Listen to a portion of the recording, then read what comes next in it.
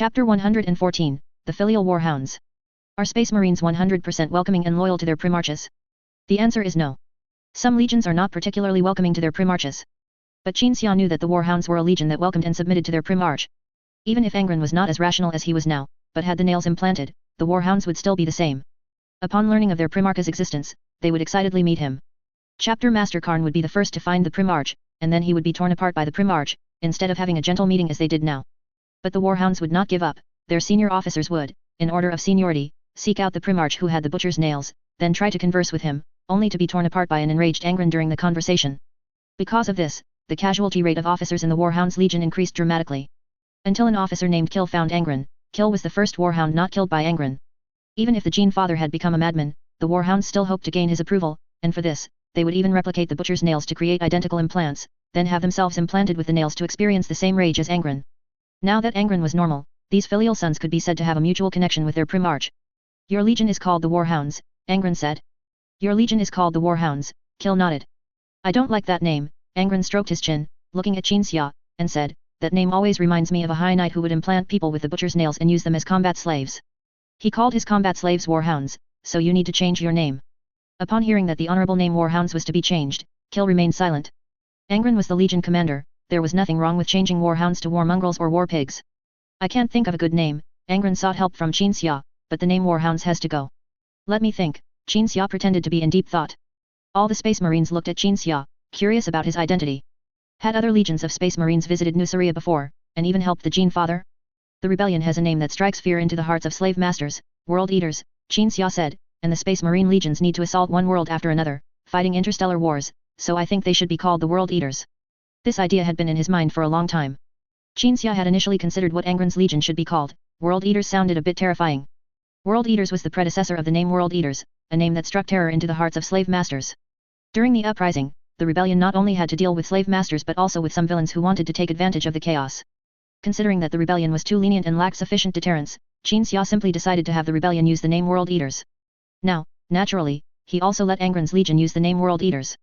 World Eaters, Angron savored the name, that's good, we'll change it to that. World Eaters. This is our legion's new name, starting from this very second. Kill shouted. World Eaters. The Space Marines roared in unison. Angron looked at these legion warriors with satisfaction. Before he came, he thought these people were a bunch of arrogant supermodified humans who would be difficult to command. But now he knew that these people cared about him, longed for his approval, and were full of discipline and obedience. This pleased Angron very much. World Eaters. Since that man said you are my descendants, I will treat you as my descendants. I believe you will make me proud. I can't believe my descendants are a bunch of butchers. After the meeting at the landing pad, Angron toured the Unyielding Resolve, the Legion flagship. Upon arriving at the archives, he asked the Legion warriors to continue normal training, then he and Shou entered the archives to review the Legion's past records. Shou sat in a chair, while Angron stood not far away, holding a scroll of data. The data was about the Cerberus incident. In the early stages of the Imperium of Man's Great Crusade to conquer the stars, a rebellion broke out on a Terra island called Cerberus, and the Warhounds at the time were sent to suppress it. The Warhounds killed every single person there. And in the various records Angron had just reviewed, there were accounts of the Warhounds carrying out massacres. Their killings were not like the rebellion's venting of anger against slave masters, they were unnecessary, pure slaughter. There were only two outcomes when the Warhounds Legion was deployed, the first was glorious slaughter, and the second was pure slaughter. How do you view your legion now? Shou did not offer a comment, but suddenly asked, will you abandon them? Angron put down the bloody document, walked over to Shou and sat down, remaining silent for a few seconds before speaking, of course I won't abandon them. Shou nodded silently, offering no opinion. Angron looked up at the archive ceiling. The massive canine emblem of the Warhounds Legion had, at some unknown point, been covered by a white background awaiting new inscription. Withdrawing his gaze, the Primarch continued, I don't think I have the right to criticize or reprimand them, because sometimes the negative emotions I perceive from others transform into rage, hatred, sorrow, these all turn into an impulse to kill them as quickly as possible, like a powerless person suddenly gaining the power to take revenge. To be honest, when I saw those Legion records about the killings during suppression operations, I first thought this Legion was simply inexplicable, as cruel as a slave master's guards. But after seeing more data, I found that they were not quite like the guards. 90% of their lives were spent fighting until death, for the cause of the one called the Emperor. The 12th Legion certainly has many sins, but they are not like the guards who achieved nothing but cruel massacres of civilians, at least they fought on the front lines of the Great Crusade, accelerating the recapture of one planet after another that was even more hellish than Nuceria. They value discipline, they pursue glory, just like us who have struggled in the gladiator arena, so I think they are at least salvageable. Listening to these words, Shou's concern that Angron might abandon the Legion vanished into thin air. I think so too, Qin Xia nodded in strong agreement. Angron smiled, then closed his eyes, suddenly frowning deeply. Qin Xia had told Angron more or less about the Great Crusade, the Emperor, and the Primarches. He had also mentioned the Legion, but only briefly touched upon the gene seed. So at this moment, Angron couldn't help but associate the Legion with his own gene seed, and he felt doubts. By the way, is the main reason this Legion is so cruel because they used my gene seed? Is it me who made them that way? There might be some connection. After all, a large accumulation of negative emotions to the extreme is the urge to kill as quickly as possible. When a common man gets angry, blood spills 5 paces, there's some connection. Qin Xia helped Angron ponder. But I don't think a Primarch necessarily has a similar personality to his Legion. For example, the descendants of one of your kind and gentle brothers have appalling brutality, and you will see him later. Not to mention that the first batch of warriors in the 12th Legion were originally reformed heavy criminals from Terra. What benevolent acts can you expect from a group of heavy criminals after becoming super soldiers? Angron breathed a sigh of relief after hearing this. I thought everyone who used my gene seed would be brutal and bloodthirsty. Chapter 115, 2 Legions.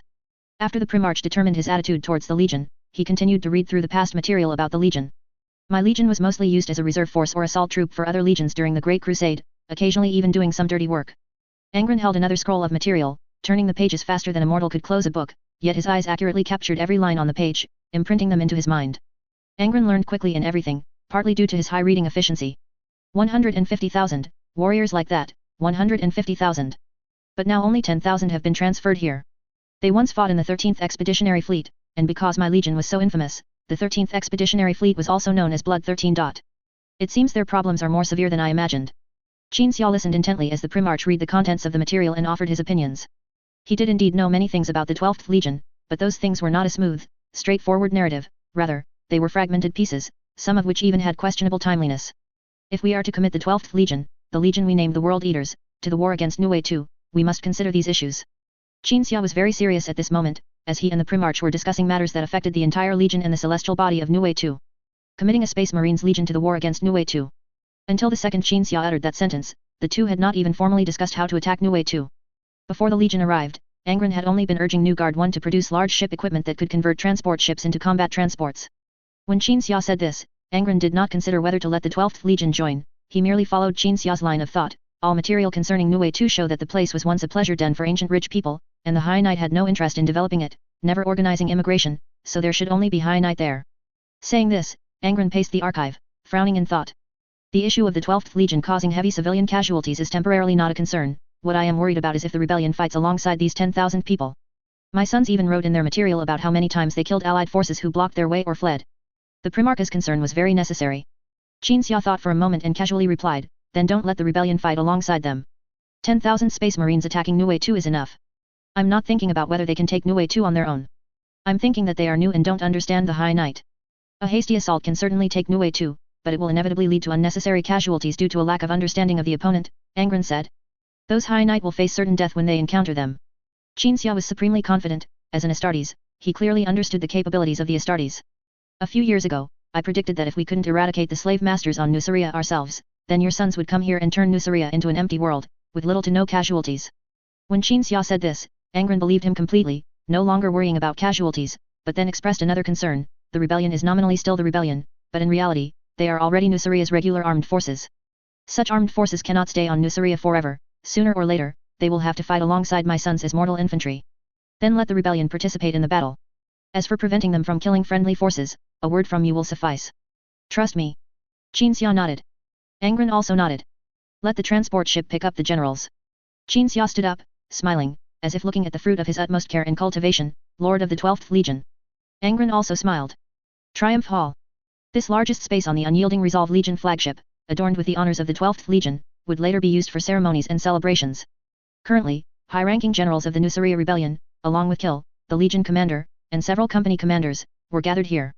When the Primarch ordered the mortal attendants on the unyielding Resolve to relay the command to dispatch a transport ship to Nuceria to pick up people, Kill meticulously executed the order, first relaying the Primarch's original words to Nuceria to let them prepare, and then sending a company commander himself to pick up the people.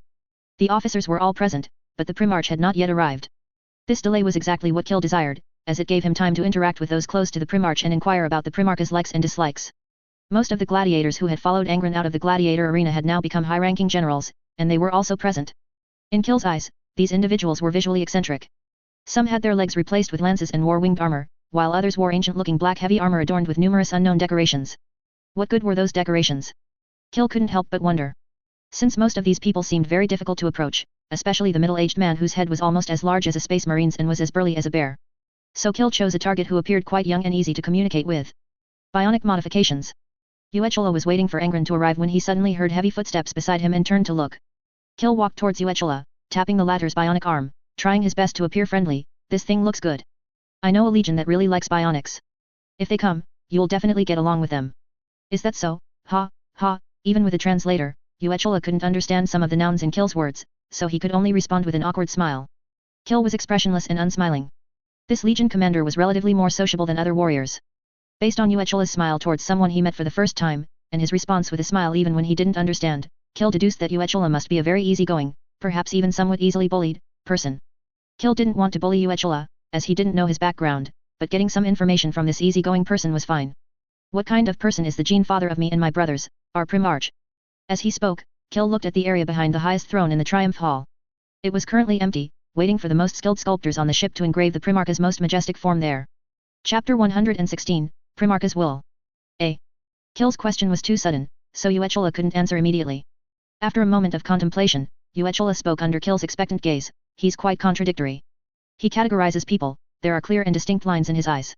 Friends, comrades, his own people, neutrals, fence-sitters, enemies, he treats these types of people in different ways.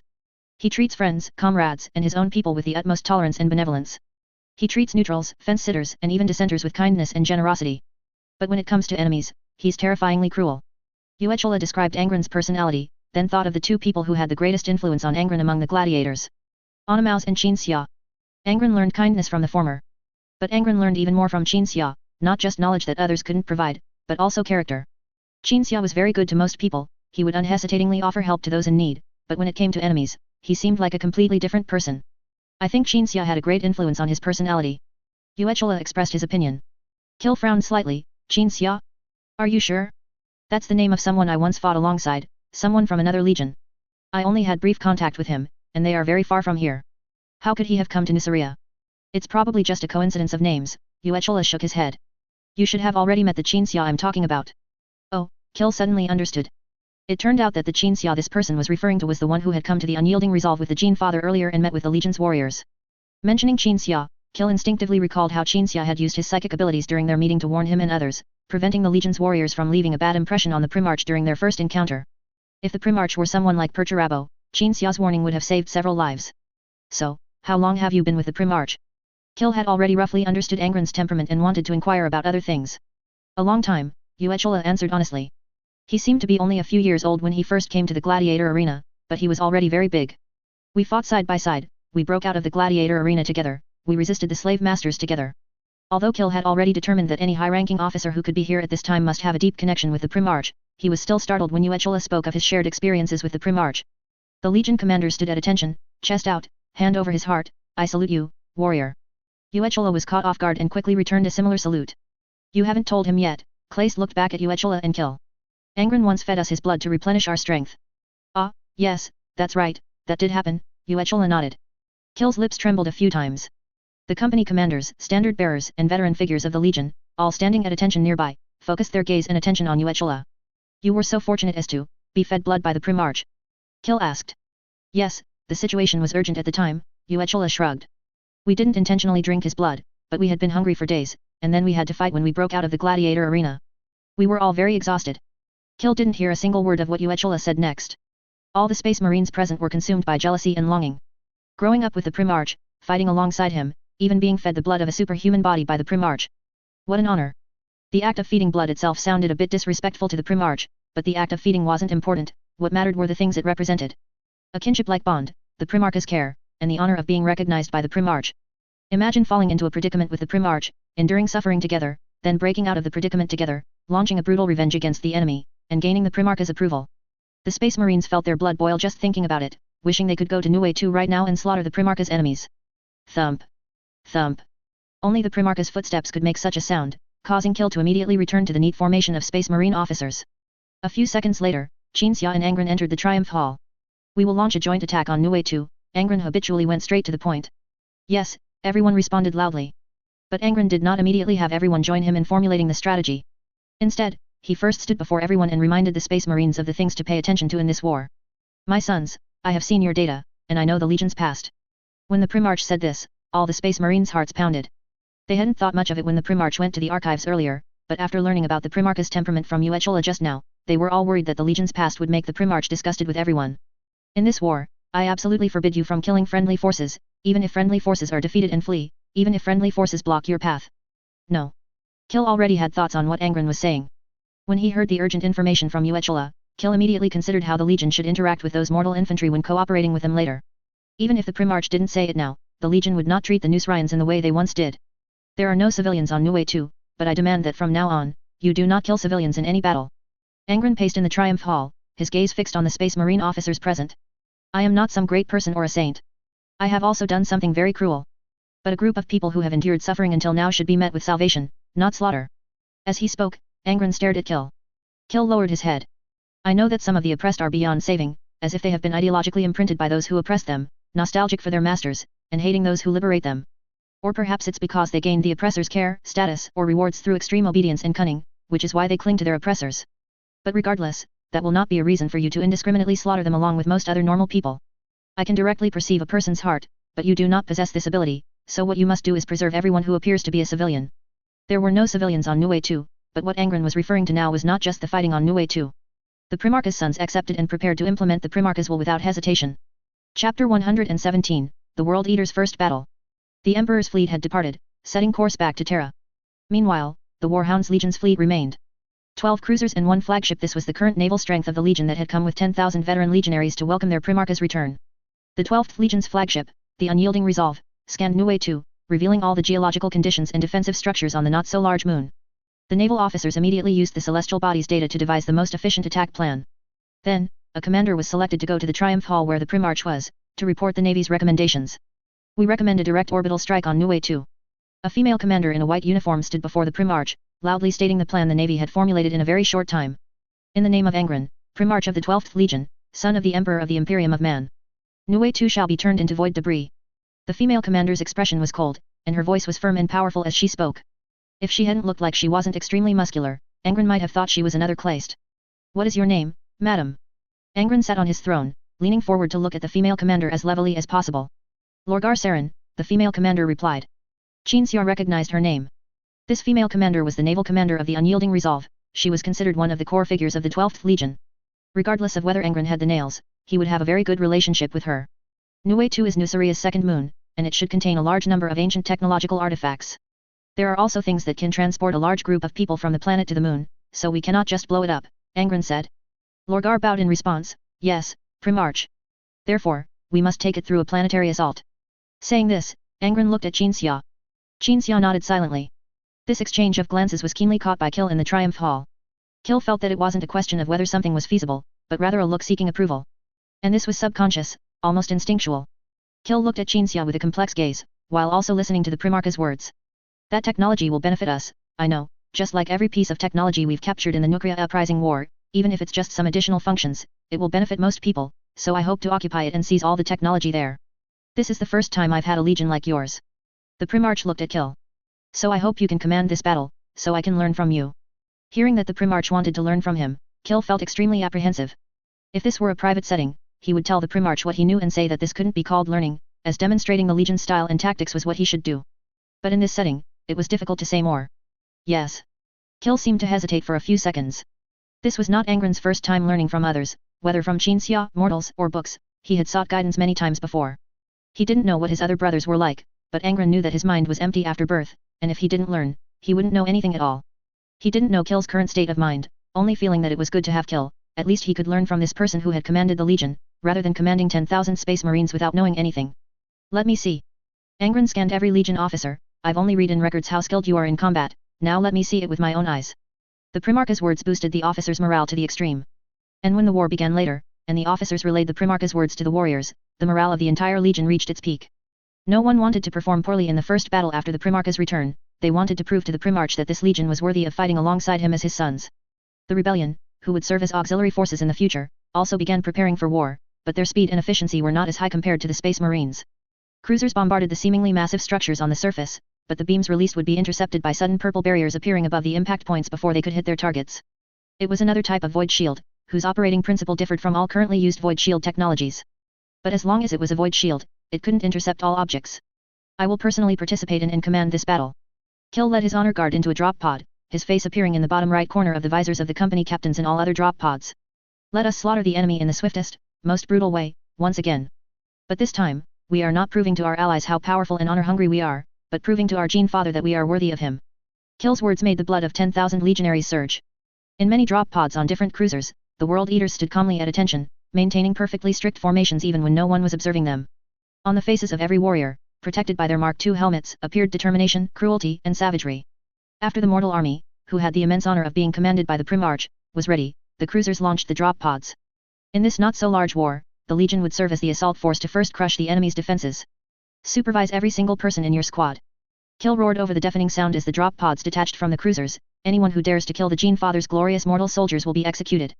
While those outside Nue 2 were preparing for war, the High Knights on Nue 2 were also making preparations.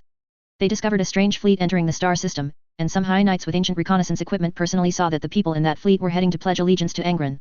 It was a consensus among the High Knights that Nue 2 facing an attack was only a matter of time. Thus, hundreds of High Knights and Guards commanders subordinate to the families gathered in the hall of a magnificent ancient building to discuss the countermeasures. The High Knights sat around a large, long table. At the end of the long table sat a Divine Sovereign. The Divine Sovereign of the High Knights. On Nuceria, the title Divine Sovereign was used to describe benevolent monarchs who had performed great deeds, so the High Knights from Nuceria also called the person who rescued them to Nue 2 a Divine Sovereign. The Divine Sovereign was also a High Knight, dressed in ancient armor, with no part of his body exposed outside the armor. He sat majestically on the throne, his deep gaze sweeping over everyone through the crimson glow from the helmet's eye slits. The golden armor shimmered under the ornate chandelier. Thank you again, my Divine Sovereign. A High Knight who had arrived on Nue 2 from Nuceria just a few days ago stood up and bowed to the Divine Sovereign. Praise your wisdom, it is because of your wisdom that you came here and discovered the teleportation device when all of us were uninterested in Nue 2. Praise your benevolence, it is because of your benevolent act that we were spared from falling into the abyss of destruction like all the families who failed to evacuate from New Star. The High Knight's words were not particularly eloquent, but they were sincere enough. You're welcome, said the High Knight, who was respectfully called Divine Sovereign. His voice reached every ear, sounding a bit muffled, yet also a bit familiar. The Guards commanders present still wore worried expressions, while the other High Knights, at this moment, showed no signs of sorrow. Calculation, cunning, hypocrisy, various emotions were revealed through their expressions and gazes. The High Knights exchanged glances. As if some mechanism had been activated, after they exchanged glances, a corpulent High Knight stood up. My lord. I do not know your identity, so I do not know if you remember me. I am the current patriarch of the Tark family. The corpulent High Knight first bowed respectfully, then asked even more respectfully, we have been on Nue 2 for some days now, but we have not yet had the honor of beholding your face. May we have that honor at this moment? The High Knights had always been suspicious of the identity of the person who saved them. No one had any impression of the noble surname he claimed, nor did anyone remember such a person. The appearance of this Divine Sovereign High Knight was very sudden. When the current patriarch of the Tark family sat down, the other High Knights all cast their gazes towards their so-called Divine Sovereign. There was a sense of coercion. Why must you see my face? The Divine Sovereign's tone was slightly displeased. You are not the first to so presumptuously demand to see my face. In these times of great difficulty, we should be frank with each other, said the current patriarch of the Tark family. All the High Knights nodded. Just as someone else was about to stand up and speak, the Divine Sovereign removed his helmet.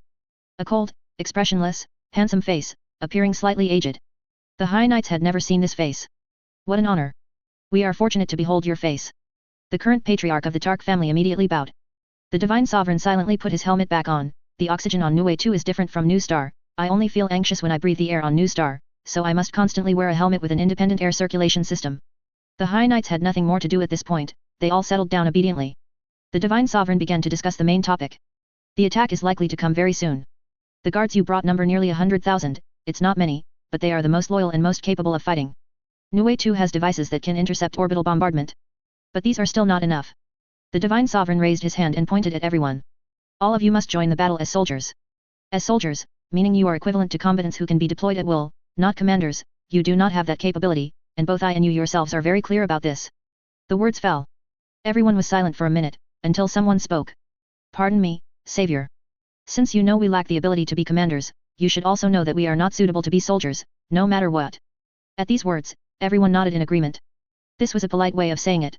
The High Knights had now realized their incompetence, they did not want to, nor did they dare to, join the upcoming war as a combat unit. I know, the Divine Sovereign nodded, but I know even more that all of you will do as I say. The High Knights looked at each other, all shaking their heads gently. The Divine Sovereign rose from the throne, turned around, and walked to the tactical holographic projection. With his back to everyone, he gestured on the holographic image, adjusting it to display the defense deployment plan for Nue 2. Suddenly, the Divine Sovereign felt an itch on his back, so he reached back and scratched a few times. Everyone watched the Divine Sovereign's back, looking at the plan.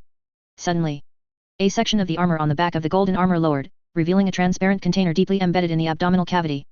Within the transparent container, a human head floated. Clang! Clang! Surprise! Bastards! All the High Knights trembled violently with fright. Because the human head in that transparent container was that of the previous patriarch of the Tark family, the head of that cruel Mad King. Mad King! A High Knight was so scared he fell to the ground. Tark's face still bore a ferocious and crazed expression, only now it looked even more crazed and ferocious in this situation. Previously on, Tark's expression was exaggerated, his eyes fierce, but a smile hung on his face. You fools, you all participated in the Dizia siege, you watched me detonate the ancient bomb to perish with you. You were teleported away by a teleporting bastard. And then you thought I was dead. Gazing at the current patriarch of the Tark family, the Mad King smiled ferociously. Ha ha ha ha ha. You thought I was dead. No, I came to Nue 2, and I observed everything in that hateful hell. The High Knights immediately prepared for battle, but they only had this thought, their bodies did not respond to the thought. Everyone strangely knelt down and kowtowed to Tark. But clearly, no one was doing this willingly. Remember? You were injected with a drug when you came to Nue 2. The Mad King gazed at each person. The drug I found on Nue 2 can make people abnormally obedient. I fed all the rest of it to you. They will start attacking soon, and then I will make you watch yourselves fight, and die, for.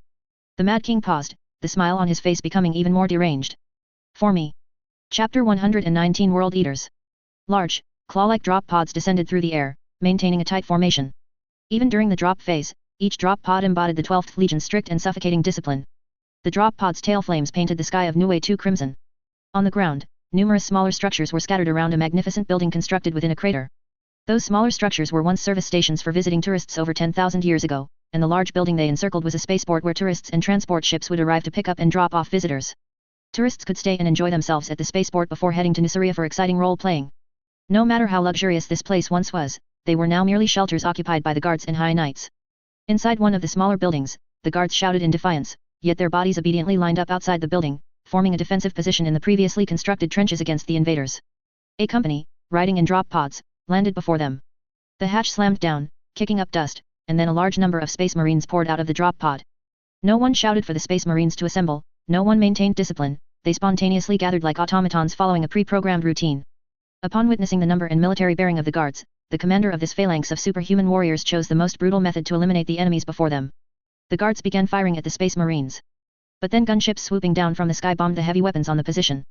Another hovering armored vehicle, driven by the same Space Marines, drove out from a more distant drop pod, rapidly approaching and precisely destroying any heavy weapons on the position that could pose a threat to their battle brothers. The phalanx advanced. Every World Eater held a chainsword axe. In unison, perfectly aligned. They looked like parts of a killing machine, but they were not as rigid and silent as machines. Some Space Marines conversed in low voices, discussing. They approached the guards as if strolling. Many among the guards roared in defiance of the Mad King's orders, but their bodies still obediently charged towards the Space Marines. These mortals outnumbered the World Eaters' phalanx by several times, but they were slaughtered to the point of collapse the moment the two sides engaged. Chainsword axes sliced through waists. Giant fists punched through skulls. One person was cut in half at the waist and then thrown as a projectile to kill another. The Space Marine phalanx's advance was not slowed in the slightest, they continued to push forward, killing more people. This was a method of punishment. When Cerberus and other rebels dared to defy the Emperor of Mankind's rule, the 12th Legion would use such methods to quell the rebellion. From a military perspective, such methods would severely strike at the enemy's morale. But at this moment, at least the warriors in this phalanx did not want to strike at morale, they simply wanted to brutally trample the damned wretches who had once enslaved their Gene Father. To allow any enemy facing the World Eaters to die a merciful death, only knowing they were dead after they had already died, would be disrespectful to their Gene Father, Angron. They are indeed cruel. Inside the unyielding Resolve's Triumph Hall, Angron, though present, could see every situation on Nue 2. Qin Xia placed his hand on Angron's skull, transmitting what he saw through his psychic vision into Angron's mind. Pure psychic vision could now peer into everything within a dozen kilometers, but it couldn't yet allow him to see the surface of Nue 2 while aboard the battleship. Qin Xia used the method of viewing the battlefield from the first-person perspective of a Legion Space Marine. As long as the other party had a soul and no strong will to resist, Qin Xia could use this method to see everything happening far, far away. The Space Marines did not all fight in phalanx formation, they adapted, adopting different methods based on the actual situation of the enemies they faced. When the enemy's firepower was strong, and their gunships and land speeders could not quickly eliminate the enemy's strongpoints, the Space Marines would fight normally, just as they faced other enemies during the Great Crusade. But they still hoped to brutally kill the enemy with close quarters combat, rather than feeding the enemy a bolter round. Karn is a relatively important person in your legion, let's see what he's doing. Qin Xia adjusted his vision, observing the battle from Karn's perspective. Captain Karn of the 8th Assault Company was currently fighting at the forefront. They encountered a High Knight. Seeing the High Knight floating in the sky, shouting about how he didn't want to fight and cursing the Mad King, Angron's heart tightened. The Primarch worried that the Space Marines might suffer unacceptable casualties in their first encounter with a High Knight. In reality, however, the situation was much better. When several veterans of the 8th Assault Company saw their captain speeding past them, those veterans automatically followed Karn without a single word of command, charging towards the High Knight. Their formation scattered, dashing left and right, moving so fast that the High Knight's eyes could barely keep up with them. During the charge, Karn pulled a smoke grenade from behind his waist and threw it to the ground, and several veterans followed suit. Smoke spread, obscuring the High Knight's vision, but the Space Marines' helmet visors allowed them to see through the thick fog, directly detecting the High Knight's heat signature. When Karn and the others emerged from the smoke, the High Knight found that they were already within 2 meters. Again, no conversation or commands. One veteran, holding a bolter, fired continuously, while simultaneously drawing his chainsword axe and leaping, but he was pinned to the ground by the gravity released by the High Knight. Another veteran leaped to approach the High Knight, firing continuously in the air, but the barrage of bolter rounds he fired was blocked by the energy plating around the High Knight. Yet another veteran approached the High Knight, leaving a scar on the plating, which looked like an energy wound that hadn't fully closed. Finally, Karn leaped up, swinging his chainsword axe along the energy plating scar left by the previous veteran, severing the High Knight's upper body. After killing a High Knight, Karn didn't even glance at the body falling from the sky, leading the veterans of his company to kill the next High Knight. They had far surpassed the friendly lines, but they were an assault company by nature, and this was what they were meant to do. Excellent! Angron exclaimed loudly. They've encountered quite a few monstrous beings during the Great Crusade, Qin Xia said, having expected it and showing no surprise. Chapter 120 Lord of the Legion. Centurion Karn. As Karn ran across the battlefield, chainsword axe in hand, he suddenly heard a familiar voice in his ear. The voice did not come from a communicator, but from a supernatural power, from those in the Legion who wielded such power, the Thinkers. Tethys. Karn stopped, his usual calm replaced by sudden fury. How many times have I told you? Get out of my head.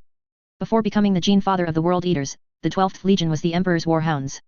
The veterans of the 12th Legion had participated in the Terra Unification War, and in military operations to deal with the Thunder Warriors. In that series of terrifying wars on Terra, what could severely wound the Warhounds was not only those mysterious ancient technologies, but also Psychers. After suffering heavy casualties in one war due to a Psycher, the Legion hated Psychers. The Legion also had considerable reservations about their own Psycher battle brothers, not only because a Psycher had once caused the Legion to suffer a shameful level of casualties, but also because of the Emperor's many teachings. The Emperor also harbored animosity towards Psychers. He taught everyone that Psychers were unstable and would bring disaster. When that thinker named Tethys invaded his mind, Karn erupted in such fury, scolding a brother of the same Legion with the tone he reserved for enemies. This is my final warning. Karn gritted his teeth. If you ever project your abominable power onto our own people again, I'll... The Gene Father and that Psycher are watching you. Tethys's voice was unhurried. Understood. Karn continued his charge forward. The commander of the 8th Assault Company led his battle brothers, sweeping through the battlefield like a broken bamboo.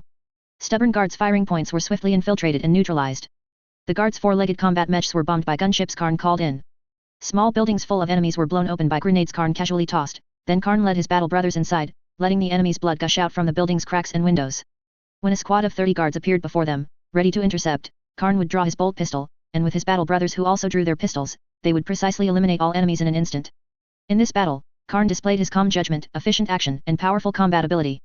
He also demonstrated how highly efficient he and his company's elite battle brothers were in terms of teamwork. Gradually, the rebellion soldiers, whose efficiency could not compare to that of the Space Marines, also joined the battle. Those individuals followed the Space Marines' pace and assisted in the attack. Their discipline also surprised some of the Space Marines who fought alongside them, but they were, after all, cooperating with these superhumans for the first time. Occasionally, they would fall behind, get separated, and be outflanked and besieged by enemy armored units. Legion Commander Kill closely monitored these mortals, and with keen judgment and superb command skills, he predicted what problems they would encounter, then mobilized nearby Space Marines to assist. Karn also received the order to support the mortals, and he abandoned a High Knight he had set his sights on, turning without hesitation to execute the Legion Commander's order. These Space Marines had not cared about mortal allies before. Although these mortal allies fighting alongside them now displayed astonishing discipline and would not collapse or foolishly block their path, the mere fact that they couldn't keep up with the offensive pace meant no Space Marine would bother with them, let alone help them. But the problem was that these mortal allies were Angron's followers. They followed the Gene Father to unify a damned living hell. This made the Space Marines admire them, and considering the Gene Father's pre-battle orders, ignoring them was clearly not an option. Karn led his battle brothers to kill a large group of enemies who were suppressing a rebellion squad with heavy firepower. Other members of the 8th Assault Company were also fighting nearby. They helped the legion to which that rebellion squad belonged. When Karn's last shot exploded the upper body of the final enemy, the mortal soldiers, who had been holding shields formed from silver vine, were finally out of trouble. They disengaged the fused silver vine, allowing the strange, versatile tool to rewrap around their bodies. Thank you. The squad officer saluted Karn, who stood in a pool of blood. Warrior. Don't just focus on keeping up with our offensive pace. Karn offered a piece of advice, looked around, and then led a few men further forward. When Karn and several other high-ranking members of the 8th Assault Company nearby thought that the Gene Father was watching them, even fighting a group of incompetent enemies like the guards became interesting. They adapt quite quickly. Qin Xia watched the battle from Karn's perspective, and also observed him from the perspective of those around Karn, sighing inevitably.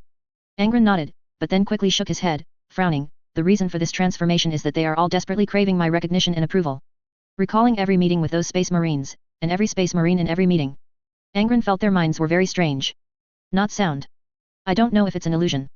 Angron whispered, I feel like they are, like a group of children, they haven't established sound personalities or correct concepts, but how can that be? A group of warriors who have fought until now, with an average height of over 2 meters, astonishingly robust.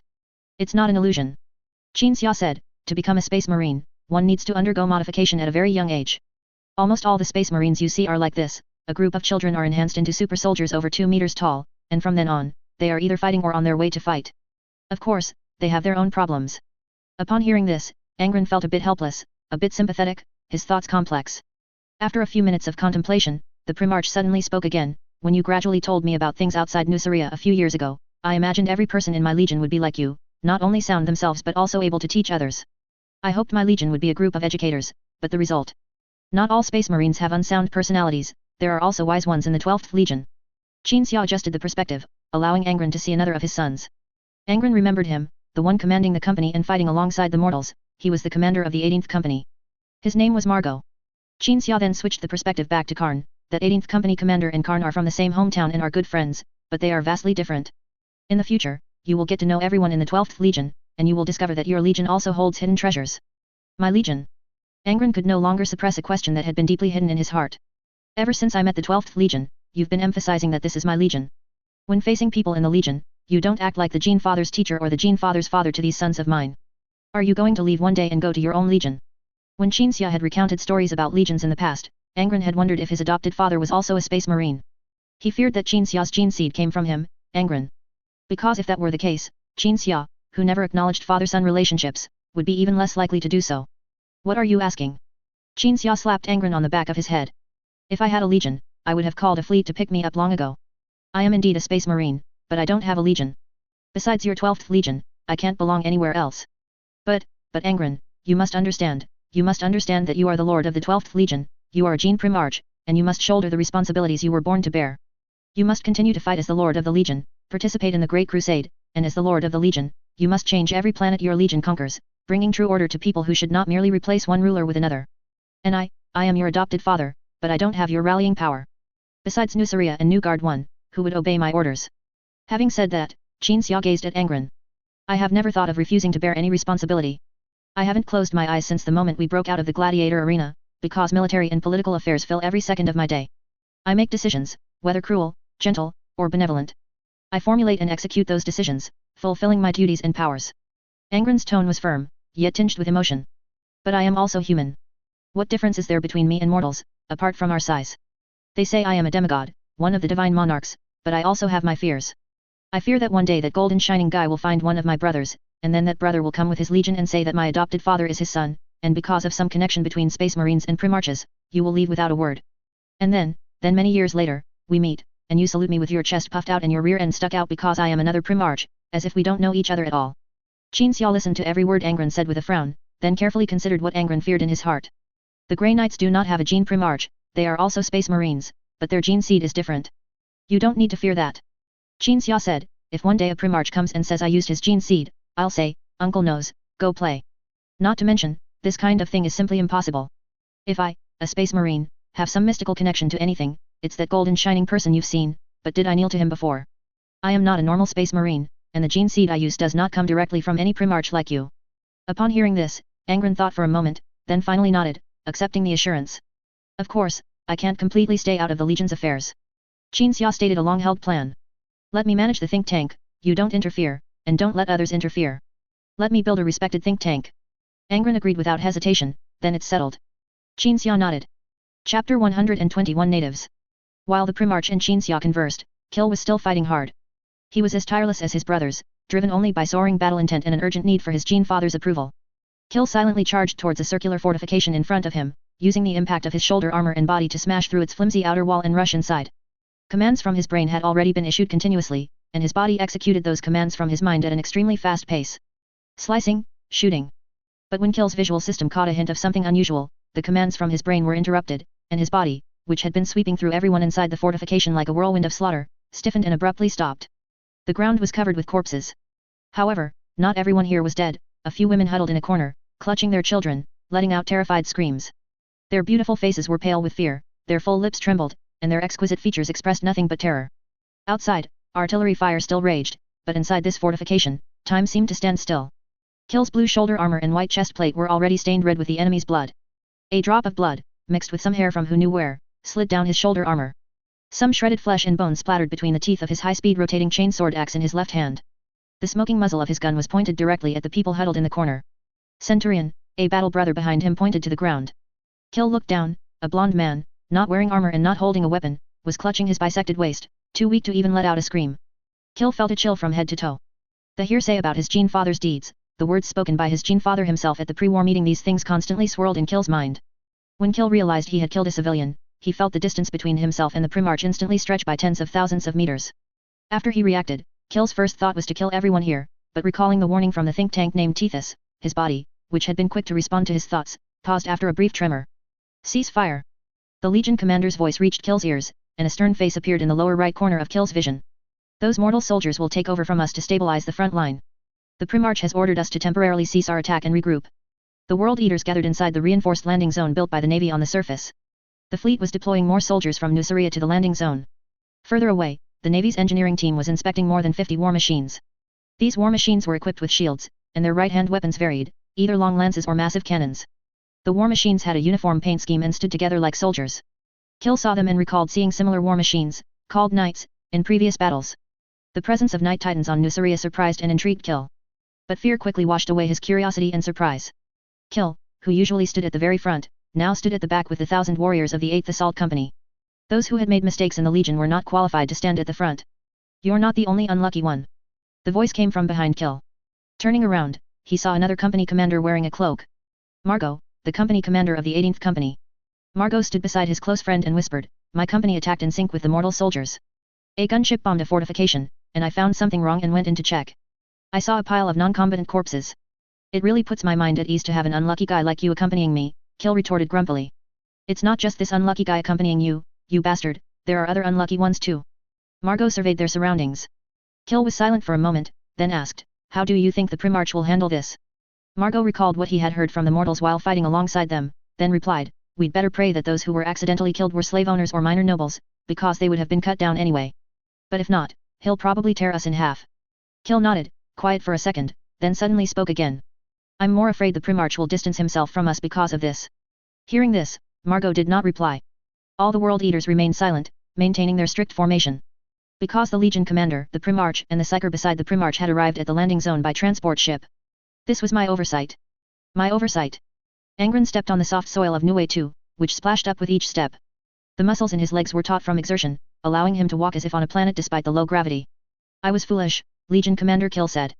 "I was too eager for success, allowing the Legion to attack without thorough reconnaissance." Upon reaching the crowd, the Primarch stopped. "There are natives on Nue 2. The Primarch said to everyone. "I was negligent, because all the intelligence I gathered in preparation for the assault on Nue 2 previously indicated that there couldn't be natives on Nue 2, yet I still should have investigated. Now that we know natives exist on Nue 2, we should try our best to avoid accidentally killing them in the upcoming attacks." Angron scanned the crowd. "I know you question this order in your hearts, your fighting style isn't like this, you're not good at doing as I say. You might therefore think I cannot accept sacrifice, that I am weak. As I said before, I am not some great benevolent person. I have also done cruel things. I once ordered the indiscriminate slaughter of nobles and guards, and perhaps there were a few good people among them, but I killed them all together. This was my subjective judgment of a group based on my own beliefs, or perhaps driven by the desire for revenge of a group I cared more about, rather than an absolutely fair divine judgment like a god. And in my view, those Nue 2 natives should absolutely not die. They have nothing to do with this war. They are more innocent than the oppressed, and they should not die for no reason. Do you understand what I mean? The natives on Nue 2 were never on the side of the slave owners, nor did they ever enjoy the benefits of oppression, so we should try our best to avoid their deaths, just as I avoided using heavy artillery to bomb cities with civilians during the Nucria Uprising War." As Angron tried to make his sons understand his thoughts, he used his gift to convey his emotions to them. However, his sons did not understand the reasons for the birth of those emotions, they were merely subjected to a mysterious empathy with the Primarch due to the sudden influx of emotions into their minds. I know accidental deaths cannot be completely avoided in war, but I ask that you try your best. Qin Xia pondered beside him. There were still natives on Nue 2, something even those who had fled from Nue 2 to New Guard 1 before didn't know. Previous observations of Nue 2 also showed no signs of human activity whatsoever, there weren't even fields in this place, no signs of any past production activities. How did those natives survive until now in this desolate place? But precisely, there were natives on this moon. Regardless of how they survived until now, they had a way. Angron was right, it was indeed an oversight. Chapter 122. As Karn listened to the Primarch's words, he quickly understood what kind of person the Primarch was, more so than anyone else. The Primarch did not decide the life or death of an individual or even a group based purely on good or ill will. He had his own concepts and judgments. Otherwise, if the rumors about the Primarch having an extremely strong emotional perception were true, then the Primarch would not kill even a single person, because no matter who faced death, they would have emotions of begging for mercy and regret. Thinking of this, Karn couldn't help but feel that it was fortunate the Legion had not been deemed beyond redemption by the Primarch earlier. As for why it wasn't deemed beyond redemption, Karn felt that it was probably because the Primarch knew how great the Great Crusade was, and how diligently and fearlessly his sons fought in this crusade. But Primarch, a Space Marine began, this assault is already underway. Even if we go back, we'll still be fighting an assault, and the involvement of those who shouldn't die, as you said, is unavoidable. There was no disrespect in the warrior's words, he was merely expressing the thoughts of some. He was prepared to face death for violating discipline. I will find a way, Angron said. If you have opinions, you can speak them. I have no experience commanding you. I need to learn, and you must offer your perspective so I can understand and become familiar with you. No sooner had he spoken than a warrior from the 18th Company, wielding a two-handed axe, stepped out of the ranks. Angron thought he was about to voice an opinion, which he was, but not to Angron. The warrior wielding the two-handed axe was the Warhammer champion of the 18th Company. Warhammer champions were those in the Legion with exceptional martial prowess. Orant. Margot realized what the Warhammer champion of his company was about to do and called out to him in a private COMM channel to return, "Get back here to me." Margot's words were a step too late. The Warhammer champion named Orant, axe in hand, found the person who had just offered an opinion to Angron in the ranks, grabbed his arm, pulled him out, and threw him to the ground. "You dare to question the Primarch's command?" Orant gripped his two-handed axe, his body lowered, ready for a fight. "Legion Commander. I request to challenge this damned fellow. I will defend the Primarch's honor and glory with my Warhammer." "Everything has changed, Orant," the questioner got up from the ground and drew his chainsword axe. "With the Primarch's return, our Legion will not be as it was before. I am certain duels will be abolished, and none of us will be able to legally kill each other anymore. In the Legion, there were ways to handle internal conflicts. To prevent conflicts between two individuals from escalating into brawls and then large-scale melees due to being unresolved, Kill had established duel regulations. After or before a battle, if two individuals had a conflict, they would resolve it through a duel, without involving others, and without carrying the conflict onto the battlefield. I will chop off your head and make you regret your questioning." Orant leaned on his great axe, pointing at the questioner. Qin Xia looked at Orant and suddenly recalled that this was the most brainless idiot among the world eaters. After glancing at Orant, Qin Xia looked at Angron, signaling that he should resolve this problem. Angron had already spoken, "You with the axe, get back into your ranks." The Primarch's words were like a switch, turning off Orant's combative side. The Warhammer champion hesitated slightly but still saluted and returned to his ranks. "What the questioner said is not without reason," Angron drew his chainsword axe. "We face a problem, and we can find a solution to it, rather than killing each other before killing the enemy. Duels that allow us to kill each other are forbidden from now on. If anyone still wishes to solve problems by killing those they live with day in and day out, then come and kill me first." Everyone was silent. Not out of fear, but because truly no one wanted to duel their Gene father, such an act would be too blasphemous and disrespectful. Through psychic means, Angron looked at Qin Xia. Qin Xia's eyes glowed with white light as he gazed at Nue 2. In his psychic vision, beneath a massive building complex at the center of Nue 2, there was a vortex-like entity that shrouded the entire moon. Barriers constantly flickered in the moon's upper atmosphere, these were orbital strikes that would be intercepted by the vortex in the future. The vortex was clearly from a void shield, this thing was indeed peculiar, not only capable of intercepting orbital bombardment but also isolating some psychic probes and other non-physical means. "I can't see anyone," Qin Xia shook his head. "There's a strange void shield beneath the Nue 2 building complex. We can dismantle it after the battle and install it on the flagship. Then we will first shut down the void shield that obstructs psychic vision," Angron said. "Advance towards the center of the building complex. Send some individuals for reconnaissance-type assaults to scout out attack routes that won't affect the Nue 2 natives, and then the Knights and Titans will advance along the identified attack routes." Having said that, the Primarch looked at Kill. Kill thought for a moment and responded, "I suggest forming the reconnaissance assault team from the warriors who accidentally injured the natives earlier." The Primarch nodded, then paced before everyone and announced his new decision, 31. Hearing this number, everyone didn't know what the Primarch meant. They began furiously racking their brains to figure out what this number represented, so they could understand the Primarch. 31. Angron emphasized. When my adoptive father and I, along with others, attacked Dizia's gladiator arena, the slave masters began executing people. When they killed the 31st person, I appeared and dealt with them. 31. I understand that in war, unavoidable collateral damage will occur, but from now on, the number of civilians we accidentally injure in each battle can only be 31 or less. If we accidentally injure the 32nd person, we must readjust our combat strategy. The Legion warriors nodded. 31. This number meant that a day on the planet Nuceria was 31 solar hours. If everything had progressed as originally planned, then this number would have signified the time it took for the World Eaters Legion to conquer a planet. If they failed to conquer a planet within 31 solar hours, they would be subjected to decimation. But now, this number was a new rule that would change the World Eaters Legion.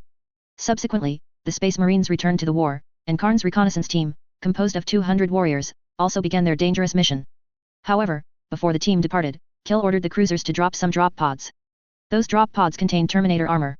Karn, as the commander of this hastily assembled team, ordered everyone to re-equip with Terminator armor. Before the team was ready to depart, Qinxia and the Primarch walked towards them. Qinxia walked faster than Angron, and as he passed the Warhammer champion who was re-equipping his Terminator armor, he said, "You're so dot." The Warhammer champion didn't understand, thinking it was a compliment or a Nusrian blessing for warriors, and out of respect, he even saluted. Angron, meanwhile, stopped in front of Karn, the custom-made Terminator armor he wore for Primarches roaring with every movement. "I will fight with you," Angron said. The warriors were momentarily stunned. Those from the 8th Assault Company who had originally charged into the fortifications with Karn but had not accidentally killed natives now began to regret it. This team, undertaking the most dangerous mission with a sense of atonement, had unexpectedly gained the honor of fighting alongside the Primarch. "I won't be negligent this time," Angron pressed a button on his chainsword axe and walked forward. 200 warriors, as if invigorated, followed behind him, walking with their heads held high under the envious gazes of their other battle brothers. Inside each person's helmet, above the tactical display, a number appeared. 31. Chapter 123, Glory. The front line had been pushed to the base of Nue 2's massive architectural complex. The rebellion besieged every entrance and exit of the building, each guarded by the guards. Outside one of these passages, Angron led the assault team to the location. Fierce firepower immediately covered them, but the bullets were intercepted before they could even touch the surface of their armor. The Terminators maintained a dense formation, advancing with heavy, slow steps, pushing forward against the heavy fire. Apart from Angron, who moved with ease despite his heavy armor, everyone else used long-range firepower to attack the enemy. They quickly tore open a passage and waded through corpses into the interior of the passage. This vast architectural complex was originally a spaceport, and every visible part exuded a subtle grandeur, designed according to architectural art theories. Though devoid of ornamentation, it still conveyed a sense of opulence. But now, it was a battlefield. On the winding ramp leading upwards, Karn commanded the assault team. He had initially intended to return command to the Primarch, but Angron felt he had not yet witnessed a warrior in this type of armor complete a campaign, so he believed it should still be handed to Karn, who was more familiar with the situation, for temporary command. The Primarch observed and learned, watching during lulls in the fighting. Once he understood what kind of army this was and observed each person's fighting style, command naturally reverted to him.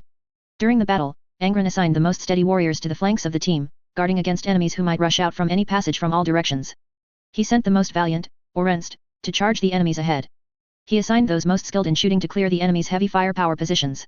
Everyone was assigned by the Primarch to their most suitable combat roles after a moment's consideration. "It seems those slave masters intend to use the natives as meat shields. They know the World Eater's disposition," Karn heard the Gene Father say over the comms channel. As they delved deeper into the complex, more and more natives were discovered. The guards simply used the natives as gun rests or shields, placing them in front of themselves. This situation had also been witnessed during the Nuceria War. Angron personally went forward to kill the guards near the natives. Orenst followed closely behind the Gene Father, shielding the natives behind him, using them as a barrier against the guards' firepower. They fought and advanced in this manner, evacuating those Angron believed should not die. Once they had penetrated deep enough into the building, and there were no more natives in the area behind them apart from the remaining enemies, the prepared force outside was ready to engage. After slaying an officer with his chainsword axe, Angron's gaze caught sight of the glass outside the vast hall. The Primarch approached the glass, looking out. Karn followed with heavy steps, also looking outside. Dozens of Night Titans, led by a 25-meter-tall giant war machine, were advancing towards the architectural complex. "A Titan." Karn was very surprised. "I thought there were only knights here." "That is a God King Titan," Angron turned to his son. "That is my foster father's war machine." "Yes, Primarch. But we also have similar war machines in our legion. They are also called legions and are deployed on the Great Crusade front lines. Due to objective conditions, they were unable to accompany us here to meet you," Karn said. Angron withdrew his gaze from Karn and murmured, "I can perceive what kind of person you are more rational than others, you are a discerning person. So don't say anything about them not being able to meet me. Those war machines are difficult to deploy. If they had run over here with you, I would be very worried." Karn saluted. The artillery mounted on the architectural complex had already begun to bombard the large war machines. Qinxia stood on the God King Titan's armor, maintaining the Titan's movement, the shells were swallowed by the Titan's void shield. When Qin Xiao raised his hand, the God King Titan also raised its hand, and its long spear released surging white energy towards the positions of the artillery. The Night Titans fired beams at other artillery pieces as they advanced. Seeing those knights not assigned by the Emperor, and that Titan that shimmered with white light causing snow and ice to fall wherever it passed, Karn couldn't help but exclaim, Nuceria is truly indescribable. Angron said nothing, turned, and led his team to continue advancing. At this moment, the 31 displayed on everyone's tactical visors suddenly flickered and changed to 30. Angron looked ahead, a native and a guardsman lay on a vertical line. A bolt round had penetrated the native's chest, striking the guardsman behind him. The native was too panicked, screaming and running wildly, and happened to be hit. But because it was a penetrating wound rather than being torn apart by the bolt round, the native had not completely died and was still whimpering and struggling. The warrior who fired the shot looked at the Primarch and lowered his head. Angron forcefully hammered the warrior's helmet with his fist, then stepped forward to administer medicine and bandage the injured person. The warriors outside, who had been nervous when 31 became 30, breathed a sigh of relief when 30 changed back to 31, relieved that for now, nothing would cause the Primarch to distance himself from them. The warrior whose helmet was dented by Angron's hammer fell to the ground, recovered, and then got back up. Looking at this fellow, Karn felt the Primarch was too strict, as accidental killings are inevitable in war, no army can ensure it will never kill a civilian. But on second thought, viewing it through the Primarch's perspective, Karn felt it was also necessary. Karn had already understood Angron's intentions. The Primarch wanted to change the 12th Legion, which was why he would enforce such strict discipline. For example, to make a cowardly legion fearless, embracing death, one would certainly have to institute a rule that anyone who dared to turn back on the battlefield would be shot. For example, the 12th Legion, because everyone was so ferocious, had to be controlled by incredibly strict discipline. Overcorrecting, the 12th Legion would undoubtedly endure a period of hardship. But at least the Primarch had not abandoned this legion or allowed that super psyker outside to kill all the legion warriors and rebuild a new legion. Karn pondered.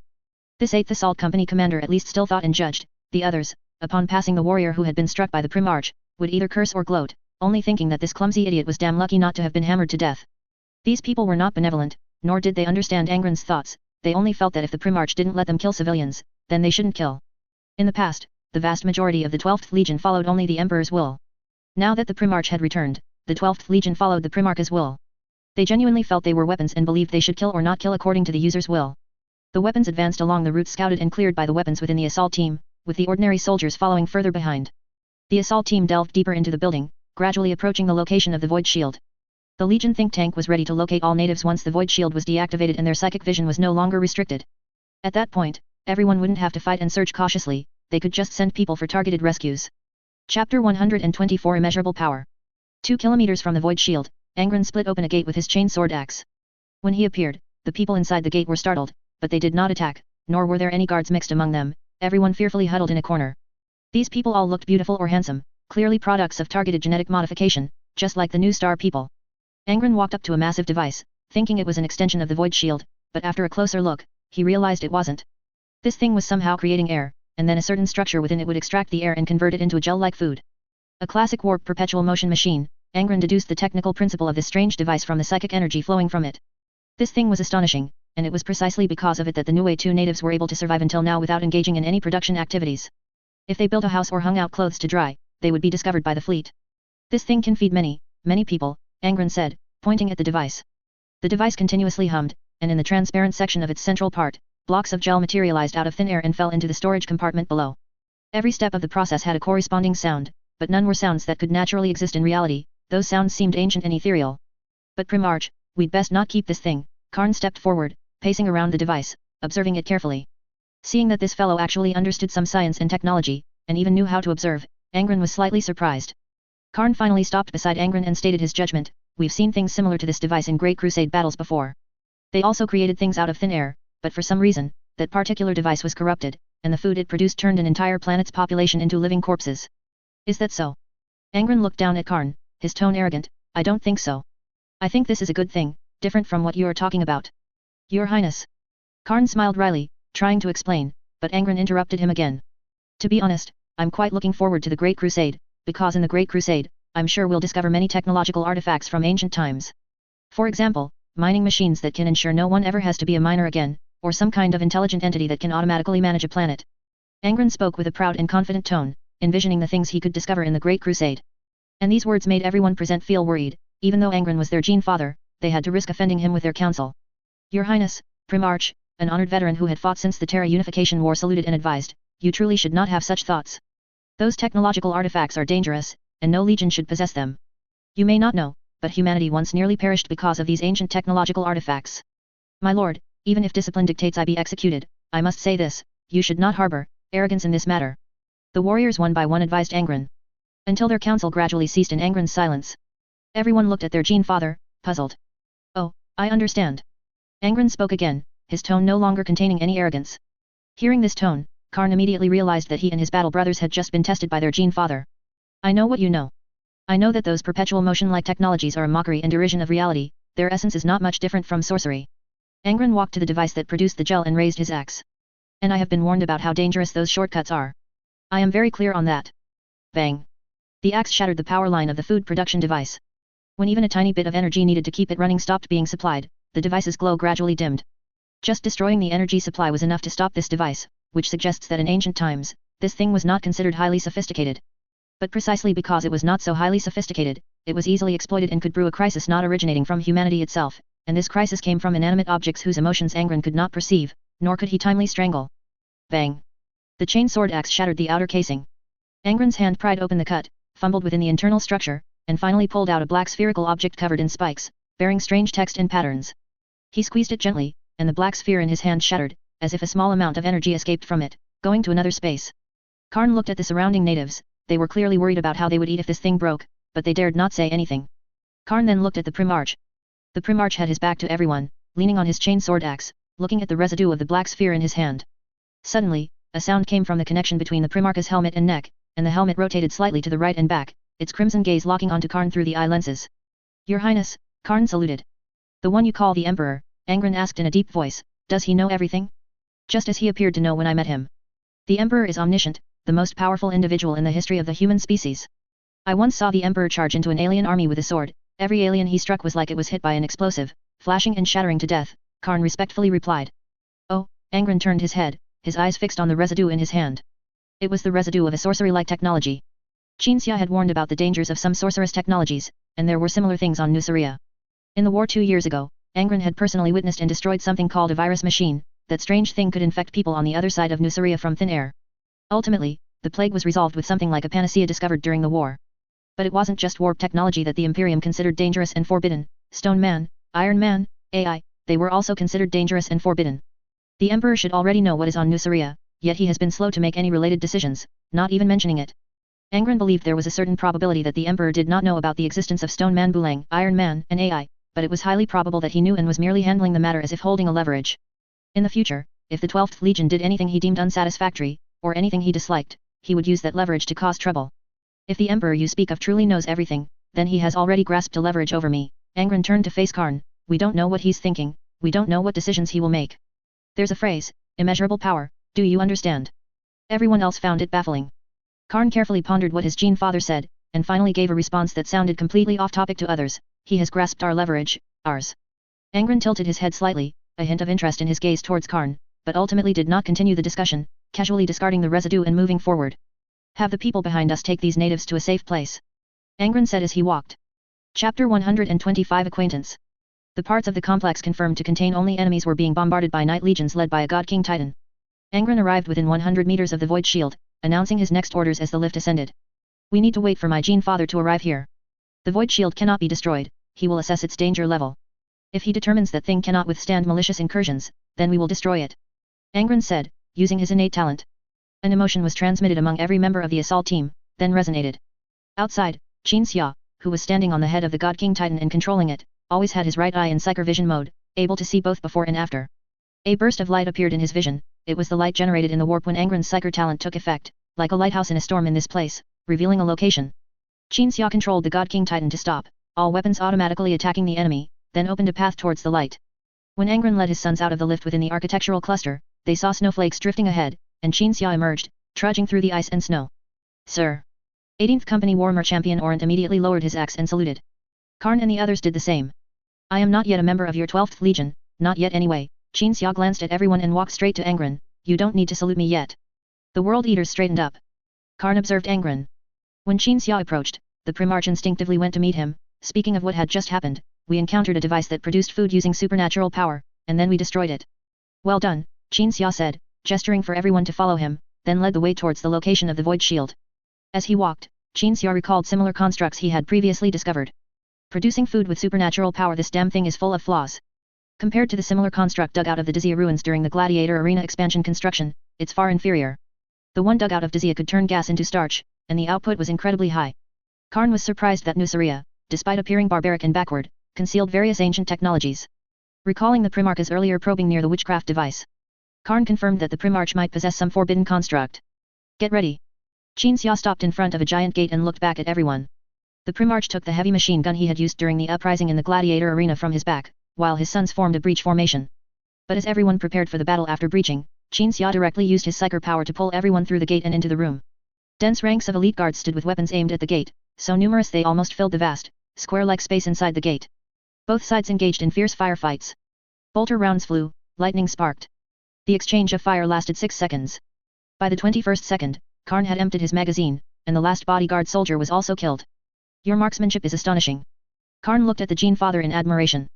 Just now, the heavy machine gun in the Gene Father's hand was like an anti-material sniper rifle with a firing rate of hundreds of rounds per second. Every bullet, once fired, either tore the enemy's flesh apart or penetrated obstacles to shred the enemies hiding behind them. Of course, this isn't a random weapon I chose, it's the one I'm most comfortable with, Angron said, slinging the heavy machine gun over his back with an understated motion. Qin Xia looked around without a word, and only when his gaze dropped did he see the void shield. He then walked to the railing and looked down. A massive device, about 30 meters in both height and width, was humming, operating. It appeared to be independent, not connected to anything. This one thing could intercept orbital bombardments at a fixed point and obscure the vision of psychers. Can it be preserved? Angron asked. Don't rush. Qin Xia closed his eyes, and when he opened them again, both were obscured by psyker energy, examining the void shield before him with full psyker vision. But rather than examining, Qin Xia seemed to be sensing. He projected his soul around the object. This was a profound and mysterious method of observation. Angron and his sons waited silently. I thought those guards and high knights whose bodies I controlled would last a bit longer. A voice suddenly came from above. A person in golden armor slowly descended the steps, clapping as he walked. Truly remarkable, remarkable. After reaching the group, the person turned around, revealing a canister at the lumbar position with a head submerged inside.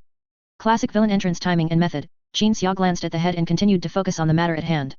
I am Tark. The composed expression on the head's face vanished, replaced by confusion. You all thought I was dead. Shouldn't you be shocked now and ask me why I'm not dead? Tark noticed that even Angron was unusually calm upon seeing him. What do you want to hear? Qin Xia was expressionless. Oh, Tark, you're actually still alive. Your Tark family's ancient technology in Nuceria is truly amazing. Like that. But I'm sorry, I've already witnessed it with your family's younger offspring before, so I'm not surprised you're still alive now. I just want to figure out this thing in front of me. Upon hearing these words, Tark's expression looked very disappointed. What do those exclamations you always use mean? Is that the language of Nuceria? Of course not, so it's normal for you not to understand. Don't dwell on it. Qin Xia stared intently at the void shield. The Space Marines were silent. Karn looked at Tark, then at Qin Xia, then back at Tark. When he realized that this person, who had suddenly appeared but had not been immediately killed by the Gene Father and Qin Xia, was not a friend, Karn drew his bolter pistol and fired at Tark's head. The bolter round shattered Tark's head, blowing the controlled body into several pieces. But then those fragments reassembled into a rough, misshapen humanoid form. I am already immortal, Tark said, if you think I rely on that armor or...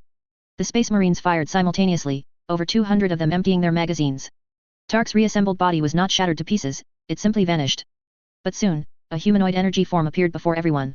I told you I am immortal. Tark spread his hands, don't try. Only then did Qin Xia shift his attention from the void shield to Tark, looking directly at this suddenly appearing dead man. Each time Tark died, some psyker energy would be lost from the void shield, indicating his connection to it. Qin Xia suspected that this void shield not only possessed its known functions but could also anchor a person's soul, preventing it from traveling to the warp after the body disappeared. Chapter 126, Heart Piercing. Help me sense Tark. Qin Xia transmitted his thoughts to Angron using his psychic power. Angron closed his eyes, sensing carefully. Tark's soul was right in front of him, and it also extended emotions that could be perceived, and those emotions seemed to be pulled by something, bound to a certain place beside him. Angron looked at the void shield, realizing that what was binding Tark was that strange void shield, and then he whispered what he had discovered to Qin Xia. Qin Xia pondered for a moment and came up with a solution. Tark, stop playing games. Qin Xia leaned against the railing, staring at the Mad King who had returned from the dead.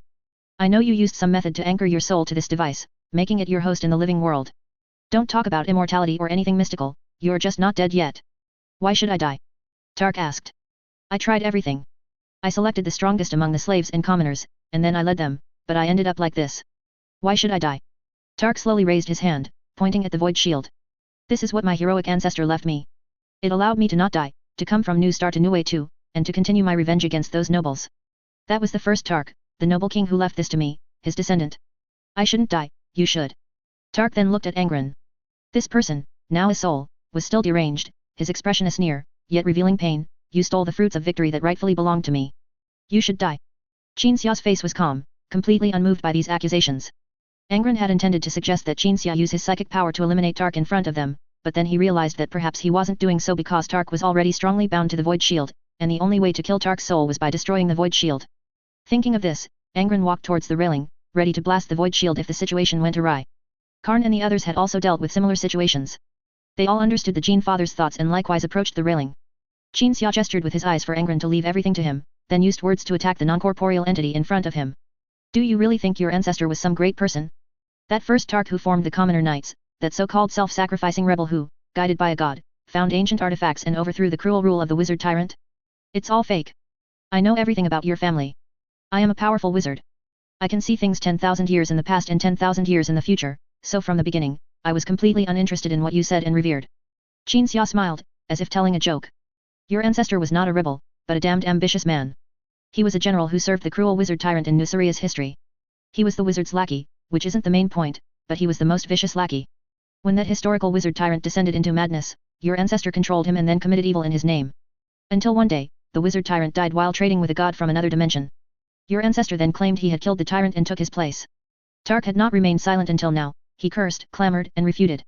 When Qin Xia slowly closed his mouth, waiting for Tark to utter a useful word, Tark howled, "You're wrong. He was a rebel. A punisher. Just like me. He was my role model." Hiss. Qin Xia gently shook his head. You don't believe me, yet you believe Brown's few words. Brown never even met your ancestor. He told you he had, but he actually hadn't. He confessed to me that all those things about your ancestor were used to motivate and drive you.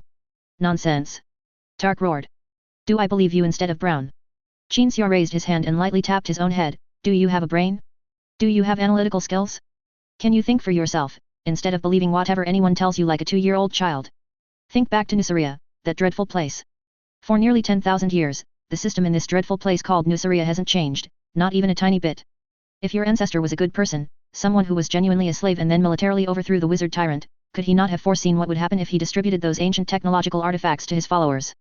The answer is obvious. He just wanted to establish an order even more cruel than the wizard tyrants, and then he and his followers would forever be the slave masters on Nusaria. If it weren't for me or Angron, the slavery in this place would have continued until the heat death of the universe.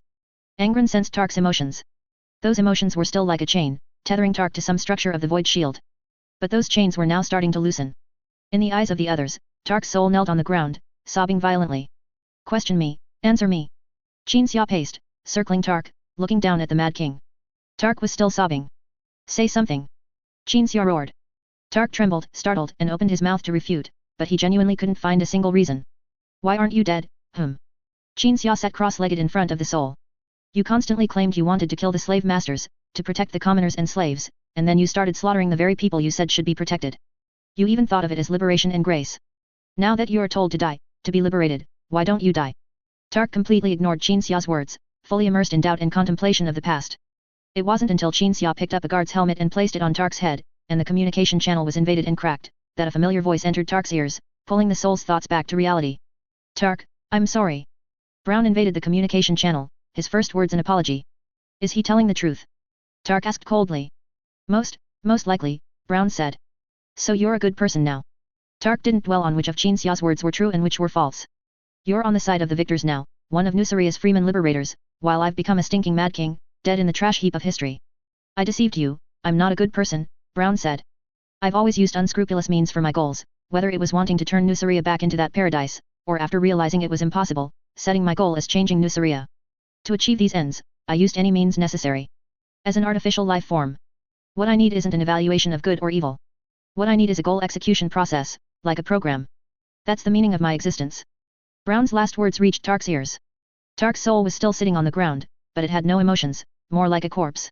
You should have come with me in Dizia. I said we could go find those gladiators, we could change our goal.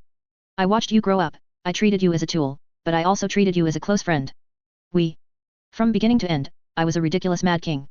Tark interrupted Brown with a roar. I was played, hated, trampled. It was always like this. I hate that I chose to bind myself to a defensive device instead of keeping my physical body. On the day Dizia fell, I should have detonated everything I could, sending this cursed place called Nuceria and all of you to hell. Now I know destruction is what I want. I should have destroyed you and Nuceria that day. I regret it so much. The void shield suddenly roared, as if it had detected something and activated a corresponding function. Tark's soul gradually dissipated until not even a trace was left. Angron had thought that Tark's soul would affect the void shield, causing it to overload or something more terrifying to happen, but Tark had dissipated in his roar. He just dissipated. Angron looked to Qin Xia, seeking an answer. Yes, Qin Xia deduced. It's like some of the myths I've told you about, where some people die but are still alive, but if someone reminds them they are dead, then they truly die. Angron rubbed the back of his head, evidently still not quite understanding. Tark and the myths I've told you about are different, but the principle of death is largely the same, Qin Xia said. It's about striking at the heart. Striking at the heart. Angron pondered, slowly nodding. So that's how it is. Qin Xia looked at the void shield. This thing has a function that can anchor human souls. Although I haven't quite figured it out yet, the principle is roughly to use the soul's obsession to stay in the present as an introduction, to keep the soul in the reality universe. It won't be as simple as I'm saying, but it's roughly similar. Tark probably wanted to stay in the present to continue his unfinished business, to complete that insane undertaking. This was the obsession that bound him to the void shield. When he regretted it, felt his obsession was nothing but an illusion, and finally realized he only wanted to destroy everything, that obsession connecting him to the void shield dissipated. After listening to Qin Xia's analysis, the Space Marines found the matter truly astonishing.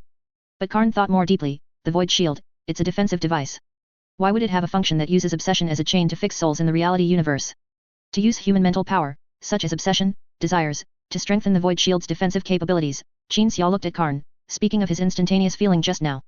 When Tark's soul dissipated, I felt the void shield's defensive power weaken slightly. This shouldn't be an illusion. Is it safe then? Angron asked. Qin Xia did not respond immediately. When he used his psychic vision to inspect the void shield just now, he found that this thing had a projection in the warp, a transparent bubble. Warp creatures could not break through the bubble to enter inside. Psychic vision also could not break through the bubble to see what was inside, which might be why psychic vision couldn't detect the presence of indigenous people on Niue 2. Outside the void shield's range of effect, psychic vision couldn't even detect any sign of the void shield's existence. Only after entering the range of effect could one see the vortex, and then infer the location of the void shield. It was very peculiar. I can confirm one thing, and that is that this thing has defensive capabilities both in reality and beyond reality, Qin Xia said. Karn suddenly remembered some unpleasant things. During the Terra Unification War, there was an ancient technological artifact held by a warlord that was powered by human suffering. I think we should keep this thing, Qin Xia looked at Angron, as if discussing. Tark was attached to the void shield like a machine spirit. He might have thought he became the void shield's eternal master, but he didn't know he was just a consumable used to enhance its defense. And now he's gone, and we didn't destroy him by destroying the void shield. Let me study this void shield further, figure out more information, and then finally decide whether to use it or store it. Every word Qin Xia spoke was consistent with past methods of handling suspicious technological artifacts. Those that were obviously suspicious, or whose functions were not suspicious but simply too inferior, lacking any means to defend against warp creatures, were directly destroyed. Whereas those that were useful, advanced, and even if they used warp technology, still had a certain degree of ability to defend against warp influence, would be kept for use after careful exploration. But now Angron had a different idea. I don't think it should be kept. Karn heard that the Primarch thought the same as he did, and couldn't help but breathe a sigh of relief. Every time something similar happens, you do it yourself, Angron pointed to the void shield. This time it's definitely the same, but this damned thing can lock people's souls. What if? I don't want to think this way, but what if? This is much safer than my usual freestyle swimming in the Sea of Souls, Qin Xia said. Angron was silent for a moment, then spoke again, demanding, then let's make a deal, father. I'll study this damned thing with you, and if it ever goes out of control, I'll smash it immediately. Qin Xia did not make an immediate decision. He recalled that Angron did not always agree with him, and if they disagreed, Angron would argue logically. Like now. All right, Qin Xia finally nodded in agreement. I'm not an idiot either. If anything unusual happens, I'll destroy it with you. Angron smiled and nodded. Karn's expression was complex. Watching all this, he sighed inwardly. The very ancient technological artifacts on Nuceria would definitely become a problem. The Emperor might be preparing to deal with this problem, and to deal with it seriously, or perhaps, as the Primarch said, it was just to make the Primarch feel that he was unfathomable, and so he deliberately held onto this leverage. This matter was not easy to handle. But Karn also knew that he could do nothing but sigh, and he didn't even dare to think about whose side he should be on when this problem erupted and the Primarch prepared to oppose the Emperor. The new Guard 1 people came to Niue 2. They used massive engineering machinery to excavate the building complex, then pulled the void shield up with a tractor beam and transported it away. When the void shield was no longer effective, the think tank and the strange psyker who followed the Primarch located every indigenous person, and then the Legion warriors cleared out the remaining enemies while rescuing people. The number 31 made everyone anxious. Accidental casualties were inevitable during the battle, and 31 became 21. But fortunately, when the last indigenous person was rescued, 21 was permanently fixed, and the campaign ended. The Primarch had each of us learn from him and his followers, to carve a triumph rope onto our backs after victory. A red scar, signifying the glory after a victory. Nue 2 landing zone. Karn leaned against the foot of a Night Titan that was undergoing repairs, holding a Space Marines specific pen ordered by the Imperial War Committee to be produced by the Terra Factory, rustling as he recorded everything that had happened recently. A sergeant suddenly flipped over the knight's foot and sat beside Karn. Karn turned his head to glance at the sergeant of the 8th Assault Company, then continued to record. Centurion, the sergeant said directly, I think our Primarch is a bit too lenient. Yes, Karn continued to record, in some ways, he could even be called weak. This blunt statement made the sergeant tremble with fear. The sergeant stared at his company commander, but you seem to be the one most eager to gain the Primarch's approval. You and the Legion commander are all the same, when our father returned, you were even somewhat funning. Karn didn't lift his head, his tone calm and gentle, he is our Primarch, our Gene father. Does who he is affect that fact? Are you saying that because he is not as decisive as us, he will change the glorious duties the 12th Legion has always upheld, or even make enemies no longer fear the name of the 12th Legion? Should we abandon him? The sergeant was speechless. Be glad. Karn said as he wrote. He is not a Primarch as cold and cruel as Perturabo, and we are not the Iron Warriors. Otherwise, when he saw us, he might decide to give us, his disobedient children, a gift, and that gift would be called the tithe execution, where 9 out of 10 of us kill the one who drew the lot. Would the Legion commander refuse to carry it out? Would you refuse? Facing Karn's questions, the sergeant fell into thought, finally giving Karn a clear answer. If he gave that order, I think I would obey. Chapter 128, Legion Traditions. Inside the flagship Unyielding Resolve, in the Triumph Hall. The Primarch strode up the 12 steps, arriving before the tall throne at the top, his back to the throne, looking down. 10,000 Space Marines stood to the Gene Fathers left in the vast hall. They had just finished fighting and were ordered to assemble in the Triumph Hall before they even had time to prepare their armor and weapons, so they were covered in the smell of gunpowder and blood. The light of the red sun in the star system projected into the hall through the portholes of the flagship Unyielding Resolve, making the blood-covered Space Marines look as if they were standing in a pool of blood. The large patches of blood on the Space Marines' armor, glistening in the light, made Angron recall the data on the 12th Legion, the stories of how cruel the 12th Legion was. But he was very satisfied now because his sons had not resisted his overcorrecting orders and had done their best. The Primarch's gaze turned to his right. The gladiators, who were army generals, and the various ranks of officers in the army, also stood in neat formation, looking forward, heads held high and chests out. Nusryans were always like this. When they were slaves, they would hunch over and stand in rows, listening to their slave masters' admonitions, waiting to be beaten by them. Their genes, modified by the entertainment companies mentioned by the Stone Man, made them more adept at all things related to war, especially discipline and obedience. They were good at fighting and aggressive, but perhaps due to a natural reverence for discipline and obedience, crime was generally rare on New Star provided the administrators informed them that a certain behavior was a crime. Angron nodded to his brothers and sisters. They had been doing the same thing in the recent war as always, hunting high knights. After seeing his brothers and sisters return his gaze with a hint of smugness, Angron looked to the right side of the steps, at the place in the Triumph Hall where a seat had just been welded on. Qin Xia sat there. Very good, you fought very well, Angron said. He sat down, crossed his legs, rested his right arm on the right armrest, and propped his head with his right hand. This was how Qin Xia sat. Cough. Realizing that he had set a bad example for the Primarch in terms of sitting posture, Qin Xia patted his chest and coughed. Angron immediately looked at Qin Xia. Qin Xia put down his legs and hands, adopting a very formal sitting posture. Angron raised a hand to rub his chin, pretending his sitting posture was uncomfortable, and also changed to a very formal sitting posture. Legion Commander Kill, who was waiting for the Primarch to continue his evaluation, heard the Primarch call him, so he pressed his fist to his heart and looked at the Primarch. Regarding the matter on Nue 2, where Orant, the champion warrior of the 18th Company, requested a duel, Angron began, his gaze turning to the 18th Company. 18th Company Captain Margot wore armor different from others, with a magnificent cloak behind him. Kaos was also a captain, but for some reason Kaos and the other captains did not have such cloaks. And Orant, the champion named by the Primarch, raised his head, excited and honored that his name was known by the Primarch. My legion has a tradition of dueling, doesn't it? Angron asked. My legion. These 4 words made Kill breathe a sigh of relief about certain things, then he replied, yes, this is a rule I formulated, it doesn't qualify to be called a tradition. Before the Primarch's return, the 12th Legion should not have any traditions. Angron seemed not to hear, scratching his chin, recalling, my foster father told me that every legion has its own traditions, and they would act in certain ways because of their respective traditions. Coincidentally, Nuceria also has a similar tradition, which is gladiatorial combat. Kill nodded, listening intently. Do you know how gladiatorial combat on Nuceria works now? The Primarch said. To put it concisely, no one dies in gladiatorial combat now, because the 2 sides will not fight until they kill each other. When a victor is about to be decided, the referee will appear in the combat area, raising his thumb. This is not some behavior established for the sake of rules, it is my tradition. When my brothers and sisters and I rebelled in the gladiator arena, they fought against the guards in the gladiator arena. Angron looked at the gladiator officers, at his brothers and sisters. They were undoubtedly at a disadvantage. We had a very difficult time then, we didn't have the high tech you saw in the recent battle. When the slave masters began to judge, giving a thumbs down to sentence my brothers and sisters to death, my foster father walked into the gladiator arena with his thumb raised, announcing that the judgment for my brothers and sisters was to live. At this point, the Primarch fell silent for a few seconds. Kill nodded. The dueling rules of the 12th Legion will still be preserved in the future, but before anyone is injured or dies, an officer will appear with a raised thumb to declare the duel over and make a judgment on who won and who lost. That's what I was thinking, Angron said. I can see that my sons, you, are very combative.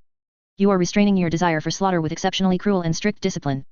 You tend to solve problems through combat rather than by talking, at least for now. The retention of dueling can resolve many conflicts between every warrior in the Legion. Kill saluted.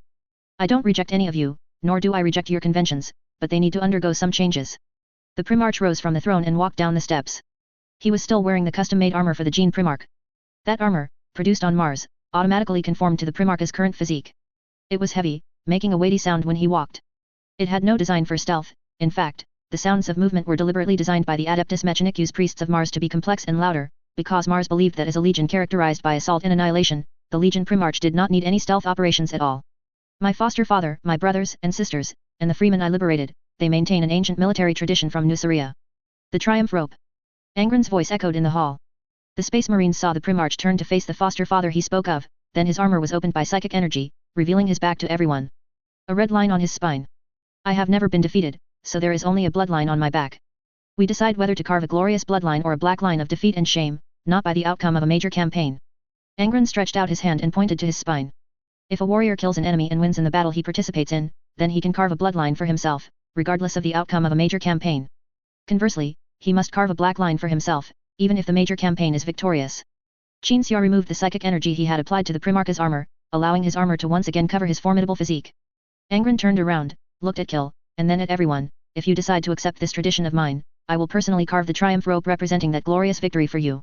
World Eaters, 10 minutes for preparation, take off your armor and return here. Kill turned and commanded everyone. The Space Marines turned and left as Kill was halfway through his words. They clearly shared the same urgency as their Legion commander. Chapter 129 Bloodline.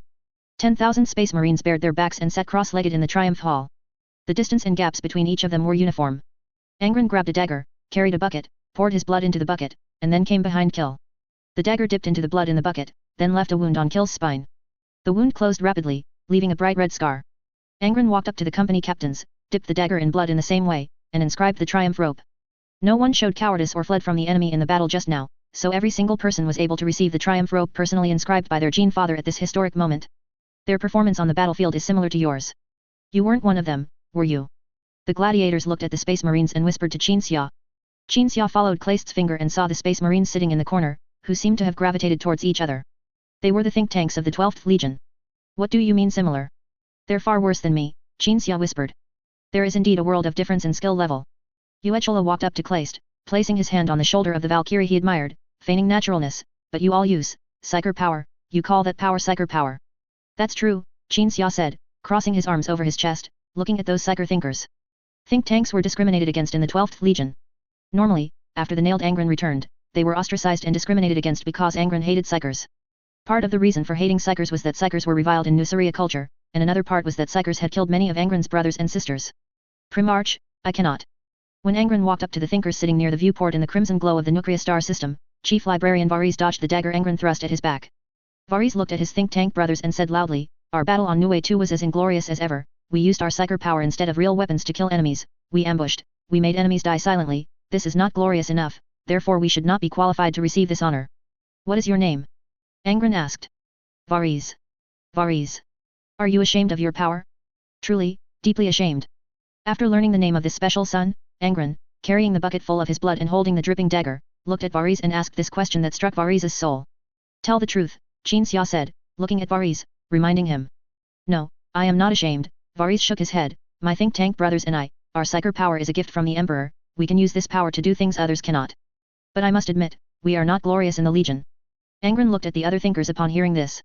The thinkers either lowered their heads, remained silent, or nodded, indicating that Varese was right, and that they, these psyker warriors, were indeed not glorious enough.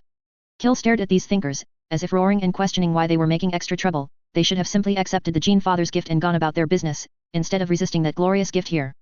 But you and your think tank brothers are still my sons, Angron turned to face everyone, all of you are. The Primarch put down the bucket and spoke like an orator. His burly figure stood in the crimson glow of the star, turning occasionally, looking at one person at a time. This dagger in my hand is not only stained with my blood, but also with the blood of each of you. We merge our bloodlines in this unique triumph rope ritual. No matter what kind of warriors Varys and his brothers are, they are first and foremost my legion warriors, and then they are brothers to all of you in the legion. Whether he is a psyker or not, it is irrelevant, and I don't care. Angron pressed Varys' shoulder, forcibly inscribing the triumph rope on the chief librarian. Varys' think tank brothers were also pulled to Angron's side and had the triumph rope inscribed. Then Angron, carrying the dagger stained with the thinker's blood, went to the others and continued to inscribe the triumph rope for them. Listen, boys. Angron inscribed the triumph rope, speaking to everyone. Psyker power is not shameful, nor is it inglorious. What is most to be feared about this power is merely its instability. Psyker power has saved me, saved all of us, when we fought our way out of the gladiator arena, when guerrilla warfare was tantamount to seeking death, it was Psyker power that defended the lives and right to exist of all of us. You were not created by me and some woman, but you all used my gene seed. If you feel that you are blood related to me, then you should also know that the think tanks in the Legion are just as blood related to you and me. Saying this, Angron looked back at Varys. The chief librarian sat in the glow, his body, with its steel-hard muscles, trembling. Qin Xia looked at Varys. He remembered that Varys was not a fool, nor was he obedient to the Primarch. He was intelligent, he had courage, and he dared to resist. When the nailed Angron went mad, it was Varys and his think tank brothers who used the World Eater's think tank warrior's psyker specialty to restrain the Primarch. So the reason Varys refused to have the triumph rope inscribed was simply that Varys wanted to bring the issue of think tanks being ostracized to the forefront, for Angron to resolve. In the future, if you have anything, you can tell me.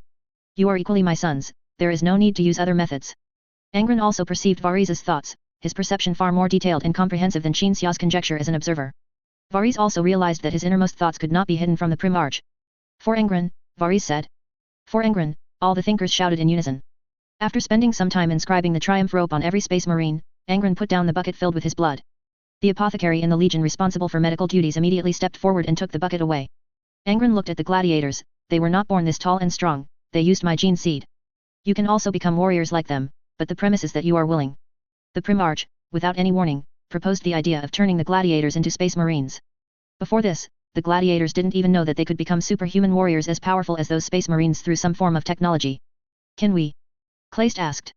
Angron looked at Kill. Kill looked at the apothecary. Females cannot, the apothecary replied. When the gladiators' gazes fell upon the apothecary's face, they were all surprised by his scarred countenance.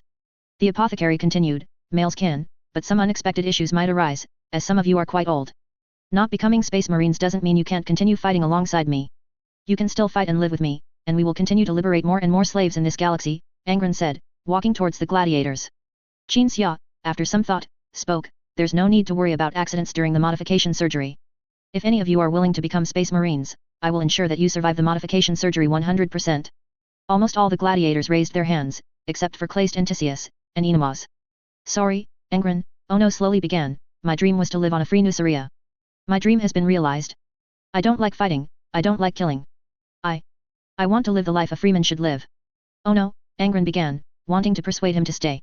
Besides Qin Xia, Angron also valued Inamaz greatly. Although Ono didn't have much to teach, his qualities of justice and kindness were still valuable lessons for Angron's growth. But Angron didn't voice his persuasion, because he sensed that Ono, this old bear, was already exhausted beyond measure. Besides exhaustion, there was an extreme longing for the life of an ordinary freeman. Forcibly keeping him by his side would be selfish.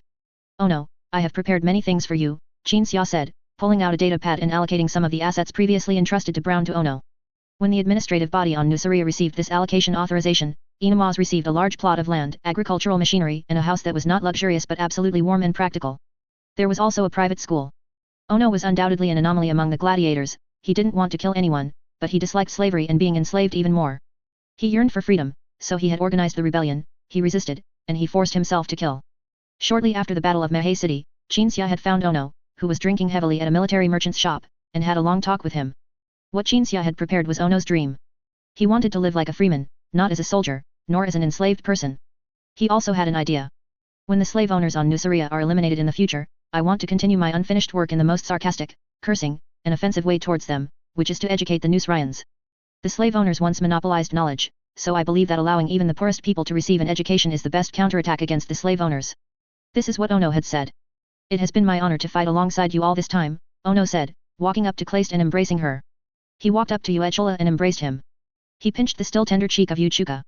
Ono bid farewell to every gladiator, finally looking at Angron. I'm sorry, I really don't want to fight anymore, killing makes me suffer. But, I wish you to become the liberator of every oppressed person in the future galaxy, my child. Angron gently embraced Ono. Ono came before Qin Xia. The two embraced. The Space Marines watched this scene. They had once wondered if this old man was a Space Marine like Qin Xia, because he was 2 meters 3 tall and incredibly strong. But now it was clear he wasn't. I said before that I thought you were a cruel person, Ono said, patting Qin Xia's shoulder, but what I didn't say was that I always felt you could do better and more. Only a person who is as warm as a spring breeze to the oppressed, and as biting as a cold wind to enemies and traitors, can lead an uprising to victory, instead of everyone dying because of some lies and betrayals. I have seen your soul, Ono. It is a soul that radiates light, enough to dispel malice, Qin Xia whispered, while it's important to distinguish between enemies and our own people, true, pure kindness is also essential. After speaking, Qin Xia paused for a few seconds, then added, I've prepared everything you asked me to that night. Don't worry about the school's funding. Even if you don't charge tuition, Brown has enough money to keep your school running until the heat death of the universe. Ono embraced Qin Xia again. After exchanging farewell glances with everyone, including Angron, who had fought alongside him through life and death, Ono walked to the gate of the Triumph Hall. Goodbye, liberators. Ono saluted. Goodbye, my dear friends, may you sweep through like a broken bamboo, eliminating evil and slavery in every corner of the galaxy. Ono took several steps back and saluted again. In the future, I will be in the artificial oasis of Nusaria's northern continent, leading a group of children and pointing them towards the stars in the sky. I will tell the next generation that there are countless people still struggling in slavery and poverty out there, but they will gain freedom and prosperity. Ono saluted again, turned, and walked out the gate. Everyone in the Triumph Hall saluted Ono, then watched him leave. A transport plane would carry Ono to the surface. He must be a respectable warrior, Kill said. Angron gently shook his head. Not because he thought Ono wasn't a respectable warrior, but because he knew Ono didn't want to be a warrior. Is Cromarch also willing to undergo modification? A gladiator suddenly asked. Then everyone realized Cromarch was not present. He's not here, Qin Xia said, but the answer is obvious. Cromarch doesn't want to be modified at all, he's busy making money, busy looking for his daughter. Angron nodded, that's fine. Cromarch was a super miser, if he joined the Legion, he would probably pester others every day to place orders for his pharmaceutical company. Or such a person would simply not want to join the Legion and live that ascetic combat life. He had also long since ceased to undertake combat missions in the World Eaters' Rebellion, instead transitioning to logistical affairs with Brown. He sold himself into the gladiator arena to treat his daughter's illness back then. Angron instinctively looked at Qin Xia, then at the think tanks in the Legion. Can we?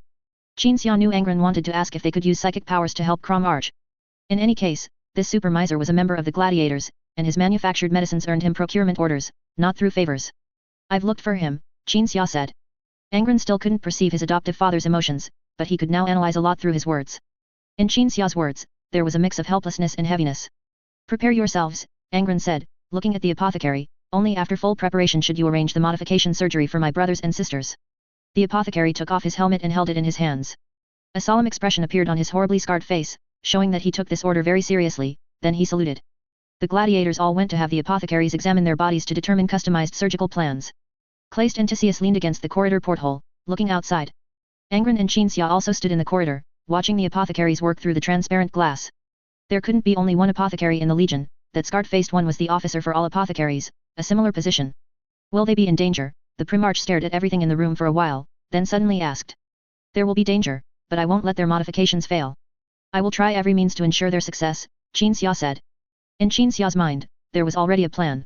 That was to stand beside each modified gladiator during the modification surgery, and then use biopsychic spells to help those individuals avoid various dangerous situations during the surgery, such as massive bleeding or organ failure. There would always be a way. So what about us two women? Kleist turned back from the porthole, pointing to herself and Tisius. We don't have the powerful physique of Space Marines. If we continue to fight with you, one day we will grow old, we will weaken, and then we will become useless. Kleist's question was reasonable. Angron did not want to abandon the gladiators who had grown and fought with him until now, provided the gladiators themselves were willing to continue fighting. So Angron had also thought it through. The naval fleet, and the regular army that the World Eaters will transform into, you and Tisius can choose one, Angron said. Aging and weakening will not turn any of you into useless people. You have fought until now, even if only your mouths can move, you are living military textbooks. Kleist pondered seriously, I want to continue leading the regular army as a ground general. Angron referred to those fighting with the Legion as the regular army, not auxiliary forces or mortal troops. So, after the World Eaters' Rebellion transitioned into the 12th Legion's regular army, Kleist would have to lead the army to fight alongside the Space Marines Legion, and they would no longer face only the enemies on Nusaria's small patch of land. But for Kleist's abilities, Angron had not an ounce of doubt. Of course, Sister Kleist. Kleist smiled and walked up to Angron, jumping up to grab the Primarch's hair. The Valkyrie often did this. During Angron's growth period, Kleist would jump up and touch Angron's head, using her jumping strength and height to judge whether Angron had grown taller. What about Sister Tisius? Angron looked at the young girl staring blankly at the stars by the porthole. Theseus slowly turned her head. Angron pursed his lips, he didn't know why, but he always felt Theseus's eyes were terrifying. The terrifying part wasn't how fierce her gaze was, but that a girl who had only just come of age this year shouldn't have such cold and ruthless eyes. She had been trained since childhood to become a child gladiator to face ogres in the future, and this one thing changed her forever. I don't want to join the regular army, and I'm not interested in warships, Theseus said, and of course, I don't want to return to so-called normal life. Then I have an idea. Qin Xia thought of something he had done in the past few years. The Human History Research Association. Qin Xia had established this organization to excavate and search for ancient technological artifacts on Nuceria. Ultimately, a small number of ancient technologies that even High Knights had never discovered would be unearthed and stored in a treasure vault. This organization would also infiltrate High Knights' homes during wartime, confiscating all knowledge and books, among which those truly about history and normal scientific knowledge were used to compile textbooks. The association had few members, only a dozen or so. They were warriors, scholars, the most suitable people Angron had chosen for Qin Xia. Considering the future purpose of this association, Qin Xia felt that Theseus would surely shine there. Join the association, Qin Xia smiled at Theseus. I had this plan for a long time. But the premise is that you are willing. You are already a freeman, you can control your own destiny. You can do what you want, and don't have to do what you don't want. If you are unwilling. Of course, Theseus nodded, I will join the association. Qin Xia's expression was a bit complex, and he felt a little conflicted inside. Ultimately, he still nodded, then it's settled. Chapter 131, Final Preparations for Leaving New Star. The modification surgery still required some time to prepare. Inside the unyielding Resolve flagship, in the office Kill had prepared for the Primarch, Qin Xia and Angron sat on opposite sides of a long table. The Legion was about to set off to continue the Great Crusade, but what responsibilities the 12th Legion would undertake in the crusade, and which fleet it would join, had not yet been decided by the Imperial War Committee. However, embarking on the Great Crusade was a foregone conclusion, and Qin Xia and Angron were preparing for it. Qin Xia was inventorying the items he would take with him, the original books recording technological knowledge, the treasury storing items excavated from certain ruins or underground areas of Nuceria, and the technological creations the 12th Legion could use during the crusade. Angron, on the other hand, was focused on perfecting the governance of the Nucria star system and, while he was at it, establishing a selection mechanism for Legion warriors. In this era, the wartime high-pressure controls in the various cities on New Star had long been lifted. Initially, Angron had considered whether Nuceria should adopt a parliamentary system after entering a period of stable development, but he later abandoned this idea, considering the characteristics of the Nuceria people. Nuceria now had a ruling officer who coordinated everything and was responsible for setting major policies, with bureaucratic teams for economic, military, welfare, and other subdivided governance categories obeying the ruling officer's commands. The ruling officer was personally selected by Angron. He was a pragmatic idealist, intelligent, decisive, and energetic. All officials were directly selected by Angron, just like the ruling officer, but their personalities were not all like the ruling officers, they had the personalities and temperaments Angron deemed most suitable for their work. However, this did not mean that from now on, every person would need to be personally selected by Angron. New Star already had schools that mass-produced management talent. These schools would churn out a large number of administrators to govern the planets conquered during the Great Crusade, bringing new order to savage worlds. As for New Guard 1, they managed themselves, adhering to the philosophy of sharing hardships and life and death struggles. But they still accepted production tasks and would produce warships and weaponry for the World Eaters Legion. The stock of Silvervine is enough to arm the entire 12th Legion, Qin Xia suddenly said. Angron put down his pen and paper, looking up to listen. That anesthetic is produced by the only machine we have. We must take this machine with us and keep it on the unyielding Resolve. I estimate the anesthetic will also be useful in the Great Crusade. The orbital defense platform is still undergoing repairs, but its terraforming function is already operational. We can take that defense platform with us too. Automata, quite a few combat automata have been produced on New Guard 1. We'll leave some on Nuceria, and take the remaining 1,000 or so with us. At this point, Qin Xia subconsciously looked out the viewport at New Guard 1. In the red glow of the star, the silhouette of a warship was faintly visible within New Guard 1's orbital ring. Molten iron, refined from metal ores extracted from Nuceria, flowed through artificial channels on the satellite's surface. The satellite's productivity was astonishing.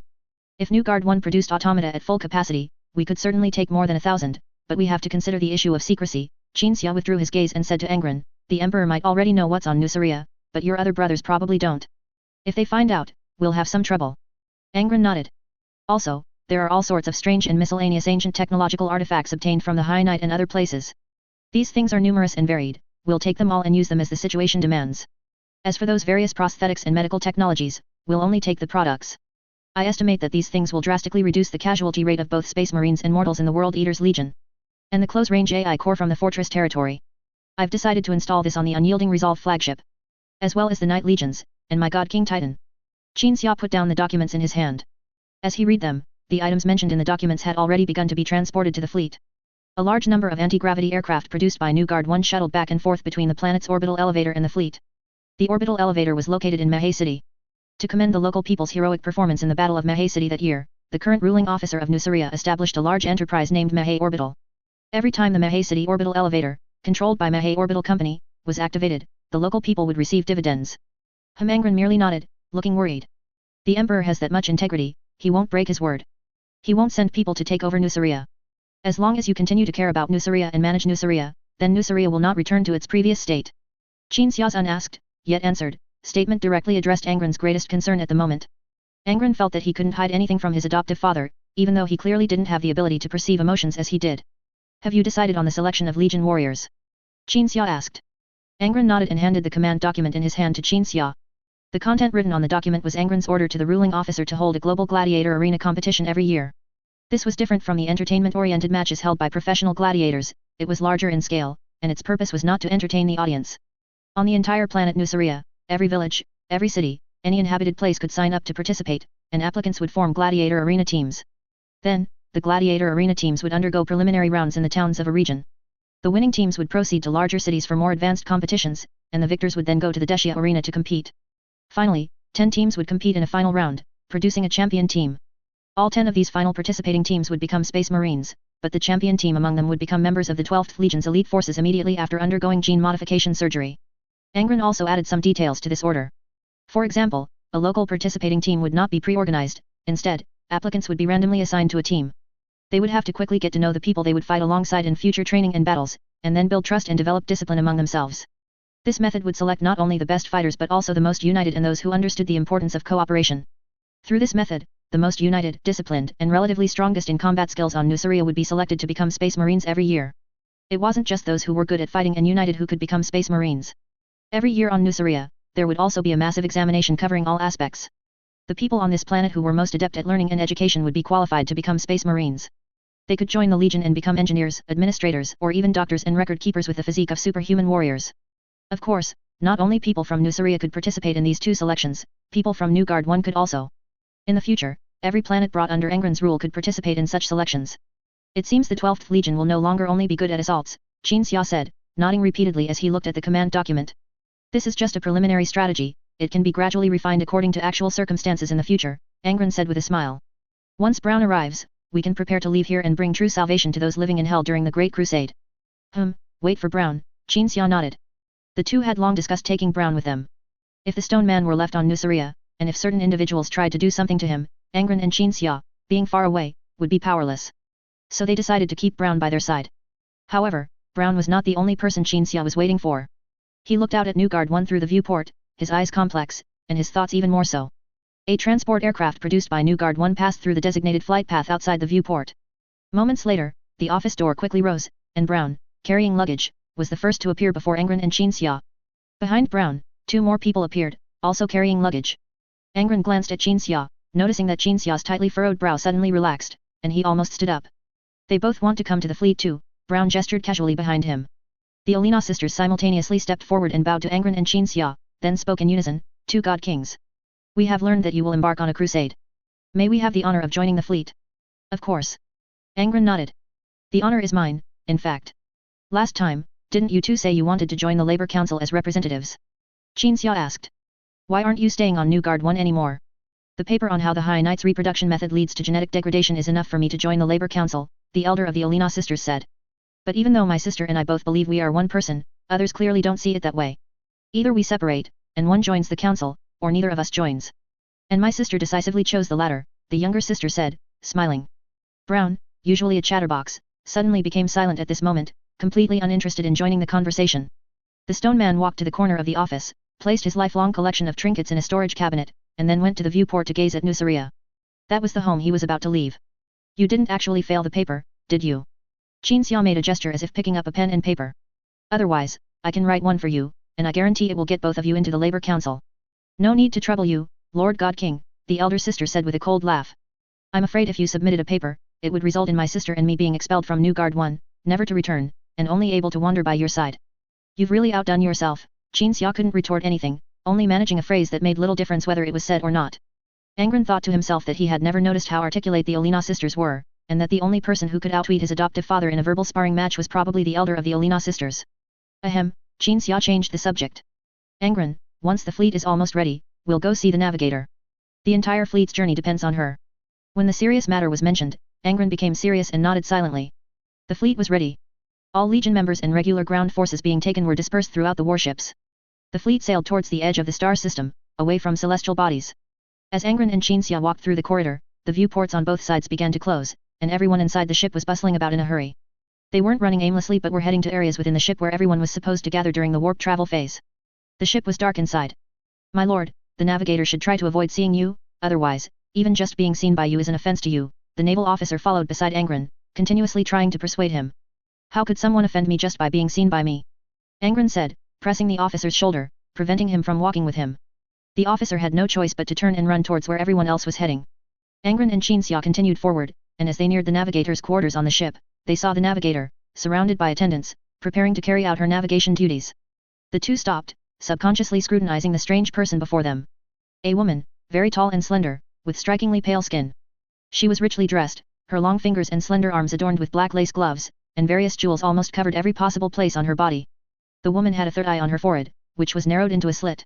Ah! Upon seeing the Primarch, the navigator let out a soft gasp of fright, then quickly bowed, Your Highness. The first meeting between the navigator and the Primarch did not offend the Primarch, but 2 seconds after the meeting, when the Primarch's innate ability subconsciously perceived those present, they offended the Primarch. They are your slaves. Angron pointed at the navigator's attendants. Chapter 132 Warp Travel. No, they aren't. I let these damn people go free a long time ago, but they just wouldn't leave me. I know your preferences, Your Highness, I meant no offense. The navigator trembled as she explained. Angron found that what the female mutant said was true. The emotions on those slaves were the same as those on the slaves from Nuceria before, showing awe and panic when they were by their master's side. But these slaves genuinely wanted to be slaves, without a hint of resistance. In fact, these slaves felt that because they were the navigator's slaves, they were superior to most people on this ship. We are not slaves, we are freemen. A guard wanted to kneel, but then remembered something and instead bowed, Our free will makes us want to serve Nisha and Drosta. All the other slaves chimed in, We want to serve our master, even after Legion Commander Kill declared us all free. Angron was speechless, his expression showing he was deeply shaken. Qin Xia, however, was not surprised. These navigator's slaves lived in luxury, they didn't oppose their master, and they would be anxious if anyone tried to make them oppose their master. Whether it was because they received too many benefits, or because Nisha and Drosta was a good master, or because these slaves had received slave education since childhood, in any case, they didn't want to be freemen. Qin Xia spoke, asking about a more important matter. When the Primarch gave the order to prepare for travel, you immediately went to your post. How did you know where the Primarch wanted to go? How did you know where you should navigate? Because the Emperor has already arranged a mission for the Primarch. Nisha said, extending her slender arm, gloved in black lace. A slave presented a document with both hands, and she then handed it to Angron. Angron looked at the words on the document. There was only one line of text on it, but when it entered the Primarch's sight, it had the effect of a psychic shock. In just 2 seconds, only one thing echoed in the Primarch's mind. That was that the scattered warriors of the 12th Legion were gathering, and during their assembly, Angron needed to go do something. This task was to help his Primarch brother, Perturabo, finish the war in the Novshandak star system. He wants us to help Perturabo fight. Angron crumpled the paper into a ball. Qin Xia raised an eyebrow. Before the 12th Legion was fully assembled, he was to let Angron cooperate with Perturabo. Angron, who could perceive others' emotions and absorb their negative feelings. To cooperate with the extremely twisted, psychologically dark, and ruthless Perturabo. Did Perturabo need help fighting a not-so-difficult battle? Obviously not, so the Emperor's intention was clear, to have Angron provide some psychological counseling to Perturabo, or to let the two get to know each other. Qin Xia thought, the Emperor's plan was quite clever. How did his order get directly to you? Am I to obey your orders from now on? Angron asked. No, Your Highness, Nisha was flustered, not knowing how to answer. The Emperor's decision was like this, he directly gave the order to Nisha when he left, and Nisha herself didn't understand the reason, let alone answer Angron at this moment. Qin Xia thought for a moment, perhaps it was because Nisha and Drosta, this navigator, was absolutely loyal to the Emperor. He had an impression of this navigator. Nisha and Drosta, navigator of the Conqueror, formerly unyielding resolve, refused to follow Angron in rebellion during the Horus Heresy, and to prevent the Conqueror from making warp travel, she chose to commit suicide by shooting herself. Go do your work. Qin Xia stepped aside. Nisha dared not meet their eyes, lowered her head, hunched her body, first bowed urgently, then slipped through the gap. Her slaves followed her out. She is absolutely loyal to the Emperor. Qin Xia said. She's also a noble. Angron turned his head and glanced at Nisha's retreating figure, hurrying with her skirt lifted, and she keeps slaves. Qin Xia nodded. Angron considered simply not obeying the Emperor's order and instead leading the fleet directly on the Great Crusade, gathering his scattered sons who were fighting alongside other legions along the way. But Angron then thought of Perturabo, this person who had only ever existed in his foster father's words. Another Primarch. Another Primarch, a brother, much larger than ordinary humans, and also considered a freak. Perturabo is good at siege warfare and defensive warfare, and he's a master architect. Angron recited Qin Xia's previous assessment of Perturabo. I should meet this brother, perhaps I can even learn a few tricks from him. You should be learning to make your own decisions now. Qin Xia said. Angron nodded, did not call Nisha back to change the destination, and walked with Qin Xia towards the place in the battleship where the void shield discovered on Niue 2 was placed. The fleet gradually reached the edge of the star system, where the experienced naval personnel in the fleet had calculated the Mandeville Point. The Mandeville Point is the location where a fleet enters the warp from the reality universe before undertaking warp travel. It is far from the gravity of celestial bodies, which prevents unpredictable consequences from warp rifts being affected by celestial gravity. Then the flagship's warp engine operated, and a dark purple rift gradually opened in the dark stars, eventually expanding enough for the entire fleet to enter. Surging warp energy poured into the reality universe through the rift. If there were Psyker in the entire nuclear star system using their powers, they would find their strength increasing. But this situation only lasted for a short time. When all the warships entered the rift and submerged into the warp, the rift quickly closed. Innumerable malicious creatures in the warp were attracted by these intruders, approaching the ships, but they were blocked by an invisible force. That was the Geller field, a device used to screen out warp creatures. Its effectiveness was somewhere between warp creatures possibly breaking through and warp creatures unlikely to break through. It was not 100% safe. Without it, the ship would now be full of ghosts and similar entities. However, within the fleet, there was another layer of protection for the people inside. The unyielding resolve was enveloped by a dark purple vortex, and the two warships sailing on either side of the flagship were also within the vortex. Some warp creatures were swept into the vortex, consumed like fuel, and then the vortex periodically released energy, those energy fluctuations eliminating or expelling warp creatures within their range of effect. This damn thing can be used as a Geller field. Warped. It can teleport people from a planet to a satellite, it can intercept attacks directionally, and it has an effect similar to a Geller field. It's truly an eye-opener for me. Qin Xia stood before the ancient void shield captured from Niue 2, observing its operation with Angron. This thing perfectly conformed to the laws of this universe. The older, the stronger. Braun did not know where this void shield came from, nor where it was originally placed. He could only monitor the operational data of this void shield, cutting off the energy supply if the data fluctuated too much. I always heard that warp travel was prone to accidents before, but this time there's no need to worry. Angron valued the effect of this void shield more. Being able to function during warp travel, this thing undoubtedly gave everyone a pleasant surprise. But Qin Xia wanted to delve into the principles, so he began to observe the void shield's operation more meticulously. In the psychic vision, this thing was still a vortex. Under its cover, neither warships nor personnel were visible. It's just that the range of effect is a bit small, at most it can only cover the flagship and two cruisers nearby. Qin Xia said. In the psychic vision, the other warships in the fleet outside the vortex were still visible. It's good enough. Besides, the other warships not within the range haven't had any problems either. Angron was very content. There was no one else here, otherwise, hearing the Primarch's words about problems would make people very nervous. There was an unwritten rule on warships, one should not say problem, nor any homophones related to problem. Qin Xia, however, felt it didn't matter.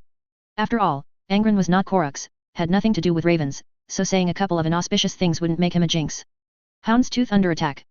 Qin Xia suddenly heard this sentence, turned to look around. Angron was expressionless, apparently not having heard it. Hound's tooth, under attack. Before the intermittent voice sounded again, Qin Xia had already confirmed it was psychic communication. Hound's tooth under attack. Qin Xia loudly reminded Angron, turning to observe the outside with his psychic vision. The fleet was sailing amidst lightning and dark clouds. The dark clouds converged into a sharp claw, wrapping around the Hound's tooth. But clearly, the Hound's tooth was not under attack from the dark clouds, but from the bombardment of other warships. A ship sailed through the dark clouds, continuously firing at the Hound's tooth, which was at the very rear of the fleet. When a bolt of lightning roared and exploded, the ship's silhouette was clearly visible in the electric light. A ship that looked like it had sails, with a streamlined design, clearly an alien creation. Eldar. Qin Xia recognized the race of the ship at a glance. Boom. A series of roars sounded as Qin Xia observed. The Eldar ship's starboard side opened fire on the Hound's tooth. The Hound's tooth's void shield had already failed. Two energy beams hit the hull, one striking the prow ram, the other piercing a weak point in the warship, creating a 12-meter wide hole. Tell the navigator to stop, fleet counterattack. Angron shouted to Kill on the flagship through the comms channel. Your Highness. The navigator's voice reached Angron's ears. I see a storm about to engulf the entire fleet, we must leave before the storm arrives. Angron was momentarily speechless. A warp storm was approaching, and if it truly arrived, the entire fleet would likely be annihilated in the storm. Even the void shield on the flagship couldn't stop it. The once glorious human civilization was interrupted by a warp storm that affected the entire galaxy. Don't let the fleet stop. Qin Xia reminded Angron, and at the same time, with the thought, he teleported a set of Terminator tactical dreadnought armor into the cabin. the components instantly teleport onto his body without any assistance. Keep sailing, I'll go to the Hound's Tooth. The Terminator helmet closed, and Qin Xiao's voice for the latter half of his sentence became muffled and deep. Use this thing, I'll go with you. Angron pointed to the void shield.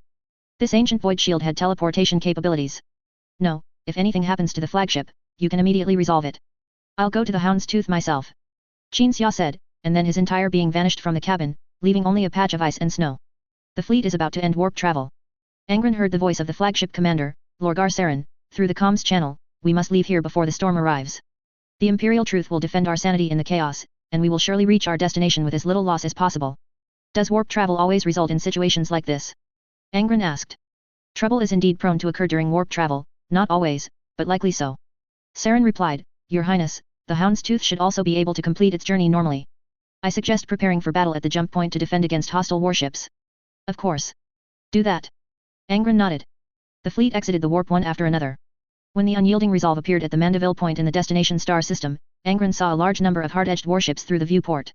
Those warships had no viewports at all, appearing completely without weak points. These warships were lined up, moving towards the rear of the unyielding resolve. Those are the 4th Legion Iron Warriors warships. Saren joyfully shouted over the comms, We've successfully reached our destination. Angron had already seen the warship of his legendary brother, Perturabo, but he only glanced at it, then looked back through a rear viewport. Some warships had already exited the warp one after another, but the Hound's Tooth was nowhere to be seen. Chapter 134, Chaos. Hound's Tooth Command Deck. Captain Yuta and Mei, captain of the World Eaters Legion 18th Company, stood together. Yuta was drenched in sweat, his hands braced on the holographic display, checking the ship's damage and giving continuous orders for repairs. Mei stood silently, hands crossed over his chest, as steady as a stone statue. The command deck is under attack by rebels. Suddenly, someone shouted a report. Yuta looked at Mei, who quickly turned, his sharp gaze from under the crimson visor of his Mark II helmet falling on Orrenst. Orrenst, the 18th Company's Warhammer champion, immediately took his company's elites and charged out from the bulkhead.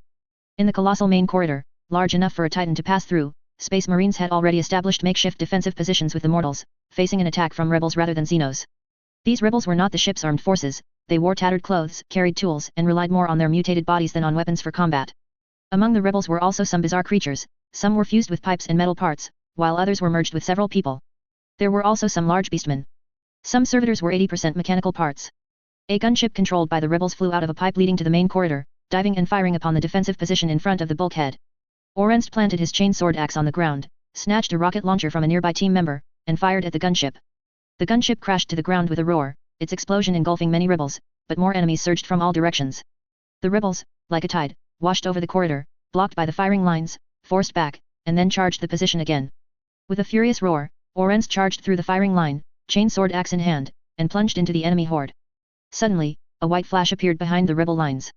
Orrenst looked over, and amidst the sudden spread of ice and snow, a heavily armored warrior emerged from the snow, raising his hand towards the front. A directional shockwave appeared behind the enemy rebels, expanding and shattering them, sending countless chunks of flesh splattering into the air, only for them to suddenly hover mid-air just before falling. The warrior walked towards Orrenst, and as he reached the bulkhead amidst astonished gazes, the airborne fragments finally fell, yet he himself remained unstained by a single drop of blood. All nearly 1,000 enemies who had been attacking the command deck were annihilated. Why are there rebels here? A muffled question came from beneath a heavy helmet. The warrior walked to a sandbag by the bulkhead, sat on it, and placed his hands on either side of his helmet. A hiss of gas escaped from the helmet's seal, and as the helmet was removed, Qin Xiao's face appeared before everyone. Lord. Orrenst bowed. Mei followed. Then everyone saluted Qin Xia. Answer my question, Captain. Qin Xia questioned Yuta in a calm tone. Captain Yuta awkwardly remained in his bowed posture, his voice firm. The Hound's Tooth was damaged in a previous battle and then underwent repairs. Evidently, some anti-Imperium elements took advantage of the ship's repair period to infiltrate the vessel. As you can see, this ship is like a small world. Anti-Imperium elements can hide in the lower decks and wait for their moment, just as they have now, suddenly appearing to launch a rebellion while we are under attack by Xenos.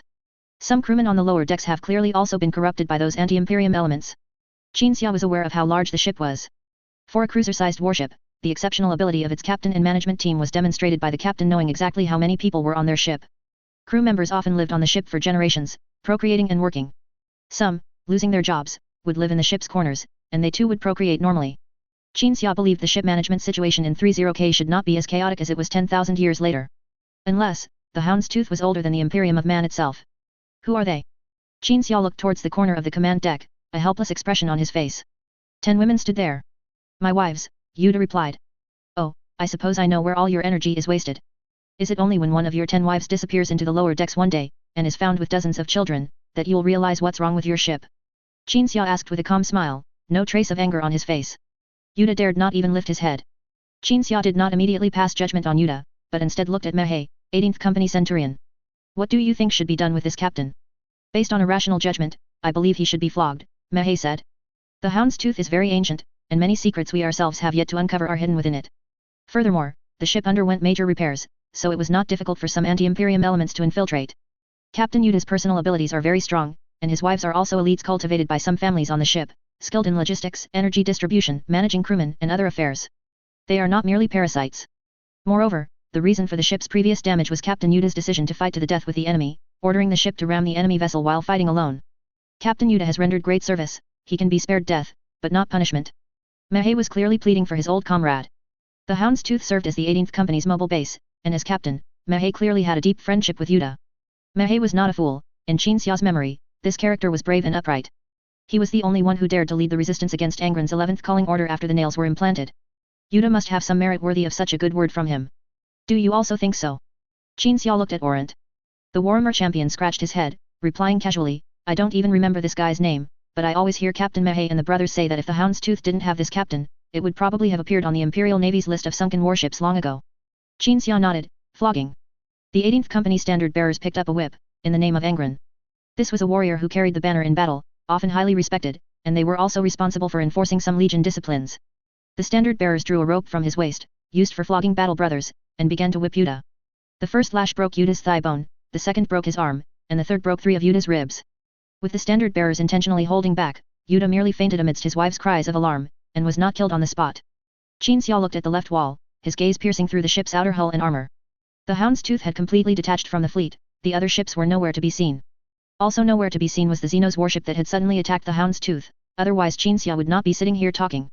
Now the only thing to deal with was the internal issues on the ship. Report the situation. Qin Xia walked towards the holographic display, observing the ship's damage. A naval officer immediately stepped forward. The ship's lower decks are temporarily controlled by rebels. Those damned fellows seized the opportunity to rebel while we were under attack by the Xenos ship. Captain Mei has already dispatched the entire company of warriors to seize control of all access points to the lower decks. A combat team consisting of 3 thinkers and 7 warriors in Terminator armor is deep within the lower decks. After the rebels' intention to destroy the Geller field is achieved, they will seize control of the Geller field as quickly as possible and restore its operation. The Geller field should not have been destroyed, but it is expected, soon. Additionally, the enemy was able to reach the command deck because they somehow found those very ancient passages, for unknown reasons. Qin Xia listened to the officer's report, his gaze fixed on the ship's status on the holographic display. Clearly, Captain Yuta still had some ability. As soon as the Xenos ship appeared, Yuta realized that the ship would inevitably be attacked, so he ordered the portside crew to immediately evacuate to the central area of the ship and sealed the areas that were about to be attacked. This ensured that the collateral damage from the ship's injury would not spread elsewhere. Stay here. Qin Xia said to Mei, then turned and walked out, saying to Orant as he passed, come with me. To the glory. The Warhammer champion quickly followed. As the two walked, they vanished into the suddenly spreading ice and cold wind. 2 minutes later, shadows spread through the warship. The lights on the command deck flickered a few times. When the lights went dark, some terrifying creatures appeared on the deck, but vanished when the lights came back on. All of this indicated that a catastrophic event was imminent. The Geller field was about to fail. Prepare for battle. Mei calmly drew his bolt pistol and chainsword, simultaneously reminding the remaining space marines and those capable of fighting on the deck. Soon, the lights completely dimmed. The light strips and lighting fixtures above the command deck were still functioning, but the entire command deck was incredibly dim. The Geller field had failed. The boundary between reality and illusion gradually blurred. The creatures from the warp finally managed to infest the warship, appearing on the deck and engaging Mei and the others in combat. The minds of the people were also being infested. Last night, Yuta went to your room, didn't he? What? He went to your room? It was supposed to be my turn yesterday. Yuta's wives suddenly began to converse. The 10 women started arguing, and eventually the argument escalated into mutual tearing. On this ship where reality and illusion gradually blurred, everything became chaotic. Yuta's first wife grabbed the second wife's collar, her other hand scratching at the other's face. A power claw tore open the face of a warp creature. The space marine quickly drew his power claw, blocking an attack from behind that formed from a black mist. Mei wielded his chainsword, striking at someone he had killed before but who now appeared on the deck. A swung club landed on one of Yuta's wives. The woman turned around furiously, looking at Yuta's youngest wife and the iron rod in her hand, then howled and lunged. The female guards responsible for protecting the captain's family shot through the terrifying creature lunging at them with a laser gun. Chaos. Only chaos, antithetical to the order of the reality universe. Chief Librarian Varese wielded his staff, smashing a servitor's skull.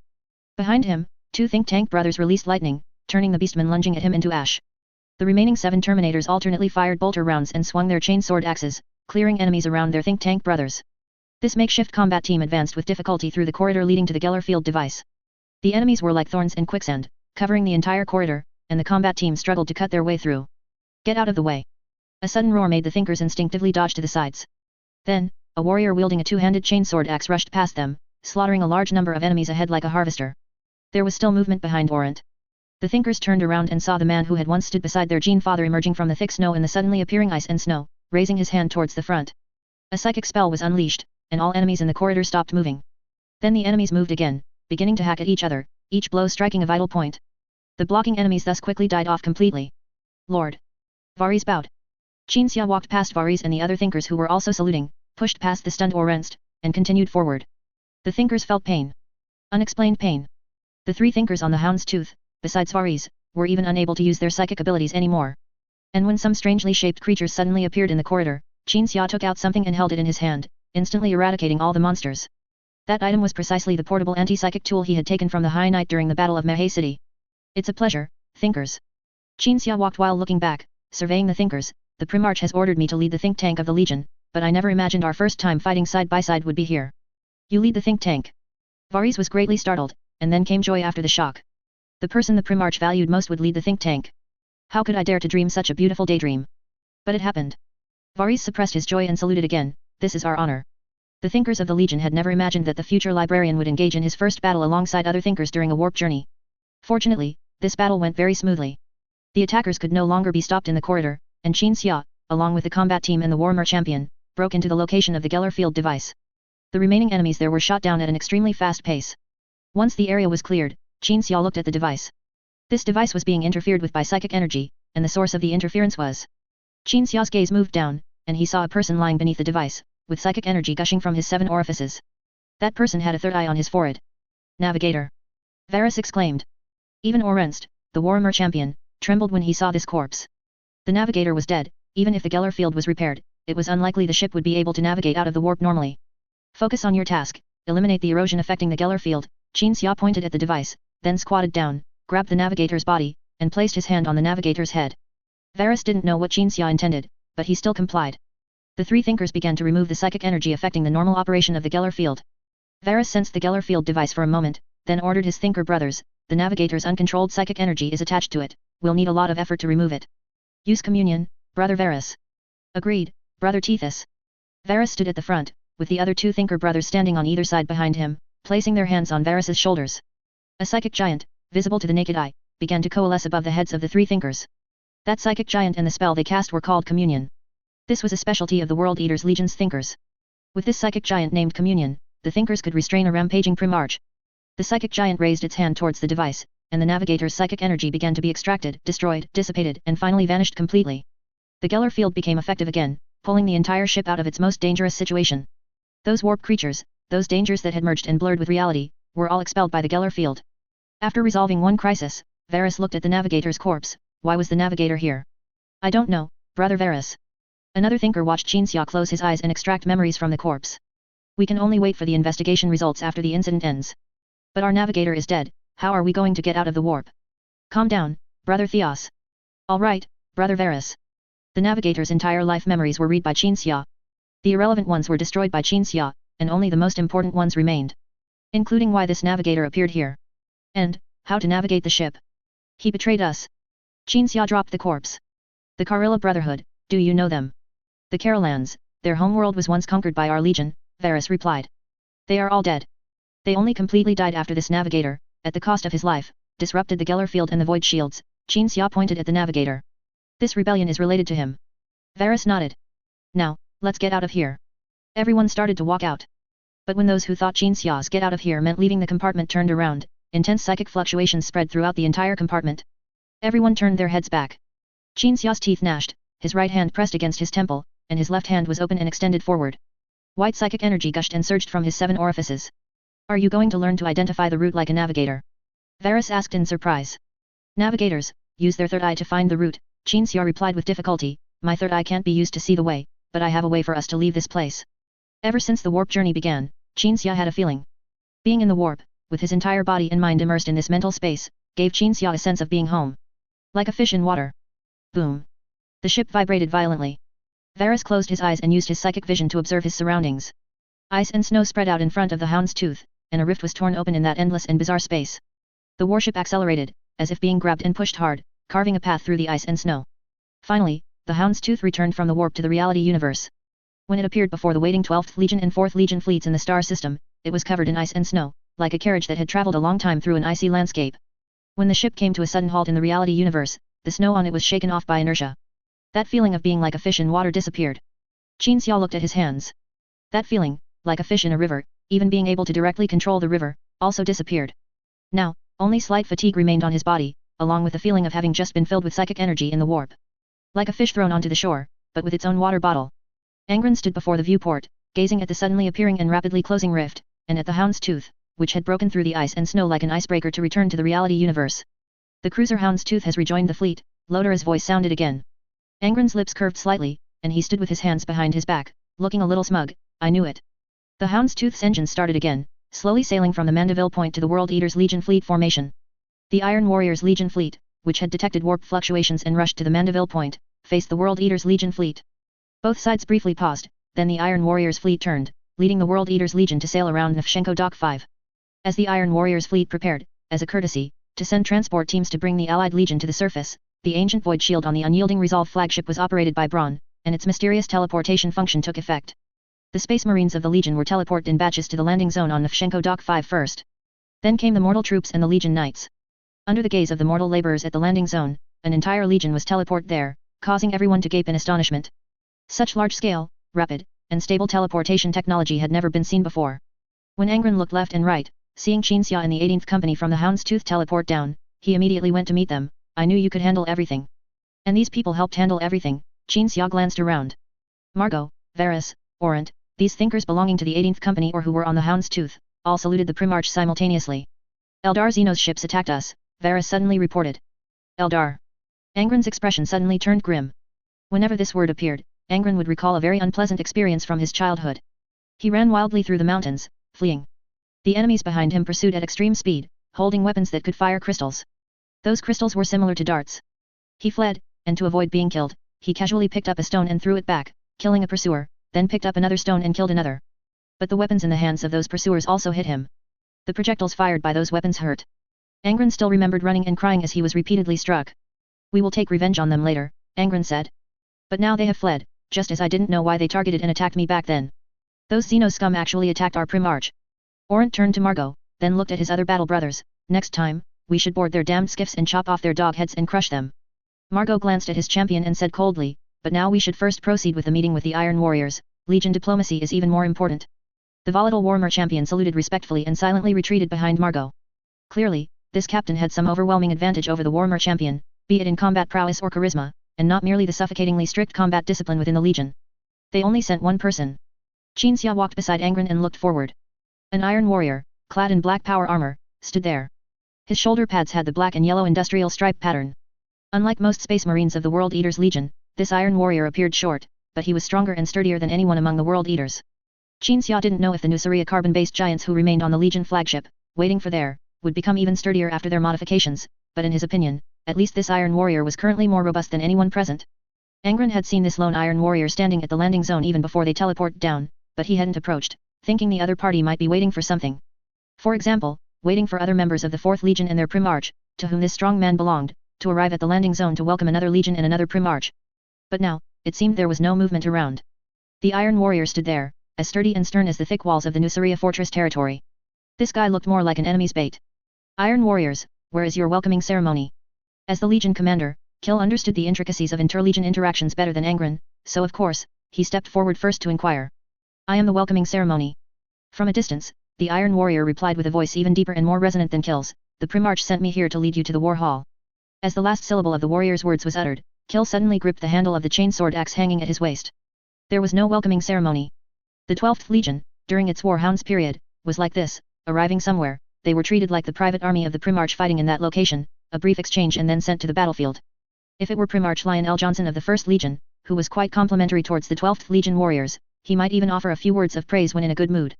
Now, in the World Eaters Legion period, the Primarch had returned, and the Legion had its own master. The 12th Legion should not be treated this way. The Gene Father of the 12th Legion has returned. And he has personally come to execute the Emperor's command. Kill held his chainsword axe and pointed at the Iron Warrior. The cold wind of Nefshenko Dock 5 swept through, fluttering the glorious cape on the Legion commander's back, which was edged with rows of dense skulls, appearing to belong to different Xenos species by their shape. That represented every Xenos species that this Legion commander had helped or directly exterminated for Allied forces before the Gene Father's return. The number of skulls indicated how many enemies of humanity had been eradicated. We will defend the Primarch's honor and glory by all means, and will never let the Primarch be humiliated on this damned planet. Danchiok. Go back and announce the arrival of the 12th Legion and Primarch Angron, convey it to your Steel Lord. Danchiok. Hearing this name, Qin Xiao's face showed an expression of interest, and he also deduced that this guy was in a dilemma. Angron's perceptive abilities allowed him to understand the Iron Warrior's state of mind even more clearly. Danchiok's emotions showed that he did not approve of Perturabo's decision. He felt that this treatment of the 12th Legion was completely inappropriate. Regardless of how the 12th Legion viewed the matter, even the person sent to carry out Perturabo's order was in an impossible situation. Danchiok felt very unlucky. He had no choice. Chapter 135, A Needless Display of Power.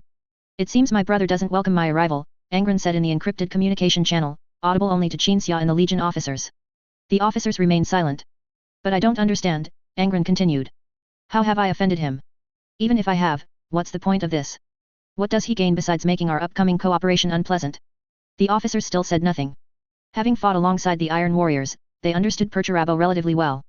Frankly, they weren't surprised by Perturabo's actions. Sometimes, no one could figure out Perturabo's thoughts or intentions. Kill had once witnessed Perturabo in a war council suddenly grab an Iron Warrior who was quietly kneeling with his head down. Despite the Iron Warrior not talking back or resisting orders, he was still beaten until blood flowed from his 7 orifices. This behavior seemed random, depending on which Iron Warrior was unlucky. So, the officers remained silent because they, too, didn't know what Perturabo was thinking. Perhaps, he was just in a bad mood. But that reason was difficult to voice in this situation, facing their own Primarch. However, in Angron's presence, the emotions stemming from their thoughts were far more revealing than mere words. Angron already perceived the officers' doubts regarding Perturabo's perplexing actions. Don't go deliver a message to my eccentric brother, you stay here, Angron suddenly told Danchiok. I know what will happen if you really go. Danchiok saluted, hand on his chest. It seems there are still some of my sons on this planet, Angron said, turning to look down at Kill. Kill saluted. It should be that after those of us who came to see the Primarch left, others from the 12th Legion were dispatched here to assist the Iron Warriors in battle. Around 50,000. Someone reported the number of people who had been transferred from other war zones to assist the Iron Warriors after Kill led 10,000 away. But the person who reported the number was not anyone from the 12th Legion, nor was it Qin Xia, who was pondering how to handle the situation, but Danchiok, who stood alone before many people. After Legion Commander Kill led 10,000 away, 50,000 people from the 12th Legion were transferred here and have been fighting until now, Danchiok continued. They are being watched by my brother and are forbidden from coming to the landing zone to see you. This is a provocation, Kill told the Primarch. If your sons violate joint combat discipline or do not exert themselves, the Iron Warriors must provide corresponding evidence before they can monitor or deal with your sons. Angron nodded. Kill then looked at Danchiok. Can your 4th Legion provide evidence to prove that my battle brothers should be under your supervision instead of coming here to see their Gene Father? Under the cold gaze of the 12th Legion's Legion commander, Danchiok was silent for a few seconds. Then the Iron Warrior spread his hands. Then why does the Steel Lord treat my battle brothers like this? Kill pressed again. Danchiok had no reaction this time. It's quite incredible that people from the 12th Legion can be held back. Your 4th Legion is very capable, Qin Xia said with a laugh. That's because they know their Gene Father has already arrived on this planet, and whatever they do next, they must obey the orders of their owner, Kill said. Those who weren't lucky enough to see you were transferred here to take over the duties of us fortunate ones, and now, they are awaiting the Primarch's orders. Angron could already imagine the situation elsewhere.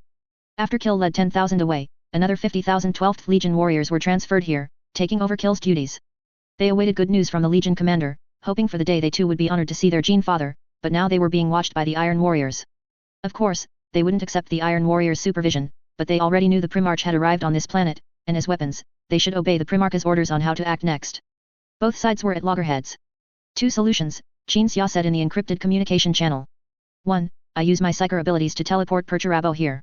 2. We don't go see Perturabo, we return directly to the flagship to command the battle, and everyone else directly joins the fight.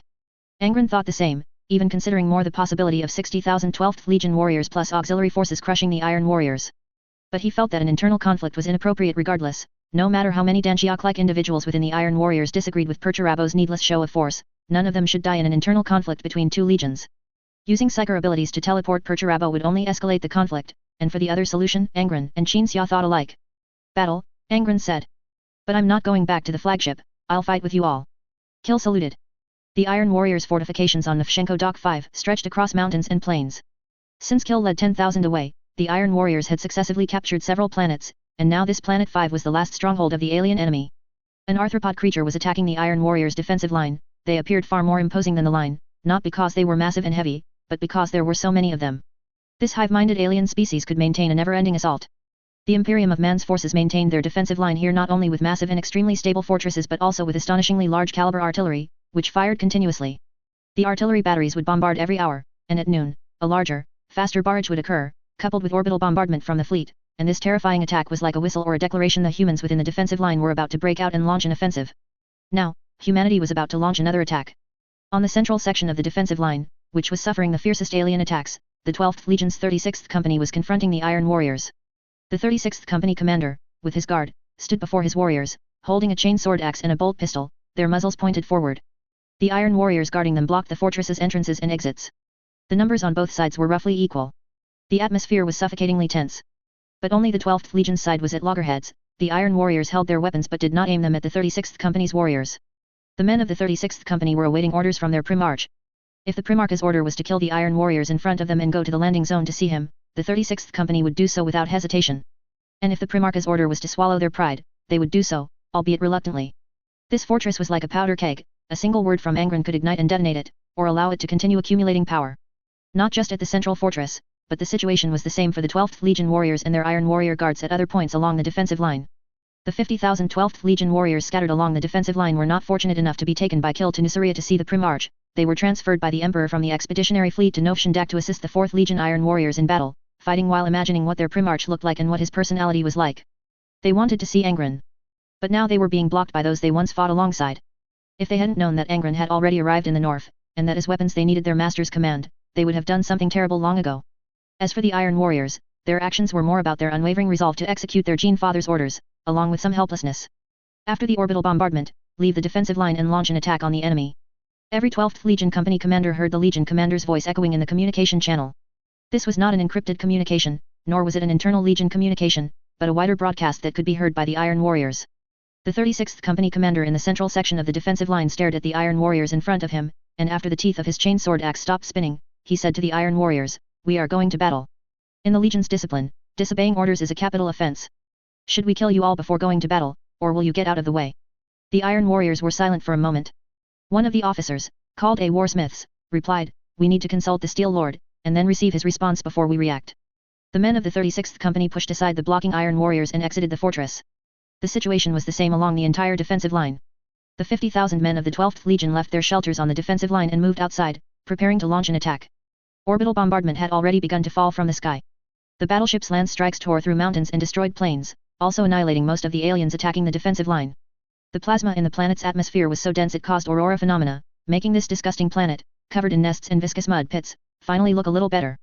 The aliens would quickly refill the craters in front of the defensive line, but before that, the offensive-minded 12th Legion would launch their attack. 50,000 warriors prepared for the assault, and before they stepped out of the defensive line, a number appeared on their tactical visors: 31. No harming of mortals is permitted. Kill's command voice sounded again. And the 50,000 men on the defensive line had already launched their attack. The 36th Company commander led his warriors across the craters left by the orbital bombardment, rushing towards the surging swarm of insects. Storm Raven gunships flew in formation over the 36th Company's heads. They were carrying massive objects, so their flight speed was not fast. The gunships provided fire support to the alien swarm ahead and slowly descended until they dropped one Baneblade tank after another, then changed direction and flew away. The company commander saw an unfamiliar device beneath the gunship. The device had no connection to the Baneblade tank it was carrying, yet it could suspend the tank. It was probably a miniaturized gravity manipulation technology. The gunships and Baneblade tanks were painted in white and blue, the colors of the 12th Legion. Once deployed, the Baneblade tanks immediately opened fire on the front, and the hatch of the leading tank opened, a space marine emerging to look back. Keptra. The 36th Company commander was surprised and delighted to see a familiar face. The space marine in the tank nodded in acknowledgement and then re-entered the tank. More war machines were being deployed to the battlefield. The next wave of arriving gunships again provided fire support to the large swarm of insects in front of the 36th Company. This time, what they dropped were not tanks, but Night Titans. A total of 40 Night Titans were deployed in front of the 36th Company and around the Baneblade tanks. They looked different from the common Knights of Night houses. They had a unified white and blue color scheme, and their weapon designs were also unified, meaning they belonged to an organization similar to a legion rather than a family that could display individuality.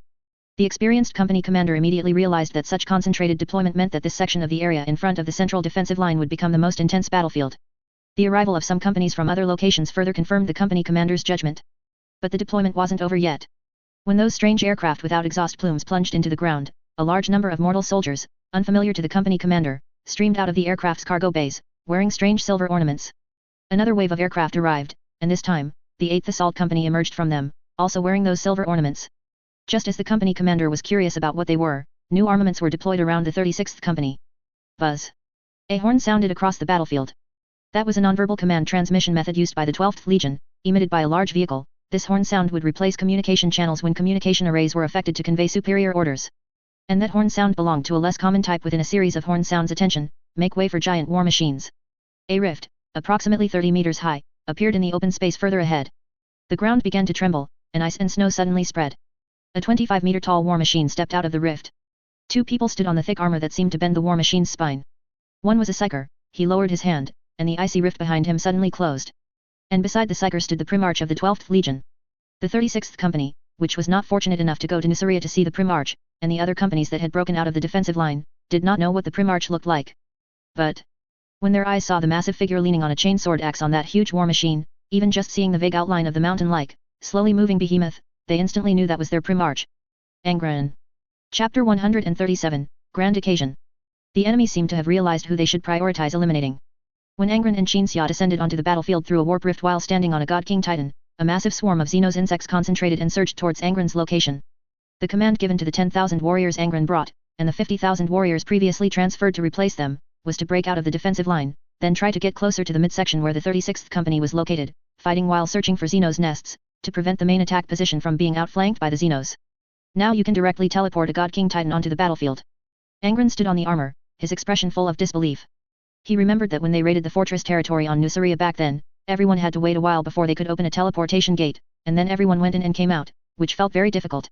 Later, the teleportation ability rapidly improved, but they had never attempted to teleport a war machine from inside a warship onto the surface. I feel like it was probably possible before too. Xia raised his hand, watching the Chinook snowflakes he unconsciously created fall onto his hand. It's just that I didn't dare to take such a risk. But something that happened before convinced me that my ability is very strong, and teleporting a Titan onto the battlefield is not difficult. Xia clenched his palm, and the Chinook snowflakes quickly melted in his hand, turning into a trace of Chinook energy that he sensed he could utilize. Opening a Chinook teleportation gate to teleport a Titan from a warship to the surface would drain Xia's Chinook energy completely. But the problem was that the Titan would pass through the warp, so it was as good as no consumption. Xia had spent 2 years exploring and researching the warp teleportation gate, an extremely convenient and surprising ability. The compass and markers previously used for warp teleportation were no longer necessary. He found that he could open a teleportation gate in a more direct way and tear open a rift in the most suitable place in the reality universe to pass through. It seemed like he could do it if he wanted to, but then again, not quite. For example, before the Houndstooth incident, tearing open a rift large enough for a warship to leave the warp and enter the reality universe was impossible. Attempts confirmed it was impossible. But on the Houndstooth, Xia was absolutely certain that he had torn open a rift without a navigator and made the ship appear precisely at its intended location. My Chinook talent is like the warp itself, its operating principle, how to use it efficiently, how to improve it, all are unpredictable and difficult to comprehend. Xia couldn't help but lament. Chinook talent, warp. These two words were like a switch. Whenever Angron heard them, a past scene would surface in his mind. The handsome gladiator named Caesar was about to use his ability as usual, and then his head exploded, and he died. Perhaps this peculiar Chinook talent has some undiscovered dangers, Angron pondered. In the future, for teleporting large objects, it's best to use that ancient void shield. With that, Angron turned to look at Xia. Xia lowered his head in thought, then suddenly murmured, perhaps this has something to do with where I am. When I am in the reality universe, the warp's influence is not significant, and the use of Chinook energy will be suppressed. Conversely, in the warp, I'm naturally in my element. Right, he didn't listen to anything I said. Angron felt a bit helpless. If you had ordered the Legion to deploy the army using the Void Shield's teleportation ability just now, I wouldn't have had to open a separate teleportation gate for the Titan. Xia finally responded, you insisted on testing the deployment speed of the ground forces without the ancient Void Shield, so what was I supposed to do? Wait for this Titan to be slowly placed on the surface after our assault is over. Never mind, Angron looked ahead. The automatic weapons on the God King Titan were bombarding the black flowing ocean in front of them. That wasn't an ocean, but an alarming number of Xenos insects. Most of those Xenos had no ranged attack capability, no strictly defined ranged attack capability, they could only spit corrosive saliva a few meters away. But there were still a few bugs that could spray a ball of venom, like a trebuchet. Those venoms, because they were too slow, could pass through the void shield, but even if they did, they were still easily blocked by the defensive force field on the Titan's shield. Making a dazzling entrance standing on the Titan's top armor is indeed impressive. Angron pointed at the flying venom balls on the ground, but I think we'd best get into the cockpit. I converted the cockpit into a storage room. Qin Xia looked troubled. With your big physique, there's no place for you to even sit down in there. As soon as he finished speaking, Angron raised his palm, signaling Qin Xia to wait a moment. Qin Xia raised an eyebrow, wondering what Angron wanted to say. So this war machine has always been remote controlled. Angron looked astonished. Back on Niue 2, when you stood on its head, it wasn't that you found a temporary pilot, but that there was no one in the cockpit at all, you were remote controlling it. This Titan, after being sent to New Guard 1 for modification, adapted better to my control methods. Qin Xia nodded, so I was remote controlling it. Angron was a bit stunned. He knew the power of the God King Titan. This war machine, when it first appeared before everyone, single-handedly defeated an armored force composed of Night Titans and a large number of light and heavy tanks. Assuming there was a tiny error in the control of this Titan, the consequences would be quite terrifying for both the enemy and their own side. You wouldn't think that the first time I used this thing, I sat in the cockpit, with my right hand on the joystick and my left hand on the buttons, making loud slapping noises, would you? Of course not, this damn thing's original control system didn't recognize me at all. After the New Guard 1 people dismantled the control system and replaced it with a new one, my control over it not only didn't weaken but strengthened. What's the difference between me being inside and being outside? The people fighting the bugs below and behind the Titan couldn't hear what the two were talking about at all. They would occasionally see the Gene Father and another person standing resolutely on the Titan during combat, and then some imaginations would surface in their minds. The Gene Father might be like this. He would open his mouth to comment on the shortcomings of Perturabo's defensive line layout. He would close his mouth to discuss how to achieve more victories and glory for the 12th Legion and himself, their Primarch, in the Great Crusade. He would be commanding, directing the situation, utterly heroic. Whether it was the warriors who came with Angron or those who hadn't seen Angron before, no matter what they thought, when they saw Angron appear, their fighting would become swifter and fiercer. They all yearned for the Primarch's approval. And the 8th Assault Company, and Captain Karn, who had previously had the privilege of participating in the operation to welcome back the Primarch, their fighting was more like familiarizing themselves with a new weapon and equipment. Assault companies were always the most forward-charging units, even within the 12th Legion, which specialized in annihilation warfare and was incredibly fierce in charges. The assault companies were the fastest to charge and the fiercest in combat. Karn and his company were quickly surrounded by the swarm, but they showed no signs of weakness. As his chain sword axe furiously hacked and slashed at a large, bloated bug, a bug hiding in the shadows sprayed venom at Karn. Karn noticed this attack. When he thought of defending, the silver vine, which was attached to his arm guard like reinforced armor, would shoot out, transforming into a semicircular barrier to block the incoming venom. When Karn pulled out his bolt pistol, ready to shoot the clever bug that ambushed him, the silver vine shot out and transformed into a spear in midair, piercing the clever bug's body, then returning to help Karn block another ambush he had noticed. Karn had an astonishing ability to learn and utilize new weapons and equipment. Others were not as good as him, but not far off either. Because of the silver vine's existence, the combat pressure was greatly reduced, and Karn even had the energy and time to ponder the principle behind this thing. As for the principle, that was, of course, unclear, but Karn at least concluded that this equipment from Nuceria had some extremely advanced psychic link technology that could read the user's thoughts and then react. It was like an extended limb. Regardless of the materials used, the various technologies, or other aspects covered, it was clear that they could no longer be traced or understood. The fact that this creation called Silvervine could still be produced in an ancient production workshop on New Guard 1 was an immense stroke of luck, given that humanity had lost a great deal of technology by now. They're using the Silvervine quite well. Angron withdrew his gaze from where the 8th Assault Company and the other 10,000 people also using Silvervine were fighting. Perhaps because they are smarter, react faster, and are more experienced, they appear more seasoned than the soldiers of the regular army who have used Silvervine for many years. Evident, Qin Xia nodded lightly. Just as the two were about to discuss more about the Nuceria equipment, a report suddenly sounded in the communication channel, interrupting their conversation. Father, it was Kill's voice, the 36th Company captain reports. 2 months ago, during an offensive operation, the 4th Legion's 47th Great Camp was dispatched to carry out a mission to destroy a Xenos nest, but they were intercepted by Xenos. That captain reported that the 47th Great Camp would pass by a human outpost from an unknown number of years ago, and they would most likely hold out there, awaiting reinforcements. After speaking, Kill fell silent, awaiting the Primarch's command. I thought the relationship between the 12th Legion and the 4th Legion was so bad, but it turns out my brother just doesn't welcome us much, Angron said helplessly, then quickly issued a command, dispatch the 8th Assault Company and the 18th Company to carry out the rescue. I will lead them personally. Kill was about to acknowledge the order when Angron added, have the others prepare to return to the defensive line. This attack is just a probing action. Once we return to the defensive line, I will formulate a more detailed battle plan. Yes, Kill acknowledged the order. Angron walked to the edge of the Titan's top armor, one hand holding Widowmaker, the other holding the heavy machine gun he had used in the Gladiator uprising. He loved that machine gun. Standing at the edge, Angron faced Qin Xia and patted his chest plate. Qin Xia glanced at Angron and nodded silently. The Titan advanced towards the dimly visible outlines of buildings in the distance, its numerous weapons beginning to clear a path through the Xenos swarm. Angron leaned back and fell, finally landing in the Chinook ice and snow sculpted by Qin Xia. World Eaters! Rescue our allies! Angron roared, bursting out of the snow, charging across the battlefield, like a whirlwind, single-handedly clearing a bloody path through the swarm. The 8th Assault Company and the 18th Company had already reached the Primarch's vicinity, with Captain Margot and Karn following at his sides. The other companies did not immediately withdraw, instead, they unanimously decided to follow the Primarch and fight alongside him for a while longer before retreating.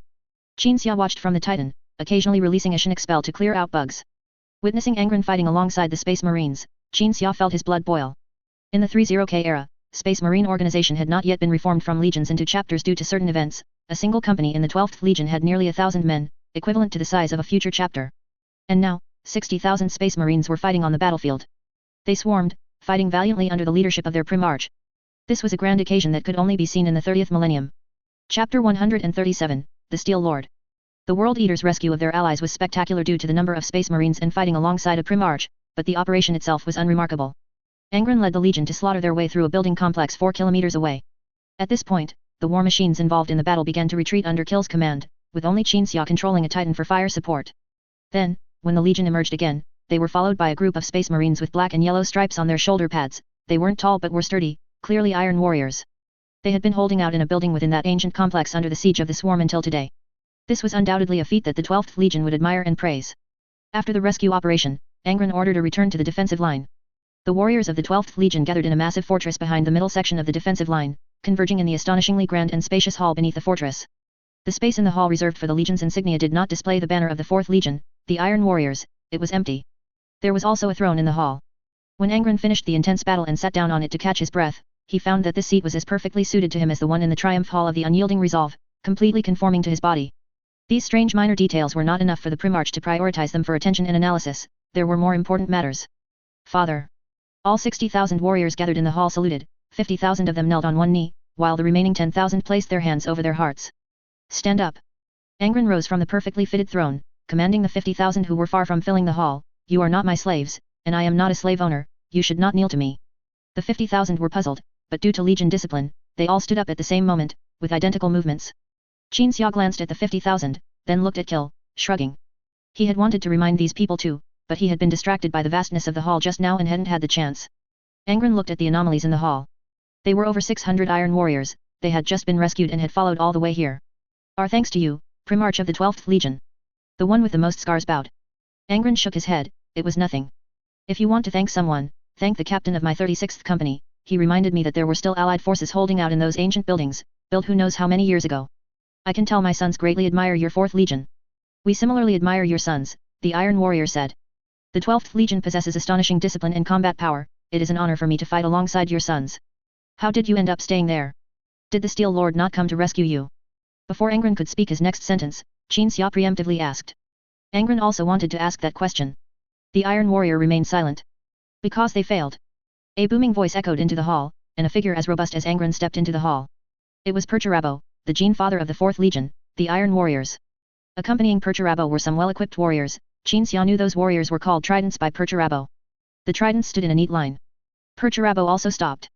Angron rose from the throne, looking at Perturabo with great surprise. It seems my eccentric brother has finally shown himself. Perturabo completely ignored Angron's somewhat greeting-like words, merely coldly ordering the newly returned Iron Warriors, get behind Lando Egg, you failures. The over 600 Iron Warriors unhesitatingly walked towards one of the Tridents beside Perturabo, standing behind that brother, Lando Egg, who served as the Gene Father's close attendant. I'm just here to take these failures away, lest they continue to disgrace me, Perturabo said, looking disdainfully at his sons, whom he regarded as failures, then slowly turned his gaze to Angron. I've been fighting in the north. The defensive line on this planet was established by me a year ago. A year? That fast? Angron was very surprised, beginning to ponder how such a large defensive line could have been established in a year.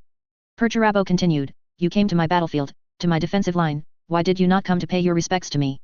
Father said you came from Nuceria, does that barbaric hellhole not have a concept of host and guest? Qinxia frowned, looking at Perturabo, his eyes shifting. Suddenly, he pulled out a small vial from behind him and gripped it in his hand. The vial contained anesthetic. One of New Star's 3 treasures. So the Emperor has already been here, Angron said, appearing relaxed in the face of the aggressive Perturabo. No wonder you knew my physique and custom-made a throne and a war fortress for me. Perturabo was suddenly speechless. A series of expressions appeared on the Steel Lord's face beneath his heavy helmet, with a different expression almost every half-second. Doubt, perplexity, solemnity, contemplation, anger, curiosity. And the emotions behind these expressions were accurately perceived by Angron. They seemed to be saying, how could you know? Then these emotions rapidly changed, finally turning into anger and hatred. Perturabo was clearly about to be put in an awkward position, so Qinxia helped Angron out. Your sons enduring such heavy encirclement until now is truly astonishing. If they were from the 12th Legion, even if the operation failed, this feat alone would exempt them from a mark of shame, Qinxia said.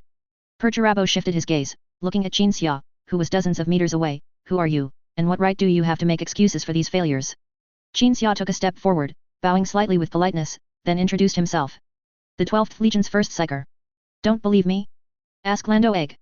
Qinxia looked at the trident named Lando Egg beside Perturabo. Old buddy, no problem, right? No problem, Lando Egg said. He quickly clapped a hand over his mouth, then accused Qinxia, sorcerer, you dare to control my mouth.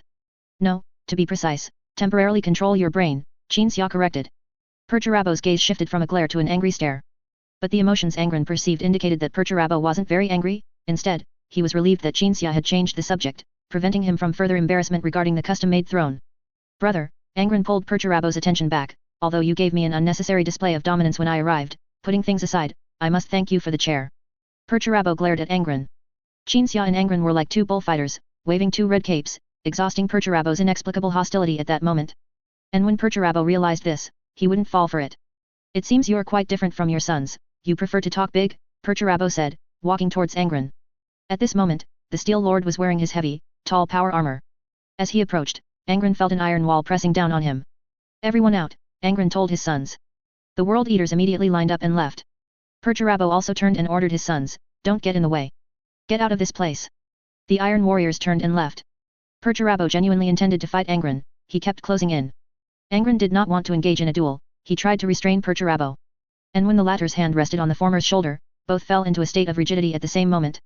A storm enveloped Angron. A storm composed of emotions. Under Qinxia's puzzled gaze, the rigid Angron felt numerous emotions, and the things derived from those emotions. Angron felt himself experiencing Perturabo's past and every one of Perturabo's feelings immersively, from Perturabo's perspective. Pride. Perturabo was a proud man, he believed he was inherently different. Anger. Perturabo was very angry. He had learned from the Emperor that Angron would arrive, and then he ordered the construction of this fortress and the seats in the underground hall. This was not out of any goodwill, but because Perturabo wanted to seize the initiative in this war, he wanted to command the 12th Legion and his 12 brothers, but felt he shouldn't command them for free, so he built a seat as a gift for Angron. He felt Angron should be grateful to him, but when Angron arrived, he didn't proactively go to see him in the core of the defensive line, which was a masterpiece he had built. Instead, he ordered the 12th Legion to launch a fruitless assault. He felt Angron was ungrateful. Resentment.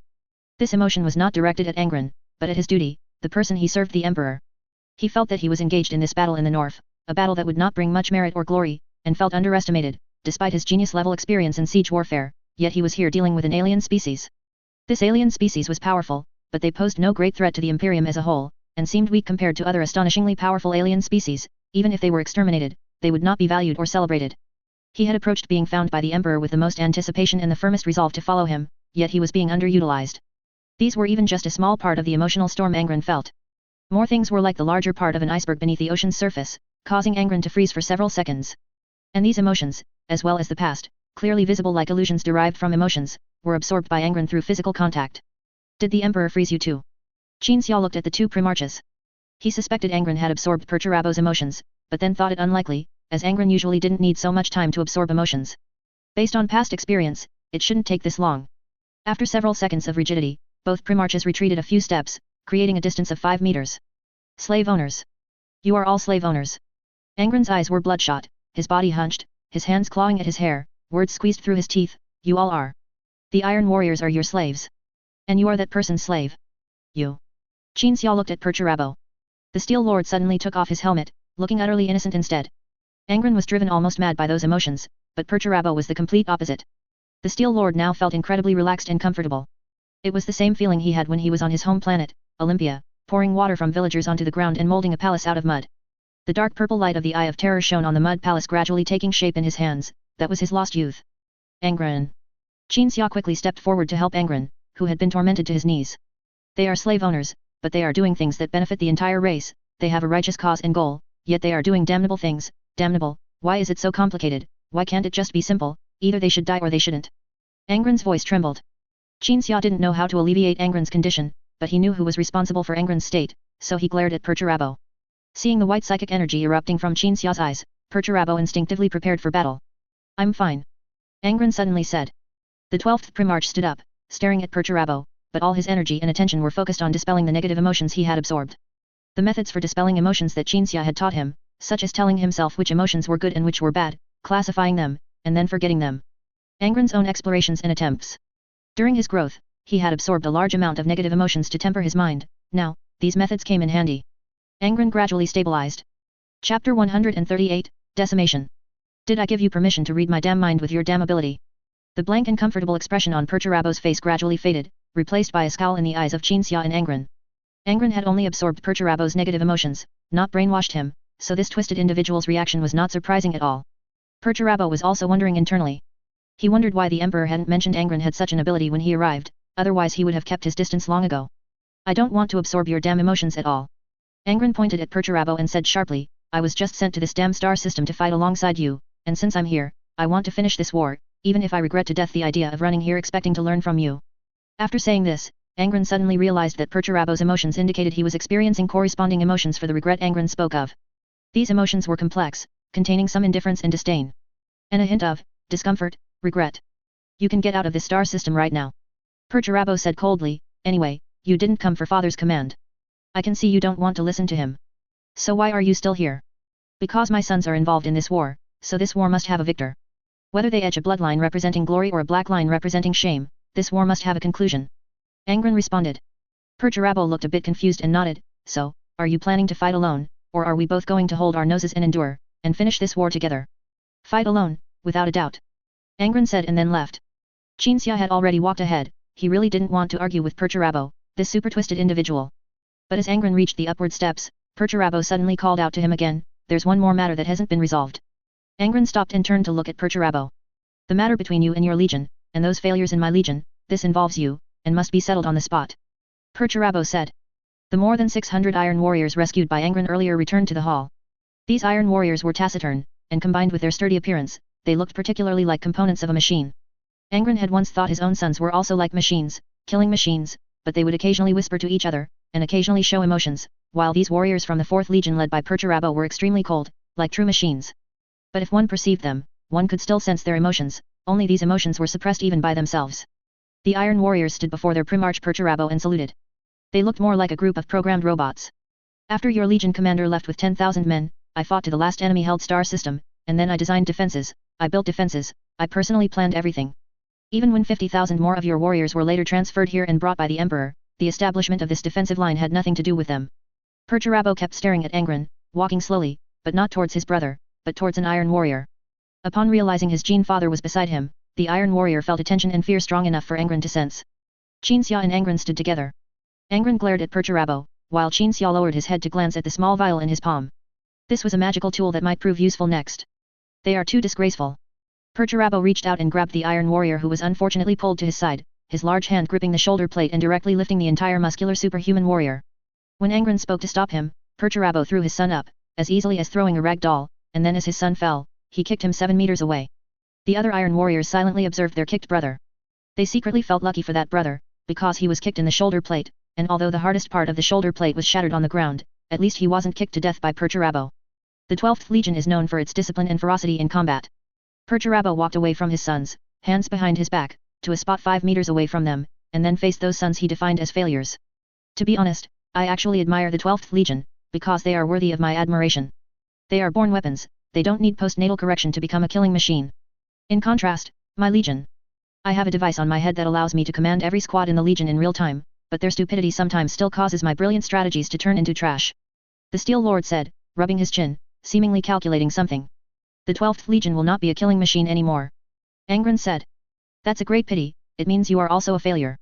Perturabo turned to face Angron, you, a failure, will turn an originally excellent Legion into a useless Legion, just like the 4th Legion before my return, which I couldn't correct. I feel sorry for your sons. Upon hearing this, Angron showed no reaction, because he felt his brother was abnormal, and his brother's words should just be ignored.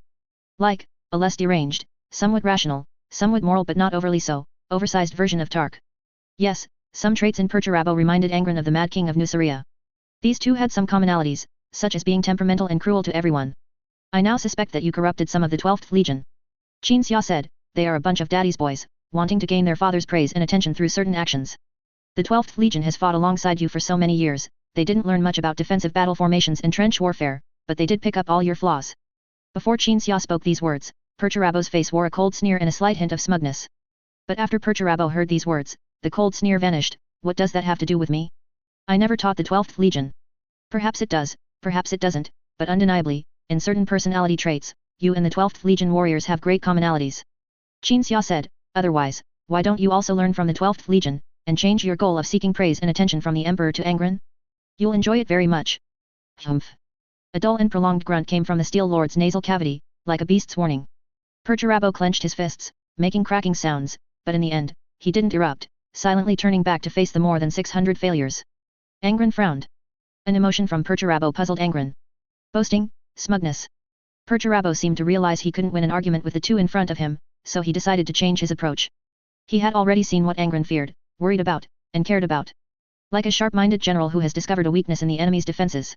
What's the point of me saying all this to you? Perturabo turned his head to gaze at his sons. The Iron Warriors gazed at their Gene father Perturabo. Perturabo issued a command in an understated tone, decimation.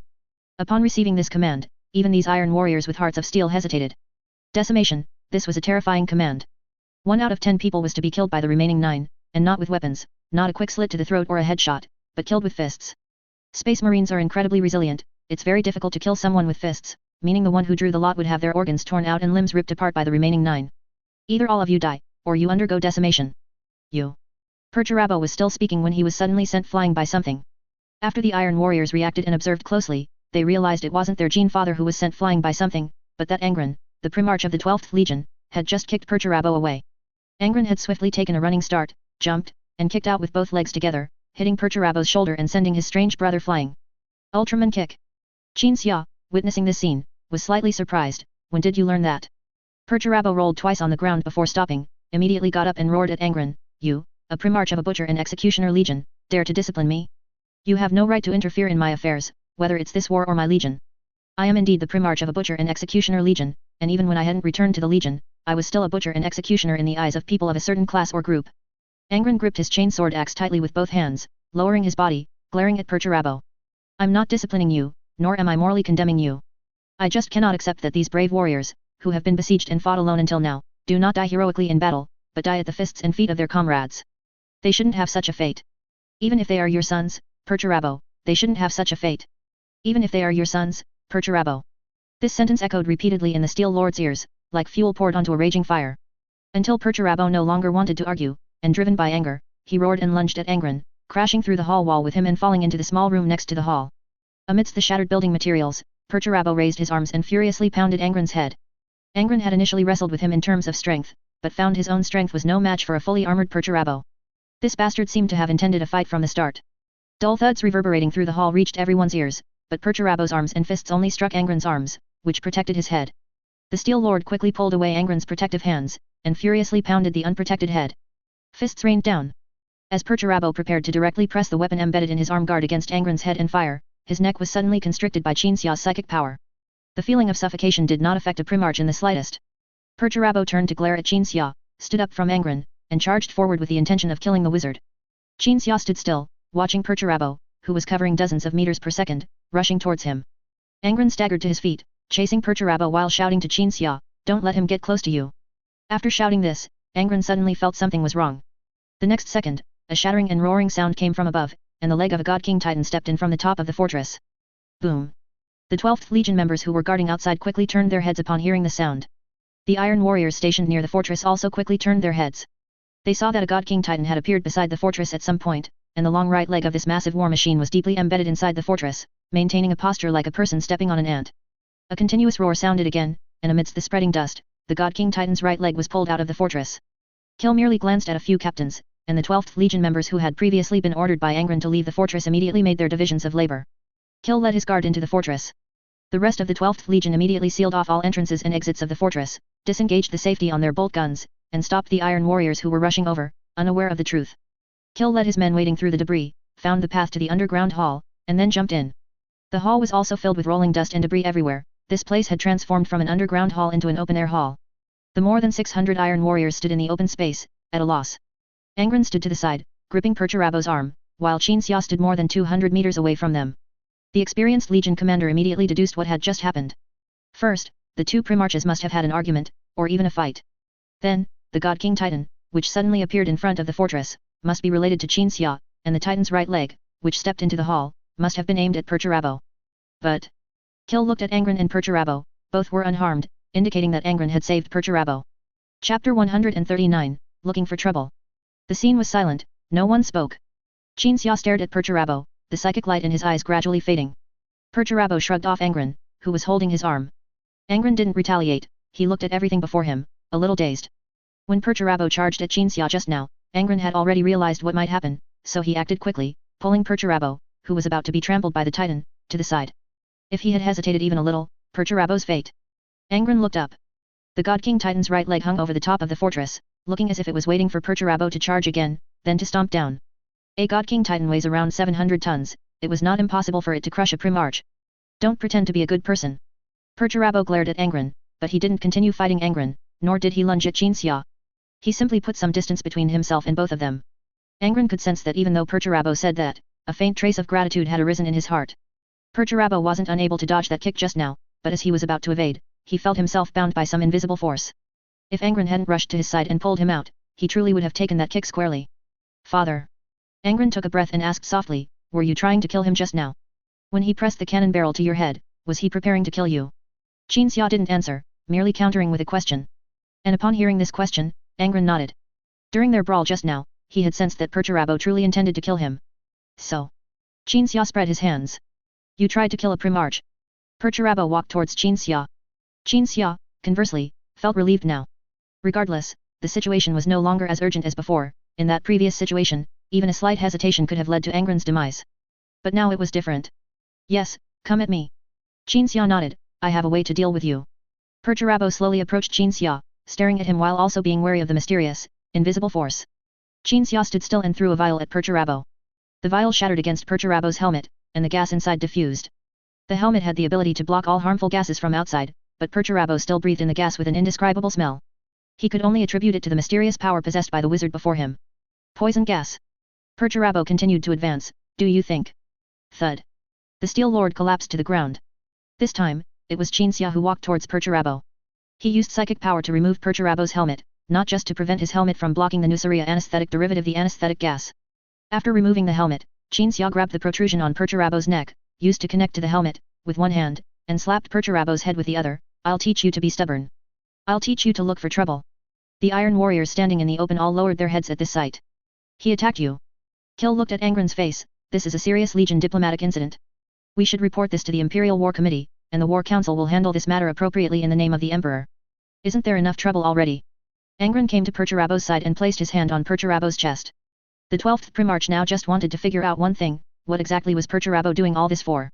Without relying on his own talent, Angron felt that even if he racked his brain, he wouldn't be able to come up with an answer.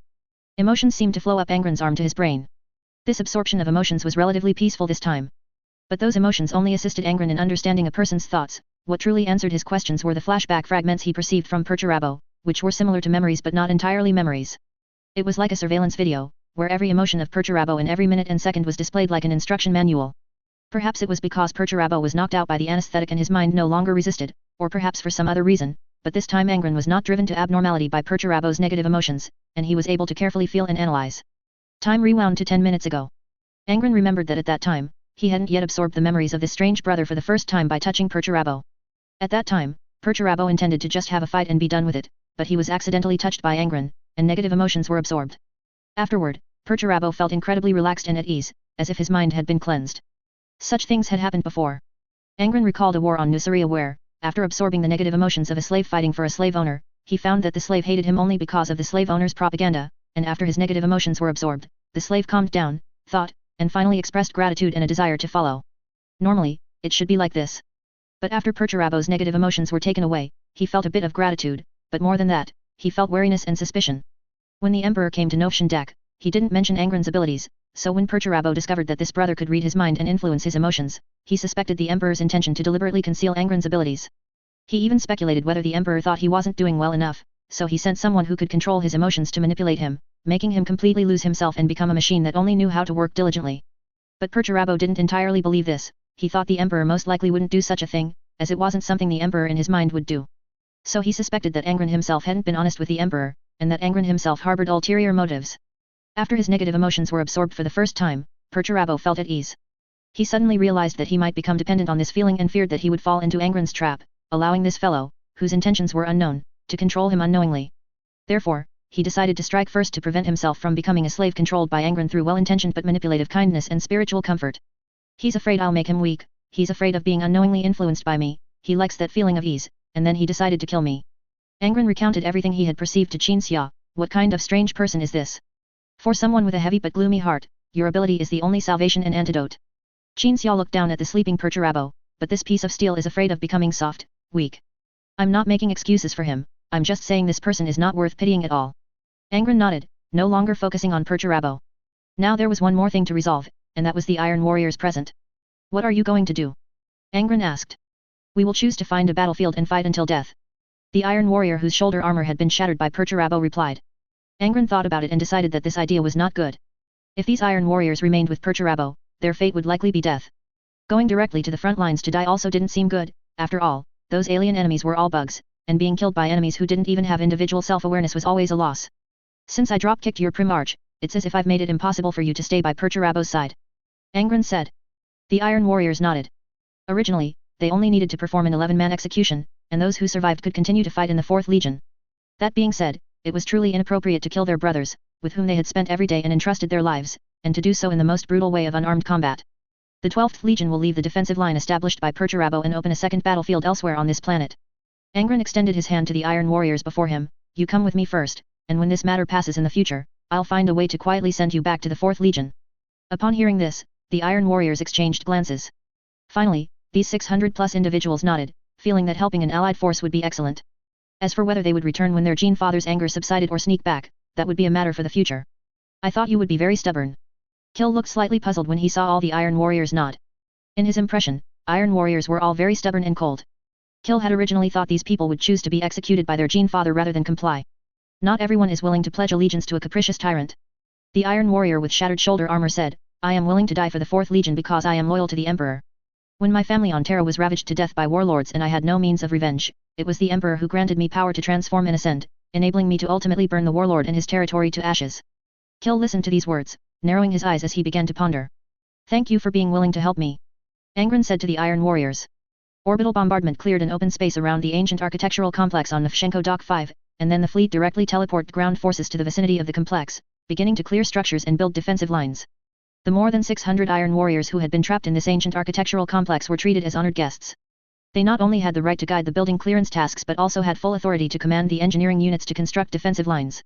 As the defensive line was being constructed, the God King Titan stood in the very center of the defensive line's foundation, providing fire support to the Space Marines who were intercepting the insectoid horde and covering the mortal engineering units constructing the defensive line.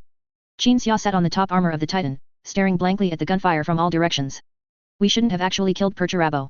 Angron suddenly climbed onto the Titan with his bare hands and sat in front of Qin Xia. That way, the two legions would fight each other, and we would be at an absolute numerical disadvantage.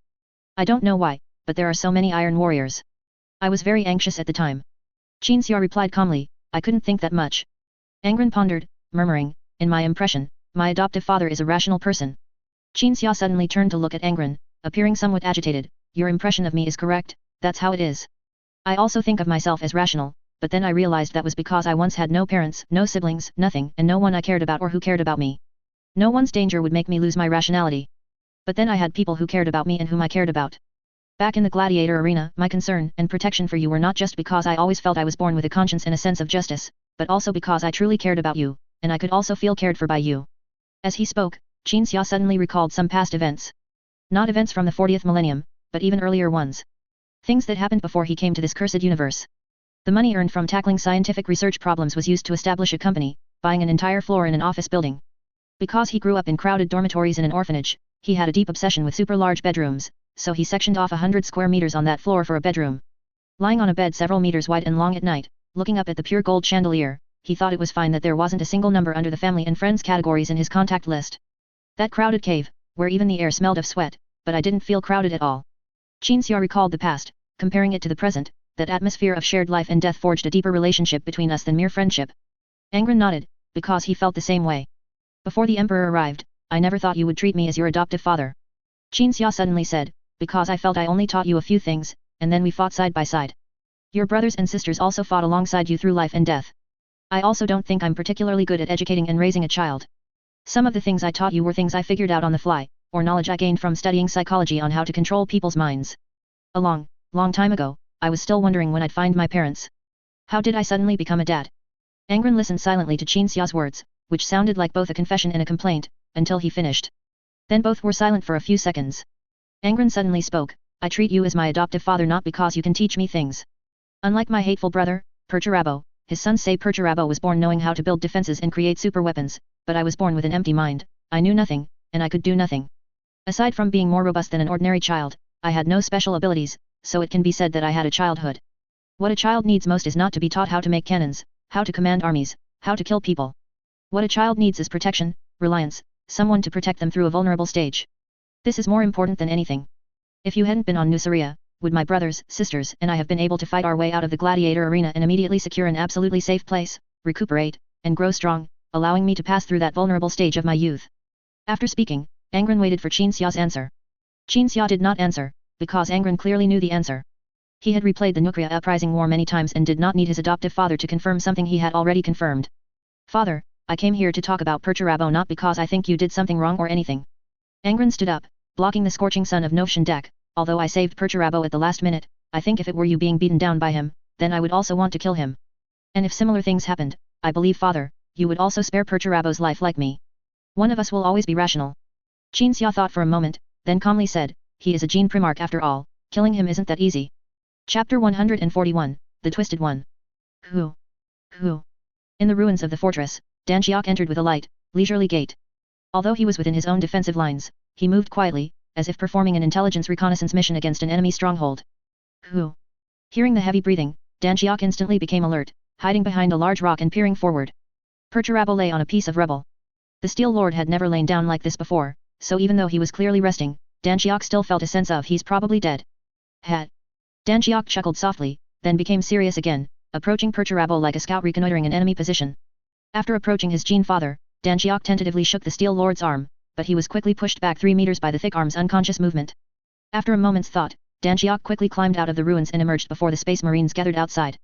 The Primarch is asleep. Upon hearing Danjiok's reconnaissance report, the Iron Warriors present were all incredulous. How could he be asleep? I've never seen him rest. As everyone pondered, an Iron Warrior, who had been born in the same place as Danjiok and conscripted at the same time, stepped forward and said with an even more contemptuous tone, I heard from the 12th Legion that Nuceria has a very potent anesthetic. Perturabo must have clashed with the 12th Primarch and been knocked out. As soon as he finished speaking, a burst of laughter erupted from the crowd. No one questioned the others, how can you call the Primarch by his name? These Iron Warriors present, to some extent, did not agree with Perturabo's rule, even if it made them outcasts in the Legion, targets of ostracism and punishment. They secretly retained their emotions and personalities, even though they might not have them after their modifications, this itself was a form of resistance. But Danjiok was not very sociable, and at this moment, he spoke up to stop them, the Tridents will be here soon, so we'd best watch our words. Regardless, he is our Primarch. I understand. His close friend put an arm around Danjiok's shoulder, after all, there are only a handful of people like us in the Legion. Besides our tiny faction of dissenters, 99.9% of the Iron Warriors completely obey Perturabo. Danjiok felt his friend was exaggerating. He believed Perturabo might change in the future, and disagreeing with orders like the decimation did not mean one had to go against the Gene Father. They're here. Someone warned. The Iron Warriors in front of Danjiok all fell silent, becoming as steady and calm as machines. The rest of the Legion had arrived, led by one of the Tridents personally chosen by Perturabo. We need to get our story straight. The 12th Legion's Primarch just sent word that we can say whatever we want about him. So I said we need to get our story straight, come up with an explanation, lest he vent his hatred for the 12th Legion on us. The Trident said to everyone. Hearing this, Danjiok realized that his close friend's statement, 99.9% of the Iron Warriors completely obey Perturabo, might not be entirely accurate. Perturabo, lying in the ruins, was unaware of what was happening outside. The Steel Lord did not fall asleep as easily and comfortably as it seemed, in fact, his mind was engaged in a climb. This was a very tiring dream. 921. 922. Perturabo climbed the mountain, counting each meter he ascended. With his Primarch eyes, he could not see the summit when looking up, nor the base when looking down, it was terrifyingly high. But Perturabo eventually climbed to the top. Upon reaching the summit, he discovered it was his home world, Olympia. The magnificent and beautiful buildings were hidden in the distant clouds, appearing like a fairyland. A very beautiful world. Father. Perturabo heard the voice and immediately turned, bowing to the Emperor standing behind him. The Emperor nodded slightly, gazing at the beautiful scenery beyond the mountaintop and the purple light spilling onto the surface from beyond Olympia. You hold a great deal of resentment towards me?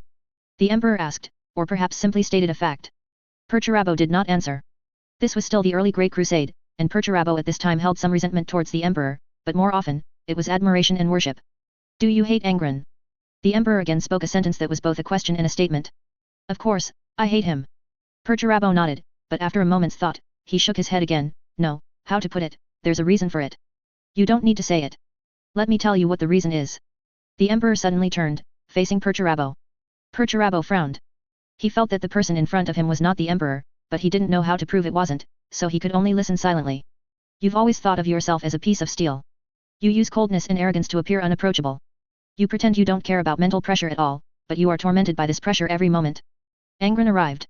His ability is unreasonable, just like your personality is unreasonable.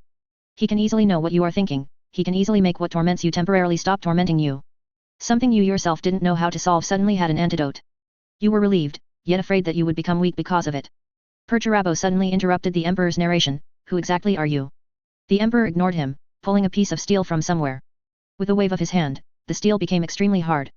He handed the steel to Perturabo, motioning for Perturabo to break it. Perturabo easily broke it. The Emperor took out many more similar pieces of steel and handed them to Perturabo. Perturabo took them and easily broke them again. A single person's strength is limited. I understood this principle centuries ago. The Emperor remained silent, then took out another piece of steel, which gradually began to corrode. Perturabo instinctively took it, then prepared to break it. But in a blink, he suddenly found his head being gripped by a larger version of himself, and his legs being squeezed by a larger version of himself. That larger version of himself exerted force with both hands. Perturabo was broken by Perturabo. Amidst the cracking sound of himself shattering, Perturabo suddenly awoke. The Steel Lord quickly calmed down, recalling the dream. First, he was certain that it was absolutely not a dream sent by the Emperor, because the Emperor in the dream felt more like some hidden thoughts deep within his own mind, or simply another side of himself. In a profound way, Perturabo could even realize who had caused him to have such a strange dream. Angron. Consider it retribution. Perturabo sat with his back against the rubble. Damn Angron, damn his ability, and damn him for not telling me about his ability. I'm damned too. Perturabo muttered to himself, with no one else around. At times he held his head in thought, at times he pounded his chest, at times he hesitated. Finally, the Steel Lord sat down again. He realized that the 12th Legion had already left the defensive line, but they should still remain to continue fighting. He then quickly deduced, based on experience, what the 12th Legion might be doing now. But thinking of this, Perturabo shook his head vigorously to clear the thoughts. Danshiok! Danshiok! Perturabo roared. Seeing no one come down, he continued to shout, I heard your voice. I know you came looking for me while I was asleep. Get down here. Now. An agile iron warrior quickly appeared before Perturabo. You are now my trident.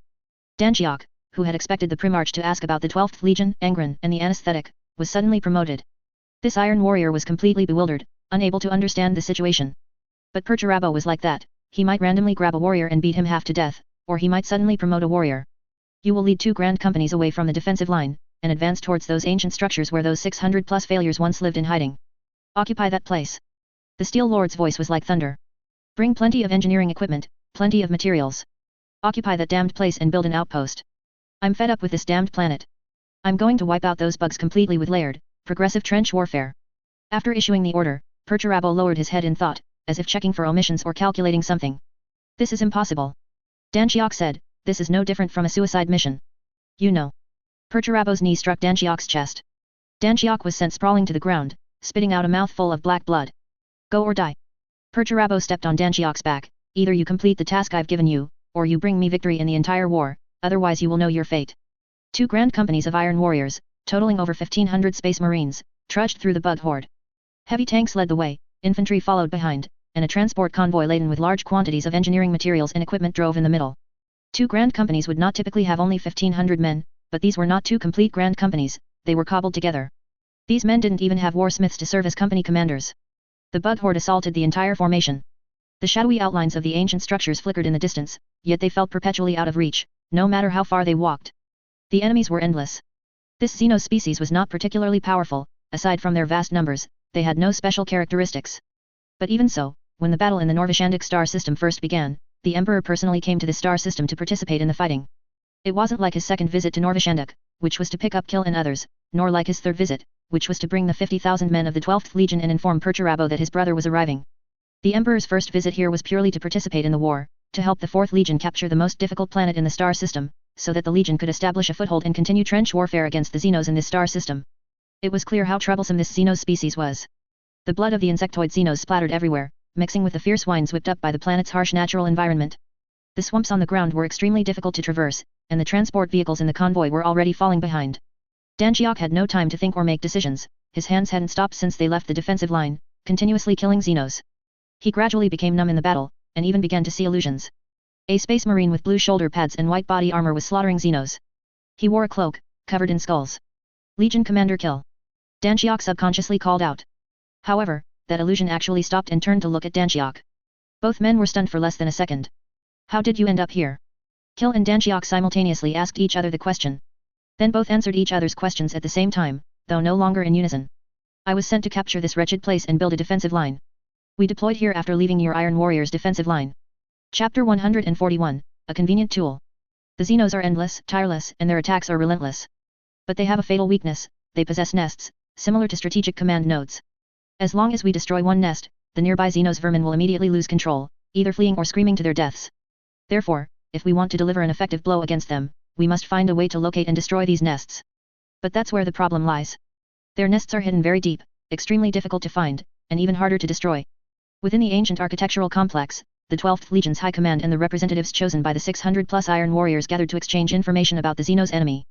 Qin Xiao listened intently, just like Angron, because he knew very well that the enemy he was about to face was one the Emperor himself had once dealt with, and he absolutely could not underestimate them. While everyone was seriously discussing and listening, Legion Commander Kill entered the room with Danjiok, silently standing in a corner and waiting.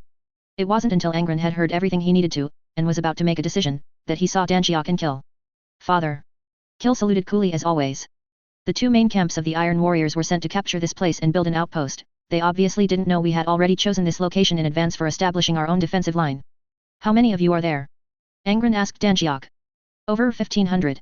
Danjiok's voice was low, deep, and even somewhat cold. Angron looked at Qin Xia. Qin Xia hadn't been too surprised by Perturabo's previous actions, because in his opinion, Perturabo was just that twisted. If others were good to him, it was wrong; if they were not good to him, it was also wrong. It was simply. But this time, Danjiok being brought over surprised Qin Xia, because he felt Perturabo had no need to do this. He wasn't so low as to send Legion warriors out to die for no reason. Why did Perturabo send you? Angron asked. Because he wants to repent. He's very sorry for causing trouble for no reason, turning a small matter into a big one, and then making two legions fall out. This was Danjiok's answer. Danjiok himself didn't think this was the truth, but there was a sense of vengeful pleasure when he said these words. And after saying this Iron Warrior even felt he was insane, wondering why he would utter such words. Then he quickly thought of the answer. Because the Primarch had sent him and a full 1,500 battle brothers on a meaningless, suicidal mission. If the 12th Legion hadn't happened to be here, it would have truly been over. Your emotions tell me that's not the truth, but it doesn't matter. Angron gestured for Danjiok to stand by his side. Danjiok stepped forward, and the meeting continued. Finding the nests is indeed not easy. Qin Xia, as always, not only identified the problem but also offered solutions. Two methods. First, use technological means to create devices for scanning underground cavities. The advantage of this method is that whoever has the device can find the nest, but some problems might arise, such as misjudgments, so the accuracy is not 100%. Second, give me some preparation time, and I, along with the 12th Legion's thinkers, will find a way to locate the nests using psyker abilities.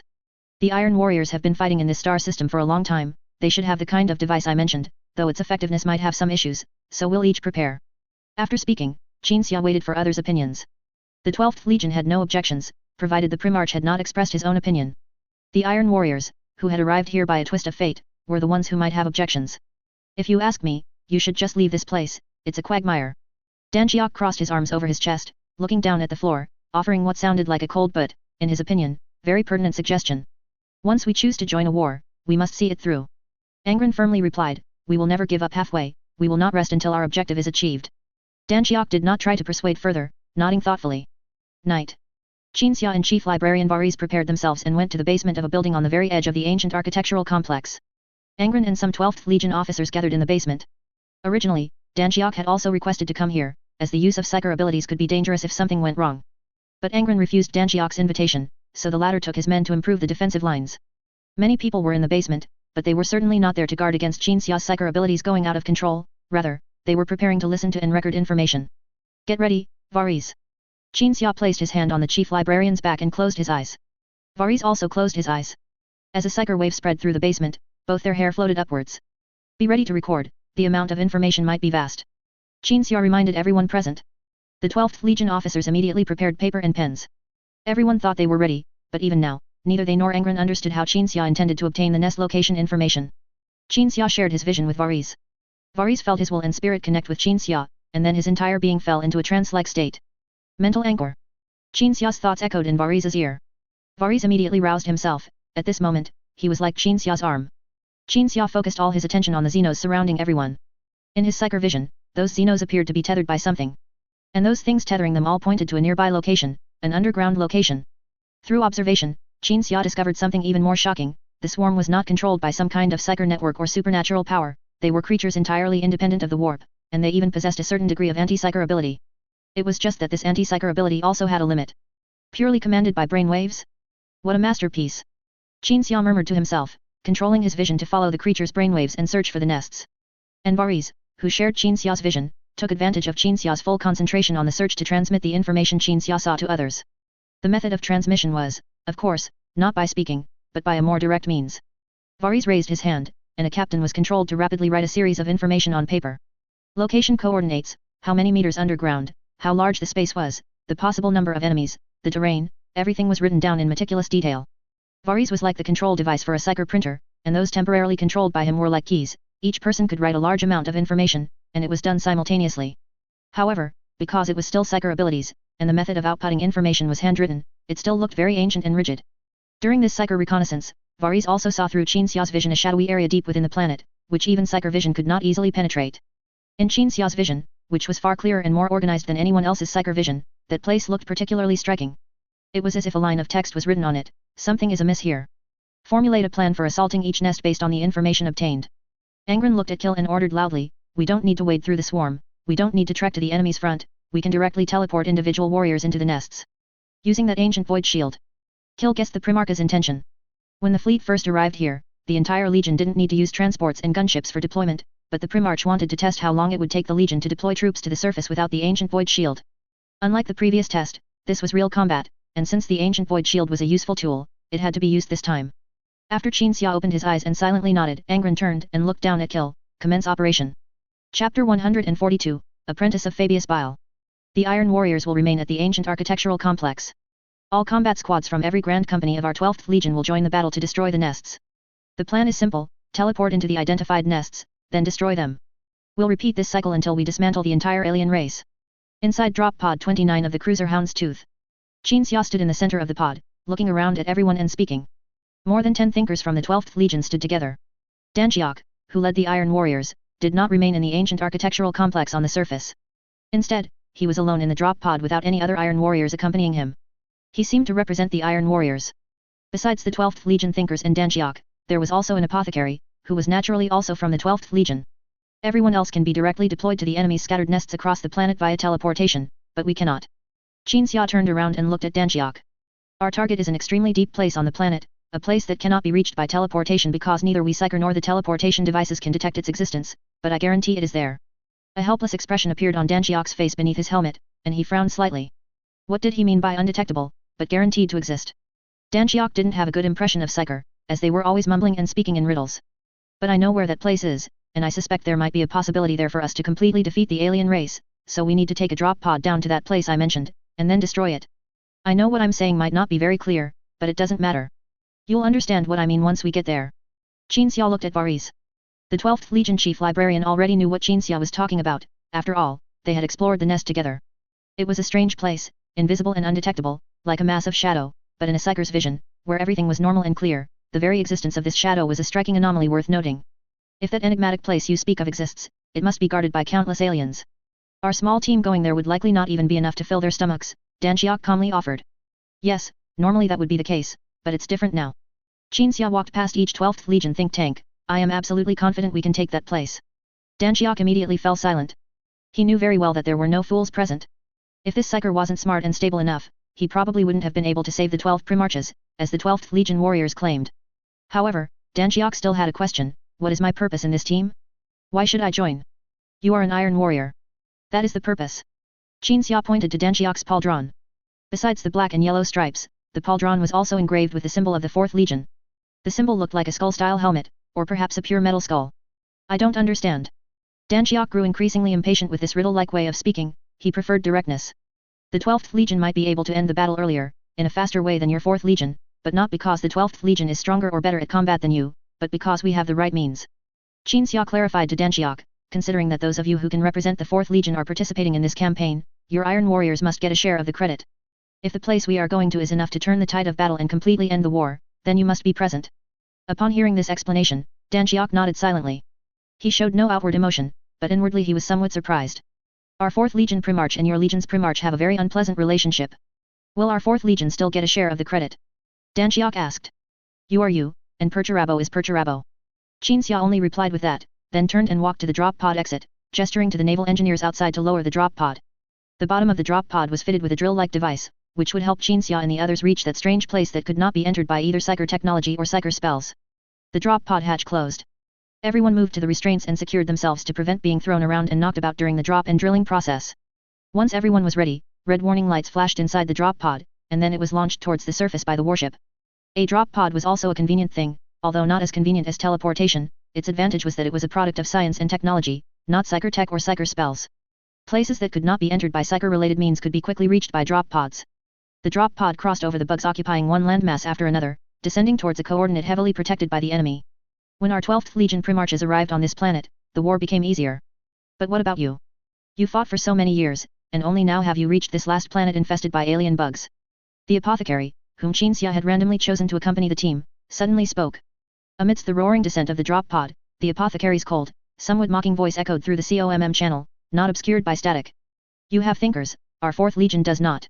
Dan Xiok defended the 4th Legion without hesitation. We can only use instruments to search for underground cavities, then fight our way through, searching. If it's a nest, we destroy it, if not, we have to fight our way back. We fought very hard and diligently. The apothecary was unconcerned. He seemed to harbor some inexplicable hostility towards the 4th Legion. Apothecary. Qin Xia asked, what is your name? The apothecary replied, Galan Suluk.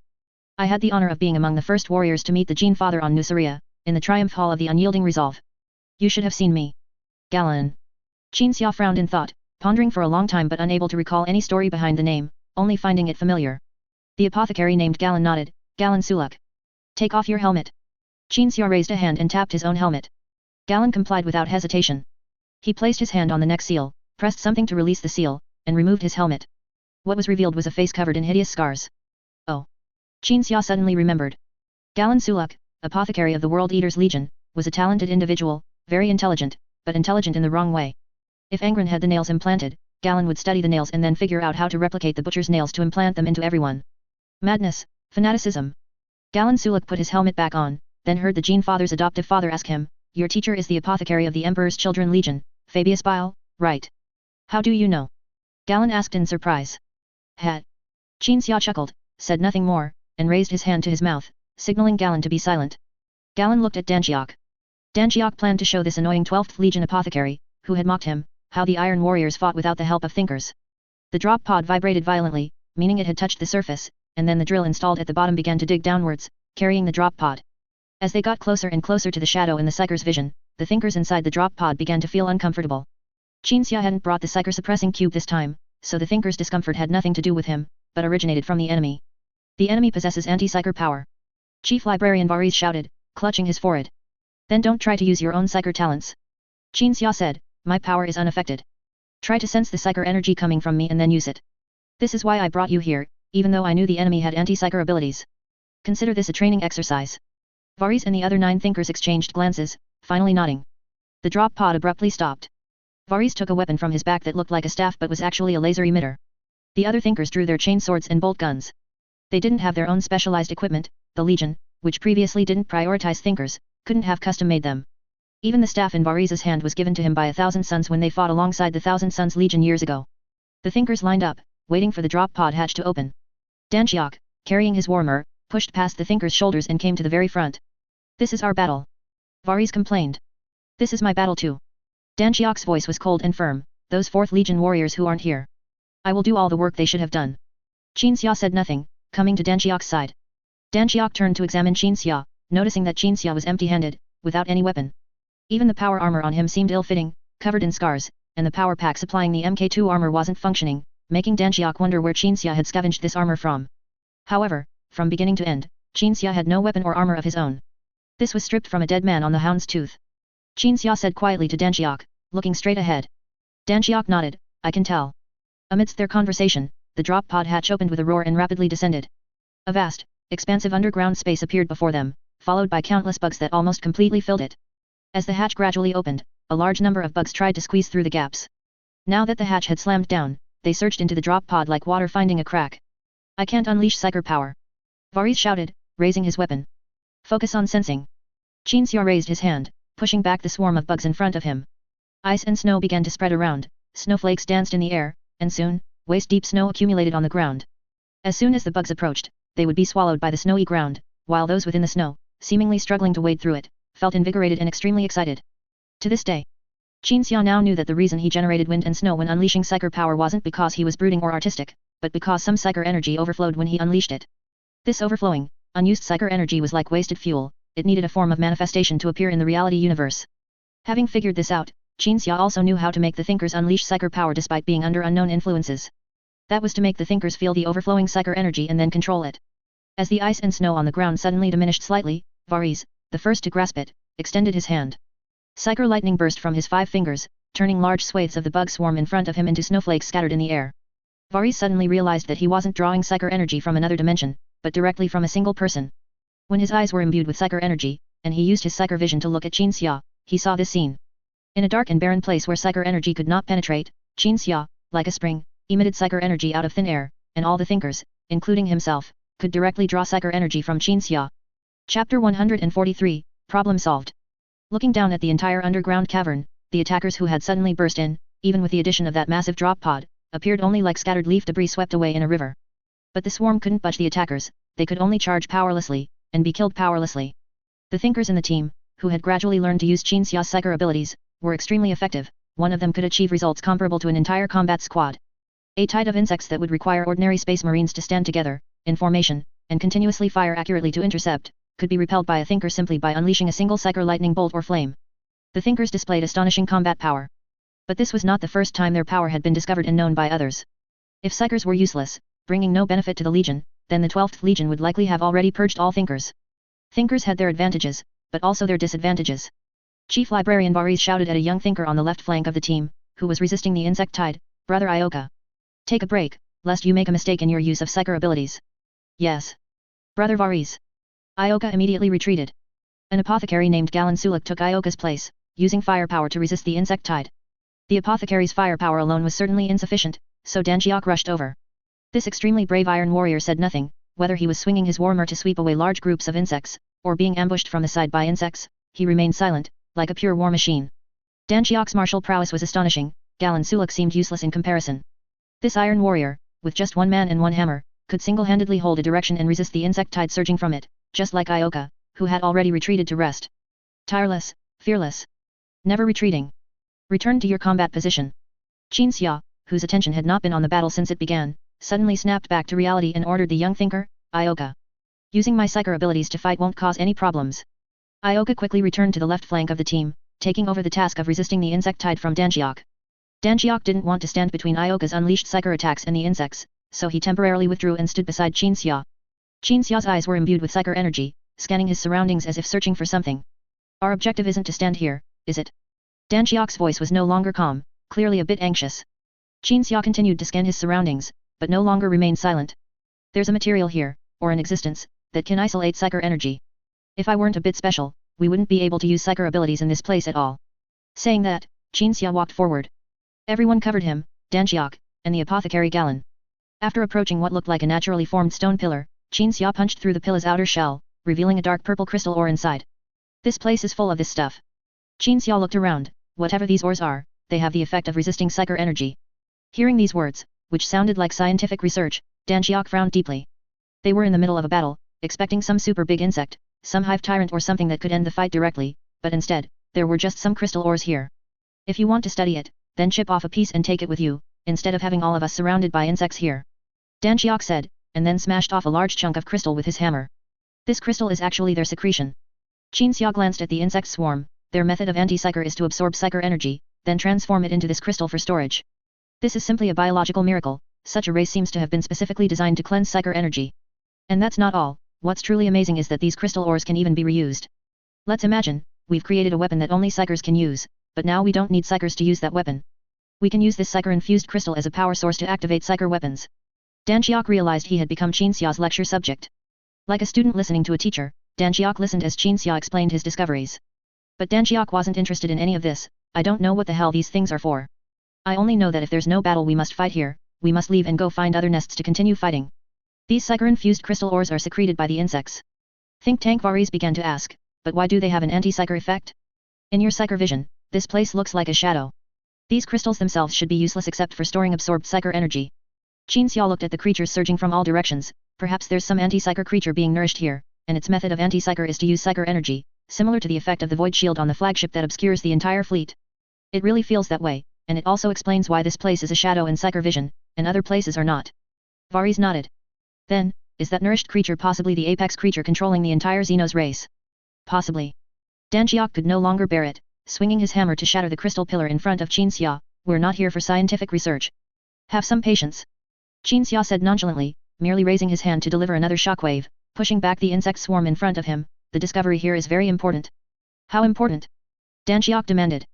Qin Xia replied calmly, so important that if Perturabo discovered this place, he could make tens of thousands of you die for this thing, and if you couldn't take this place, he would even execute 1 out of every 11 of you. That's how important it is. Impossible, he doesn't like these mystical things, and he doesn't believe in witchcraft in this world. Dan Chiok said. But when his 12th brother appears, he will believe it, and he will also think about how to defend against his brother's psycher talent. Qin Xia still replied calmly, he will be interested in everything here. Dan Chiok seemed to have been struck by something and could no longer argue.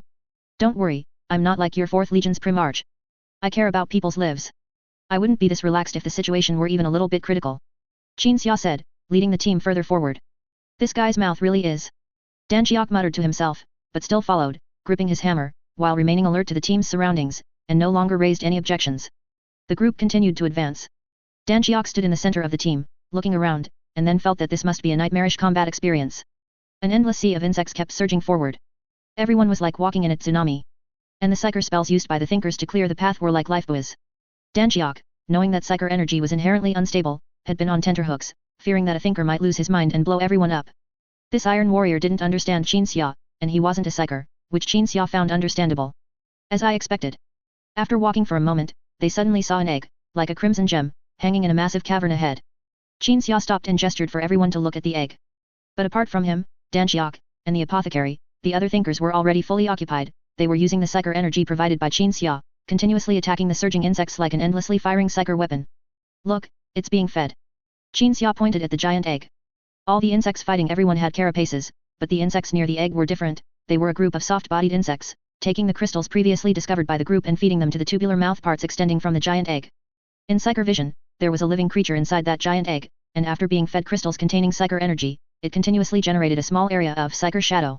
It was clearly the commander of those insects, but it didn't command the insects through psycher means. The psycher shadow was more like an anti-psycher defensive mechanism.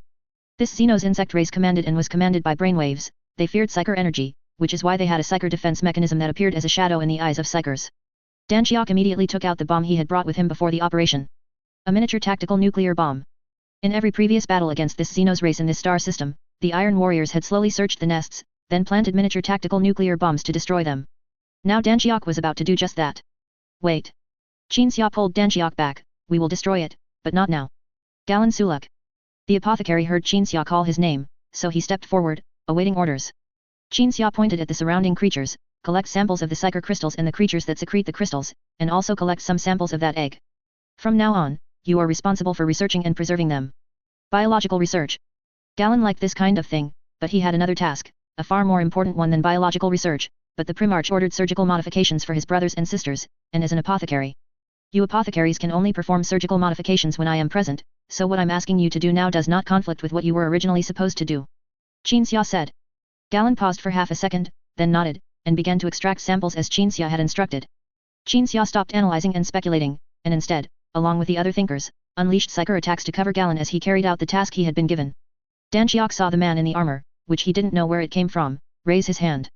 What was unleashed was not psycher lightning, but a shockwave that directly cleared a large area. The insects' bodies began to burn, inexplicably, as if someone had run up to them and thrown an incendiary bomb, but they had only been looked at by Qin Xia. Galan was heavily protected. A seemingly incredibly agile insect approached Galan, spitting venom, but it only hid an illusion of Galen reflected in the ice and snow. Logical, illogical, everything related to psychic energy became bizarre. Dan Chiok now knew why Qin Xia didn't use weapons, there was no need. When this guy stood here, he was a killing machine. Thinking this, Dan Chiok scanned the thinkers, and then realized that Qin Xia would also turn other psychers into killing machines. Galen had everything sorted out, collecting all possible samples, whether it was creature flesh, genes, blood, or the psyker ores secreted by the Xenos in this underground cavern.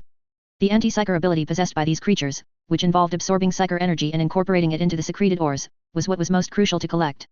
Give me the nuclear bomb. Qin Xia held out his hand to Dan Chiok. How do you plan to utilize everything here? As he handed over the nuclear bomb, Dan Chiok asked out of curiosity. Qin Xia took the nuclear bomb and asked Dan Chiok a question in return. If your Iron Warriors were to attack here, what would you do? First, we'd find this place, then bring many people to attack it, excavate passages, and bring war vehicles transporting massive amounts of weapons and ammunition. Dan Chiok speculated, we wouldn't use drop pods, because a small squad coming here would be suicide. The enemy's numbers are greater than our bullets. Qin Xia nodded, yes, because your 4th Legion doesn't like psychers, nor would you establish think tanks, and even if you did, you wouldn't have a think tank as stable as me. Dan Chiok thought, you're truly arrogant. When I personally came here and discovered that the creatures here counter psyker energy by absorbing it, then secreting it into crystals, feeding it to that giant egg, and through the giant egg releasing psyker energy to create a shadow that obscures the vision of psychers, I realized they had great potential. I will cultivate them, improve them, make them controllable, safe, and efficient. Qin Xia continued to explain to Dan Chiok. When your legion faces this enemy again, I can provide you with psyker-driven weapons or equipment, and then give you some of these creatures' secreted crystals to use as energy. This way, you can use highly efficient psyker technology without needing psychers. Hearing this, Dan Chiok suddenly felt that this matter held great promise and eagerly asked, will you provide the 4th Legion with those highly efficient psyker weapons you mentioned? Possibly. Qin Xia nodded, as long as Perturabo can take off all his armor and weapons, lay them on the ground, and then kneel and apologize. Dan Chiok frowned. I'm just using your legion as an example, I'm not saying that the technology derived from this discovery will necessarily be applied to you. Qin Xia said, gesturing for everyone to stand by his side. The giant egg had not yet been destroyed, the Xenos swarm's command chain had not yet been shattered, and no psyker-based teleportation technology could yet transport people into this massive nest. But the psyker shadow generated by the giant egg did not cover the entire planet, psyker energy couldn't enter, but it could exit. As the group vanished into the ice and snow, the tactical nuclear bomb was detonated. Chapter 144, A Very Bad Person. The aliens suddenly started to flee, losing control. At first, I thought they were just no longer attacking, but I didn't expect them to completely collapse. The defensive line is no longer under attack. Even our troops who penetrated deep into the nest are no longer being surrounded and intercepted. Kill reported the sudden strange occurrences to Angron. Angron listened silently, leaning on his chain sword axe, deep in thought. The sudden situation reported by the Legion commander was precisely the strategic effect Angron wanted to achieve. By destroying the nest, he could make the aliens in one area after another collapse, lose control, and turn into a group of beasts, instead of being like the semi-intelligent creatures with discipline ingrained in their DNA. This process might take several years, or even more than a decade. If the Iron Warriors became allies again and fought alongside the 12th Legion under unified command, it would be faster, but definitely not this fast. Against Gestalt or hive-minded creatures, decapitation strikes can achieve a decisive effect. Hearing the familiar voice, Angron quickly turned his head. He saw Qin Xia and 10 think tanks of the 12th Legion walking out of the snow together. Dan Chiok, a warrior of the 4th Legion Iron Warriors, and Galen Suluk, an apothecary, followed behind them. Dan Chiok, who had been quite critical during the recent operation, even carried a live bug on his back. Wait, Angron was a little surprised, so the place you went to really was the hiding place of the enemy's leader creature. Although I didn't have much hope myself when I went, it was indeed the case, Qin Xia said. It's not surprising, the leader creature could create a kind of shadow that, in my psyker vision, looked like it was saying, I'm here, come and kill me. It's surprisingly smooth, Angron didn't feel particularly surprised. A hive-minded creature encountering Qin Xia, who was skilled at revealing enemy positions for decapitation strikes, was like running into a gun. After accepting the fact that the war would completely end within a few days, Angron looked at Dan Chiok. The Primarch was about to say something, but he was momentarily dazed by Dan Chiok's complex thoughts and emotions at that moment. If the 4th Legion and the 12th Legion had gone to war before, Dan Chiok was thinking about this. Then he concluded that the consequences would have been unimaginable. Both the 12th Legion and the 4th Legion had fleets in the north. The former was at a numerical disadvantage compared to the 4th Legion, but they had think tanks and psychers. Fortunately, there was no civil war. As he thought, Dan Chiok suddenly recalled another legion from the Great Crusade, the Thousand Sons. The Thousand Sons were the 15th Legion, led by a Primarch named Magnus. He heard they were all sorcerers. Dan Chiok didn't believe this news was true. He thought it was more likely that the Thousand Sons Legion was characterized by sorcery and sorcerers, which is why others, without understanding, mistakenly believed that all Thousand Sons were sorcerers. Dan Chiok remembered he had once pondered why the Thousand Sons would use such terrifying power. Now he knew. Because that power was simply too convenient. Why? Dan Xiok thought. The 4th Legion had been fighting in this star system until now, and the battle process was always the same: stay in the defensive line, wait until they could attack, artillery barrage, then the warriors would rush out of the defensive line, search for the nest, destroy the nest, advance, and occupy. This cycle repeated endlessly, without pause. Even the act of searching for the nest itself was very difficult. However, when the Primarch of the 12th Legion arrived, he brought some sorcerers. The sorcerers easily found the location of the enemy's nest, and even had an unexpected gain, directly finding the location of the enemy's leader creature. Then everyone, with transparent information, directly went in to kill it. And then, the battle was over. Because the enemy's leader creature was dead, although it was killed by a tactical nuclear bomb, without psyker abilities, let alone a dozen people getting to it through a sea of bugs, it would have been difficult to even find it. Warrior. As Dan Xiok was contemplating, Angron suddenly called out, pulling the Iron Warrior's attention back to reality. We still need to conduct some military operations until we ensure that all enemies on this planet have collapsed and lost their combat effectiveness, Angron said. But I think it's time for our 2 legions to begin negotiations. Negotiations. Dan Xiok frowned. Angron nodded. If the enemies we face can leave behind spoils of war, we should discuss how to divide them. We did join the battle midway, but we also contributed, didn't we? The 12th Legion gains ownership of Nefshenko Dock 5, Qin Xia stated the most important demand on behalf of Angron. We can discuss the rest later. Dan Xiok remained silent. He suspected whether Angron had perceived what he was just thinking, perceived his internal questioning of this victory, and was therefore deliberately punishing him. If I negotiate on behalf of the 4th Legion, or if I go back to the Primarch and tell him, both are dead ends. He has fought in this star system for so many years, but he still has to negotiate with the 12th Legion because the 12th Legion played a decisive role. He won't be convinced.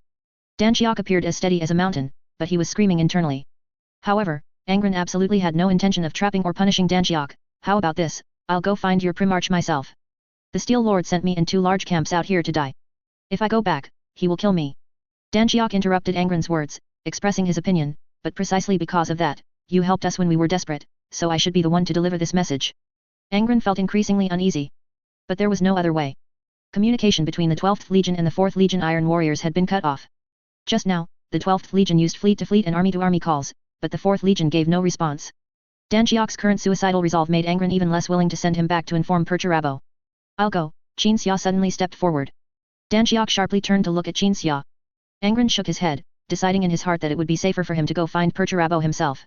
I'll go with you, Qin Xia added. Angron felt a sudden difficulty. He didn't know if Perturabo would be angry because he felt his honor was stolen, if he would cause trouble, if they would fight again like last time, nearly to the death. At this moment, no one knew that there was an Iron Warrior outside waiting for Dan Xiok. This Iron Warrior himself didn't know that his communication system had been adjusted to receive mode at some point. This meant that the conversation currently taking place was being transmitted, without a single word missed, to a few kilometers away. In a secret room beneath a fortress, somewhere within the defensive line far more massive and grand than the one built by the 12th Legion and a small number of Iron Warriors, where even detection waves could not penetrate. The 4th Primarch, Perturabo, squatted in a corner, listening to the words coming from the communication system. The secret room was filled with fragments and debris. After just learning through eavesdropping that this war had been swiftly concluded by the people of the 12th Legion, the Steel Lord had already erupted in anger. And now, the Steel Lord squatted in the corner, listening, but he didn't look calm at all. If Angron were here, he would be startled by the complex and volatile emotions in the Steel Lord's heart. Dan Xiok, that idiot. He doesn't understand what I mean at all. Idiot, damn it. Perturabo crushed the fortress model in his hand, cursing the offspring he had driven out. And upon hearing that they had ended a protracted war, yet were arguing about who should go to see Perturabo, Perturabo leaned against the wall. Disappointment and sadness filled the Steel Lord's heart. He slowly raised his head, looking at the ceiling of the secret room, and muttered a question to himself, it seems I am a very, very bad person. There was no more anger, no more disappointment or sadness. The Steel Lord listened silently, listening to his brother, his rather beloved offspring, and that strange sorcerer negotiate a result to come to him together. Perturabo lowered his head in thought, wondering what attitude he should adopt to receive Angron.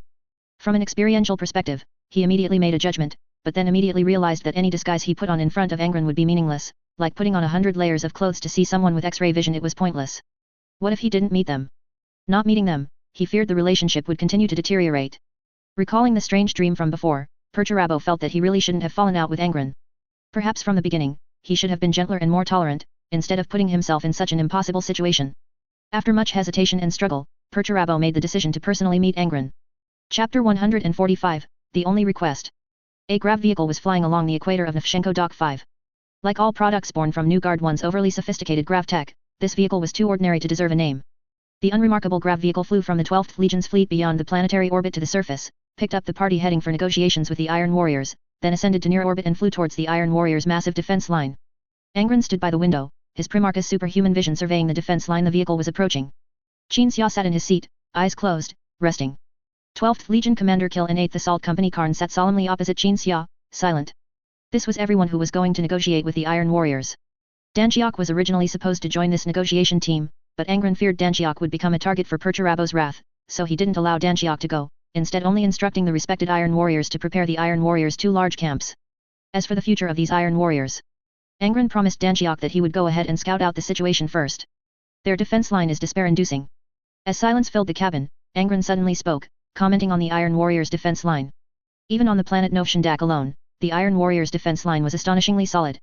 Trenches, fortifications, fortresses, these things weren't just built by piling up manpower and materials, each of their fortifications had many uses. For example, those trenches and some seemingly easy to breach fortifications would concentrate the attacking force, and then the firing fields of nearby bunkers and fortresses would perfectly cover those so-called weak points, inflicting unimaginable casualties on the attackers. Perturabo was a master of positional and defensive warfare, Angron had no doubt about that. If we and the Iron Warriors were enemies, could we take their defense line? Angron suddenly withdrew his gaze and asked Kill. In your name, no defense line can avoid being breached by the 12th Legion, Kill replied very honestly. It's just that we would have to pay an astonishing price. Karn echoed the Legion commander's words, the 12th Legion excels at offense. As long as you give the order, the World Eaters will achieve your offensive objectives at any cost. Angron was just asking. He had been studying strategy, and when he saw a defense line, he would ponder how he would attack it, whether it was an allied defense line or an enemy's. Such behavior, in Angron's view, would allow him to improve further. The war is over, Kill said. The Legion commander's gaze, beneath his Mk2 helmet, turned towards Qin Xia.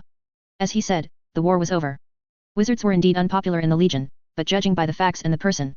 Kill believed that this wizard named Qin Xia had not only been gracious to the 12th Legion regarding matters of the Primarch but also in the matter of eliminating the alien species in the North Star system. The 12th Legion, skilled in offense, also had to search for and expend great effort to destroy the alien species nests, then engage in prolonged cyclical warfare. However, Qin Xia and the Thinkers played a significant role, choosing the right method to swiftly end this war. Was Qin Xia the kind of wizard who could fix everything just by showing up, like the Emperor? Kill didn't think so. But Qin Xia chose the most correct method and the best tactics to deal with this war, so it achieved astonishing results, just as on Nuceria, they used the most correct method to take down the most stubborn fortress. The emotions arising from Kill's thoughts were perceived by Angron. Angron nodded, you still have something to say. Yes, father, Kill admitted. I personally believe we should leave the North Star system and embark on our own great crusade, belonging to our 12th Legion. Negotiating with the Iron Warriors is not necessary, we don't need to risk discussing things at their defense line. Nefshenko Doc 5 must belong to the 12th Legion, Qin Xia, who had been resting with his eyes closed, still kept them shut but spoke. This involves one of my studies. I want to weaponize and ammunitionize my extremely stable psychic energy, which will qualitatively enhance the combat power of the 12th Legion. Upon hearing this, Kill placed his hand over his heart. This was a salute, and also a gesture of agreement indicating that he did not object. The alien species here could devour psychic energy and then produce crystals containing psychic energy. Kill was a Legion commander, his experience allowed him to understand what this meant without even having to think. Those crystals were like ammunition. If psychic weapons or devices were to be manufactured in the future, there would be no need for Qin Xia to be present to open psychic portals, or to create shockwaves that could turn hundreds or thousands of enemies into fragments. Even a new recruit from the Mortal Auxiliary Army, as long as he held a crystal and a device that could release psychic spells, could use psychic spells by loading the crystal into it like using a weapon. This would qualitatively improve the Legion's combat power. But the problem was, Kill said, the 4th Legion Iron Warriors have been fighting in this star system until now, and they have made great sacrifices. In the Iron Lord's eyes, we are more like fruit pickers. Gaining control of Nefshenko Doc 5 and the mining rights for its crystals through a negotiation, it's understandable that this won't be easy. So father and I have made 2 preparations, Angron said. If Perturabo is unwilling, then we will leave here and find a way to achieve our goal using the alien species genes we have obtained. Yes, Kill responded. The grav vehicle showed a clear descent. When it stopped, the hatch opened. Go quickly and return quickly. If anything happens, remember one thing. Brown, who was once again acting as the pilot, said through the communicator in the cockpit. I'm not just a pilot or a master statistician, I'm not good at fighting, but I have combat capability. Angron nodded and was the first to step out of the grav vehicle. The Iron Lord still did not personally greet them, but this time he appointed a trident to welcome his brother. It was the trident named Lando Egg. The Primarch is waiting for you in the war hall, Lando Egg said. I will take you there. Qin Xia, Kill, and Karn were preparing to go with Angron, but as Lando Egg led them into one of the most magnificent fortresses, he suddenly stopped. The Primarch is in a good mood. You don't need to follow, please rest for a while. After Lando Egg finished speaking, 3 Iron Warriors stepped forward, gesturing for the trio to follow them. Angron turned and nodded silently to Qin Xia, indicating that there would be no problem. Qin Xia thought for a moment, then gestured for the Iron Warriors to lead the way. The three separated from Angron and were led to a room that, by Iron Warrior's standards, was very luxurious. The gate closed, and the three waited in the room. Perturabo sat on his throne. Beneath his black robe, his towering, robust body was hunched, and his eyes were tightly shut like city gates. Danchiok, who should not have been here, knelt before his primarch. Danchiok had promised Angron to wait, but he did not do as he promised. Instead, he returned to the defense line one step ahead. He had returned alone. And then, we helped the 12th Legion destroy that largest nest. Danchiok had already recounted all his experiences since leaving the defense line to Perturabo. Perturabo had ordered him to lead 2 large camps to the ancient ruins to establish a defense line, but the 12th Legion had already gone there and established one. So the mission was still not considered complete. Danchiok, like others, feared Perturabo's wrath, but he still decided to come. He felt that Angron was, after all, an outsider. If he relied on Angron to speak good words or something, the more than 600 Iron Warriors who had previously gone with the 12th Legion, and the 2 large camps he had taken out, would probably never be able to return to the Legion. How much effort did you and your 2 large camps put in? Oh, right, and those 600 failures, how much effort did you put in with them for the 12th Legion? Unlike the furious outburst Danchiok had anticipated, Perturabo's tone was very calm.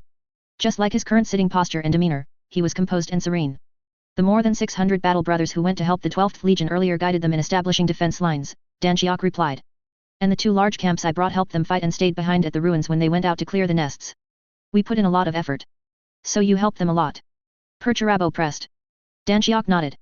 The Primarch made a muffled sound, raising a hand to scratch the back of his head, which was connected to black tubes. You did very well, very well. You completed the task I gave you. You are more useful than most of the useless people around me, very good. Danchiok looked up at the Primarch. He had expected Perturabo to be enraged by his offspring helping the 12th Legion. But he wasn't, instead, he praised him. Danchiok wasn't too surprised, because Perturabo was just like that, his mood unpredictable, and his actions followed accordingly. After a careful thought, Danchiok was suddenly taken aback. He suspected that he had been sent out precisely because the Primarch wanted to help his brother but was unwilling to say so directly. As if realizing Danchiok had guessed, Perturabo opened his eyes. Get out. Danchiok stood up and left. As he reached the doorway, he suddenly heard Perturabo's voice from behind him, as deep as the roar of a broadcast ordering a charge in trench warfare. I like you very much. I have high expectations for you. Don't disappoint me. Danchiok turned and saluted, reciting the 4th Legion's motto, armored in might, iron in will. That is my expectation for you all. You are not worthy to say that phrase, Perturabo frowned. You are far from being called iron in will, you do not have the right to say that phrase, and you never will. Danchiok said nothing and turned to leave. Perturabo forced himself to calm down, completely devoid of any emotion, and then waited. A moment later, Angron was led into the hall by Lando Egg. Perturabo's body trembled slightly, as if a fortress wanted to rise from the ground but couldn't due to gravity. In any case, he didn't stand up, he just remained seated. Perturabo, Angron spoke, simultaneously performing an emotional scan. Perturabo seemed to have established a psychic defense line, a line that existed by preventing any emotion from arising. Being called by name displeased the Iron Lord greatly. Angron sensed Perturabo's psychic defense line gradually collapsing, with various emotions leaking out, most prominently displeasure. What is it? Perturabo's voice boomed like thunder. Speak quickly. The 4th Legion might be relocating soon, and I don't have time to waste talking or listening to your nonsense. All the planets in the North Star system will probably belong to the Iron Warriors after the war, won't they? Angron said. Could you give Nefshenko Dock 5 to me, or just give us the right to mine on Nefshenko Dock 5? All conquered star systems would have outposts established, and then the Iron Warriors would assign a few unfortunate souls to garrison them. If Danchiok hadn't handled things well. Perturabo had originally intended to leave him here in the North Star system to guard the outpost, but now he no longer planned to do so. Yes, Perturabo agreed without thinking. But Angron felt no relief, for he sensed Perturabo's subsequent emotions. I have one request, Perturabo stood up. Let's have a fair and honorable duel. I heard you were once a gladiator for others' amusement. A slave. Perturabo turned around and walked to the wall next to the throne, waving his hand over it to bring up a holographic image for numerical input. Angron made no secret of the fact that he was once a slave and a gladiator, there was nothing to question about being for others' amusement, as it was the truth. Before Angron could speak, Perturabo continued, my homeworld is Olympia, a place that also has tyrants and cruel rulers. If you and I had landed on the same planet, you would still be a slave, or a gladiator for others' amusement, while I would only be a person sitting in the audience watching you. Angron frowned. Perturabo entered a password, and a section of the wall extended forward, then rumbled as it shifted to the right, revealing a weapon inside. Do you know why? Perturabo asked. Because you think you're amazing, you're qualified to be above others, Angron said. Perturabo turned and glared at Angron, that's the truth. I never considered myself a slave. Even when in adversity, I would constantly climb upward. I was born knowing much knowledge, I was born different, I was born a master. Angron did not respond, only looking at the weapon revealed in the wall. The weapon looked very heavy, with 2 types of firing ports, one for firing solid projectiles, and one for firing energy. This heavy weapon was connected to many cables extending from behind the wall. Someone once treated and commanded me as a slave. That scoundrel pretended he was my adoptive father, so he could justifiably drive me and make me do things for him. Perturabo continued to operate the weapon. He also had a daughter. His daughter was also a tool used to manipulate me, yet she falsely claimed to be my sister, but I. As Perturabo said this, Angron sensed that Perturabo did not truly believe what he was saying. Perturabo had a complex mix of nostalgia, a bit of attachment, and hostility. But I was not controlled by them, thanks to my character and intelligence. That's why I said, you would still be a slave, but I am different. Perturabo pressed the switch. The weapon began to charge. The entire defense line's power system accumulated energy for this heavy weapon within 1 second. Even various parts of the entire defense line experienced power outages. The well-lit hall was bathed in sunlight and was not dark. Angron stared at the weapon. For some reason, he felt that thing looked a bit familiar. I didn't want to be a slave, it was the damned Ildari Xenos who severely wounded me, allowing me to be drugged and captured. Angron calmly argued with Perturabo. How about this, let's talk about what would happen if we both landed on Nuceria. Someone as aggressive and twisted as you would probably be branded with butcher's nails by the slave masters, even getting nails in your backside. Upon hearing this, Perturabo growled as he turned, holding the weapon in his hands. Angron continued, I've developed drug resistance, so I can last an extra second or two against Nuceria's drugs, whereas last time when my father drugged you, you fainted before you even finished speaking. You wouldn't have time to use your clever intelligence. The Emperor is our father. Perturabo roared furiously, it's because that damned psyker humiliated me with drugs, that's why I'm challenging you to a duel again. Angron stood motionless, sensing Perturabo's emotions. This guy's emotions were as complex as ever. He no longer wanted this hostile relationship to continue, but he felt he had lost face last time. How about we have a duel, a gladiator's match? Perturabo held his head high, pointing the muzzle at Angron, in a fair way, no psychers, no damned drugs, we fight fairly. Good. Angron took a stance, preparing to fight barehanded. Perturabo was stunned for a moment, you don't have a weapon, that's not fair. This is fair, if I had a weapon, I wouldn't be able to deal with you better, Angron said. Fighting another Primarch barehanded was not a good idea. But it could gain an advantage unique to Angron himself. Dealing with enemies with appropriate methods, not just blindly using the strongest method, was a trick Xinxia taught Angron through practical actions. Then begin. Perturabo pulled the trigger. A surge of electricity rushed towards Angron, visually resembling a whip made of lightning, fiercely striking Angron, striking the slave Perturabo believed him to be. Angron quickly dodged, closing in on Perturabo. I was indeed a slave once, but later I cleaned out all the slave masters and their running dogs. Angron dodged again. After the plasma orb fired from Perturabo's weapon was dodged, he switched firing modes again, to a beam. But Angron anticipated the firing time and dodged again. The 2 Primarches were less than a meter apart. Perturabo threw away his weapon and took a newly forged war axe from his back, swinging it at Angron. As the axe blade, imbued with a decomposition field, was about to fall, Angron's palm touched Perturabo's arm. The Steel Lord fell into a brief paralysis.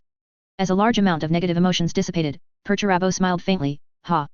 The next second, Angron's fist landed on Perturabo's face. The Steel Lord staggered back 2 steps, then swung his war axe at Angron's waist. This time, Angron's palm landed on Perturabo's chest. Perturabo fell into paralysis again, tripped to the ground by Angron. This isn't fair. No low-down sorcery. Don't read my mind. Perturabo roared as he stood up, swinging his axe again. Although you want to use this duel as an opportunity to forgive me, to reconcile with me after defeating me. But I'm sorry, going easy in a duel is disrespecting your opponent, so I will still go all out. Not to mention my innate abilities, I'll even use groin shots and eye pokes. Going all out is the greatest respect. Angron placed his left hand on Perturabo's shoulder, his upper body arching back like a bowstring, then his head slammed hard into Perturabo's forehead. Perturabo stumbled back several steps, swinging his war axe. Angron ducked under the swing, then took a running jump, kicking out with both legs together. I just want to kill you in this duel. Perturabo scrambled up from the ground, his roar shaking the hall. You don't really think that? Angron sensed Perturabo's emotions, dodging the incoming axe and kicking out again. You psyker. I'll kill you. You're really angry, but I'm sorry, I'll still go all out. Ugh. Perturabo was embraced around the waist by Angron and pushed to the ground. Just like in their previous battle, Perturabo embraced Angron, crashed through a wall, and then rode him while punching him. This time, it was Angron's turn. Perturabo's war axe had fallen, embedded in the ground 2 meters away. Perturabo could easily counter Angron, but whenever he tried to counter, Angron would touch him, sending him into paralysis. The Steel Lord's fists could not retaliate, but in the paralysis where negative emotions were drained, his mouth could still speak. Why are you meddling in my affairs? Why are you interfering with my management? What right do you have to stop me from the 11th culling? Listening to Perturabo's roar, Angron punched and replied, because you were coming for me back then. You wanted to punish your own progeny to make me regret offending you, you just wanted to torture my conscience. Torture my conscience with the lives of your progeny. I cannot accept others dying for me, and dying without value. Angron's fists hammered Perturabo's head like a hydraulic hammer. Whenever Perturabo tried to break free with strength, Angron would touch his arm, leaving him unable to do anything in paralysis. Then you shouldn't have offended me. If you hadn't used sorcery to read my mind, I wouldn't have retaliated in that way. Perturabo yelled, and took another punch. If you don't like me, come at me. Angron punched again. Do you think I'm submissive? Do you think I'm easy to bully? The slave masters who once enslaved me, I didn't leave a single one, even if there might have been some good people in their class and group. I killed them all. You're a slave master too. I didn't act on sight the first time I met you because what you did had some benefit for others. As Angron was about to land another punch, Perturabo raised his hand to block. This is completely unfair. You can't use your ability. You think this is fair? Angron sensed Perturabo's emotions. When you realized I only wanted to fight you barehanded, you even celebrated that I made a foolish choice. You thought you had a great advantage fighting me with a heavy weapon. In your heart, you not only thought it was fair, but you also got a good deal. Perturabo was speechless for a moment. As the Steel Lord stopped resisting, Angron also stopped punching. The Lord of the 12th Legion stood up from Perturabo, walked to the side, sat down on the ground, and caught his breath. Perturabo lay on his back, muttering, I'll kill you. I'll make your legion all die. You don't have that thought at all. Angron said, you think my 12th Legion is brave and good in battle, you don't want to kill any of them at all. Perturabo was speechless again. You don't have much hatred for me either, on the contrary, you think I'm the one who can save you from gloom and torment, but you're just afraid of becoming weak, you're afraid my ability will corrode you like rust on steel. Angron added. Perturabo couldn't say anything this time. His body no longer lay on its back, but rolled over, limbs curled as he lay on his side on the ground. Angron felt powerlessness, helplessness, grievance, pain, and relief from Perturabo's emotions. Perturabo was indeed helpless, he hadn't expected Angron's ability to repeatedly send him into paralysis. He thought the ability would only work once, or that he wouldn't be paralyzed if he didn't generate negative emotions. This damned ability left him with no power to even fight back. Perturabo thought. Losing the fight was nothing, defeat was not absolutely unacceptable. What made Perturabo most helpless was that he didn't even have a mental defense. Every thought, every emotion, they were all sensed by Angron. It was like a person putting on a thick cotton coat, then extremely heavy armor, just to hide themselves, but the effect was no different from being completely naked. Perturabo had no way out. He also felt wronged. Angron's ghostly ability was truly too rogue and unreasonable. Even as Perturabo pondered these things, Angron sensed what he was thinking and said, an unreasonable and twisted person like you needs to be cured by an unreasonable ability like mine. Perturabo curled up on his side, saying nothing and unable to say anything. Nefshenko Doc 5, is it for me, or are you keeping it for yourself? Angron stood up from the ground and looked at Perturabo, asking. It's yours. Perturabo responded muffledly. Then will the Iron Warriors, whom you call failures, and Danshiok, along with Danshiok's 2 large camps, be punished by you, used to pick a fight with me? Angron asked again. No, Perturabo replied. Chapter 147, The Gift. The duel was completely over. Angron got a satisfactory result. The 12th Primarch stepped forward and extended his hand to Perturabo. Sorry. I just felt that if I didn't fight you, you wouldn't be satisfied, so. Perturabo did not extend his hand, remaining silent. I said you were a slave driver before, and I still think so, but I don't consider you an enemy. Angron maintained his outstretched hand. Because you are different from those slave drivers on Nuceria. You are indeed doing things that benefit all of humanity. You have indirectly saved an astronomical number of people, even more than I have saved. I won't treat you as an enemy, but you can't be hostile to me either. If you continue to treat me as an enemy, I won't just take it. I'll fight back, I'll pick a fight with you, I'll get revenge, because I'm not a magnanimous person either. But... Angron squatted down, taking a deep breath. But you also can't trouble me by punishing innocents. Perturabo stood up from the ground, still not shaking Angron's hand. Angron withdrew his hand, looking at his stubborn brother helplessly. He genuinely felt that Perturabo was a strange person. So he said nothing more and turned to leave immediately. Wait, Perturabo suddenly called out to Angron. Angron stopped. The Steel Lord picked up the heavy weapon and the battle axe, and threw them to Angron. These 2 weapons were originally yours, Perturabo said. I modified them. Angron was stunned. He had sensed this from Perturabo's emotions just now, but he truly hadn't dared to believe it. The heavy weapon and battle axe had been modified beyond recognition. They were indeed stronger, but they truly couldn't even be recognized by their own master. How did you get them? Angron picked up the 2 weapons, scanning them left and right. The heavy weapon barely retained a trace of its outline, enough to prove to Angron, I am the machine gun you used during the Gladiator Arena uprising. I ordered Danshiok to steal these 2 weapons when he returned, Perturabo said. Angron paused, then let out a disgruntled snort. In Perturabo's original plan, he would have Angron suffer a crushing defeat, then use these 2 modified weapons to ease their relationship, so Angron wouldn't resent him for the defeat. He didn't want to be resented by Angron. He wouldn't admit it, but he had to admit that Angron's ability could soothe his soul, freeing him from self-doubt and the anger and hatred born from the dull, arduous wars. He was certain that the Emperor in his dream was not the Emperor, but some kind of subconscious or another idea of his own. Too much steel breaks. Perturabo knew the meaning of that dream. Thank you, Angron hung the two weapons behind him and turned to leave. This time, Perturabo did not stop him. Inside a certain room, the Iron Warriors stood outside the heavy gate. Kill, Karn, and Qinxia were in the room. At a certain moment just now, for some unknown reason, the entire room and the corridor outside plunged into darkness. It seemed to be a power overload. In the darkness, Karn illuminated a notebook with a flashlight, writing something. Kill stood by the gate, arms crossed over his chest. Qinxia, however, reacted differently from both of them. In the darkness, Qinxia sat in the corner, scratching at the wall with his fingers, his head swaying, occasionally hitting the wall. He was on pins and needles, every second feeling like a year. When in darkness, Qinxia would feel pain and torment.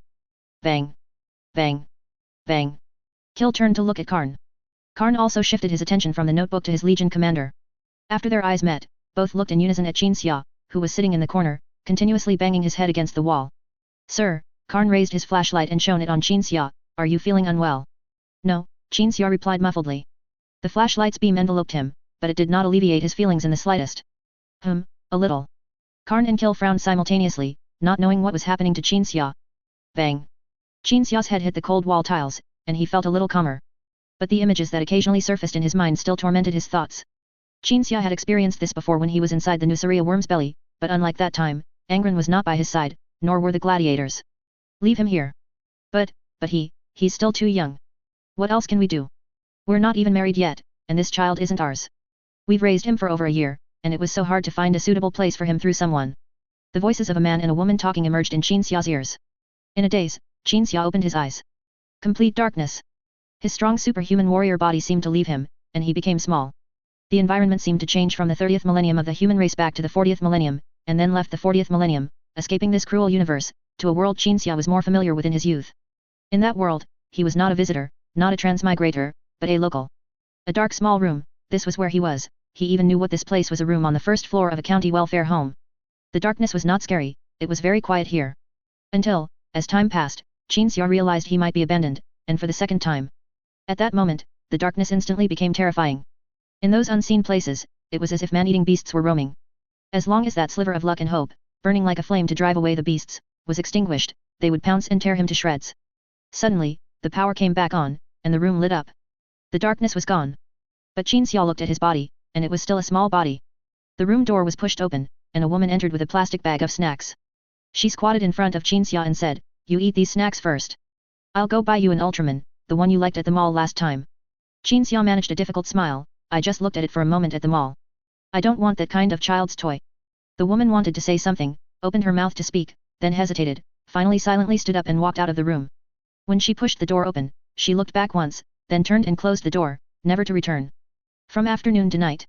This room in the welfare home was brightly lit, but something far more terrifying than darkness permeated Qinxia's internal organs. Hearing the low hum of a power pack behind him, Qinxia suddenly snapped back to reality. Karn stood beside him, asking softly, "What's wrong, sir?" Qinxia turned his head and found that in this dark room arranged by the Iron Warriors, ice had condensed everywhere. Frost covered the armor of the 8th Assault Company captain and the Legion commander. That was a sign that psychic energy was permeating the area. Why are the Iron Warriors keeping us locked up? Qinxia turned to Karn. The Legion commander Kill instinctively grabbed his chainsword axe and bolt pistol when he saw the glowing white psychic eyes of the psyker. Karn, however, quickly raised a hand to signal Kill not to overreact. "They haven't locked us up, we're just waiting here," Karn said in a gentle voice. "The Iron Warriors outside just said power would be restored soon. They won't come back, and the power won't be restored." Qinxia shook his head. Karn gently patted Qinxia's shoulder and squatted down, "They promised. The power outage isn't even directed at us, but rather their Primarch charging a weapon. They've already been notified. You're good at comforting people. I knew that before I even met you," Qinxia suddenly said. Karn shook his head, "No, I can't do it like my Gene father." At this moment, the gate suddenly roared as it lifted. The Iron Warriors did not enter, it was Angron who came in. Angron was very anxious, rushing into the room. He breathed a sigh of relief when he found that it was only covered in frost and nothing else had happened. When he realized that Perturabo charging the weapon had caused a power overload and the entire building had plunged into darkness, he had rushed over.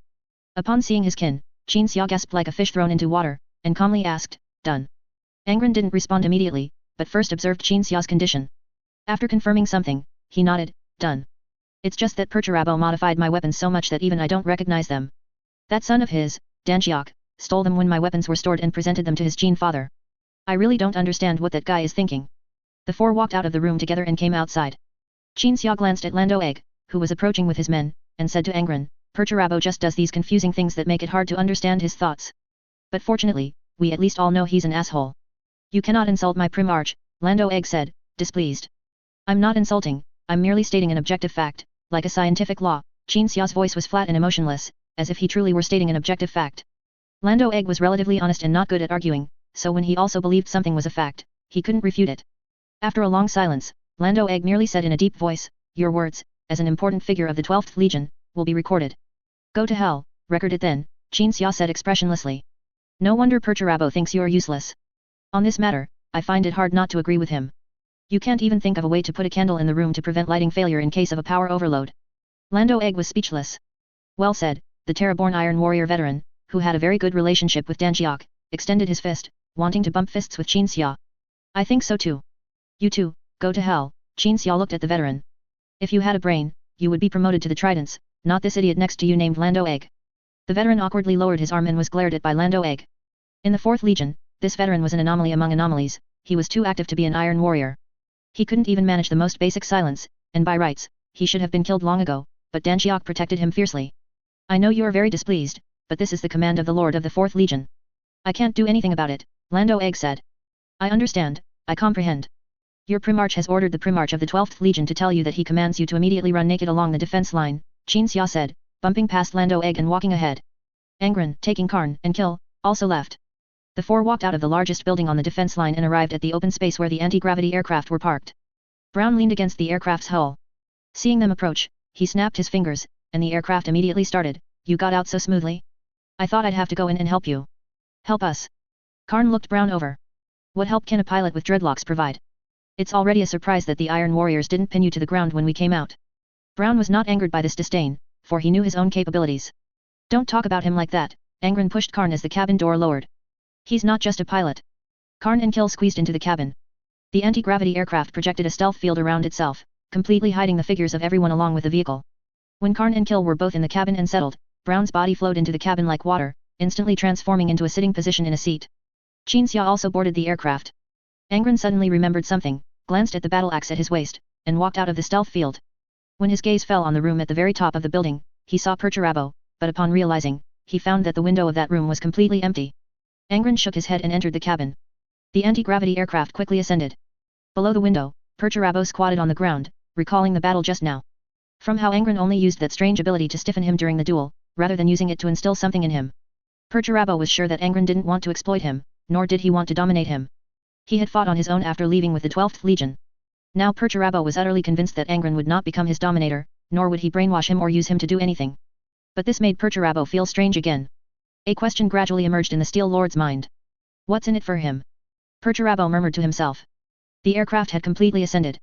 Perturabo thought for a moment, then slowly slid to the ground, feeling that his own probing had only led him into greater doubt. Chapter 148, Tomcat Theory. The Emperor arrived. As the Emperor's dream slowly entered the Novshandak star system, the fleets of the Iron Warriors and World Eaters immediately followed behind the Lord of Mankind's flagship.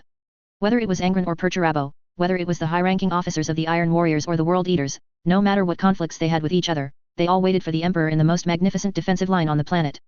In the War Hall, the seat that originally belonged to Perturabo now belonged to the Emperor. When everyone stood before the Emperor, or were scattered around the defensive line watching the golden light shining in the War Hall, they were still immersed in surprise and shock. The Emperor's arrival was too sudden, no one had anticipated it, and no one had prepared for it in advance. By the time everyone realized the Emperor had descended, he was already seated on the throne in the hall. The one named Emperor looked down upon everyone. His body was tall and robust, far taller than a Primarch, but the throne, which was only fitted for Perturabo's body, perfectly accommodated his form. The war here is over. The Emperor did not speak, yet his voice reached everyone's ears. Angron stood before the Emperor, gazing at him. He felt joy and longing from Perturabo, who was bowing beside him. Perturabo longed for the Emperor to praise his achievements and acknowledge his actions. Well done. The Emperor said. Angron. You helped your brother end this war, which should not have dragged on for so long. Very good. Angron slightly turned his head upon hearing this. He sensed dissatisfaction from Perturabo. Angron cast a questioning glance at Qin Xia beside him. Qin Xia shrugged. Angron looked at the Emperor, sensing him. He thought the Emperor's lack of praise for Perturabo was a form of suppression, or a monarch's balancing act to create conflict between him and Perturabo. But in reality, it wasn't. The Emperor had no other thoughts, he simply praised Angron and did not praise Perturabo. The Emperor himself didn't even think there was anything wrong with it. Angron frowned. Qin Xia did not have the ability to sense, but he had the same understanding as Angron. He knew the emperor was not trying to play any balancing act. Primarchs who only buried their heads in work while interacting with the emperor would not succeed. Not only did they need the emperor to see, but also to hear, and to make a bit of a fuss, expressing moderate dissatisfaction, only then could they receive praise and more benefits from the emperor. The emperor was like a tomcat, frantically playing many instruments at once. He couldn't attend to all the instruments, only when an instrument was due to sound would he quickly rush over to blow it. That shadow is gone. The emperor suddenly turned to look out the window. Perturabo grew even more annoyed and dissatisfied. Because he never left windows in fortresses or warships, he deliberately left the window that the emperor could now look out of, just so the emperor could be more comfortable, but the emperor showed no reaction. The Iron Warriors had fought bloody battles against that damned alien race in this star system until now, avenging the humans who had been taken over and devoured by that alien race, but the emperor didn't even give the Iron Warriors a single word of praise. Perturabo's fists clenched. That psychic shadow was created by the head creature of the alien race, we killed it, but that's all we did. Angron said, the ones who have been fighting in this star system until now are the Iron Warriors, it's Perturabo, my fourth brother. If not for them, the 12th Legion would still be fighting on Novshandak 1. After saying this, Angron sensed gratitude from Perturabo. But Perturabo glanced at Angron with dissatisfaction, and said in a deep voice, the 4th Legion merely completed its work, nothing more. Oh, right. The Emperor thought. He said, you also did very well, Perturabo. Perturabo's dissatisfaction vanished, and he glanced at Angron again, a slight, pleased, and grateful smile playing on his lips. This was the first time Angron had seen a smile on Perturabo's face, which usually seemed to be edged with deep-seated bitterness. The Emperor stood up and walked to the window, gently raising his hand. The shadow that obscured psychic perception was long gone, the entire planet and star system were perceived by the Emperor and permeated by the psychic power he used. The Emperor began to wield psychic power. The psychic energy that had seeped into the reality universe began to converge towards him. Qin Xia found that his own psychic energy was also being drawn by the Emperor, but when he didn't want it to be drawn, his psychic energy remained within his body. The Emperor sensed something, turned his head, and his golden pupils locked onto Qin Xia. But he said nothing, just gently clenched his fist. The countless chaotic alien bugs still remaining on Novshenko Dock 5 were ignited from within. The aliens on the entire planet submitted under his golden radiance, kneeling on the ground like humans in imitation, screaming as they were burned to ashes. An unnatural gale swept through, and the ashes from the entire planet were swept off the planet's surface. A clear planet. The Emperor turned around, without alien defilement, it will become a beautiful world awaiting human development. After saying this, the Emperor waved his hand, signaling everyone to leave. Everyone started to walk out, but only Angron stood still, unmoving. Angron was bound by psychic energy, as if the Emperor had held his shoulders, standing in the hall. When Qin Xia wanted to stay with Angron, he reacted and stopped, only to find himself already outside. The gate slammed shut. It seems the Legion will receive some glory. Kill chuckled. Qin Xia nodded, his gaze turning to Perturabo. The Primarch of the 4th Legion was surrounded by his sons, sitting on the steps, deep in thought. A moment later, Angron walked out, holding a book with no title or name. What did he say? Qin Xia stepped forward to ask. He said the 4th Legion would set up an outpost in this star system and then leave for the next place where they are needed for siege warfare. And the 12th Legion also has a mission, he asked if I would accept it. Angron said, handing the book to Qin Xia. This is for you. He said this book was made by him personally, it doesn't record anything, but it can record the psychic spells the user has cast. Take out this book at any time and flip through it, and he will display the psychic spell most suitable for the current situation. Listening to Angron, Qin Xia took the book and flipped through it, finding nothing inside. But when he released a psychic vision, content appeared on the first page of the book. It showed the release and invocation of psychic vision. All right. Qin Xia hung the book on his waist. He said he made this himself.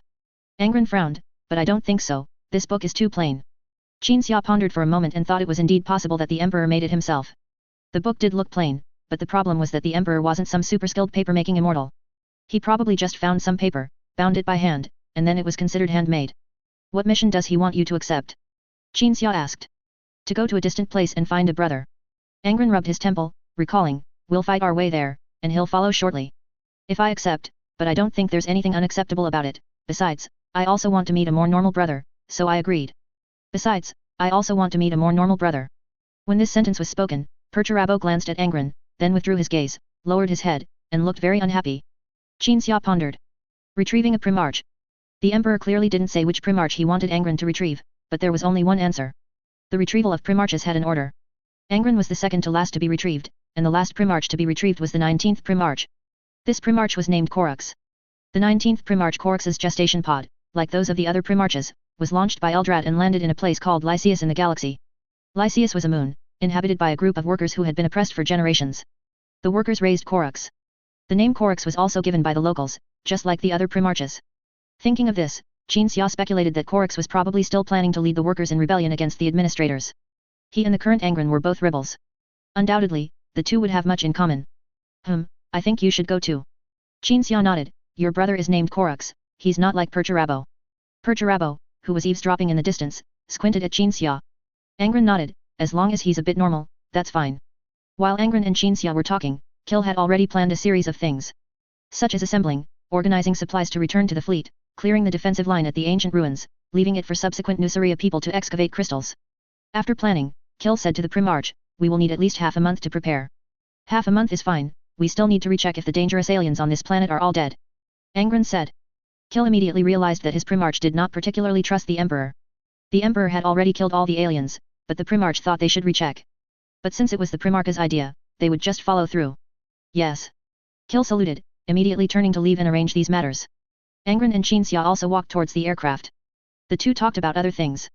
The fleet has already begun loading heavy armored vehicles and gunboats. We will encounter the First Legion and the Primarch of the First Legion during our voyage. Those weapons will be delivered to them. Angron said. Then we should fight our way to where my brother, named Korux, is. If he has any trouble, I think we should help.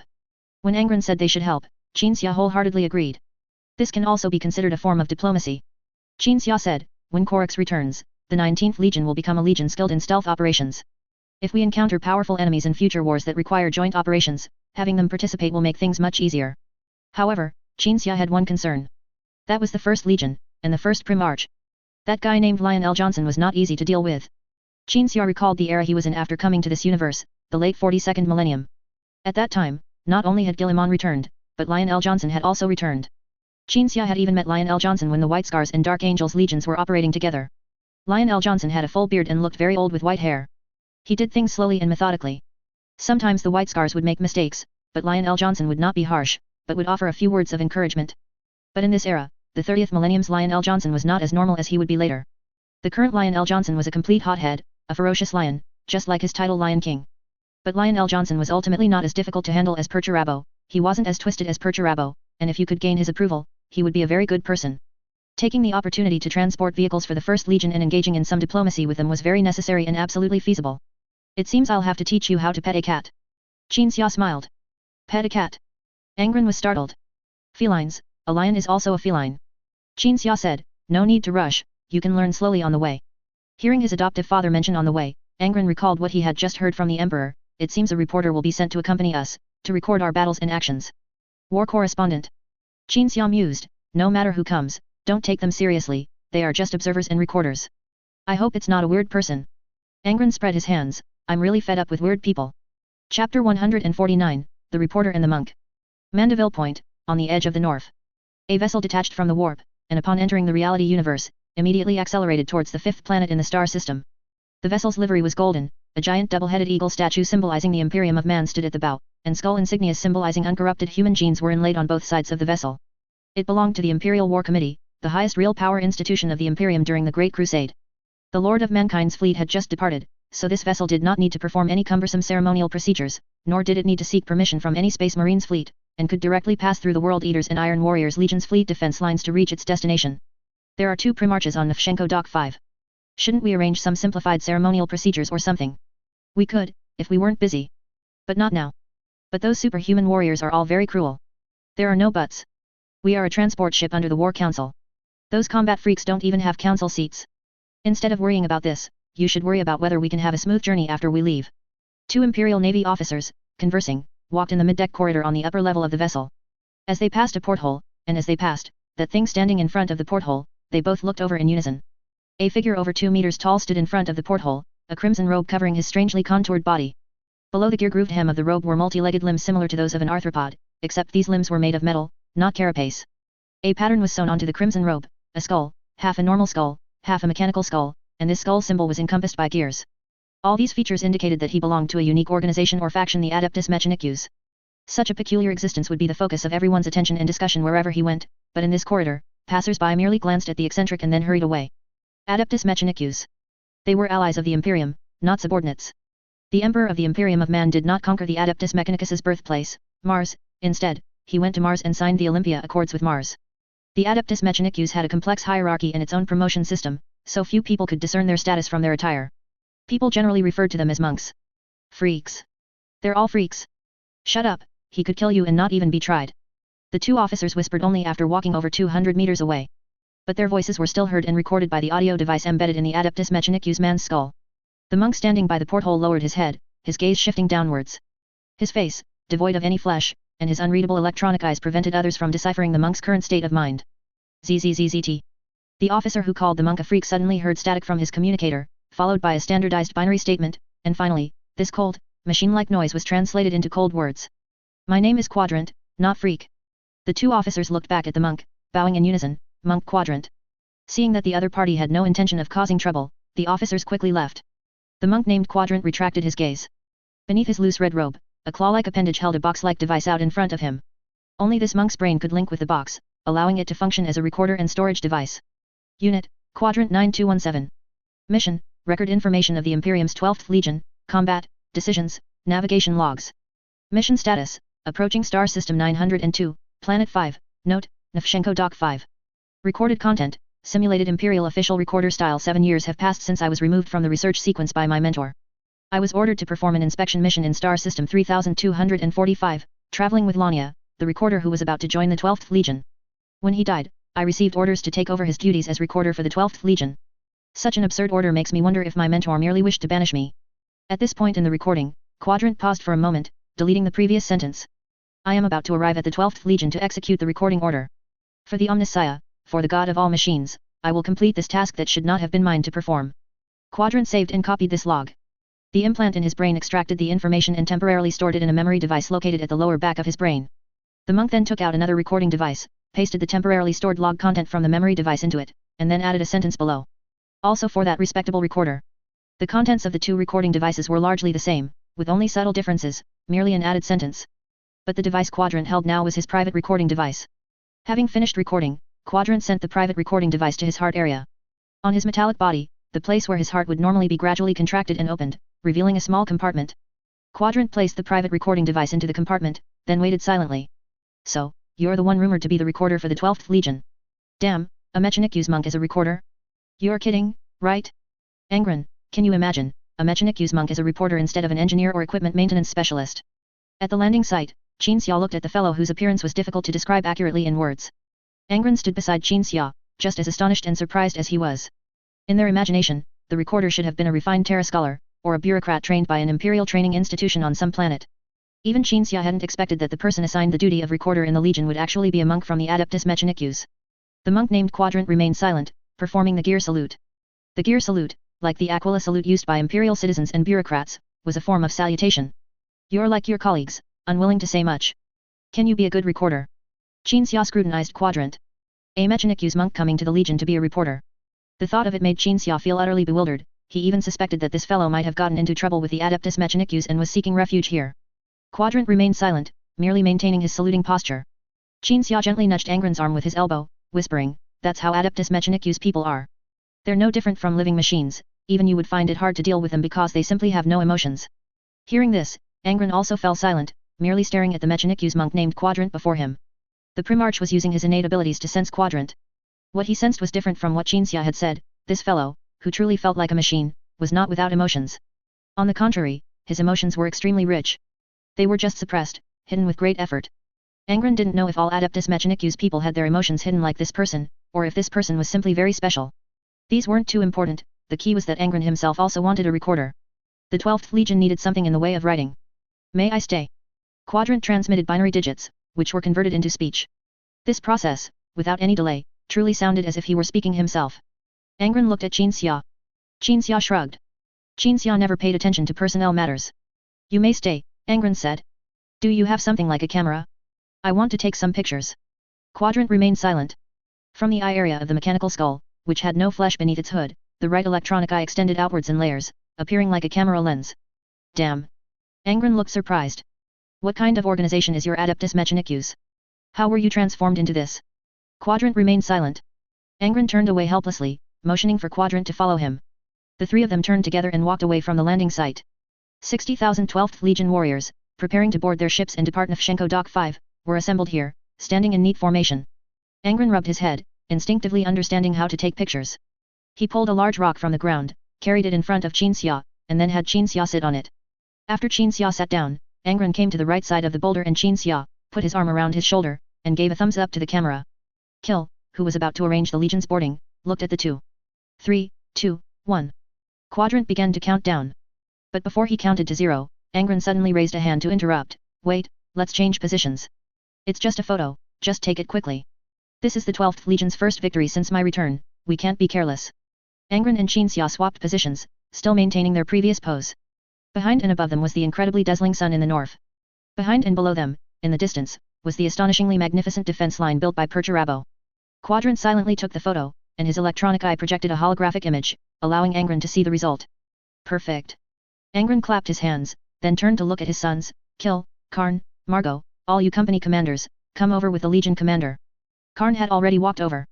The company commanders who had not been able to go to Nisariya to welcome the Primarch's return, and who only saw the Primarch for the first time when he arrived on Nefchenko Dock 5, exchanged glances. This scene was a bit heartwarming, like a family interacting. This did not quite fit the 12th Legion's usual style. This is an order, Kill said coldly. The company commanders looked a bit dazed, then quickly stepped forward. Angron's broad arms embraced Kill and Karn, while the other company commanders stood in front of their Gene father. It was clear they were not good at posing for photos, so none of them even took off their helmets, giving the impression of queuing to board drop pods. Quadrant took the photos. Angron looked at the finished photos again, then arranged for others to join in for group photos. Each company took turns gathering together to pose with their Gene father. Those who performed exceptionally well in this war took individual photos with the Primarch. Finally, after everyone had taken their photos, the Space Marines, who had been scattered by the Gene father's special photo session, reassembled into their previously disciplined formation. Galen, Angron called out the apothecary's name with a smile. Can my brothers and sisters come down for a photo? Apothecary Galen saluted. Apologies, father. They are currently in the preparation phase for their modification surgery, all immersed in their tanks, and are temporarily unable to move freely. What a pity. Angron was somewhat disappointed. It is possible to digitally composite a photo of you with those not present, a cold voice emanated from one of Quadrant's vocal organs. There's such a method? Really? Angron immediately became interested. As Quadrant was about to discuss the possibility of composite photos with the Primarch, Qin Xia patted Angron's back, signaling him to look in the direction he was pointing. Angron looked over. At that moment, a Primarch was passing in front of Angron. part2 held his head high, not even glancing at Angron, and led Danchiok northwards. Angron glanced in the direction part2 was heading. He didn't know what in that direction was worth part2's inspection. Chapter 150, Separate Returns. Hat, you twisted fellow. Qin Xia chuckled, glancing sideways at Angron, looking ready to watch a good show. Angron took a deep breath, preparing to shout something at part2. But when he saw Danchiok and all 60,000 of the 12th Legion present, the words that were about to escape him were swallowed back. The very direct words that would have exposed the Steel Lord and left him no way to save face were swallowed, replaced by a less direct invitation. Wait, part2, Angron called out. part2 continued walking forward, still passing by, only turning his head slightly backward. The weapons you modified for me are very effective, they are much more powerful than before, Angron said. This was true. After the Emperor left, Angron tested his 2 modified weapons. Each tooth of the chainsword axe had a disintegration field, and it even had a current generator implanted, allowing it to be used as a ranged weapon capable of releasing lightning in emergencies. As for the heavy machine gun, it was modified to fire bolter rounds and had a faster rate of fire. Furthermore, the device beneath the heavy machine gun could release plasma and spray electric currents. Angron was convinced that part2 had astonishing achievements in weapon research. He had used purely technological means to give the weapons multiple functions. Clearly, the Steel Lord was not only a twisted master of defensive and positional warfare but also a very twisted weapon master. Regardless, Angron felt he had to thank part2 for the weapons. One thing at a time, at least for this, I must thank you, Angron called out. part2 continued walking forward without looking back, only raising his hand and waving it twice. Seeing part2's reaction, Angron and Qin Xia exchanged glances, both looking speechless. Finally, Angron could only call out in a commanding tone, come take a picture with me. part2. Come here. part2 still didn't react, continuing to walk forward. Danchiok turned back and spread his hands. Since his Primarch didn't stop, he couldn't stop either. It's fine, you can go straight, go ahead, Angron retracted his gaze. At worst, I'll have this mechanic you synthesize a photo where you'll be kneeling on the ground, and my father and I will be sitting on your back. This is meaningless. What good does that do you? part2 roared, turning around and rushing towards Angron as if seeking revenge. Angron took the opportunity to grab part2's hand and press him beside him. The Quadrant's head rotated towards the 2 Primarches. Come along, Qin Xia beckoned to Danchiok, who had rushed back with part2. When you find yourself in a tough battle later, and you recall that the 12th Legion has a powerful psyker, just look at the photo, and maybe I'll open a warp gate and come help.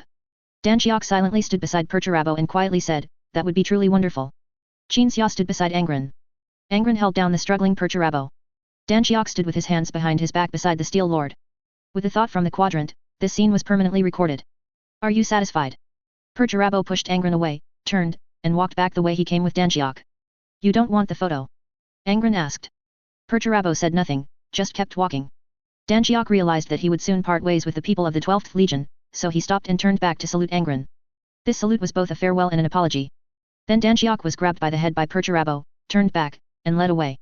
Actually, I fulfilled his wish, Angron said to Qinxia, he wanted to take a photo with me. I can tell, Qinxia nodded, then thought for a moment and added, but I thought you would ignore him, just let him pretend to pass by and walk all the way to the North Pole. He is too complex, just like the Emperor, the Imperium and what we are doing are complex. Angron said, frowning in thought. They are not all good people, and the cause they are pursuing will not only bring benefits, it will also bring many disadvantages. As you said, Father, this great crusade is an opportunity for the human race, and quite possibly the last opportunity. So I will agree to undertake the great crusade. And primarchs, people like me, people like Perturabo, we have greater abilities and can do more. We can help ordinary people seize the last chance for the entire race, our existence is valuable and necessary. But do we only bring benefits to every ordinary person in the human race who is different from us? Of course not. Angron fell silent as he spoke. As someone who could perceive the emotions of others, he wished that every living being in this universe was either black or white. Good people were good people, they had positive emotions, and their negative emotions were only pain and struggle. Bad people were bad people, thoroughly bad, even every emotion was foul and rotten. But Angron knew very well that this was just his delusion, his extravagant hope. The universe would not operate according to his thoughts, he was not a god. Even terms like good person and bad person were subjective. Humans are a multivariate complex function, Qinxia said slowly, gazing at Angron, at least for you, part of this function is completely transparent, requiring no complex calculations or seeking, and this is already worth being satisfied with. Angron nodded, profoundly philosophical. Both fell silent for a second, then the Primarch suddenly frowned, saying with a serious expression, it seems I should add dedicated time for learning to speak to my schedule from now on, otherwise, in terms of rhetoric, I've only learned exclamations like oh, awesome from you, and I'm afraid I'll embarrass you. Qinxia smiled and shook his head, not at all. But regarding rhetoric, I really should teach you some things specifically, otherwise, if you ever encounter one of your sharp-tongued brothers in the future, and if you have a conflict, it would be embarrassing if you were so verbally abused that you couldn't even retort. No matter, I have top-tier external support. Tisk, that's true. Iron Warriors Legion flagship. The Iron Blood. Perturabo stood in his power armor on the flight deck connected to the outside. Above was the stars. Below was steel plate. Perturabo gazed at the fleet gradually moving away in space. The 12th Legion fleet, after picking up the Space Marines, was heading towards the Mandeville Point. Perturabo retracted his gaze, pressed a button, and, along with the deck, passed through the airlock, returning inside the ship's hull. The entire flagship did not have even half a porthole, the Steel Lord had to go outside to see the movements of the 12th Legion fleet. It wasn't until the 12th Legion fleet had departed, and Perturabo had returned inside the flagship, passed through the corridor, and taken a vehicle designed for rapid transit within a massive warship to a specific location, that he returned to his office on the flagship. The hatch opened. The Steel Lord entered the room and glanced at the wall. If there were a porthole there, he could sit in his chair and look at the stars outside, instead of having to go to the flight deck to gaze out. But this thought was dismissed as soon as it arose. Because the Steel Lord believed that a porthole was a weakness, and his flagship should have no weaknesses. Perturabo sat in his chair, doing nothing, just thinking. Suddenly, frost began to spread across the desktop, and then a square iron box suddenly appeared on the desktop. Sorcery. Perturabo raised his right eyebrow slightly, instinctively reaching out to touch the iron box. A psychic light ray projected from the iron box, and then the light ray formed a figure in front of the desk. Perturabo's eyebrows furrowed, because he saw that the figure was Qinxia. This is a gift, Qinxia paced with his hands behind his back in the office, but don't worry, I haven't teleported to your warship, I'm just a low-power afterimage. Perturabo stared at Qinxia's psychic afterimage. The 12th Legion came to the Norfskadag star system to assist you in battle, and as a result, you picked a fight with us, looking for trouble, Qinxia said, do you admit it? No, Perturabo replied coldly. Good, gift self-destruct sequence initiated. Qinxia snapped his fingers, and frost began to devour the iron box. Perturabo watched as the iron box was slowly consumed, until one corner of the iron box dissipated, revealing a corner of the photo stored inside. I admit it, Perturabo suddenly said, I didn't mean to pick a fight with you, I just wanted to give Angron a show of force, to let him know who was in charge of the Nefshenko Dock 5 battle. Qinxia's afterimage stopped, then asked again, the first time you fought Angron, was it your fault? Yes, Perturabo nodded, I myself feel it was my own fault, without a doubt, I messed things up. Qinxia's afterimage nodded in satisfaction, then asked again, next time we meet, will you still cause trouble? Can you be more honest with Angron next time you see him? Perturabo was silent. The iron box suddenly continued to dissipate. Yes, Perturabo mumbled, nodding. Perturabo glared angrily at the afterimage, but the anger on his face slowly dissipated, replaced by a cunning smile. What if I admit it? What can you, an afterimage, do. Not much, but some things need to be clearly stated and explained, Qin Xia said, even if it's only a one-sided clear statement and explanation, even if the other party involved is completely unaware, it still needs to be explained. Perturabo remained silent, not making a sound, quietly reaching for the iron box, trying to open the lid, but found that no matter how hard he tried, the lid wouldn't open. Last question, Qin Xia raised his index finger, how do you view Angron? Upon hearing this question, Perturabo fell into deep thought. Because this was a question he had always pondered and been curious about. Although Angron didn't know what Perturabo thought when he wasn't in front of him, Perturabo himself knew. Perturabo felt that he had become too strange. If Angron were replaced by someone else, by any other brother, even the Emperor, Perturabo wouldn't feel that the experienced events were enough to make him feel strange. If it were someone else, he wouldn't ponder for so long. He wouldn't crave a photo.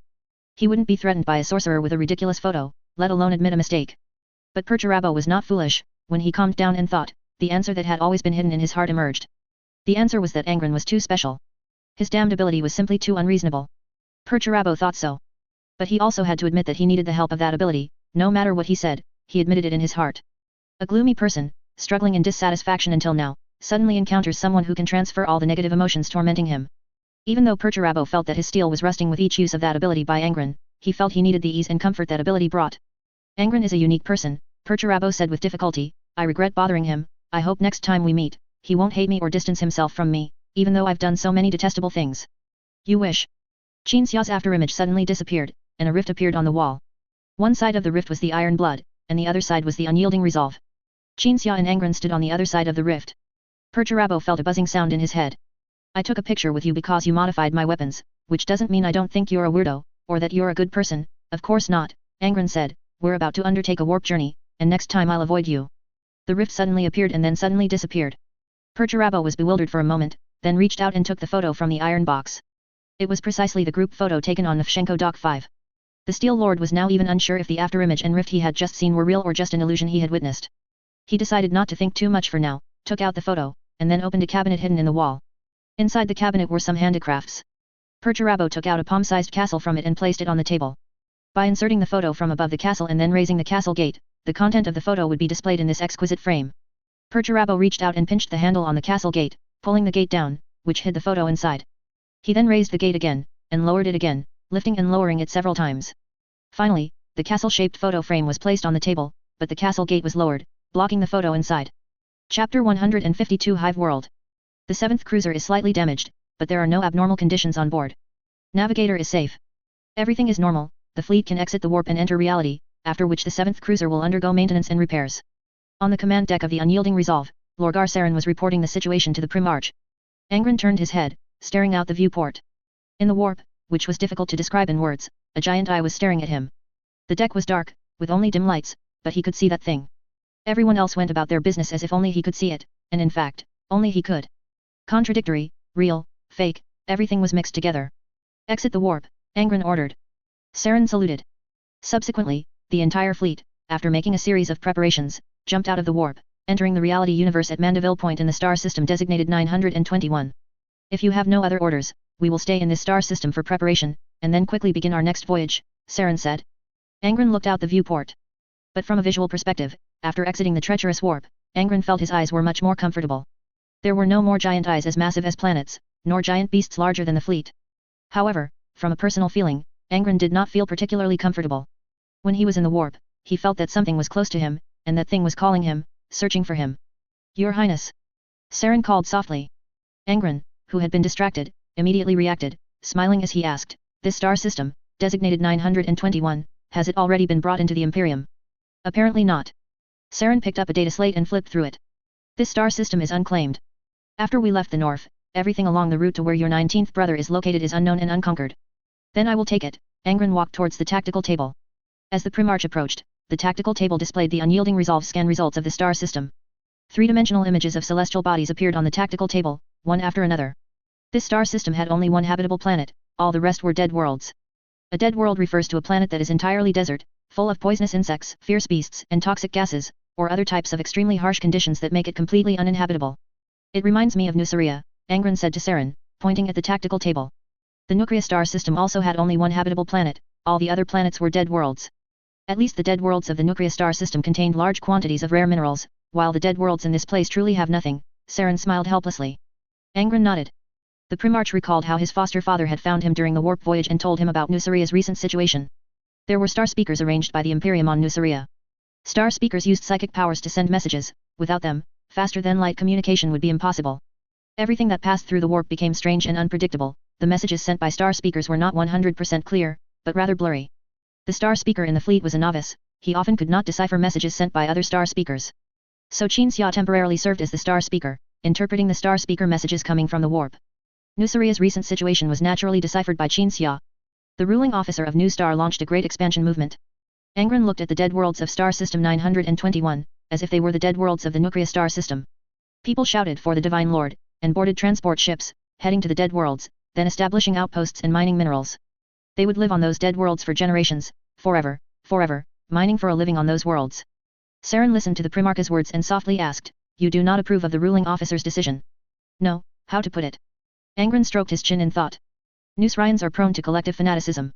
New Guard 1 scholars believe that Nusarians are highly social, and I think that's part of the reason. They go to the dead worlds to mine, leaving New Star. They even raise funds themselves to buy ships, and those who fail to pass the screening will find ways to hitch a ride to the dead worlds. As Angron spoke, he gradually fell silent. "I've gone off topic." Angron shook his head. "We need to take this place. First, let's figure out the situation in this star system." Upon receiving the order, the communicator implanted in Saren's brain flashed twice, and she transmitted her command, "Dispatch reconnaissance personnel." The naval officers in the fleet immediately organized professional personnel to go to the habitable world in the star system.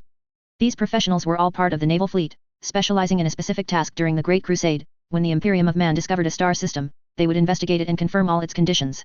Afterward, if the intelligence indicated that the star system could be peacefully reclaimed, Imperial bureaucrats would come here to manage it as the ruling class over the existing ruling class. Otherwise, it would be a matter for the Space Marines. "I have a premonition that we might have to fight a war in this star system," Saren said. "The First Legion is still waiting for us to transport their vehicles." Angron shook his head. "The First Legion would never be in a situation where they are waiting for vehicles, and besides, we still need them to transmit star speaker messages before we can discuss a rendezvous point." "What about your 19th brother? He might still be waiting for you and the Emperor to arrive at his world," Saren added. "I was originally going to find that brother first and then return to battle, but I was repeatedly told to arrive after a year, and I'm not sure of the specific reason," Angron said. Saren felt relieved. It seemed the fleet had plenty of time to do what needed to be done. On the other side, this is a hive world. Qin Xia sat cross-legged on the ground, his eyes tightly shut. He was currently in the medical bay on the flagship. The gladiators who had decided to undergo modifications were submerged in tanks filled with nutrient solution. Apothecaries, including Galen, bustled back and forth, monitoring everyone's condition alongside the mortal medical staff, and promptly responding to emergencies. The medical bay was a scene of bustling activity, but the lower right corner of the room where Qin Xia was located was quite peaceful. However, Qin Xia was multitasking at the moment. Though composed, he was quite busy. Qin Xia observed the star system's only habitable world through the consciousness and eyes of others. At the same time, he also used his psychic powers to sense the condition of each gladiator. When anyone might experience an anomaly, or when his precognitive ability was activated, he would warn the apothecaries in advance, so they could make decisions without haste. A hive world, truly astonishing. Theseus stood on a bell tower, pulling the pendulum of the bell, looking down at everything below and up at everything above. Below was the city. Buildings were stacked layer upon layer, like a child's haphazard and oddly shaped creation built from blocks. And above her head was neither sky nor sunlight, but a massive dome that could be identified as being made of artificial metal, and above the dome, there was still more city. The city was stacked like this, extending all the way to the planet's near orbital space. This was a hive world. The closer a hive world was to the surface or below ground, the more massive, unsightly, and dense the buildings became, the harsher the living conditions, and the greater the population. A hive world might have originally been just an ordinary city. After the warp storms, which affected the galaxy, disrupted faster-than-light travel, these densely populated city planets would experience a loss of technology. As the population multiplied, the cities began to expand. Ancient architectural techniques had been lost, and people used crude methods to expand their cities, eventually causing the cities to grow larger and larger, becoming the ugly and cumbersome structures they are today. Industrial production had completely destroyed the planet's natural surface environment, leaving nothing but mutated monsters and radioactive wastelands outside the city, making it impossible for people to even escape the city and live in seclusion. Ultimately, the hive world transformed into the appearance it now presented to outsiders. Within the Imperium of Man's territory, there are many hive worlds. Local inhabitants have their own names for the architectural structures and area divisions of a hive city, but in the standardized terminology established by the Imperium, the areas of a hive world have specific designations: spire, upper hive, lower hive, and under hive. They respectively represent the very top where the hive world's elite reside, the spire, the upper hive below the spire where hive world nobles or wealthy merchants live, the lower hive where ordinary people reside, and the under hive, where the more lowly or humble people live and where terrifying dangers exist. Gather information, Qin Xia said. Investigate the technological level of this world, whether there are ancient relics and important knowledge, and while you're at it, collect some intelligence for those naval bureaucrats who only go to the upper hive. Theseus leaped from the bell tower. The agile young girl spun several times in the air before her anti-gravity boots allowed her to land steadily. The area near the bell tower was a restricted zone, and Theseus landed silently in the shadows. Just as she, a young girl, had once silently approached the beastman known as the ogre in the shadows of the Nucria Gladiator arena, Theseus began to approach the hidden secrets of this hive world. Qin Xia temporarily shifted his gaze from Theseus, looking at the others. No, to be precise, he used others to see. In the lowest, most desolate part of the hive world, a man whose entire body had been modified and enhanced was surveying the terrain of the underhive. He was once a meat brick created by the Moray family's modification fanatics, but now he was an augmented agent. In the areas where the poorest people gathered on the hive world, a woman was disguised as a beggar, using persuasive words to ask locals about the hive world's situation. Her implanted translator translated every word she heard or spoke and recorded it. There were hundreds of other people doing similar things, and some were even monitoring the 12th Legion Naval Fleet's envoy bureaucrats in the luxurious areas at the very top of the hive world. These people were once gladiators from Nuceria, soldiers of the World Eaters' Rebellion. They were either unable to return to normal society and live a normal life, like the young girl Theseus, or they were scouts who were injured in the war but still willing to continue fighting or performing missions. There were also fanatics whose spirits were sustained by the legend of the Divine Lord of Nuceria, who had endured years of pain and torment, and who sought nothing more than to dedicate themselves to the Divine Lord who saved them. These individuals did not belong to the regular mortal army of the current 12th Legion fleet, but rather to an organization personally established by Qin Xia, the Human History Research Association. The people currently operating on the hive world could be called agents. All the information discovered by the agents, the secrets they uncovered, and the strange occurrences they observed were sent to the fleet. In a conference room on the upper level of the Unyielding Resolve flagship, scholars who had accompanied the fleet with the intention of exploring more mysteries were engaged in intense discussion and analysis. They were also members of the Human History Research Association.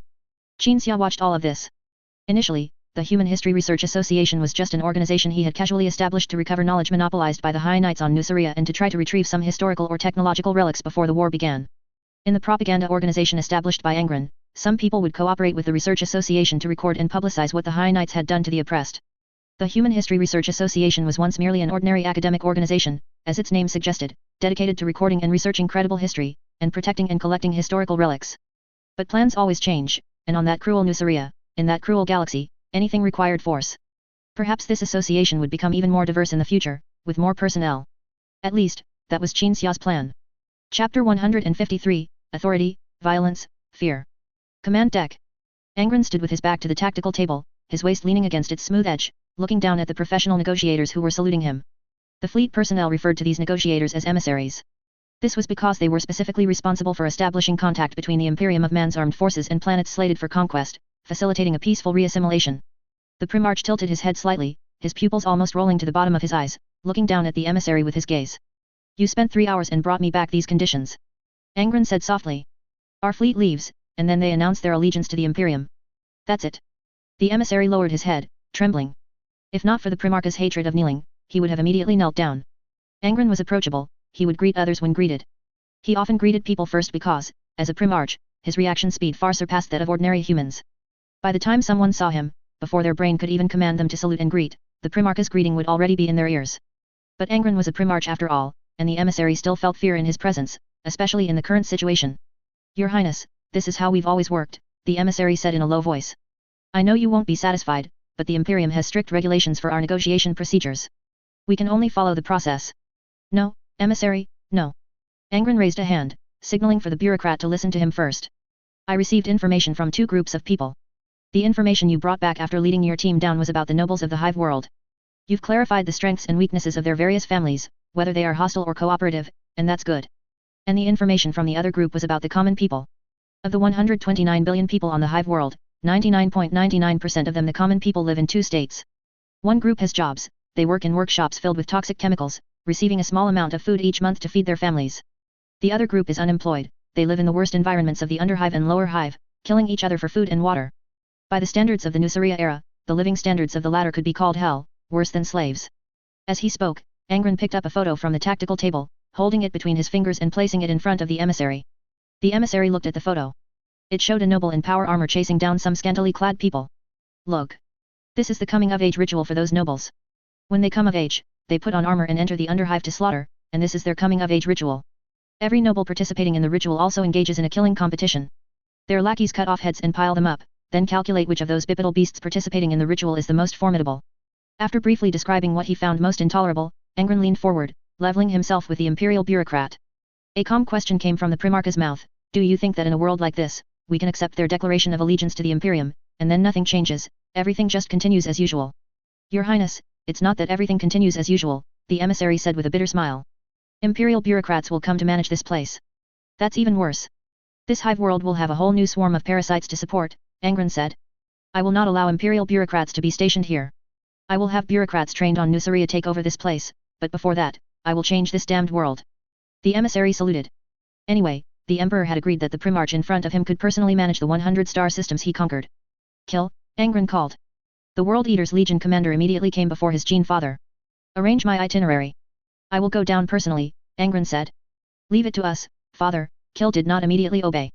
You should not descend to such a dirty and corrupt world. As your weapons and tools, we, your sons, will carry out your will in that dirty world, letting its people bathe in your grace. Angron raised an eyebrow, thought for a moment, and nodded. I will watch you. Kill saluted. The Legion commander already had his chosen personnel for the mission. 18th Company Captain Margot. 8th Assault Company Captain Karn. Even from the surface of the hive world, the flagship Unyielding Resolve, suspended in the cosmic space beyond the planet once called space, now called the Void, was clearly visible. The outline of the massive warship hung in the sky above the planet, but it was very, very far from the planet. It was simply too enormous. At the bottom of the warship, the World Eater's emblem was clearly visible. Bloody fangs biting a planet. When people in the spires of the hive city saw this emblem, they knew something bad was coming, feeling that the arrivals might not be good news. A panic spread among the brutal rulers. The common people of the hive world also learned of the World Eater's fleet's arrival through various news reports. The nobles used the terrifying emblem of the World Eaters to spread fear of the uninvited guests. Soon, the second contact began. A small vessel capable of entering the planet's atmosphere slowly sailed in, passing by the side of the spire, sweeping over the upper hive, and flying towards the underhive. The emblem of bloody fangs gnawing on a planet was clearly visible as people looked at it. Inside the small vessel were Space Marines from the 18th Company and the 8th Company, totaling over 2,000, along with 20,000 mortal Imperial Army soldiers, and a large amount of supplies. The two captains were in the command center, looking at the three-dimensional tactical display of the hive city's overall structure. 18th Company Captain Margot was always debonair. Margot stood by the tactical table, arms crossed over his chest, a crimson mane embedded in the center line of his helmet, similar to a Roman centurion's helmet. A wide cloak covered Margot's back and the right side of his front. His right arm, crossed with his left, was beneath the cloak. Nothing announced Margot's arrival more than his cloak. It was a gift from Kill. He had once, in a war, pierced enemy lines through masterful command and slain a techno-barbarian tyrant. 8th Assault Company Captain Karn stood in exactly the same posture as Margot, for they were not only comrades but also from the same home, both Terrans. Karn had no cloak, his chainsword axe hung at his waist, swaying with the rise and fall of Karn's upper body as he breathed. An initiation ritual is taking place in the underhive. Margot pointed to the projection on the tactical table, and the marked information and location on it. I trouble you to personally go down and assault the nobles performing this coming-of-age ritual. Karn nodded. I'm not very keen on taking your orders, but since the Legion commander has put you in charge of the operation, I trust you and will listen to you. Margot nodded silently, saluting his battle brother Karn. He was always polite and debonair, even when facing a recruit, he would address them as brother, and if he asked them to do something, he would speak courteously and salute. Because in his eyes, nothing was more important than brotherhood. Without brothers, we are nothing. This was what Margot had once said to Karn. But I'm more curious about what you're thinking, Karn pointed to the spire. Why don't we just go directly to the spire and kill those people? Because we need to save some people, then publicize it, and win the goodwill of 99% of this world's population, Margot said.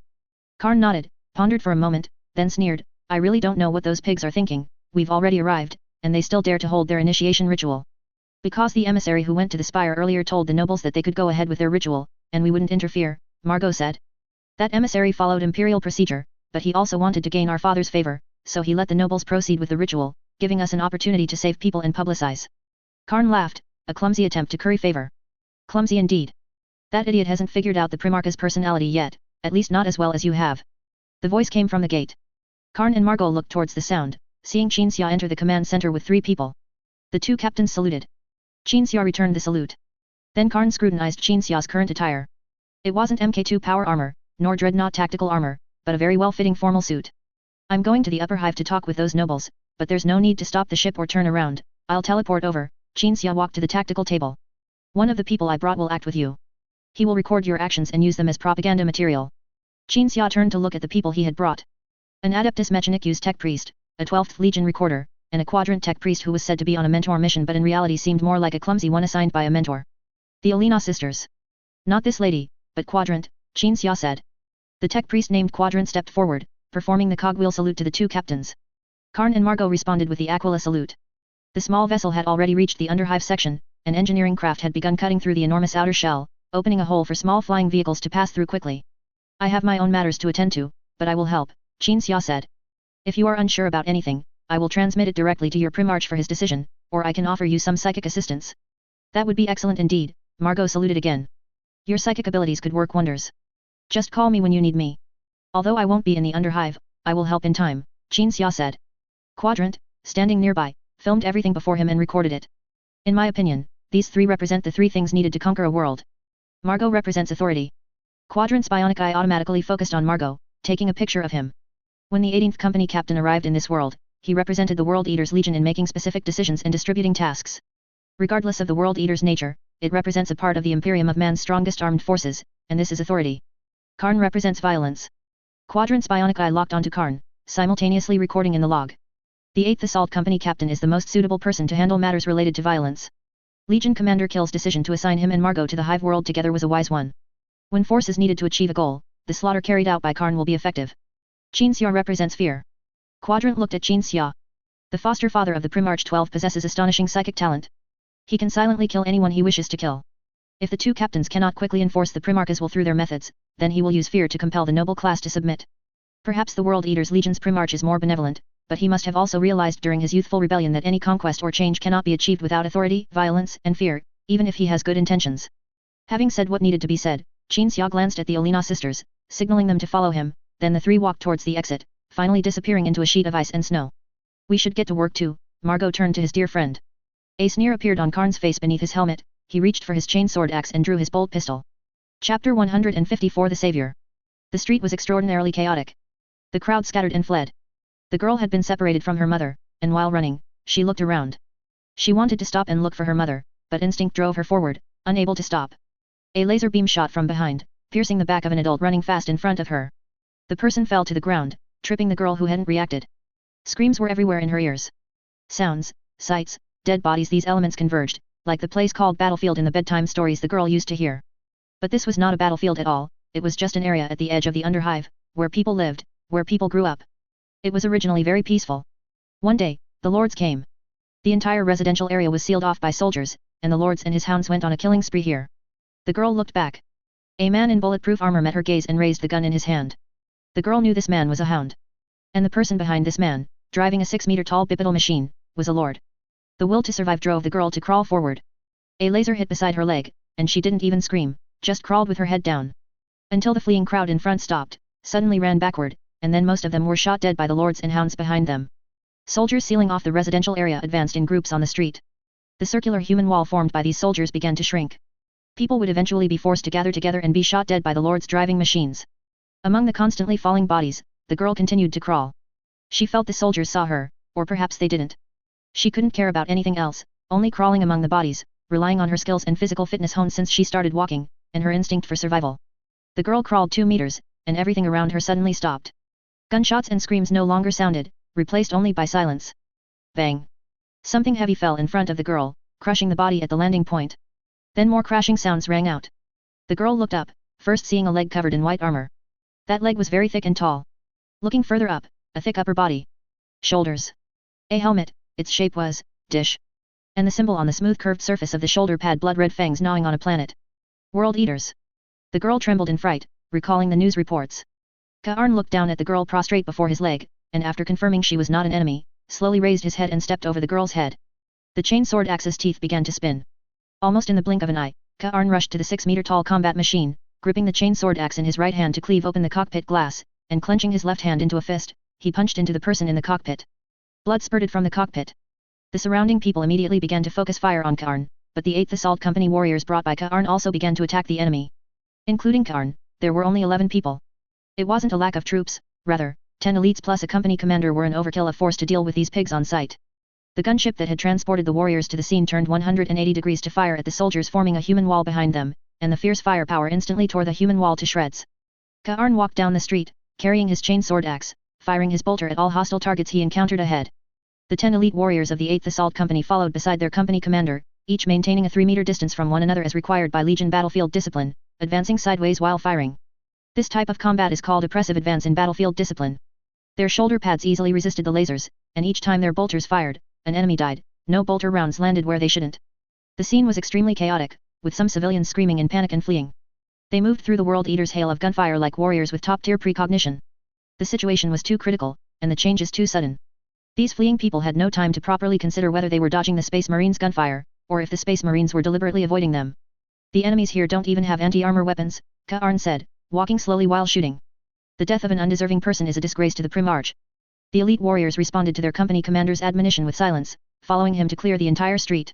The gunship had already killed all the enemies behind them and taken off to return to the small vessel. The 11 Space Marines, including Karn, were effectively fighting alone at this time, with no fire support and no logistical supply. They were surrounded by enemies at least from the perspective of numerical comparison. The 11 walked to the intersection. Soldiers poured out from 3 intersections, and some smart individuals entered buildings through back doors along both sides of the street, setting up heavy weapons aimed at Karn. Karn walked forward, not even slowing down. Some people who had previously hidden in buildings along the road ran out of the buildings, and upon seeing the Space Marines and the terrifying symbols on their shoulder pads, froze under the eaves. Karn waved at them, signaling them to run back. Then the company commander silently looked to his right, then to his left. 2 elite warriors immediately rushed towards the buildings occupied by the enemy on both sides of the road. Their silver vine-formed ascending staircases, carrying them from the ground to the top floor of the buildings. The 2 Space Marines landed on the rooftop, using their chainsword axes or chainswords and unremarkable combat methods to kill all enemies on the rooftop, then took out the breaching grenades hanging from their waists and threw them on the ground. The grenades exploded, blasting through the roof and simultaneously releasing a large amount of smoke throughout the entire building. The Space Marines jumped into the hole in the roof. By the time the 2 emerged again, they were covered in blood, and none of the soldiers who thought themselves clever by occupying the buildings had survived. The 11 continued to advance on the street. The enemies in the 3 intersections before them had formed firing formations. The last round in Karn's bolter pistol magazine was fired. The bolter round, trailing flames, pierced through 6 people standing in a line in front. Calculating his ammunition, Karn quickly changed magazines. The other 10 Space Marines did the same. After quickly changing magazines and continuing to advance 20 meters, the 11 approached within 100 meters of the enemy soldiers. They uniformly lowered their bolters, raised their swords or axes, and charged forward. For Angron. The battle cry vibrated in the ears of the mortals. Behind Karn, 200 meters away, the girl lay among the corpses.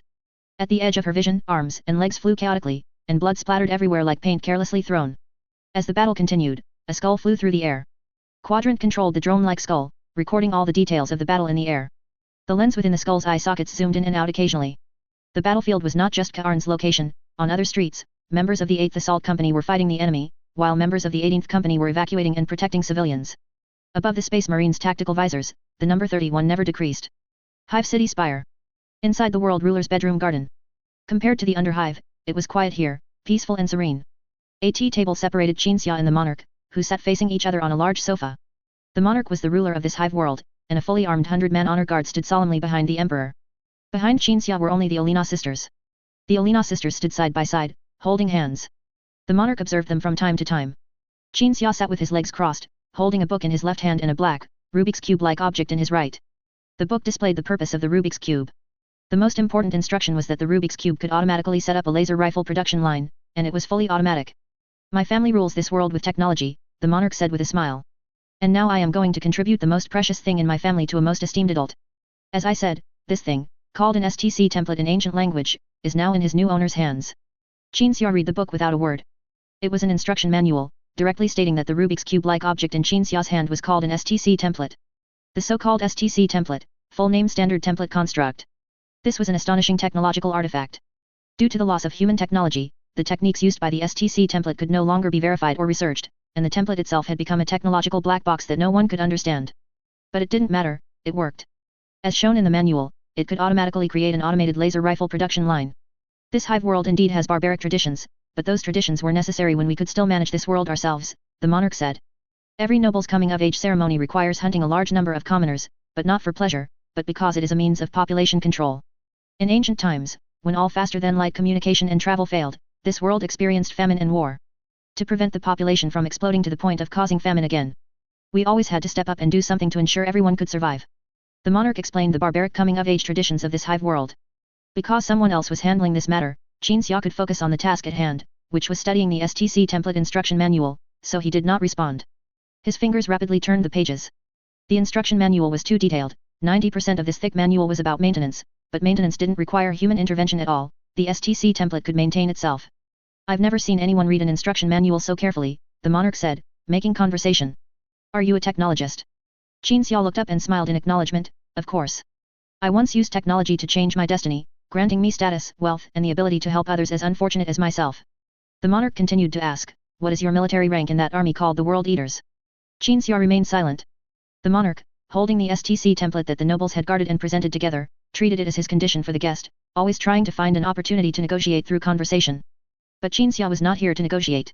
In his view, his first priority was to protect the STC template, and second, to help Karn and Margot, if those two company commanders needed help. This was not a meeting to exchange bargaining chips before a negotiation, nor was it an occasion to discuss terms. We noticed you still have the habit of keeping slaves when we arrived. And they are all juvenile slaves. Seeing that Qin Xia had nothing to say, the Olina sisters asked the monarch about things they cared about. Do you have a slave market?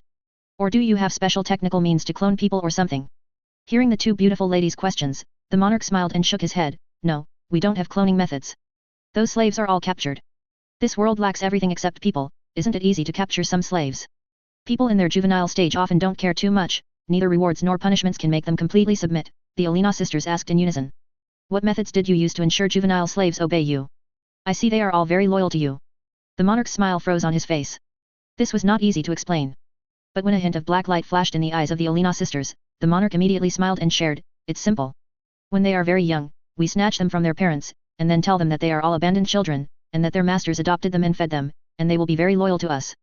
Qin Xia's finger, turning the page, suddenly froze.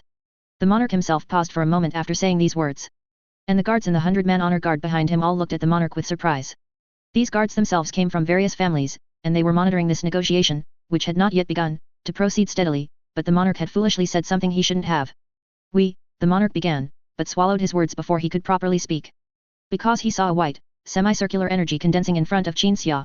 Qin Xia looked down at the instruction manual, his finger, which had suddenly frozen, turned the page he should have turned long ago. Then, the heads of the monarch and every member of the 100-man honor guard behind him exploded at the same instant. The splashing liquid was blocked by a psychic barrier. Qin Xia didn't even lift his head, gently turning a page with his finger. Noisy. Chapter 155 World Eaters. It seems the nobility's coming-of-age ceremony on this world didn't just appear out of nowhere. But even after warp travel methods returned to normal, they still maintain such traditional customs, which is truly depraved. The Olina sisters analyzed the coming-of-age ceremony with serious expressions. But I think it's more likely for the nobility's amusement, because if we consider it purely from the perspective of overpopulation leading to food shortages, then only by killing these nobles can the majority of people on this world reduce their material pressure. Clearly, this is a sociological problem. The two sisters spoke one after another. Qin Xia judged who was speaking based on whether the sound came from his left or right ear, but he realized it was meaningless, because the Olina sisters were essentially one person and could not be treated as two. Lord, what do you think? The elder sister asked Qin Xia. Thanks for the invitation. Qin Xia stared intently at the last page of the instruction manual. I haven't studied sociology, so I don't understand. I'm out. The elder sister smiled triumphantly. The younger sister, however, defended Qin Xia, each has his own specialization. Not everyone will choose to study obscure subjects like you, elder sister, just to join the labor council. Don't mention the labor council, because of you, I can't join the council, the elder sister said coldly. Qin Xia closed the instruction manual and turned to look at the two sisters. The Olinas also had disagreements.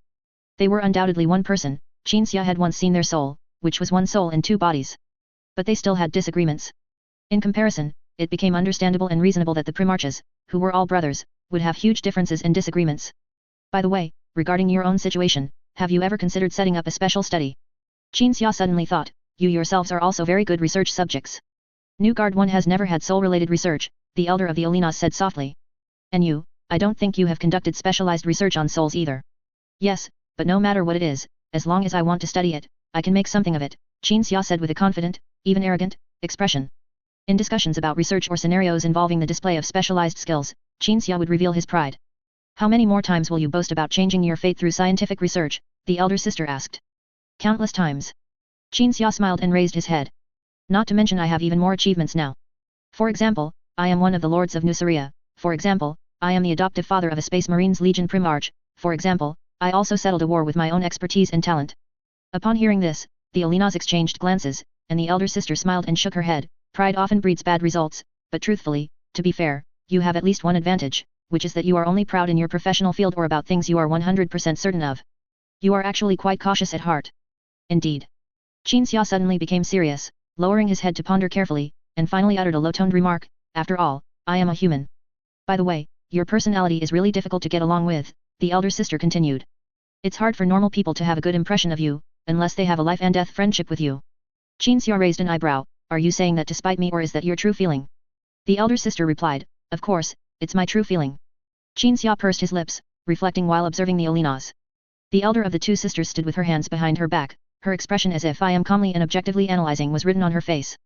But unlike the elder sister's demeanor, the younger sister stood behind her, raising a finger and pointing at the back of the elder sister's head, smiling and shaking her head, silently forming exaggerated words with her mouth. Don't listen to her. Seeing this, Qin Xia relaxed and simply smiled, humorous. Seemingly sensing something, the elder sister turned to look at her younger sister, who became serious a second before. Qin Xia turned to pack his things, bundling the STC template and instruction manual and hanging them at his waist. Perhaps the items produced by the automatic laser rifle production line were nothing extraordinary, but regardless, it was an STC template. Realizing there were other things to do next, the Olinas all became serious and asked in unison, how do we help those space marines next? Margot is the one making the decisions. Angron doesn't even know I'm here with you, so the command isn't in my hands, Qin Xia said. But I can infer what Margot wants to do, and we can help him before he asks. For example, should we first cleanse the Hive City Spire? The Olinas asked in unison. No, this world is not Nuceria. The nobles here are not oppressing us, so we will not directly cleanse them. Qin Xia glanced at the corpse of the monarch opposite the seat, then walked towards the door. Those who should be judged will face judgment. This matter will be handled by the New Star external officials who arrive later. All we need to do is bring the entire spire under control. This will require your abilities. With that, Qin Xia and the Olinas walked out of the garden, out of the bedroom, and out of the entire building to the outside. Many soldiers and nobles had already surrounded the entrances and exits, making them impassable. The nobles of Hive Worlds all underwent the coming-of-age ceremony. They might not gain rich combat experience from such one-sided overwhelming slaughter rituals, but they would at least learn to use the various weapons and equipment they possessed. Those who had undergone the coming-of-age ceremony would consider themselves warriors, and although this was false, it would make them more aggressive and prevent them from begging for mercy when facing an inevitable battle. Muzzles down. The Olina sisters held hands, their long hair floated up, and their eyes were filled with black light. All the enemies present were holding guns, but immediately lowered their muzzles towards the ground. Regardless of whether these people were nobles or soldiers, they all complied without fail. Follow behind us, the two sisters said in unison. Everyone cleared a path. Qin Xia and Olina walked through the cleared path to the next area of the spire, and then the nobles and soldiers followed behind them.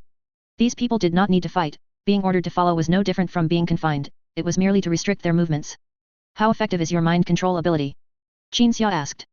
Perhaps before, on Nefshenko Dock 5, I should have taken you to the surface. That way, maybe if you met that Primarch named Perturabo. Our abilities cannot work on a superhuman, the Olinas responded in unison. Even strong-willed ordinary people have a chance of waking up and breaking free from control. Qin Xia nodded, neither mocking nor expressing regret, not even having similar thoughts. The mind control ability brought by the psychic talent of these sisters was already astonishing enough. If the people in this hive city later became chaotic during the change of order, then they would only need to be present and speak a few words to calm down the vast majority of people. Things are going more smoothly than we imagined. Margot and Karn walked side by side on a street in the underhive.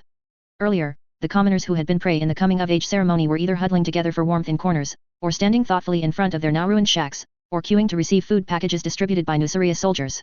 Transports flew back and forth, so distributing food was just the beginning, medicine and industrial goods would follow.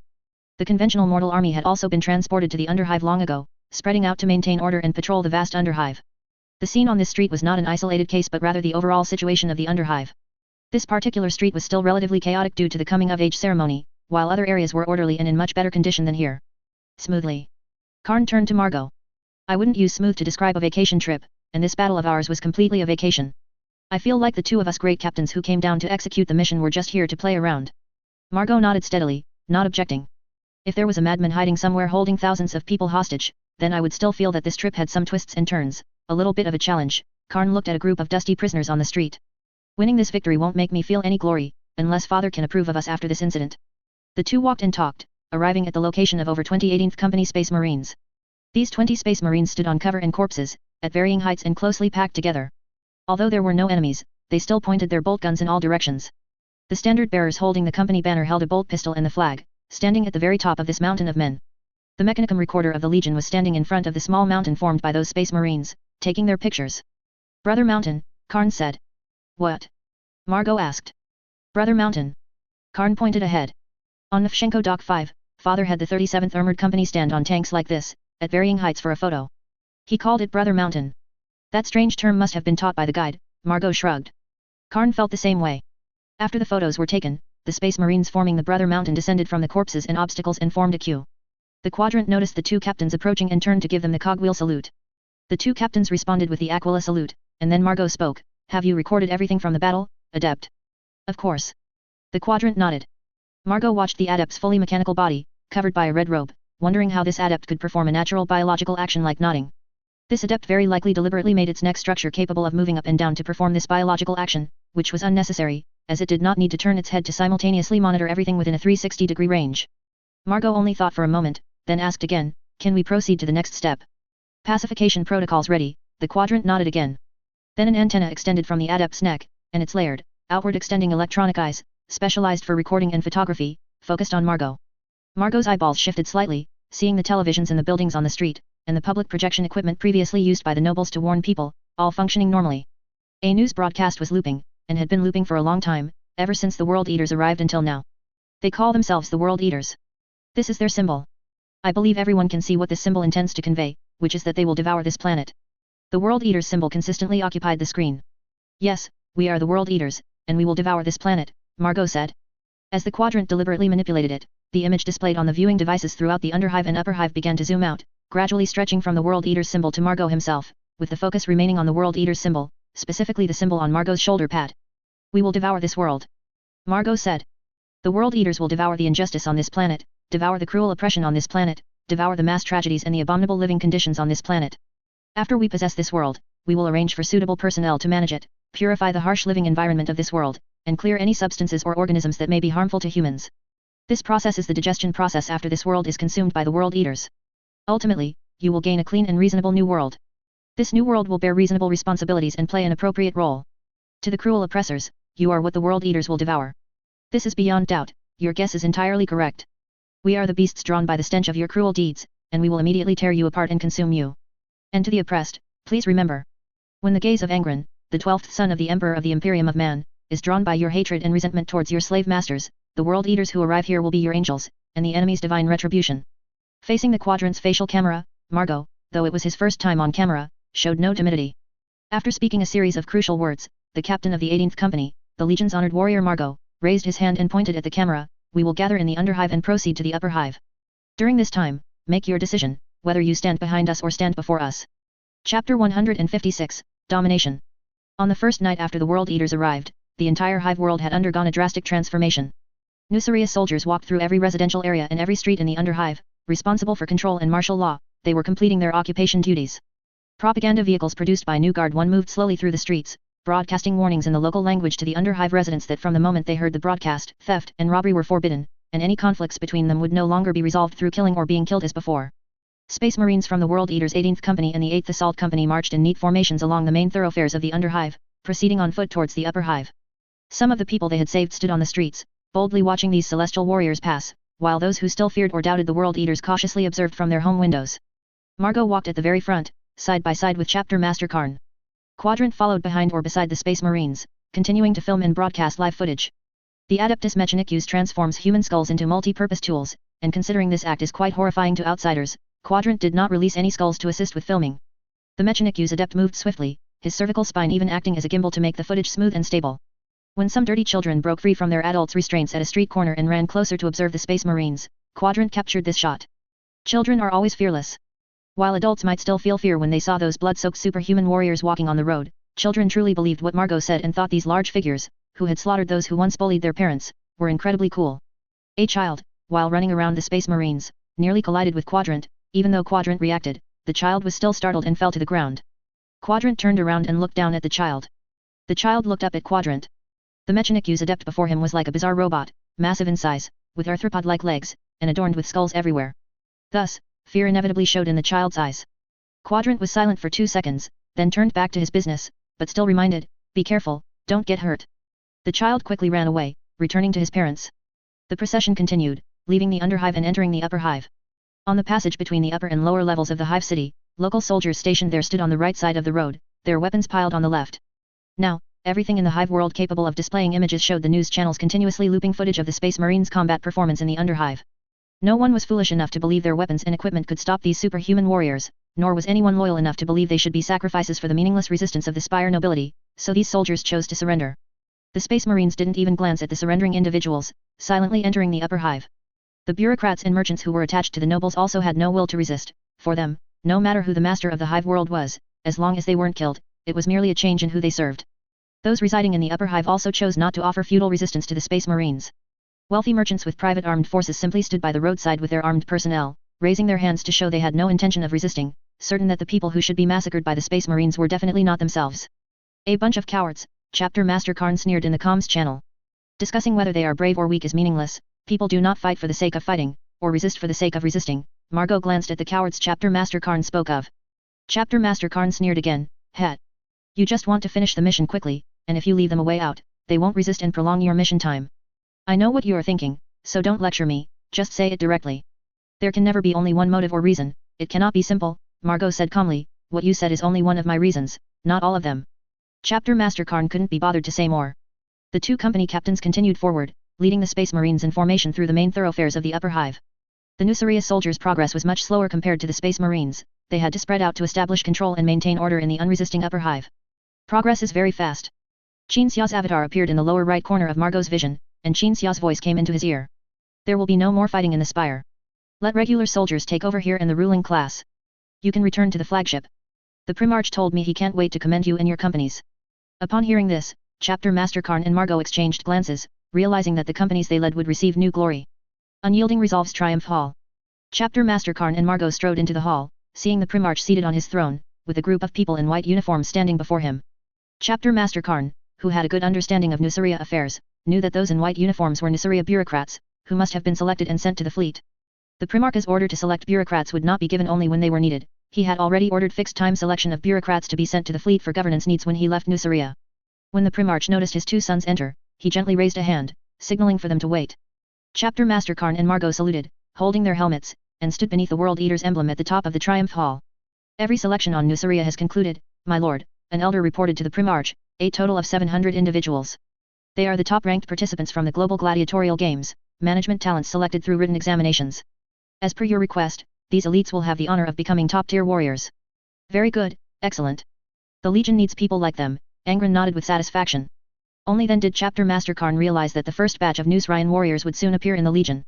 Space Marine legions were initially Terran-born, meaning people born and raised on Terra, the cradle of the human race, who were selected by the Emperor to become the first Space Marines.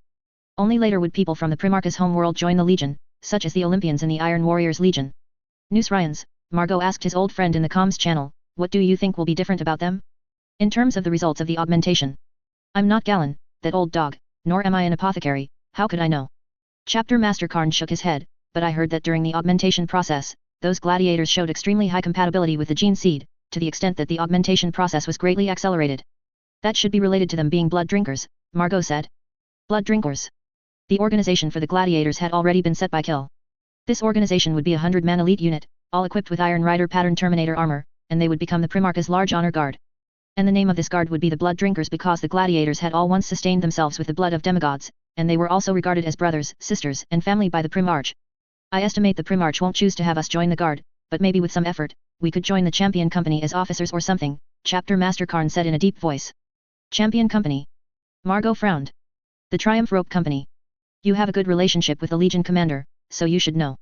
Warriors in the Legion whose Triumph ropes are entirely red will have the opportunity to join a special company.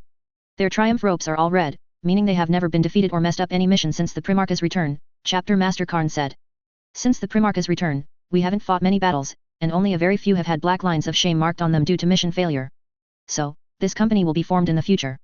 You commanded this mission to conquer the Hive world well, otherwise, I would have a black line on my back. Angron looked at the bureaucrats before him, instructing, your primary task is to establish an education system like Nuceria's, to cultivate managers for this Hive world. They will eventually manage their own world. This Hive world has a very harsh environment, but it doesn't matter, there are a large number of facilities and devices available for you to use to transform the environment. This star system is not far from Nuceria. Establish shipping routes, establish trade markets, and allow this world to obtain sufficient food through industrial products before its food production system is established. The Primarch only had these 3 points to emphasize.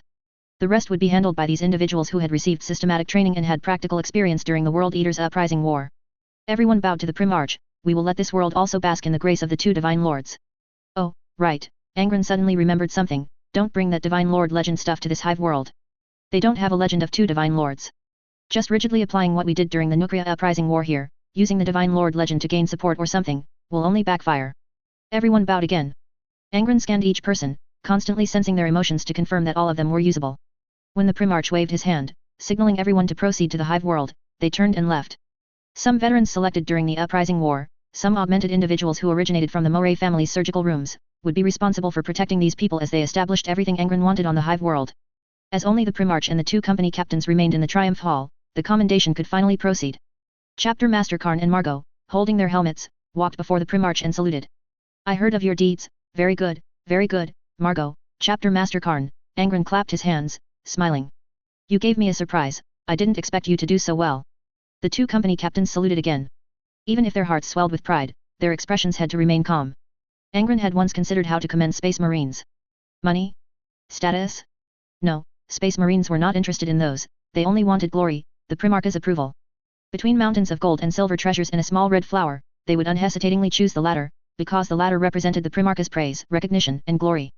But actually giving Space Marines a small red flower was certainly not feasible, the small red flower had to be replaced with something else. Legion Commander Kill entered the hall, holding 2 ribbons. The ribbons were emblazoned with an exquisite design, blood-colored fangs biting a broken chain. This ribbon was the commendation, it meant that Chapter Master Karn and Margot, the 2 company captains, had personally and appropriately shattered the slavery within an entire world. This is the Gene Father's commendation. Kill walked to the company captains and personally hung the ribbons on the front of their power armor's waists. After the ribbons were hung, Chapter Master Karn and Margot saluted the Primarch and the Legion Commander again. They made no excited sounds, nor did they show any corresponding body language. Angron felt that these 2 were about to jump for joy, yet he still saw them standing like wooden figures, trying their utmost to suppress their delight, without even a hint of a smile at the corners of their mouths. Because Legion regulations stipulated how to react when receiving awards, any excited shouts and actions other than standing at attention were superfluous and inappropriate, and would incur punishment. To be honest, the Legion regulations are a bit too strict, Angron suddenly said, I'm thinking of ways to change them. But father, strict laws are necessary to discipline Legion warriors, Kill advised. If you're talking about battlefield regulations, then yes, Angron said, but to even have requirements for the curve of one's lips when receiving an award, that's a bit excessive. Since the Primarch had already decided, Legion Commander Kill had no further objections. Chapter 157, The Gladiator Arena. The 2 company commanders emerged from the Triumph Hall. They walked along the corridor, passing by mortals who bowed to them, heading towards the Gladiator Arena on the flagship. Some Legion warriors were already engaged in bloody battles in the Gladiator Arena. Among them was Orrenst, the fiery Warhammer champion of the 18th Company. He had a conflict with a sergeant, which he had endured in the Hive world, so when the 18th Company and the 8th Assault Company returned to the fleet, he immediately dragged the person he had a conflict with to the Gladiator Arena to resolve the issue through a duel. Margot and Karn stood in the waiting area outside the Gladiator Arena, watching them fight. Margot also saw the 18th Company's standard bearers standing at the edge of the Gladiator Arena. The standard bearers saluted his company commander, Margot returned the salute, and then the former continued his work of supervising the duel. Before Angron's return, the standard bearers were the highest-ranking officers in the Legion, second only to the Legion commander and company commanders. Those who could become standard bearers were either highly respected and deeply experienced, or brave and had astonishing military achievements. They often gave up opportunities for promotion to become a standard bearers, because the company's banner was the soul of a company. When others saw the banner, they would immediately recognize the company it represented, as well as the glory the represented company possessed, so standard bearers were often regarded as the representatives and sole figures of the Legion. Whether before or after the Primarch's return, the standard bearers were responsible for enforcing Legion discipline. Now, after the Primarch stipulated new duel rules, they became referees and supervisors. For Angron, the Warhammer champion swung the 2-handed chainsword axe, which was always effective in his hands, fiercely chopping at the Space Marines in front of him. The latter could not parry, his chainsword axe shattered, and an arm was severed along with the blade. When Orrenst subconsciously decided to continue the attack, the 18th Company's standard bearers raised his arm and gave a thumbs up. This was a new tradition. It originated from the Nukria Uprising War, during the battle in the Gladiator Arena, when Shou entered the Gladiator Arena, gave a thumbs up, and together with Angron, eliminated the guards present, leading the gladiators to break out. It meant the end of a battle, and that the participants of this battle must live. The duel ended, and the victor had emerged. Orrenst roared, his chainsword axe thudded against the ground, and he reached out with his other hand to grab the neck of the Space Marines in front of him. If you think I have a problem, then tell me with a duel. Otherwise, I will chop off your limbs, one by one, again and again. The loser had nothing to say, accepting defeat willingly, and nodded silently. The apothecary stepped forward, picked up the defeated warrior's arm, took out a small box with the Crow Bio logo, squeezed ointment from it onto the severed arm and the broken surface, and then reattached the arm to the shoulder. The defeated warrior sat on the ground for a few minutes to recover, then stood up and moved his recently severed arm, before saluting Orrenst. Orrenst returned the salute. The two walked out of the Gladiator Arena side by side as if nothing had happened, saluting Margot and Karn again as they passed. Conflicts between battle brothers could be brought into the Gladiator Arena, but not out of it. This was tradition. Call the company to assemble. I will begin the internal company commendation ceremony shortly. As Orrenst passed Margot, Margot commanded. The Warhammer champion nodded and departed. Come. Karn walked ahead, entering the now empty gladiator arena, glanced at the other gladiator arenas where conflicts were being consumed, then walked to the weapon rack and picked up a chainsword axe. Margot also walked to the weapon rack and chose a long spear. 8th Company Commander. The 18th Company's standard bearers saluted Karn. I think the 8th Company's standard bearer's brother should also be present. No need, Brother Astarchus. Karn retreated 50 meters from Margot, saluted the standard bearers. This isn't a gladiatorial fight, I'm just letting off some steam with your 18th Company's company commander. Because we are both too excited. The standard bearers named Astarchus saluted, turned, and walked to the adjacent gladiator arena, holding the 18th Company banner, indicating that the two 18th Company warriors inside could begin their duel under his supervision. When we were eradicating the Thunder Warrior on Terra back then, you used a long spear. Karn pointed at the long spear in Margot's hand. In fact, this is the very one you used back then. Margot looked down at the long spear in his hand. Karn was right, this was the long spear he had used back then, but there was a reason he wasn't using it now. Bang! Weapons clashed, the chainsword axe and long spear scraped past each other, sending up a shower of sparks. Karn suddenly launched an assault on Margot, and Margot, quick-witted, thrust his spear to block. The first round of engagement did not determine a winner, and the two pulled apart. Thunder Warrior. Karn said with a smile, they were too powerful, and because of their power, they completed the unification, and because of their power, they were abandoned and purged. Margot recalled the Thunder Warrior. When Terra was full of warlords, the Emperor at that time he wasn't called the Emperor, he was called the Thunder Lord. In short, at that time, the Emperor began to clear out the warlords and tried to complete the great task of unifying Terra. The Thunder Warrior were the Emperor's initial supporters during the unification period. They were astonishingly powerful. The Mk1 armor they wore was the initial armor equipped for superhuman warrior units. That thing didn't even have a power backpack. The Thunder Warrior supported the heavy armor with their own powerful physical strength. Then the Thunder Warrior were eventually ordered by the Emperor to be purged. The Custodes and several Space Marines legions together killed the Thunder Warrior, including the 12th Legion. And he and Karn were eyewitnesses to that war. There was a reason they were abandoned. Margot said, they couldn't control their desire for slaughter, they were unstable, and they decided to express their dissatisfaction with the Emperor through rebellion. We were all forced to do it. Just like us before the Primarch's return. Karn rushed in front of Margot, swinging his axe to chop. Margot, holding his long spear, responded calmly, blocking the attack, and said in a deep voice, we, the 12th Legion, are tools and weapons. Once we were owned by the Emperor, now we are owned by the Primarch. We have no will of our own. When the Emperor needed to suppress a rebellion, as weapons, of course, we had to kill all the rebels. The saw teeth roared, leaving scratches on Margot's spear shaft. Sparks sprayed like raindrops from between the saw teeth, falling onto the helmets of the two company commanders. It's a bit late for you to say that now, you should have said it when we first met the Primarch. Karn chopped again. Margot blocked again. The two exchanged several more blows. Karn said again, fortunately, our Primarch has a similar mind-reading ability. He sensed our essence as weapons and tools, so he didn't choose to purge us. Or chose to banish us and replace us with Noose Ryans. Margot thrust his long spear. Yes, we should feel lucky that we, these weapons, are receiving modifications, not abandonment. Margot could anticipate anything Karn wanted to say. The two were not just old friends from Terra, they were more than just friends. Before becoming Space Marines, when Margot finally couldn't bear the hunger any longer and killed the entire family of the tribal chief, and when the tribe surrendered to the Emperor and he was accused by the new chief and consequently imprisoned, he met Karn. So, Margot naturally understood Karn exceptionally well. Once we were executioners, now we are saviors. We act according to the Primarch's will. Karn stood still and said, we are weapons, we are tools. We turned from executioners into saviors not because we loved those mortals so much, but because our user demanded us to do so. If he demands us to kill, we kill. If he demands us to save, we save. If he demands us to die, then we will die. Perhaps one day in the future, the Primarch will feel like a slave owner, because he has 150,000 slaves under him. Don't correct my words, weapons and tools should be no different from slaves in the Primarch's eyes, they are all those who are dominated. When Karn wanted to continue, Margot raised his hand to interrupt. You actually want to ask me if we will be abandoned like the Thunder Warrior, replaced by Noose Ryans, right? Karn neither nodded nor shook his head. Margot gazed at Karn. He knew that this 8th Company commander was not like others who completely obeyed and belonged to the Primarch in body and mind. This did not mean that Karn would reject the Primarch's orders or the changes the Primarch brought, but it meant that Karn had his own views and judgments on the matter of loyalty. While others believed themselves to be the Emperor's chosen, the Primarch's children, Karn realized that the Legion's past and present actions were fundamentally guided by the principle of being weapons and tools, even if most people might not have realized it. But Margot also knew that Karn, despite understanding, would not make any moves or changes. Karn would accept it honestly, clearly, whether he wanted to or not, whether he thought what he was accepting was good or bad. Only one thing would make Karn doubt, that weapons or tools could be discarded at any time, as long as there was something more convenient, just like the Thunder Warrior. You understand everything, so speak. Karn, seeing his old friend's silence, urged him. He wanted Margot's explanation because he knew Margot was not a conformist. If Margot chose to do something, he first had to believe it was right, otherwise, he would resist. No matter if the other party was the Legion commander or the Primarch, he would do so. Margot responded. The 18th Company commander approached Karn at a speed that Karn found astonishing, thrusting the long spear towards Karn's head. After a dull thud, Karn felt his brain stop for a moment. When he reacted, he found himself already sitting on the ground. He realized he was too eager to seek explanation or comfort from Margot, so much so that he overlooked that they were in the gladiator arena. Karn. Margot threw the long spear back onto the weapon rack, extending his hand to Karn. You are truly intelligent. Sometimes the philosophies you casually utter make me think you used the Thousand Suns gene seed, but sometimes you are so foolish that it makes me helpless and sigh. Karn frowned, looking up at Margot, remaining silent. You said the Primarch didn't choose to punish or purge us because we are tools, and how we are used depends entirely on the user's will.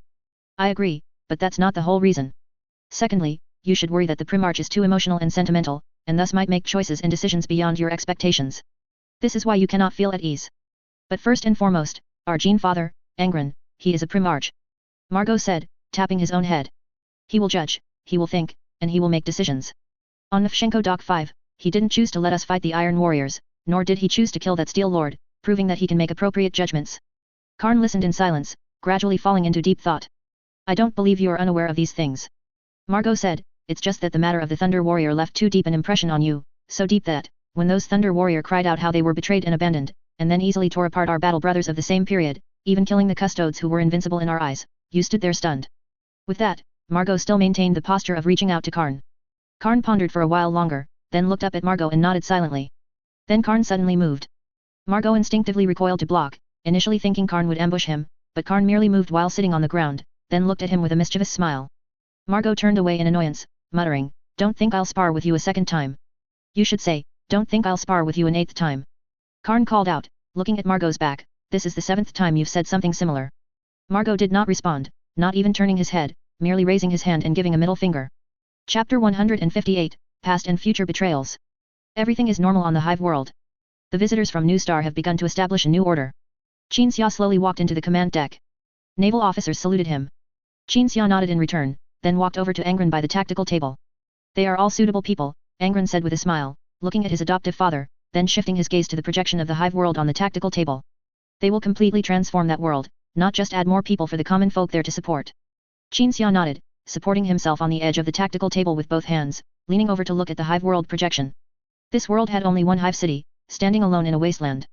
Compared to the outside of the Hive city, the living environment within the Hive city was actually quite good. Outside, there were mutated monsters, super worms, living pools of venom, and poisonous gases that could corrode organic matter. Therefore, as far as Qin Xia knew, while some nomadic people usually existed outside the Hive city structures on a typical Hive world, there were no nomads on this particular Hive world. No one could survive in the brutal natural environment outside the Hive city structures.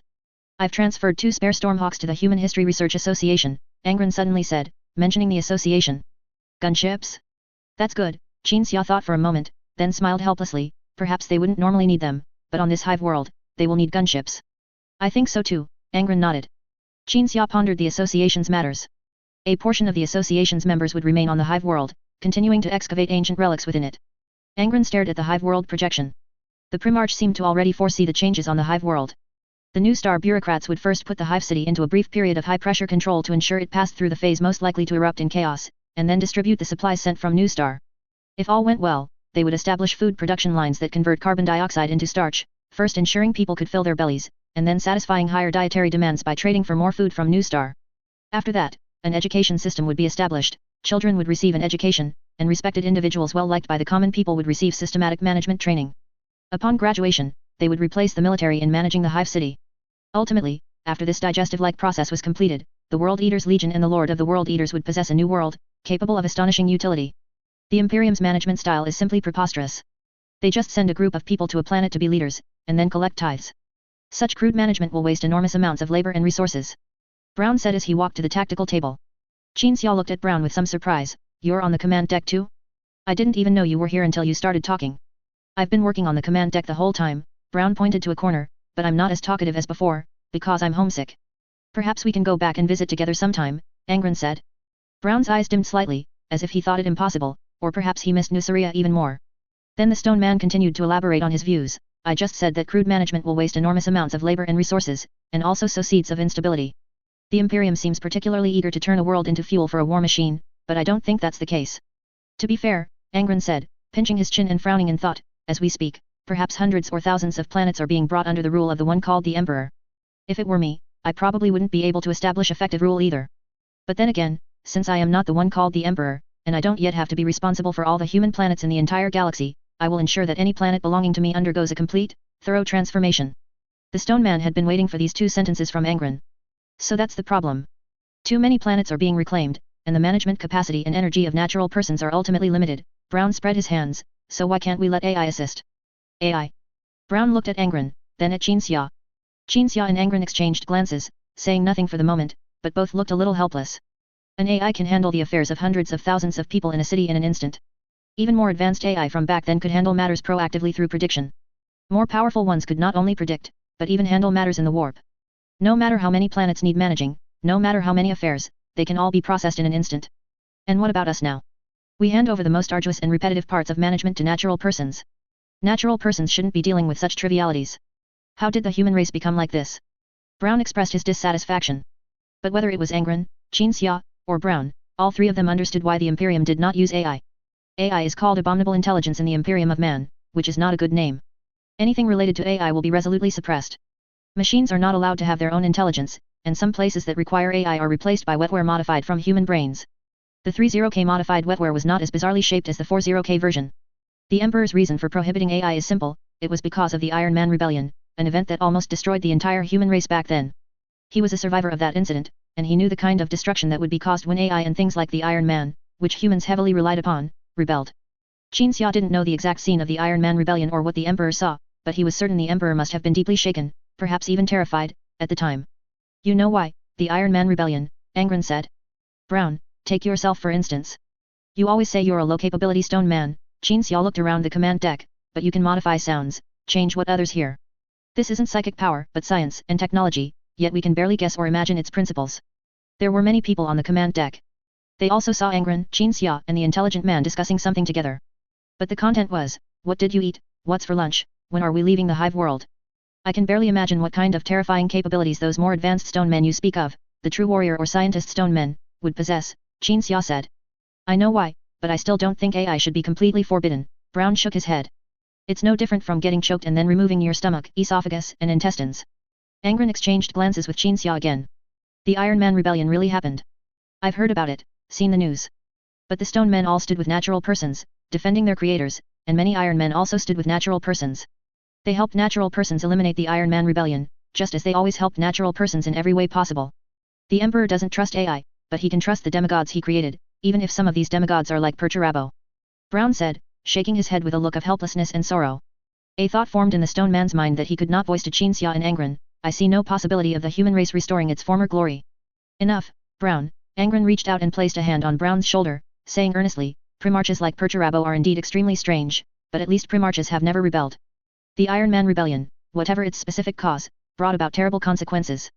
This isn't something that can be explained by who stood with whom.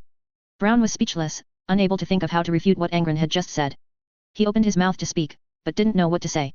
He had wanted to suggest that Angron let him manage a world, that he could handle in 2 days what natural persons would take a year to process. But he knew why Angron and Qinxia kept him by their side. Regardless, we will do what is beneficial for our entire human race, Angron added. Regardless, Brown, regardless, the Great Crusade will not be the final endeavor. We will do one more thing after the Great Crusade.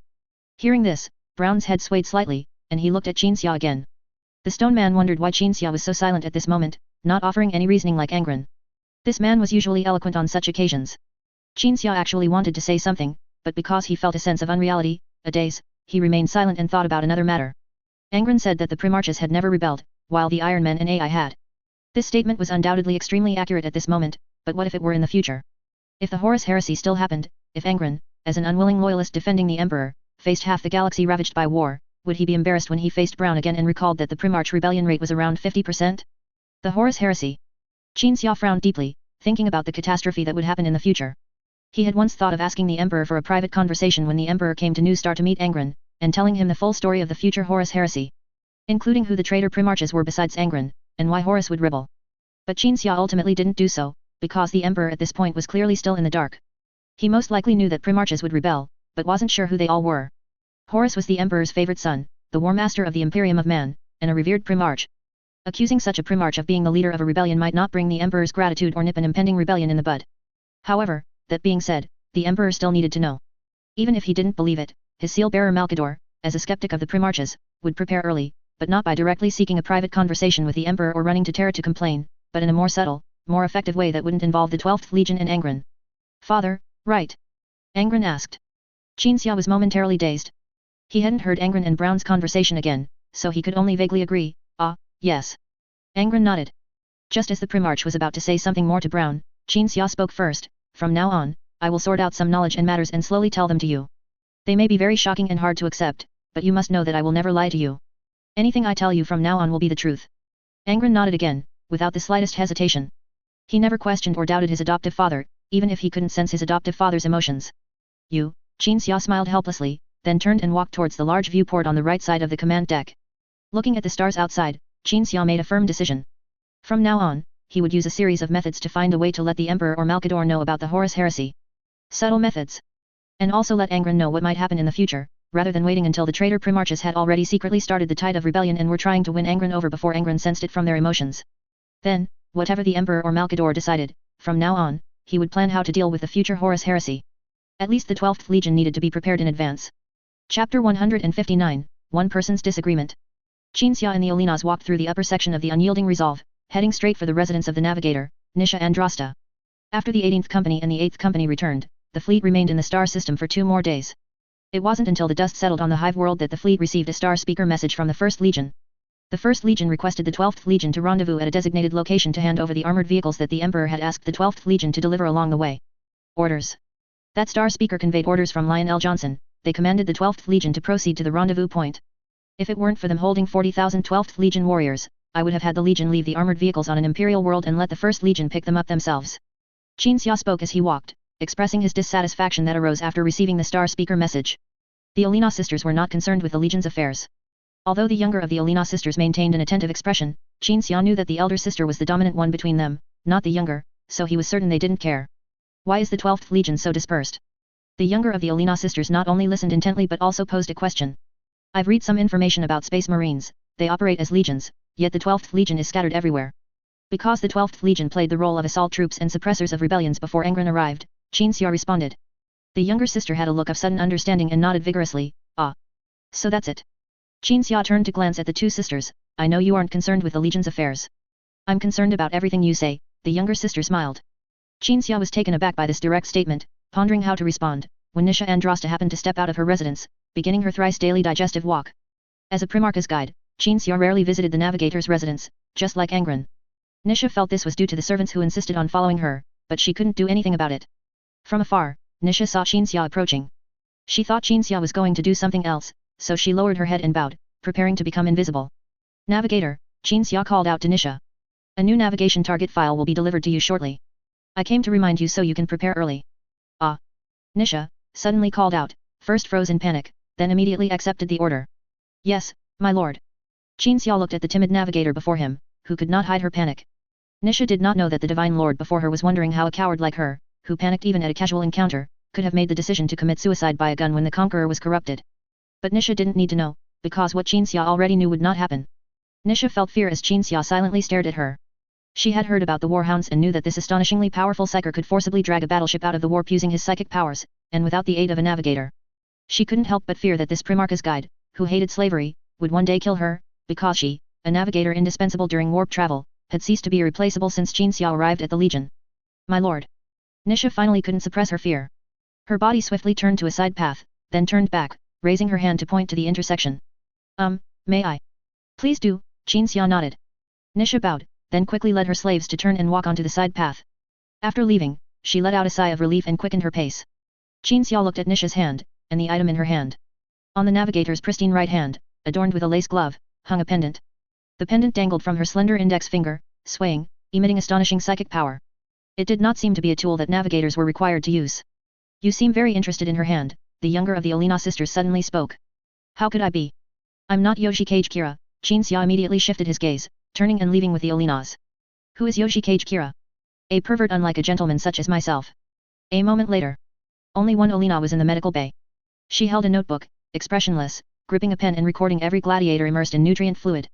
The apothecaries moving around did not ask her to leave, as the Primarch had granted the two sisters permission to move freely on the ship. Those present could not distinguish which of the Olinas this was, only Qinxia could tell from her cold expression that she was the elder sister. Are you going to write a thesis using them? Suddenly, a voice from behind momentarily caught Olina's attention. She turned to see Kleist. The female gladiator with a grav gun for a right leg slowly floated to Olina's side. Her overly strong physique had once been an object of Olina's study as well. Aren't you working with the regular army? Olina withdrew her gaze and continued recording the gladiator's conditions. It's my break time, so I came here to see my brothers. Kleist approached capsule number 44, extended a hand to touch the glass, and gazed at the person inside. Yuechola and his younger brother Yuchuka had both undergone modifications. The two brothers, one numbered 44 and the other 45, lay in two adjacent capsules. Currently, Yuechola was sleeping, eyes closed, his thick golden short hair gently floating up and down in the nutrient fluid, just like his body. Kleist withdrew his hand from Yuechola's capsule and said in a deep voice, "Every evening, Angron and Qinxia come over. We sit in chairs with drinks, watching our brothers and reminiscing about everything from the Nukria uprising war. Doesn't the young woman named Tasias come?" Olina recorded with her pen, seemingly casually asking. She. Kleist paused, then softly said, "Her experiences are different from others, and her personality is very aloof. She always appears very cold and unconcerned with others, just like I used to be.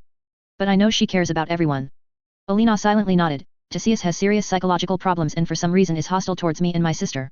Both fell silent, clearly sharing a consensus on the topic of Tasias's personality traits. Then Kleist suddenly asked, "After Yuechola undergoes modification, will he become cold and cruel like other 12th Legion Space Marines?" "No," Apothecary Gallon replied to Kleist from nearby. "The gene seed of the 12th Legion is no less stable or adaptable than that of the Ultramarines or the 4th Legion, but there are mutations, which is a tendency towards emotionality. Whether it's cold cruelty or anything else, it's actually a manifestation of emotion." Kleist cast a grateful look at Gallon, then continued to gaze at Capsule 44 and Yuechola inside. Until a regular army officer quickly entered the medical bay and saluted Kleist. "Marshal, there are some matters that require your attention." Kleist scanned all his brothers, then followed the officer out. Soon after, another guest visited the medical bay. As soon as this guest appeared, Olina could sense her.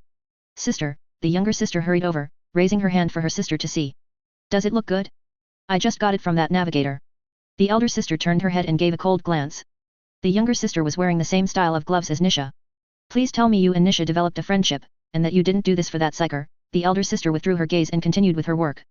The younger sister was momentarily speechless, unsure how to answer, and after a long pause, she finally managed to blurt out, "We are originally the same person, you know what I'm thinking." "I object," the elder sister said coldly. Objection overruled, the younger sister frowned. "You can't always supervise me like a production representative supervising workers. Then what can you do? Change your name again and pretend that any of us have free will."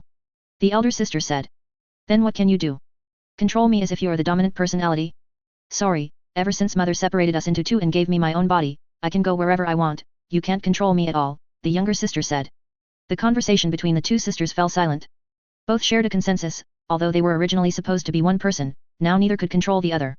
2 minutes later, the elder sister closed her notebook and pen, looked at her younger sister, and said in a deep voice, "But I am your elder sister." In family relationships, the eldest sister or eldest son often has authority over younger siblings. "You came out of mother's womb a few seconds before me, and that makes you the elder sister," the younger sister retorted. "We both grew up hidden in the underground residential area, you don't have more life experience. You're purely controlling me based on your likes and dislikes, and I really can't obey that at all. You're even starting to talk like that, psyker? Don't forget, we were originally one person." "Yes, if only we weren't." After saying this, the younger sister suddenly froze, then felt regret, because her words were indeed hurtful. Both sisters could perceive each other's thoughts and feelings. When the younger sister's regret and apology were felt, the elder sister merely shifted her gaze from her sister to look elsewhere. The younger sister turned and left the medical bay. The elder sister also left shortly after. The apothecaries did not know why they seemed to part on bad terms, they only knew that the two had silently exchanged glances for a moment, then suddenly parted indignantly. The younger sister and the elder sister walked in different directions. In a corridor, the younger sister saw Qinxia. Qinxia was walking alongside Brown and Quadrant. Seeing the younger of the Olinas, he immediately greeted her, "I was just looking for you. From now on, my name is Olia." The younger sister stepped forward, stating the name she had already chosen for herself. "Olia." Qinxia raised an eyebrow, realizing that the two sisters might have had a disagreement. It seemed surprising for one soul divided into two to have a disagreement, but upon closer thought, Qinxia found it normal. After all, even one person has a surface and an inner self. "I've decided to form a special squad with us." Qinxia began to speak of the main topic. "Brown, Quadrant, and you and your sister, we will form a team for certain operations." Qinxia pointed to himself. "I am naturally the leader. I will provide combat assurance for this special squad with my psychic powers. And you, Olia, you and your sister, as mind-controlling psychers, can persuade anyone who needs persuading. Although you cannot control those with strong wills, at least you can avoid unnecessary trouble at appropriate times. Brown, he is a pilot and a warrior. Our stone man friend's capabilities naturally go without saying. As for Quadrant. When Qin Xia spoke of the Adeptus Mechanicus monk, Quadrant's body slowly lowered into a bow. He will provide us with logistics and technical support. Believe me, he is absolutely a talent. Olia nodded, a luxurious lineup. So what will our squad be responsible for? Collecting ancient relics that Human History Research Association agents find difficult to acquire, and handling sudden supernatural events, Qin Xia replied. But he did not state directly that he was actually forming this squad in preparation for the future Horus heresy. As for handling sudden supernatural events, this actually meant dealing with demons, but Qin Xia did not intend to personally handle every demon. Currently, the 12th Legion's think tank had too few members. When their numbers increased in the future, Qin Xia decided to form a think tank team called White Knight. The best way to deal with psychic beings was with psychic power. I'm done, Qin Xia gestured for Brown and Quadrant to leave. After the two left, Qin Xia looked at Olia, and at Olia's Nisha-style gloves, and smiled, saying, very beautiful. Olia returned the smile. Being heavily modified into a grey knight did not make me lose my emotions, Qin Xia thought to himself. Chapter 160, The Emperor's Eldest Son. Star System 8944.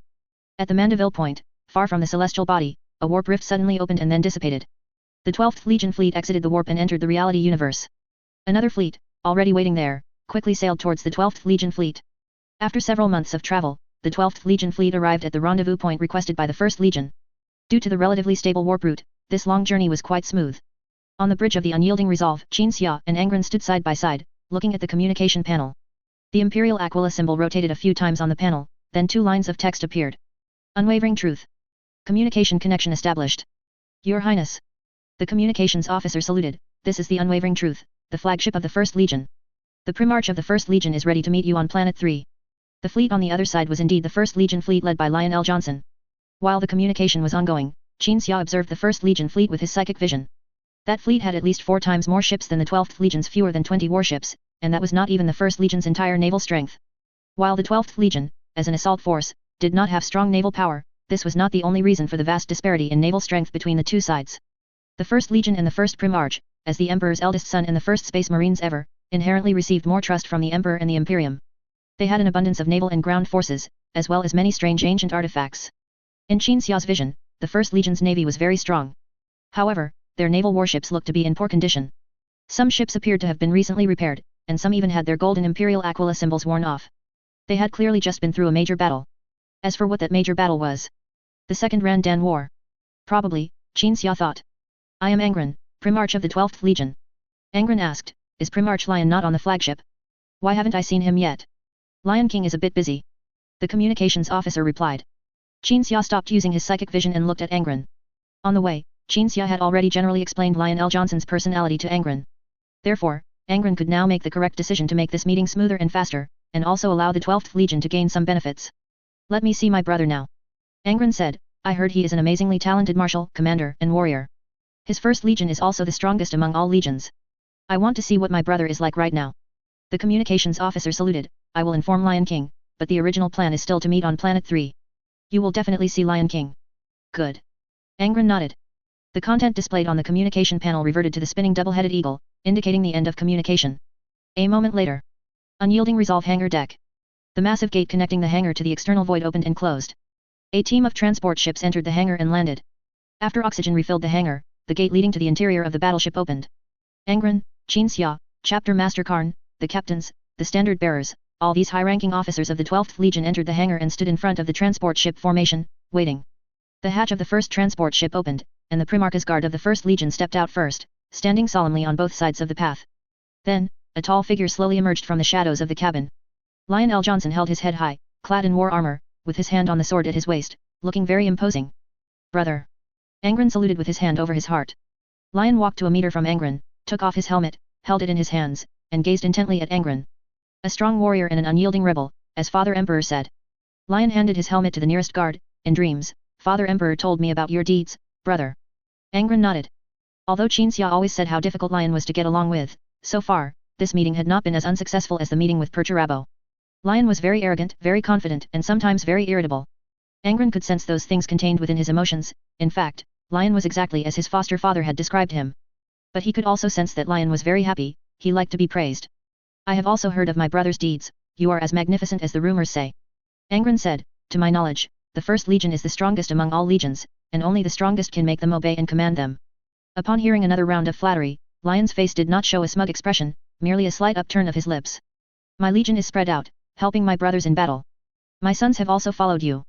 I have heard many of your deeds from the legion commanders. Angron continued, I believe that if one day all of us primarchs must unite to face an enemy, then I think no one is more suitable than you to command us. Lion scoffed, then slowly spoke, let's talk business. Angron nodded. Lion continued, Father Emperor asked you to transport some armored vehicles to me. Did you bring them? They are in the flagship's warehouse. They should already be on their way to your fleet now. Angron replied. Keep half of those things. Lion waved his hand, the First Legion is not short on equipment, and your legion will embark on an expedition alone next, so you need supplies more than I do. Thank you. Angron saluted, then turned to look at Qin Xia. Qin Xia smiled and nodded. This meeting was merely because the 12th Legion needed to find Korix one step ahead of the Emperor and, incidentally, help transport some vehicles. Thus, the purpose of the meeting had already been achieved, and there was no need for further discussion. This meeting also had an unexpected gain, which was the half of the vehicles Lion generously gave to the 12th Legion. That half of the vehicles could arm at least 2 Space Marines armored companies. Perhaps in the future, we will truly fight side by side, but not now. Lion said, then turned elegantly and returned to the transport ship. The transport ship carrying Lion King gradually started, preparing to depart. The remaining dozens of large transport ships remained motionless. Angron thought they had also been given to him by Lion. But those transport ships were not actually from the First Legion. When their cargo bay doors opened, Space Marines in the 12th Legion's characteristic blue and white colors emerged. The Space Marines lined up and gathered together, forming one square formation after another. Angron knew how many people there were with just a glance. Around 40,000. The number was 10,000 fewer than the 50,000 who fought with the 4th Legion, but their quality looked astonishingly high. More than 10 dreadnoughts. Terminator Company. And Qin Xia just glanced and saw many fierce individuals from the 12th Legion among them. Including a warrior who stood out among the Space Marines due to his height. Qin Xia was very sure that Lion had just finished the Second Randan War because the powerful units and formidable characters from the 12th Legion had all been gathered with Lion and were only now returning. The massive and heavy dreadnoughts stood at the forefront of the formation, their model was Contemptor. Chapter Master Karn saluted Angron, then walked towards one of the elaborately decorated dreadnoughts and saluted very respectfully, Legion Commander Lork. This dreadnought was being piloted by the previous Legion Commander of the 12th Legion. The former Legion Commander, named Lork, looked down at Karn from inside the dreadnought. Severely crippled, he could not make any movements himself, but he could do so through the dreadnought. After nodding, Lork looked at Angron, Primarch, forgive me for not being able to leave this coffin to see you and salute you. I understand, Lork, I understand. Angron nodded, closing his eyes. The Primarch sensed that all the dreadnoughts, including Lork, were in great pain. Naturally. Inside the dreadnoughts were not drivers who sat inside and controlled them like vehicles, but rather crippled individuals. They were so severely crippled that they could not be saved and were sent into the dreadnoughts while on the verge of death, which is why Lork referred to the dreadnought as a coffin.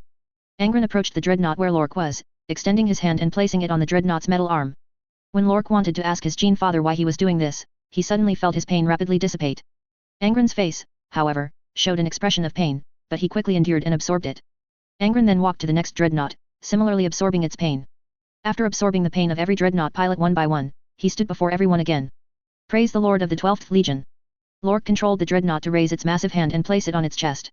All the dreadnoughts did the same, and the Space Marines also saluted. You all look like you've just been through a brutal battle. The Primarch's gaze fell on each person. What did you face with the First Legion? We just crushed the attack of a powerful alien empire.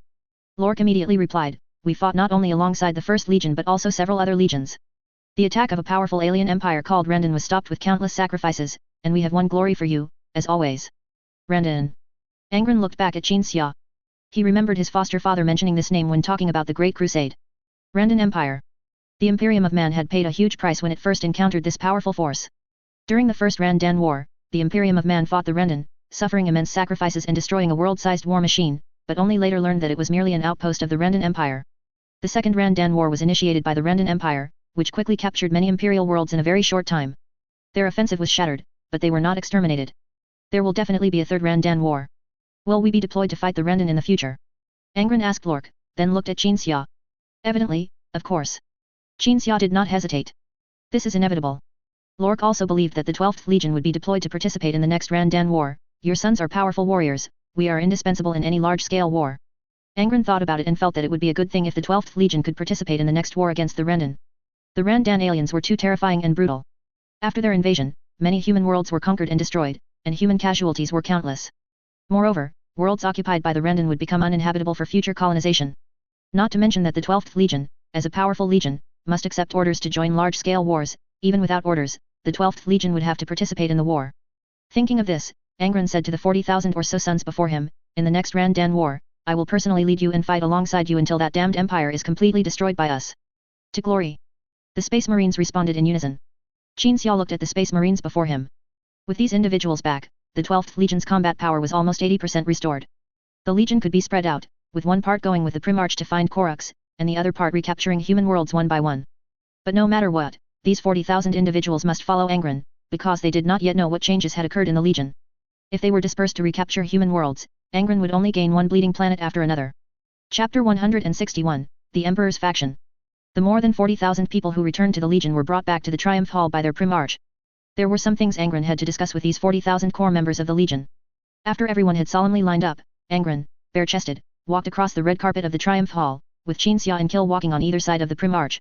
Every warrior saw the crimson scar lines on the Gene Father's back. The three came before the warriors. Angron sat on the throne, raised his arm, and pointed to his back. This is the Triumph Rope. Legion Commander Kill, tell them what the Triumph Rope is. Kill immediately explained the origin of the Triumph Rope. This included the rule that from now on, every person returning to the Legion must have a bloodline representing glory, or a black line representing shame, carved onto them after completing a battle.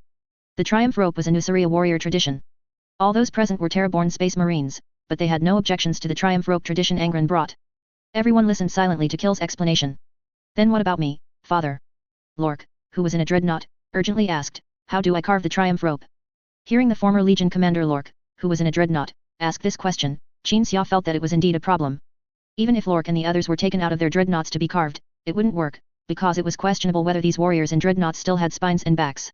Carve it directly onto the back of the dreadnought armor, Angron said. Lork controlled the dreadnought's head to nod up and down. After discussing the Triumph Rope, Angron brought up the duels used to resolve conflicts in the Legion. The duel ritual has been retained by me, but the standard bearers must be present to supervise the duel. When either party is injured, the standard bearers will give a thumbs up to signal the end of the duel and that both parties are alive, and then the apothecary will treat the injured. No more deaths are allowed in duels. This was also a minor matter. Perhaps in other legions, Angron would encounter some resistance when making changes to important matters, but the 12th Legion was different. The difference in the 12th Legion not only included their extreme closeness and longing for their Gene Father, but also their reason for not seeing themselves as independent individuals, but rather as weapons and tools. This is my father, Angron looked at Qin Xia, then shifted his gaze to the crowd. He manages the think tank in the Legion and will not interact much with you, but in necessary circumstances, you still need to follow some of his arrangements. Qin Xia placed his hand over his heart and bowed to the crowd, I will not interfere with command or similar matters. The gaze of 40,000 people converged on Qin Xia. Although Qin Xia had not yet used his psyker abilities in front of them, from Angron's statement that he will manage the think tank, everyone already realized that this was a psyker, and likely a powerful one. The 12th Legion has killed many psyker tyrants and paid a great price for it. The former Legion commander Lork's voice, amplified by the dreadnought armor, was very loud. Regarding the think tank and psykers, I suggest you be cautious, father. I know you are hostile to psykers, Angron smiled and shook his head, but psykers are also divided into friend and foe. The Emperor is also a powerful psyker, and you don't also obey him obediently. Lork remained silent. Whether you are warriors without psyker abilities, or those with psyker abilities, those thinkers whom you ostracize. You are all my children, and you should naturally unite, Angron said. Moreover, my father will ensure the stability and safety of the thinkers. Lork nodded, convinced by his Gene Father. There's one more thing, Angron continued, when you fought alongside my brother, you might have still played the role of executioners, but from now on, from the moment you return to the 12th Legion, you can no longer indiscriminately slaughter friend and foe. After dismissal, learn about the 31 principles. These are the rules I have established. I do not wish for my children to be a group of butchers who kill anyone they encounter, without any discernment, resorting to slaughter for everything. Kill had prepared for this conversation, he anticipated what the Primarch would say, including what would be needed during this conversation. So there was no need to wait until after dismissal for everyone to learn. Kill clapped his hands, and a company of people entered the Triumph Hall, distributing documents to everyone present. The Space Marines read the documents at an extremely fast pace, and then understood the 31 principles. That is, in a combat mission, the number of mistakenly killed individuals must be below 31. The document also mentioned something else, the Niue 2 conquest. No campaign could better reveal the changes Angron brought to the 12th Legion than that initial war to attack Niue 2. Many rules were established by the Primarch at that time. So we have become saviors, and no longer the original duty and role the Emperor arranged for us, which was assault troops, conquerors. A warrior much taller than everyone else spoke. Hal, you have violated Legion regulations, Lork said. When the Legion commander or Primarch is speaking, no one is allowed to interrupt or question. I am willing to be punished, the warrior named Hal clutched the document, looking up at Angron, but we have deviated from the path the Emperor arranged for our entire Legion. We were originally conquerors, and we would have suppressed rebellions according to the duties arranged by the Emperor, but now we have become galactic paramedics. This is unreasonable. Standard bearers. Lork roared. The standard bearers of Hal's company stepped forward, carrying their company banner, ready to punish Hal as stipulated in the Legion regulations. Angron motioned for the standard bearers to return to their original positions, then motioned for Hal to stand before him. Hal walked out of the ranks, head held high. The Primarch rose from the throne. Hal. Tell me, why are you so tall? Angron walked in front of Hal, looking down at his warrior. Hal still held his head high, once again violating regulations. One should lower their head when facing a superior officer. Because I was once a Thunder Warrior, Hal replied, but I used the gene seed of the 12th Legion, and although I am not strictly speaking a Space Marine, I consider myself a child of the 12th Primarch, which is you. Oh, a Thunder Warrior, Angron nodded, examining Hal with curiosity. Qin also examined Hal, but he realized more. From Hal's attitude, it was clear that two ideologies existed within the 12th Legion. One ideology was to see themselves as weapons and tools, once belonging to the Emperor and now belonging to Angron, and that how they were used was natural. But after all, they were not true tools and weapons, they had their own thoughts and feelings, so when Angron proposed new rules that would bring about fundamental changes to the Legion, they would also be somewhat reluctant. And if some things in the Legion went too far in their view, they would resist. The second ideology was complete loyalty to the Emperor. Hal, standing before them, was such an example. Qin remembered that if the Horus heresy occurred, Hal would be a staunch Emperor's faction member. Lower your head, Kill said coldly. Hal didn't even look at Kill. Lower your head. Lork roared. Hal lowered his head for a moment, then raised it again. I cannot lower my head. This is not directed at you, Your Highness.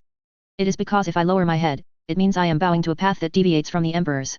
The standard bearers immediately stepped forward and slammed their banner pole against Hal's knee, but predictably, they could not make Hal lower his head, much less make him kneel. Lork took a step, his dreadnought's right leg stomping down with a boom, preparing to show Hal a lesson himself. In the Legion regulations, when a senior officer and the Primarch issue a command, others are only to silently execute it. Angron motioned for the others to calm down, but at this moment, I will grant you the right to question, because I need to make sure that any one of you thoroughly understands my thoughts. To onlookers, only Hal seemed to object. But in reality, from Angron's perspective, it was not so. A few seemingly obedient individuals actually held the same views as Hal. They were all staunch Emperor's faction members, who had once had the privilege of fighting alongside the Emperor, or were even directly saved by the Emperor himself. We all longed for the Primarch's return. Hal looked directly into Angron's eyes. We talked and fantasized countless times about what our Primarch would be like, but we absolutely never imagined that our Primarch would be a holy father, a holy mother. No, I am not that noble yet. Angron hunched his body, his mountain-like, massive physique made Hal, who was much taller than others, look like a child. I consider myself a rebel, a formidable rebel. Angron straightened his body and paced in front of Hal. I have personally killed many, many people. On Nuceria, my father, my brothers and sisters, and I rebelled against the slave masters. Nuceria's ruling class were High Knights, and they had a dog-like class called the Guards. I killed many of them, and personally killed many myself. No matter who died in front of me, I felt a piercing pain, but this could not stop me. Even before I killed some of them, I could feel that the other person was a good person, perhaps not so cruel to slaves and even caring, perhaps they just wanted to earn a living for their loved ones so they chose to join the Guards. The reason was that I realized I could only eradicate the millennia-long slavery by uprooting an entire class, so I chose to wield my axe according to their identity. One could say that what I cared about more, in fact, was crushing slavery itself. Angron returned to Hal's front, still looking down at Hal, whose heart was filled with boundless admiration and worship for the Emperor. I have not deviated from the Emperor's path, because when that golden, shimmering Emperor your Majesty descended upon Nuceria, I did not choose to chop him down, but rather chose to join his cause, because I knew Nuceria was just one of countless human worlds in the galaxy, and no matter how well I built Nuceria, it could not change the fact that 99% of humanity in the galaxy was suffering and struggling. That man's goal is to save the human race, not to make me and you his dogs, fighting to help him enslave the entire galaxy. I can perceive his true intentions, which even to me seem somewhat naive. He is the one who wants to save everyone, the Holy Mother and Holy Father. Angron extended a finger and pressed it against Hal's chest plate. Now answer me, will you at least outwardly obey me, or will you stubbornly insist on slaughtering those who shouldn't die, and then beautify this as an act of loyal faith? Facing the Primarch's question, Hal thought for a moment and replied, I am not a butcher who simply enjoys slaughtering others, unless I receive an order from the Emperor or you telling me to do so. My command is for you to join me in crushing slavery, to pull as many people as possible out of pain and struggle, Angron said, and if my command and the Emperor's command conflict, you must obey my command. Hal thought again, then said in a deep voice, the Emperor commands every warrior to obey their respective Primarch's orders. That works too. Angron shifted his gaze, looking at the others. As his gaze swept across the Space Marines row by row, it would occasionally settle on a particular individual. Those on whom his gaze settled were individuals who shared Hal's views. These individuals initially suspected that being stared at by the Primarch was just a coincidence, until they found more like-minded individuals being stared at by the Primarch, then they realized that the Primarch possessed the ability to directly perceive their thoughts. This meant that if the Primarch ever wanted to purge them, not a single one would be lucky enough to escape. But Angron merely looked at them, because in their self-perception, they were weapons or tools inscribed with the Emperor's name. Now, these individuals who considered themselves weapons and tools were in his hands, what effect they would achieve when used depended on the user. Chapter 162, White Knight. The 1st Legion fleet departed. The 12th Legion fleet would soon resume its journey to find Korux. 4 cruisers returned to the Legion with the newly rejoined 40,000 men. In addition, the 1st Legion also left 1 cruiser as a gift. The Lion King just gave this warship to the 12th Legion without even mentioning it. Yes, the Primarch's order is for us to be assigned to the 12th Legion from now on. Qin Xia and the captain walked along the corridor of the new cruiser. When passing the porthole, Qin Xia glanced outside. Transport aircraft formations were delivering large amounts of equipment, supplies, and personnel to this gift from the 1st Legion. The Lion King is truly generous. Qin Xia withdrew his gaze and continued forward. Even if the 1st Legion left more than half of its fleet, it wouldn't matter, the captain said as he walked. Because their foundation is simply too strong. Some legions believe there's good reason for the Emperor's favoritism towards the 1st Legion. Qin Xia nodded, thinking that the 1st Legion's strong foundation was not only reflected in its weaponry and equipment but also in the various secret treasures that were not suitable for public display. By the way, how will the Lord of the 12th Legion arrange for my warship? The captain asked. Which combat sequence does it belong to? This warship belongs to me, Qin Xia replied. It doesn't belong to any combat sequence, it belongs only to me. The captain hummed, seemingly responding casually, but he almost couldn't hold back his laughter. In the 1st Legion, this warship was just one of many cruisers, but in the 12th Legion, it belonged to the Primarch's guide. This meant that this cruiser would receive extremely ample material supplies, and various new types of shipborne weapons would naturally be chosen first. Then what do you plan to name this warship of yours? The captain asked. Naming. Qin Xia thought carefully before answering, Super Wizard. Hearing this, the captain looked troubled but still bowed respectfully, yes. Just kidding. Qin Xia shook his head with a smile. Let's call it White Knight. This will be the designation for the 12th Legion's think tank unit in the future, and the warship can also use it. From today onwards, this warship named White Knight will be the base of the think tank unit. Why White Knight? The captain asked curiously. The two entered the command deck. All officers saluted the two. Only then did Qin Xia say to the captain, I now know why the Lion King sent you and your warship over. The captain gave an awkward smile. Qin Xia stood with his hands behind his back, looking down at the captain before him. Then he suddenly beckoned with a finger. The captain immediately leaned in, listening intently. Go about your business, Qin Xia whispered. Yes. The captain, whose curiosity was not satisfied, could only salute and turn to leave. Qin Xia walked to the tactical table. There were no combat missions at the moment, only preparations for warp travel, but Qin Xia still stood with his hands behind his back like a general at the tactical table, imagining himself commanding the situation in this corner of the universe. Houndstooth Communication. The communications officer stood up and reported loudly to Qin Xia. Qin Xia walked to the communication panel. The double-headed eagle emblem on the panel rotated a few times, then the face of Margot, the captain of the 18th Company stationed on the Houndstooth, appeared. Captain Margot. Qin Xia saluted. Margot also saluted, then got to the point. The Primarch ordered me to take 10 companies, a total of 10,000 men, to detach from the main fleet and return to Nuceria, and then use Nuceria as a starting point to conquer the surrounding star systems. Then you can just do that, Qin Xia said, looking puzzled. Did you tell Angron you wanted to take me with you? Not so, Margot said. The navigator of the warship you just acquired was taken away by the 1st Legion, so I thought I should find you a navigator after leaving the main fleet. I suggest you wait in the star system for a while. No need, just go about your business, Qin Xia said. Margot nodded, communication complete. When the constantly rotating double-headed eagle emblem reappeared on the panel, Qin Xia looked around. The unyielding Resolve's command deck could accommodate a God King Titan. Compared to that, this was like heaven and earth. But for some reason, the small command deck of this warship became more and more pleasing to Qin Xia's eyes, and he felt more and more proud. After looking around a few more times, Qin Xia walked towards the gate. Work hard. When the fleet begins warp travel, I will find a way for us to keep up with them. Yes. A response echoed from the command deck. Qin Xia walked out of the command deck. The largest warehouse on the warship was cleared out. The thinkers knew that this place was now renamed the library. The sailors transported the books brought from the unyielding Resolve in crates to the library, placing them on the bookshelves that had previously been used to store ancient documents. Bookshelves about 10 meters high stood against the walls, and sailors climbed up and down ladders. Chief Librarian Varus of the Legion directed the sailors to sort and store the books. The other thinkers stood in the open space of the library, helping the mortal sailors move heavy objects, such as extra-long desks, chairs, filing cabinets, display cabinets, and the like. Qin Xia liked crimson, so the library began to lay out the super-large red carpets just purchased from a local imperial world. Engineering machinery had already laid down the carpets ahead of everyone before placing bookshelves and other items. When the entire library was arranged, the sailors left, and Qin Xia also entered. The thinkers, who had all arrived on the White Knight, lined up and assembled. A spacious and beautiful place. Qin Xia walked on the red carpet, first walking around the huge desk, then heading to the huge floor-to-ceiling window. The floor-to-ceiling window was about 15 meters high, obscured by huge black curtains. Qin Xia heard that those were the captain's curtains, but now they were given to him as a gift. When the curtains blocked the starlight, plunging the entire library into darkness, lights filled the entire place. These lights were dense and huge, leaving not a single shadow in the entire library. These lights were specially arranged by Angron. Perfect, perfect. Qin Xia smiled and raised his hand towards the curtains. The pulling force created by his psyker ability opened the curtains, and starlight streamed into the library. Beyond the huge floor-to-ceiling window, the beautiful space scenery of the star system was displayed before everyone. Imperial people called space the void, but Qin Xia still preferred the term space. Primarch. As Qin Xia stood by the floor-to-ceiling window admiring the view, the address called out in unison by the 30 thinkers behind him caught Qin Xia's attention. Qin Xia turned his head and saw Angron entering the library accompanied by Kill. Very good. Angron carefully surveyed the entire place. Only a place like this is worthy of my father. Indeed. Qin Xia walked towards Angron. I am extremely satisfied with this warship. Good that you are satisfied. Angron pointed to the door. There's also a laboratory under construction, which should be ready for use very soon. Qin Xia was so pleased he couldn't say anything. Sometimes Angron handled matters far more comprehensively than he did, because a Primarch could think of many things in an instant, leaving nothing out, meticulously attending to every detail. The thinkers were all waiting for new assignments. Ordinarily, Angron should have said something to these people, but now the think tank was managed by Qin Xia, so Angron just stood silently with Kill in front of the thinkers, saying nothing.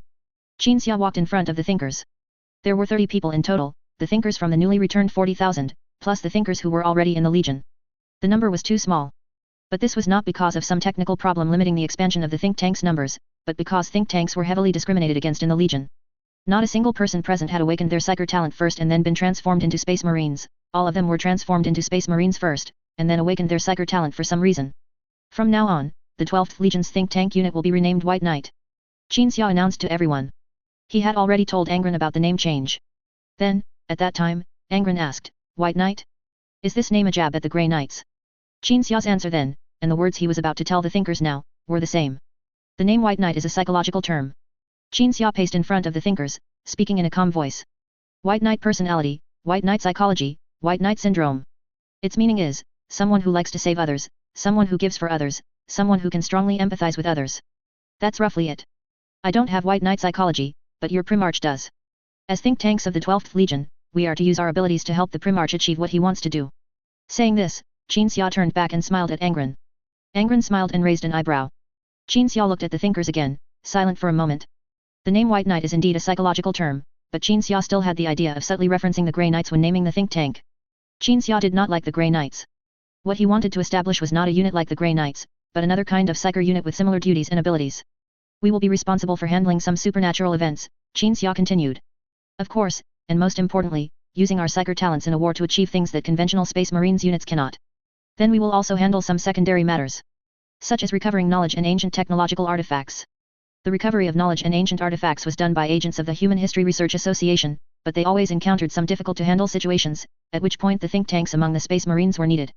Of course, we are also responsible for protecting and supervising the use of that knowledge and those artifacts. After speaking, Qin Xia motioned for everyone to voice any questions they had now. The thinkers just nodded, having no questions. Qin Xia nodded in satisfaction. Angron calculated the time, estimating that the warp travel preparations were almost complete, and said to the thinkers, I, like my father, have expectations for you. Work hard, my sons. The thinkers saluted Angron. Angron turned and walked out of the library. Qin Xia also walked out with him. Kill, who had remained silent throughout, followed the Primarch and the Primarch's guide, walking at the very back. At this moment, the warship's portholes began to close, and the Geller field and warp engine began to charge. There were a few psychers among the Nusryans who came to the fleet before, but their number was extremely small, Angron said as he walked. If we want to expand the number of think tanks, we need to find a way to collect psychers, but of course, we also need to pay attention to vetting and screening, otherwise, recruiting a psycher like Caesar into the think tank would be disastrous. Caesar. I think so too. Qin Xia found it hard to disagree. The incident of Caesar's head exploding after using his psycher ability in the cave had left a deep impression on everyone. Although Qin Xia felt that think tanks would ideally use their own psycher abilities in the future, which would be stable and safe, who could guarantee that think tanks would only act with him from now on? They would inevitably have to act alone, so stability was still paramount. By the way, this ship doesn't have a navigator. Will it really work? Angron stopped at the fork leading to the hangar. Completely, Qin Xia nodded. I myself am equivalent to a super navigator, so there's no problem. Angron nodded reassuringly, turned, and headed to the hangar, preparing to take a transport ship back to the Unyielding Resolve. Qin Xia, on the other hand, went to the command deck, preparing to control the ship for warp travel. Chapter 163, Think Tank's Masterpiece. The ship is ready for departure, sir. The captain reported loudly as Qin Xia entered the command deck. There were not many people left on the command deck, most had gone to safer and more enclosed areas of the ship, leaving only a few Adeptus Mechanicus modified servitors responsible for equipment operation and maintenance. You may leave as well, Qin Xia said. The captain and the remaining officers departed together. Through his psychic vision, Qin Xia saw a warship from the 12th Legion fleet in the star system leave the formation and sail in another direction. That was the Hound's Tooth. Margot was taking 10,000 men to conquer more worlds near Nuceria. Meanwhile, the Unyielding Resolve, the fleet's flagship, was opening a warp rift in place. The rift gradually expanded. The flagship and other warships gradually entered the warp. The White Knight cruiser, where Qin Xia was, entered the warp last. As the entire ship submerged into the warp, Qin Xia once again felt that familiar sense of being in his element. However, this time, Qin Xia did not forcibly tear open a rift to return to the reality universe, nor did he let the ship be propelled by the omnipresent psychic energy in the warp. Instead, he sensed the warp. Psychic energy permeated every part of this ethereal dimension. Sometimes it flowed, sometimes it converged. Ahead of the fleet, there was a converging vortex. Nisa, the navigator of the Unyielding Resolve, saw the torrent, and under her navigation, the Unyielding Resolve easily avoided the vortex, followed by the other warships in the fleet. Only the White Knight remained in place. Qin Xia was recalling something, the Eldar's faster-than-light travel method. In the universe, the Eldar use a path called the Webway for faster-than-light travel. The Webway is a highway built by the galaxy's oldest race, safe and fast. But the Eldar occasionally use non-Webway methods to reach places the Webway cannot. Their ships are light and have sail-like structures, they find flowing energy in the warp, and that energy acts like wind and waves, carrying their ships to their desired destinations.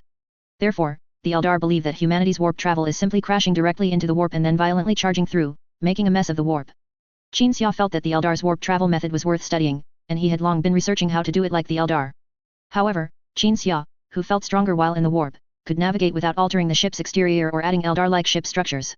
Under Qin Xia's mental control, the psychic energy in the warp began to flow, moving in the same direction. The White Knight was pulled by the psychic energy, sailing into the distance. The converging, rushing psychic energy even significantly accelerated the entire fleet's travel speed. The ships were like small wooden boats drifting on a river, carried by the current to their intended destination. Thus, Qin Xia did not have to constantly maintain the release and use of psychic energy. The White Knight could still sail normally when he was not actively working. Forward. Super Wizard. Qin Xia turned and walked out of the command deck. Oh no, White Knight. Warships were always quiet during warp travel. Qin Xia walked along the empty corridor. The lights flickered occasionally. After passing through a corridor, Qin Xia entered the library. The thinkers were still waiting there. Varys was telling his newly returned thinker brothers what had happened while they were away. The most important thing, of course, was Angron's decree that there should be no discrimination against thinkers within the Legion. Upon hearing the opening and closing of the gate and seeing Qin Xia enter the library, Varys stopped speaking. The thinkers saluted Qin Xia. While we're in warp travel, let's practice a skill that will be extremely necessary from now on, Qin Xia said, sitting on the red carpet and patting the spot beside him, motioning for the thinkers to sit down as well. 30 thinkers formed a circle. The starting point of the circle was Qin Xia. Qin Xia sat cross-legged. The thinkers mimicked Qin Xia's posture, sitting as if meditating. Fortunately, these individuals, like Qin Xia, were not wearing armor, otherwise, they wouldn't be able to sit like that. Come, Qin Xia extended both hands. Varys and Tethys, who were sitting to Qin Xia's left and right, respectively, held Qin Xia's hands and also extended their own hands. The thinkers held each other's hands, learning from Qin Xia, and slowly closed their eyes. What do you sense? Qin Xia asked. I sense powerful psychic talent, Chief Librarian Varys replied. And Tethys, to Qin Xia's left, said, I sense that our minds are connected. The others also expressed their opinions one by one. You all sensed nothing, I didn't do anything, Qin Xia said with his eyes closed. Varys opened his eyes, a look of embarrassment on his face. The others also opened their eyes, looking at each other. Finally, everyone closed their eyes again. What do you sense?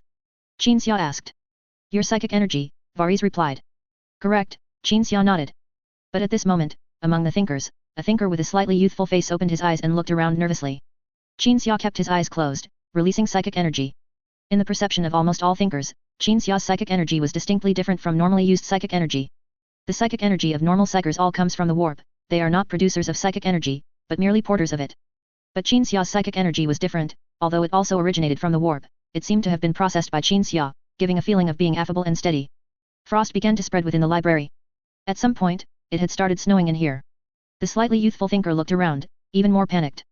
The snow quickly piled up to half a meter deep, but it was strange, it didn't turn into water, didn't dampen the carpet, and didn't wet the books. It wasn't even cold, but warm like fire. From now on, when I act with you, you must utilize the psychic energy that comes from me, instead of drawing psychic energy from the warp and sending it into the reality universe. Varys and others among you have already used my psychic energy, they can continuously unleash psychic spells and always remain safe. Qin Xia said. Upon hearing that they could continuously unleash psychic spells, the thinkers who had just returned from the First Legion looked stunned. No one knew better than them how dangerous psychic energy was. Continuously unleashing psychic spells meant they would become a walking artillery platform, and the firepower they unleashed would be far more powerful than cannon shells or bullets. Why are you different from us? A newly returned thinker asked. Of course I'm different from you. Qin Xia opened his eyes and looked at this thinker. No need to ask, no need to answer. I don't know why I'm different, but it is what it is. The thinker nodded. Qin Xia closed his eyes. You should all know the characteristics of your Primarch. Mind Link, yes, that's one of his abilities. And perhaps it is precisely because of this that you also have similar abilities, which is why you can manifest giants known as communion. Now let's try it. Upon hearing this, the thinkers began to use the psychic energy released by Qin Xia. Their minds were connected. A giant condensed above their heads. The giant released by Varys when he previously used this skill was an ancient warrior in plate armor, holding a shield and a torch, shining with golden light, and comparable in size to the Primarch. But now, when Qin Xia joined the communion, the giant formed was vastly different. It was also the image of an ancient warrior, but wearing scale armor, holding a long spear and a shield, and its size was far larger than that of the Primarch. However, this warrior quickly vanished with a single thought from Qin Xia. The thinkers looked up in utter astonishment and surprise. Usually, the sudden disappearance of a communion giant meant a mistake by a thinker brother, and psychic spell mistakes could lead to terrifying consequences. But when they opened their eyes, they found that no strange phenomena had occurred. Qin Xia looked at the slightly youthful thinker. Why didn't you join? Sir, I cannot perceive your psychic energy, the thinker said.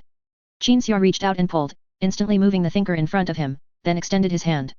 The young thinker grasped Qin Xia's hand. Both closed their eyes. Your brother Varys and the others can perceive and utilize my psychic energy without physical contact with me. Can you perceive it now? Qin Xia asked. The thinker shook his head. No. Qin Xia released his hand, looking puzzled. Brother Kamas. Chief Librarian Varys stood up and shouted at the slightly youthful thinker, feel with your heart. Be serious. Your psychic talent is very strong, but you just get easily distracted. Feel with your heart. Yes, yes, Chief Librarian brother. Kamas quickly closed his eyes. Qin Xia continued to release psychic energy. But Kamas still shook his head. Why can't you do it? Varys reprimanded. Why? Why? Brother Kamas. You still haven't put your heart into it. Sorry. Kamas was sweating profusely from anxiety. Qin Xia motioned for Varys to shut up. Don't pressure him. This is a matter of the mind. The more you pressure him, the more anxious he'll get. Varys huffily closed his mouth and fell silent. Tell me how you feel, Qin Xia smiled, looking at Kamas. You don't need to sense my psychic energy yet, don't rush, just talk to me first. Qin Xia looked as young as Kamas, even younger, but without any sense of immaturity. But now he was like an elder, a senior, full of patience and care. I feel very stupid, Kamas said, lowering his head. I once caused the death of 2 of my thinker brothers because of my stupidity. I'm also too stupid to perceive your psychic energy.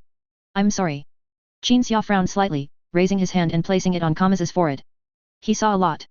Kamas was only 15, the son of a chieftain from one of the dragon nations on Terra before becoming a space marine.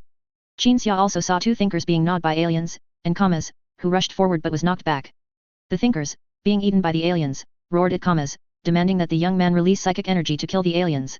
Kamas was afraid of accidentally killing the 2 thinkers along with the aliens, so he refused. The 2 thinkers cursed at him. Kamas was forced to raise his hand. He wanted to unleash an attack that wouldn't kill the 2 thinkers, but what he ultimately released was a wide-range shockwave. And when he annihilated both his thinker brothers and the aliens, a severely wounded Varys crawled into the cave and witnessed the scene where the aliens and the thinker brothers were simultaneously killed by Kamas. Don't be nervous, Qin Xia gently patted Kamas's shoulder, comforting him. Don't rush. You just finished a major battle with the First Legion, you must be very tired. Rest for 2 days first. Kamas nodded. Qin Xia rose from in front of Kamas, then looked at Varys and Tethys. Using my psychic energy, you can create a communion with only 2 people. Try it. Varys nodded, just about to try with his brother Tethys, when he saw Qin Xia hand him a piece of paper. The paper had some key points written on it, and some movements were sketched out. Varys and Tethys looked at the contents of the paper together, then stood side by side, ready to unleash. They are your role models, Qin Xia said to the others, learn from them. The thinkers immediately stood together, seriously watching Varys and Tethys, and preparing to learn. Tethys raised both arms to the right, keeping both arms on the same horizontal line. Varys raised both arms to the left. The 2 continued as sketched on the paper. Varys and Tethys's arms rotated half a turn clockwise and counterclockwise respectively, passing over their heads, finally bending at the waist simultaneously, their hands forming fingers, extended towards each other. Tethys and Varys wore serious expressions. Both leaned their waists diagonally towards each other, their fingertips touching. A giant formed from psychic energy immediately appeared above their heads. Good. Qin Xia applauded, perfect. The other thinkers seriously recalled and pondered after watching. Only Qin Xia knew where the 2's fusion movements came from. The Metamoron Fusion Dance from Dragon Ball Z. Chapter 164, From to Unitar Arc World. Communion. A thinker looked at Tethys and Varus before him, lost in thought. This series of movements truly embodies the essence of the word communion. We just stood together before, with our hands on others' shoulders, it seems we really didn't do enough. The thinkers nodded frequently. Tethys and Varus slowly finished their practice, and the psyker giant behind them also dissipated like snowflakes. The two exchanged insights and experiences with the other thinkers. They meticulously analyzed the many benefits brought by this communion movement. This was also Qin Xia's goal. The design of the metamorphosis communion techniques movements indeed reflected the word communion everywhere, which would trigger associations in the thinkers. As long as these psychers made the association, and truly believed the movement was useful, then they could make the movement effective. However, these movements do not mean you have completely mastered a more powerful communion. My ultimate goal is for you to be able to shape a psyker giant called communion with just a thought, Qin Xia said. Just a thought, this is the pursuit, because it means speed and stability. Qin Xia paced back and forth, teaching earnestly. In some respects, my experience is not as good as yours, but when it comes to using psyker, you need to listen to me. Normally, you must be cautious. Only when you can use my psyker can you do as you please. Otherwise, you all know the consequences of losing control of psyker, and I don't need to elaborate. Also, there's one more thing. The thinkers silently listened to the words of the original body guidance. But just as Qin Xia was about to finish speaking, he suddenly stopped, his eyes instantly filled with psyker, and his thoughts drifted away from the current environment. The passively appearing psyker prophecy suddenly activated. Qin Xia had tried to master this ability but found he couldn't. Until now, the prophetic ability remained uncontrolled. In the detailed vision revealed by the prophecy, 3 Eldar warships suddenly appeared on the fleet's right side, firing at the White Knight at the very end. A beam of light shot towards the library where Qin Xia was, piercing the armor. The library was exposed to the vacuum, and everyone inside was sucked out, eventually drifting into the void, gradually freezing. Notify the captain to prepare for battle immediately. Qin Xia suddenly shouted at Varus. The order was sudden, but Varus reacted instantly. After saluting, he quickly rushed to the communication device hanging on the wall at the library entrance. The thinkers did not understand what had happened, but when they heard Qin Xia's order for battle preparation, they immediately realized a battle was imminent. So, they all rushed out of the library to the armory to change into armor and weapons. Qin Xia raised his hand. The White Knight immediately detached from the psyker current flowing towards its destination. It wasn't the ship itself doing this, but rather a current sweeping from the side towards the White Knight, pushing it to turn rapidly. At this moment, all of the White Knight's weapons were unusable, and most of the crew were not at their posts. The only thing that could be used as a weapon was the bow ram. And the psyker carried the White Knight rushing towards the position where Qin Xia had seen the Eldar ships appear in his prophecy. At the same time, aboard the unyielding Resolve, Angron, who was in the medical bay looking at the stasis pods where his brothers were, suddenly saw his foster father's ship change course. The medical bay didn't even have a single porthole, which were closed during warp travel, but Angron could still see. Angron could even see a huge eye staring at him. Primarch. Kill rushed into the medical bay, reporting loudly, the White Knight has suddenly detached from the fleet. The flagship's communications officer is trying to establish contact with the White Knight. Angron gazed at the armor plating, but in reality, he was gazing at the White Knight. Years of being together had created an unspoken understanding between him and Qin Xia. Fleet, cease travel. Angron turned and waved to Kill, ordering, all weapon operators in the fleet, return to your posts immediately. Kill saluted quickly, running out of the medical bay like a gust of wind. Angron rushed out of the medical bay even faster, heading to his exclusive armory on the upper deck.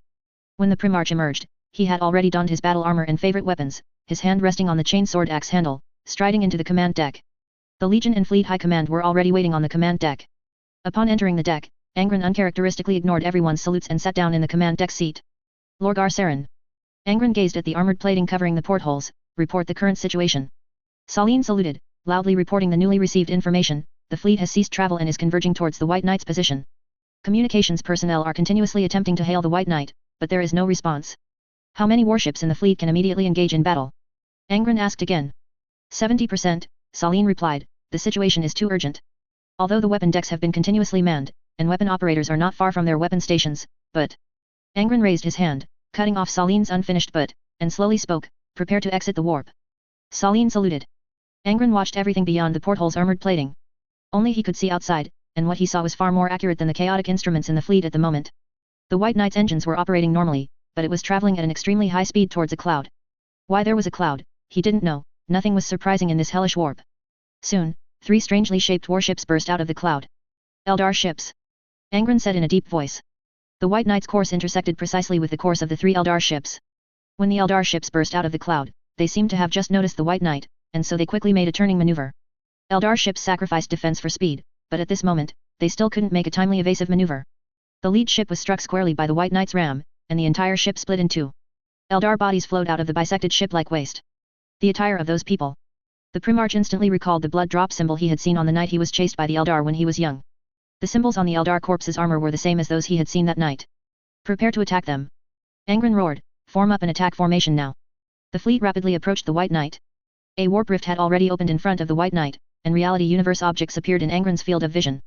He didn't know why he could see so far, nor did he feel he had time to care about anything else right now. Inside the White Knight, the captain stood in front of the porthole, his view completely obscured by the plating, unable to see outside. The chaotic sounds of instruments and reports about chaotic instruments filled the captain's ears. Snowflakes suddenly burst forth on the command deck, and Qin Xia emerged from them, coming to the captain's side. Seeing the arrival of this powerful wizard, the captain, who had only met Qin Xia once, was incredibly excited and happy. Sir. The captain moved towards Qin Xia. I ordered the ship to activate its warp engine and jump back to the reality universe. A good order. Qin Xia breathed a sigh of relief, then issued his own command. The White Knight will quickly sail in the opposite direction from the main fleet. Even upon returning to reality, it must not approach the fleet. Because the remaining 2 alien ships might be a vanguard, and their fleet is still behind them, the captain immediately realized Qin Xia's intention. We must prevent the main fleet from getting its formation confused while encircling 2 enemy ships, leading to a hasty engagement with the enemy's fleet. Qin Xia nodded. To be honest, when he first met the captain, he thought this old man was a person with extreme curiosity. The Lion King giving him and the ship to the 12th Legion might have been because this guy wasn't very capable. But now, Qin Xia truly didn't think that way. You take command here. Qin Xia lightly patted the captain's shoulder, do as you normally would. You definitely have more experience than me in commanding naval battles. The captain saluted solemnly. Qin Xia turned and left the command deck. Fully armed thinkers were already waiting outside the command deck door. As Qin Xia exited the command deck, they followed behind him. Alarms blared in the corridor. Red warning lights flashed. Sailors, naval officers, people ran frantically through the corridors, not even bothering to salute as they passed Qin Xia and the thinkers. To Unitar Arc World. Qin Xia suddenly spoke, the alien Eldar attacking us are from the to Unitar Arc World. They attacked us last time too. Chief Librarian Varys recalled what had happened previously on the Hound's Tooth. At that time, the Hound's Tooth had an internal rebellion, and then Eldar ships appeared and attacked the Hound's Tooth. Did you see another prophecy? Tethys asked. No prophecy, but I just know which alien faction they belong to. Qin Xia continued walking, turning to look at Tethys. When your Primarch was young, it was a 2 Unitar Eldar squad that hunted him. Upon hearing this, Tethys frowned, but, why? Because they prophesied that Angron would destroy their Ark World. Qin Xia turned his head and looked forward. Ark World, that's where these aliens live, super ships larger than planets. Varys had a good understanding of aliens, the 12th Legion had dealt with aliens before. But Varys had used his psychic vision to see the enemy ships, which were White Eldar alien ships. And he had once encountered the Gene Father and asked him what kind of alien had chased him when he was a child. The Gene Father's reply was, tall, ghostly figures with spikes on their armor. Varys believed that should be Black Eldar alien. But this was not the time to study aliens. The group entered the gun deck. Crew members who had served as gunners for several generations on the ship were gathered here, adjusting the firing angle as huge macro cannon shells, lifted by the loading machine from the lower ammunition hold, entered the macro cannons. At this moment, the White Knight had entered the reality universe, and all objects that allowed crew members to see outside, including the portholes, had been unlocked. Outside the portholes on the gun deck, an Eldar ship was not far from the ship's port side. The signature weapons used by the Eldar aliens' pulse cannons were firing at the ship, but all their attacks were intercepted by the Void Shield. However, the Void Shield seemed to be in trouble at this moment and could not intercept too many attacks. As for the White Knight's starboard side, the situation was just as bad. It was also being almost point-blank fired upon by another Eldar ship. Fire, the officer on the gun deck roared, giving the order. All macro cannons fired one by one. The shells failed to hit the target, and the sailors quickly reloaded. These people had operated artillery since childhood, and their genetic heritage was passed down on the gun deck until the ship's destruction. Their proficiency was extremely high, allowing them to load artillery at a very fast speed. But the macro cannons just couldn't hit. The captain ordered torpedoes to be fired. Qin Xia raised his hand.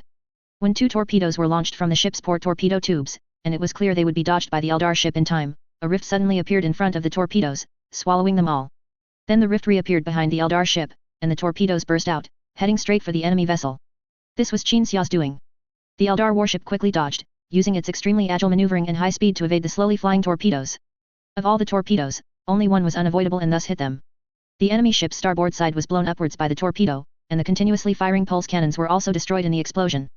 They also have a powerful psyker. Qin Xia turned to Varys and said, I originally wanted to send the torpedoes inside their warship, but that psyker interfered with me. Is it very powerful? Varys' expression showed vigilance. Qin Xia shook his head, hard to say. Chapter 165, The Boarding Party. The White Knight was still sandwiched between 2 Eldar vessels. The operators on the cruiser's portside gun deck fired again after their first volley had a 0 hit rate. The portside macro cannons and lances fired in unison, achieving a hit rate of about 30%.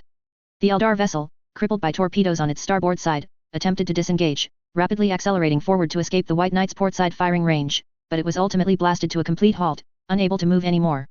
Captain's orders. A young child burst onto the gun deck, pulling a megaphone from his backpack, and screamed at the top of his lungs. All personnel evacuate the portside gun deck. Prepare for impact. Qin Xia looked at the child. He realized this child was close to the captain, seemingly a relative, and always stayed on the command deck. However, the child's origin no longer mattered. It wasn't that the vessel lacked a communication system, but for a child to run in and shout the report indicated the communication system was down. And there could only be two reasons for a communication system failure in the current situation. First, the section of the vessel containing the communication array was destroyed by the enemy. Second, the enemy had already boarded the White Knight and taken control of the communication system. Qin Xia quickly entered his psychic vision to observe the vessel, swiftly confirming that the second reason was correct. Varus. Qin Xia stared at the chief librarian. Immediately proceed to the starboard gun deck and use your psychic abilities to guide the gunner's aim. The chief librarian quickly saluted, then dashed out like a phantom. Qin Xia glanced at the remaining thinkers, then raised his hand to open a psychic portal to the vessel's middle deck. The moment the snow appeared, the vessel suddenly moved towards the crippled Eldar vessel on its left, throwing everyone on the gun deck off balance. The boots of the armor worn by the thinkers held them firmly to the deck. Qin Xia, unarmored, also stabilized himself purely with his psychic abilities, then quickly waved his hand to create more portals. Qin Xia didn't need to shout for everyone. They knew to rush into the newly created portals to escape. Follow me. Qin Xia led the thinkers into the first portal, instantly arriving at the rear of the middle deck. This was a corridor leading to the communication equipment's location. The corridor was empty, but shouts and the sound of gunfire already echoed from the corner ahead. I thought the Eldar would board the gun deck first to disable our weapons. Qin Xia walked forward. Perhaps they already have. Tethys offered a surprising thought to Qin Xia. They also have powerful psychers. Perhaps they already tried to board the gun deck but failed, so they returned to the current timeline. This process could also occur through prophecy rather than actual practice. Qin Xia frowned in thought, quickening his pace. At this moment, the White Knight vibrated again, and this time the vibration was incredibly violent. A deafening roar echoed throughout the vessel. As Qin Xia continued forward, he quickly glanced out a porthole, seeing that the White Knight's portside had collided with the crippled Eldar vessel. The Eldar vessel, not known for its structural strength, was severely deformed by the impact and could be considered sunk. Subsequently, the White Knight began to descend in the warp, then shifted left, then ascended, coming to the left side of the sunken Eldar vessel. Meanwhile, the other Eldar vessel, which had been firing at the White Knight's starboard side, had its firing arc blocked by the wreckage of its allied vessel. At this point, the White Knight's void shield had overloaded and began to recharge. The Eldar vessel still couldn't directly attack the White Knight's hull, so it began circling the wreckage with the White Knight. Their psyker should be dead. Tethys said, pointing at the wreckage outside the porthole. Qin Xia shook his head, I can still sense its presence. Tethys looked around, remaining vigilant. The group rounded the corner. A squad of Eldar warriors was firing at a makeshift defensive line established by the sailors behind the corner. They wore black armor adorned with spike-like ornaments. Just by their attire, Qin Xia could tell these were dark Eldar, not belonging to the same faction as the Eldar on the white small boat outside. But they must have a common goal. Upon noticing the uninvited guests, the dark Eldar warriors immediately turned and fired, their weapons discharging crystal spikes. The spikes stopped in front of Qin Xia, then evenly distributed themselves into the right eye socket of each Eldar. After silently eliminating the enemies before him, Qin Xia scanned the dozens of sailors hiding behind makeshift cover further down the corridor. The sailors still couldn't believe those ferocious Xenos had been killed so easily, peering out from behind their cover. Qin Xia led the thinkers forward, not stopping as they passed the cover and the sailors. Tethys asked without turning his head, what's the situation? A quick-witted sailor immediately stood at attention, saluting, watching the superhuman warriors depart, and loudly reported, the communication room has been occupied by the enemy, and the captain is organizing a recapture operation. Qin Xia and the thinkers continued without stopping. This captain truly lived up to his time in the First Legion, whether commanding battles or other matters, he's quite competent. Tethys said. Indeed, quite competent. Qin Xia glanced at the scene outside the porthole in the corridor. The White Knight couldn't outmaneuver the fast Eldar vessel. After all weapons on the starboard gun deck were reloaded, the battleship began to actively move towards the Eldar vessel. The distance between them rapidly closed. Pulse waves struck the White Knight's starboard side. Every time a flash appeared in the warp, Qin Xia could hear an explosion in his ears. The captain still hadn't ordered the gun deck to fire, nor had he launched torpedoes. The vessel's portside propulsion system was damaged in the previous collision. Qin Xia's right eye glowed white, one eye observing the current reality, the other observing the battle in the warp. Suddenly, the White Knight's portside armor plate slowly retracted in various sections. Beneath each retracted plate, fire flickered, eventually turning into columns of flame, and the vessel, which seemed to have lost its ability to shift right, suddenly accelerated to the right. The distance between the White Knight and the Eldar vessel rapidly shortened. A series of roars traveled along the vessel to the middle deck, followed by numerous macro-cannon shells and lances striking the Eldar vessel. Because of the close distance, Tethys's assistance proved effective, achieving a hit rate of about 80%. The Eldar's beautiful, streamlined vessel was engulfed in flames everywhere. What looked like fins and sails, used to catch the wind in the warp, their solar sails, were completely consumed in the explosions. Ultimately, the artistic masterpiece of a vessel became a pile of scattered debris, propelled by the residual force of the explosions. The White Knight won a 1v3 engagement, but the situation was not good. Its port side armor had burst open like popcorn after colliding with the enemy vessel, and its starboard side had several large holes blasted by pulse cannons. Damn Xenos! Qin Xiao's veins pulsed on his forehead, and he gritted his teeth. My newly acquired ship. Soon, Qin Xiao composed himself, his gritted teeth replaced by a deep frown. As long as the battleship hadn't sunk, it could be repaired. In fact, this damage was minor for the White Knight. If they weren't about to re-engage in battle, the vessel's engineering crew could slowly fix it themselves. What needed to be dealt with now were the Xeno warriors still aboard the White Knight. Qin Xiao didn't directly teleport to the enemy's location, but instead created an escape route for the sailors who had been surrounded by the enemy. So, as Qin Xiao and the Thinkers advanced along the corridor, some hiding sailors heard the noise, came out to observe the situation, and then immediately rushed away along the path Qin Xiao and the Thinkers had taken. Facing the Eldar Xenos, these sailors could not be considered armed personnel. Those without military training and who did not bear primary combat responsibilities in wartime should leave and escape, not become casualty figures in post-battle statistics. Prepare for combat.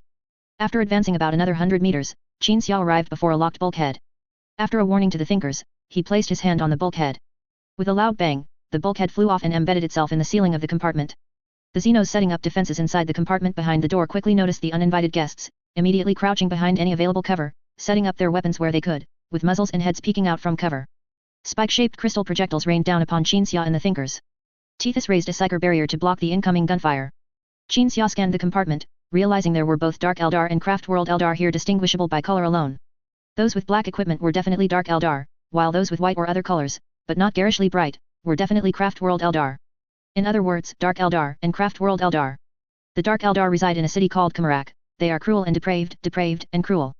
The Craft World Eldar reside in the Ark world. They are meticulous and cruel, and meticulous. The former and the latter have different philosophies, sometimes clashing violently. Their alliance is an extremely rare occurrence. You can actually unite. Qin Xiao couldn't help but exclaim, you've truly opened my eyes. None of the Eldar Xenos responded, preparing to fire again. But an Eldar, wielding a long sword and floating out from behind cover, raised a hand to signal, and then all of his kin who were preparing to fire moved their hands from their triggers. They are not like those bolter monkeys. The floating Eldar said, they are fire-playing monkeys, so you cannot harm them. Qin Xiao scrutinized the floating Eldar before him, realizing this must be a farser. The farser floated in midair, looking down at Qin Xiao, then suddenly turned and rushed into a corridor deeper inside the compartment. The Thinkers knew what to do without Qin Xiao's command. They quickly fanned out, preparing to deal with the gun-wielding Eldar before them. And a powerful Xeno individual like a farser should be handled by Qin Xiao. Qin Xiao did just that, moving forward after the Thinkers and Eldar warriors clashed. Behind the compartment containing the communication array, the corridor the farser swiftly flew through connected to a larger compartment. This compartment was a hub, more like a transfer station for supplies and personnel. The compartment was free of clutter, vast and flat, making it an excellent place for a duel. The farser flew to the center of the compartment, then turned to look behind him. There were no pursuers.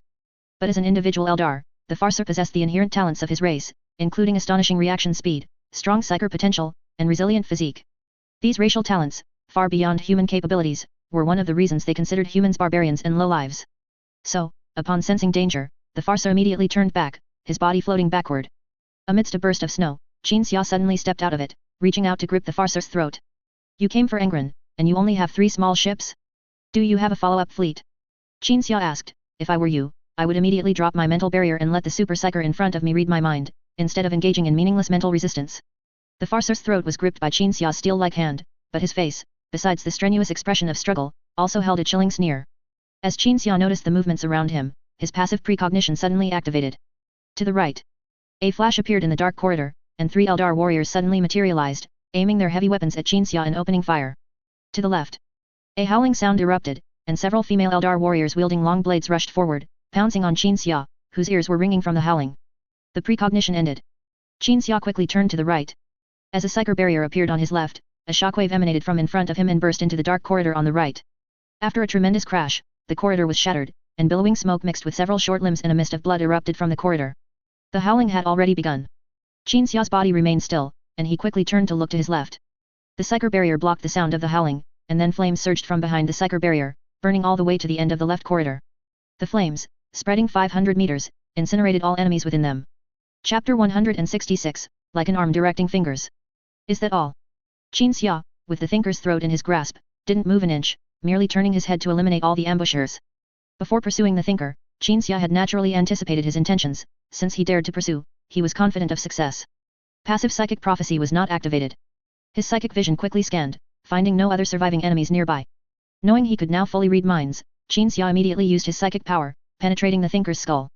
For Asurian. 4. Tuantar Arc World. The thinker suddenly howled, and the strange amulet on his chest released a powerful flash. Qin Xia was forced back a step. The thinker landed, gripping his sword with both hands, charging forward and swinging his blade. The Eldar's reaction speed and physical response speed are incredibly astonishing. Humans require surgical modification to become superhuman warriors.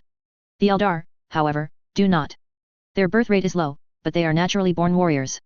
Fundamentally, this is because the Eldar are not a naturally occurring species, but were meticulously crafted by a godlike race that existed in the universe 10 million years ago, a race designed as biological weapons of war. Anyone unfamiliar with the Eldar would, at this moment, be astonished by their opponent's rapid reaction, and then be slain by a single sword strike. But Qin Xia was exceptionally familiar with the Eldar. After being forced back a step by the flash and impact from the amulet, Qin Xia steadied himself and quickly struck, hitting the thinker's wrist. As the long sword fell from the thinker's hand, Qin Xia swiftly snatched it, moved behind the thinker, swung the sword to sever his legs, then dropped the sword and grabbed the head of the thinker, who was about to fall. The opponent's mental defenses were weakened by his injuries. Qin Xia's psychic power effortlessly penetrated them, and he extracted the information he sought. A few years ago, the barbaric weapons crafted by the barbarians annihilated the kill teams of our Dark Kin's cabals. All due to carelessness. And last time we also failed, although we found their fleet, the storms of the Soul Sea forced us to give up. This time we cannot fail again. Thinker, use your innate power, intertwined with the Soul Sea, to find the enemy ship, and then we will arrive and eliminate that barbaric weapon. Only you possess the ability to find any target, only you. Only then will the prophecy concerning the barbaric weapon not come to pass, and the children of Tuantar Arc World will not lose their loved ones in the barbarian invasion, as you did. I have called the fleet with the communicator, our mission is complete. Now it's up to the others. For Asurian. For Tuantar Arc World. 4. For everything. Although our cabal was hired, it wouldn't be appropriate not to say something on this occasion. For Cain, god of war. For Kamarak. Qin Xia withdrew from the thinker's memories. The legless thinker, his head gripped by Qin Xia's large hand, blood dripping from the smooth cuts on his legs, his hands hanging limply like his whole body, yet he wore a smiling expression. You prophesied that Angron would attack your Tuantar Arc World in the future, and then, a decade or more in advance, you tried to kill him when he was still an infant. Qin Xia slowly began to speak. But did you ever consider that if Angron didn't die, he would hold a grudge, and then lead a force to attack your Arc World in the future, until every one of you is destroyed along with the Arc World? You fulfilled your own prophecy because of your foolish actions. Hearing Qin Xia's words, the thinker let out a dry, raspy laugh, still content, and slowly raised a hand to point at the only viewport in the chamber. They're here, the thinker said. My kin are here. They will destroy your barbaric weapon and nip the destruction of Tuyunitor in the bud. Qin Xia carried the thinker to the viewport. He looked out. This was a star system with only a star. The White Knight was already heading towards the fleet that had formed battle formations. The Legion fleet was also sailing forward. And at a distance of 1 light second, the Eldar fleet was sailing forward in battle formation. The crimson light of the star illuminated the fleet of 25 warships, the solar sails of their graceful, streamlined hulls reflected the starlight, making the entire fleet seem to be bathed in a sea of light. They're here. Qin Xia pursed his lips and nodded, then lowered his eyes to look down at the thinker. And you will personally watch them go to their destruction. Watch us go to our destruction? I will. The thinker said, smiling. Qin Xia said no more, opened his hand, used his psychic power to control a sword into his grasp, then pinned the thinker to the viewport, turned, and left. The thinkers had already eliminated the enemies who had boarded the White Knight and were gathered together. Qin Xia walked out of the chamber and into the corridor. An expanse of snow appeared ahead. The thinkers trudged through the snow with Qin Xia, until the snowflakes in the cold wind obscured their vision and their figures. Qin Xia and the thinkers trudged through the snow, and as the wind and snow gradually subsided, they walked into the corridor. The flagship Unyielding Resolve was in much better condition than the White Knight. People were moving orderly through the corridors to their destinations, without chaos. People coming and going showed surprise when they saw Qin Xia and the thinkers, then immediately stopped, stood aside, and bowed in salute. Qin Xia would usually smile and return the greeting, even opening a teleportation portal for them, but he was not in the mood now. With a solemn expression, Qin Xia walked with his head held high, his eyes fixed straight ahead. A squad of space marines ran around a corner ahead. They too were surprised to see Qin Xia, but immediately stood aside and saluted, then continued running elsewhere. Another squad of space marines walked straight from the front of the corridor. Chapter Master Karn stood at the very front, nodding in greeting when he saw Qin Xia. Qin Xia also nodded, walking to the airlock at the end of the corridor. A skull floated over, scanning Qin Xia. Qin Xia punched the skull away, stepped into the command deck, and immediately sought out the person he most wanted to see at that moment. Angron. Upon entering the Unyielding Resolve's command deck, Qin Xia expected Angron to feign composure, or perhaps show a slight panic, because Angron had never fought a void battle, and the 12th Legion's naval power was not strong. But in reality, the tactical table, projecting the star system's image, was crowded with people, both mortals and space marines. Legion Commander Kill was naturally among them. Angron stood at the main position, arms crossed, eyes fixed on the image, his expression unreadable and very composed. The alien ships are too fast, we can't shake them. Reject the proposal from the captain of the Hunter-class cruiser, Angron said. White Knight captain reports, White Knight is still combat capable. Lorgar Saren came up to the Primarch with documents in hand to report. Tell the White Knight captain he fought very well, I will commend him after the battle, Angron said calmly. But please have him find my father and bring him to the flagship. The Primarch was fully focused on the tactical table, handling various matters, and had not noticed the situation by the airlock. It wasn't until the Primarch finally got a second of free time that his ears twitched a few times, and he quickly turned his head to look at Qin Xia. Qin Xia chuckled softly. Angron also smiled, but was then pulled away to deal with new matters by an officer who came running to report again. Qin Xia walked to the tactical table. A naval officer offered Qin Xia a spot, but Qin Xia pulled the naval officer back to his original position. Qin Xia knew he wasn't skilled in void combat, so at this moment, it was better to let the professionals handle their specialized tasks. The alien ships are extremely fast, we can hardly withdraw, Angron told Qin Xia about the current situation. We can only choose to fight. I once read many books when I studied void combat, and I thought the Navy's tactics were very rigid, and they didn't know how to adapt to changes in battle. The Primarch paused, then continued, only when it was my turn to fight a void battle did I realize that orders are transmitted too slowly, and warships cannot respond and execute orders as quickly as tanks. I used to be an armchair strategist. Qin Xia was silent for a brief moment, and in the end, he merely nodded silently. The two fleets rapidly approached each other. Lance beam streaked through the void.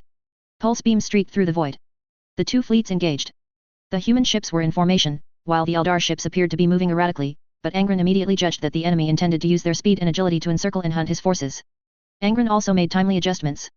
He ordered the furthest ship on the fleet's left flank to temporarily break formation to prevent the enemy fleet from encircling them. This order was transmitted. Angron had already tried his best to anticipate, and he had given that warship a long reaction time, but by the time that warship received the order, and the captain refined the order and transmitted it to various parts of the ship, it was still too late. The Eldar fleet's encirclement succeeded. They circled and attacked like horse archers. Various reports reached Angron's ears.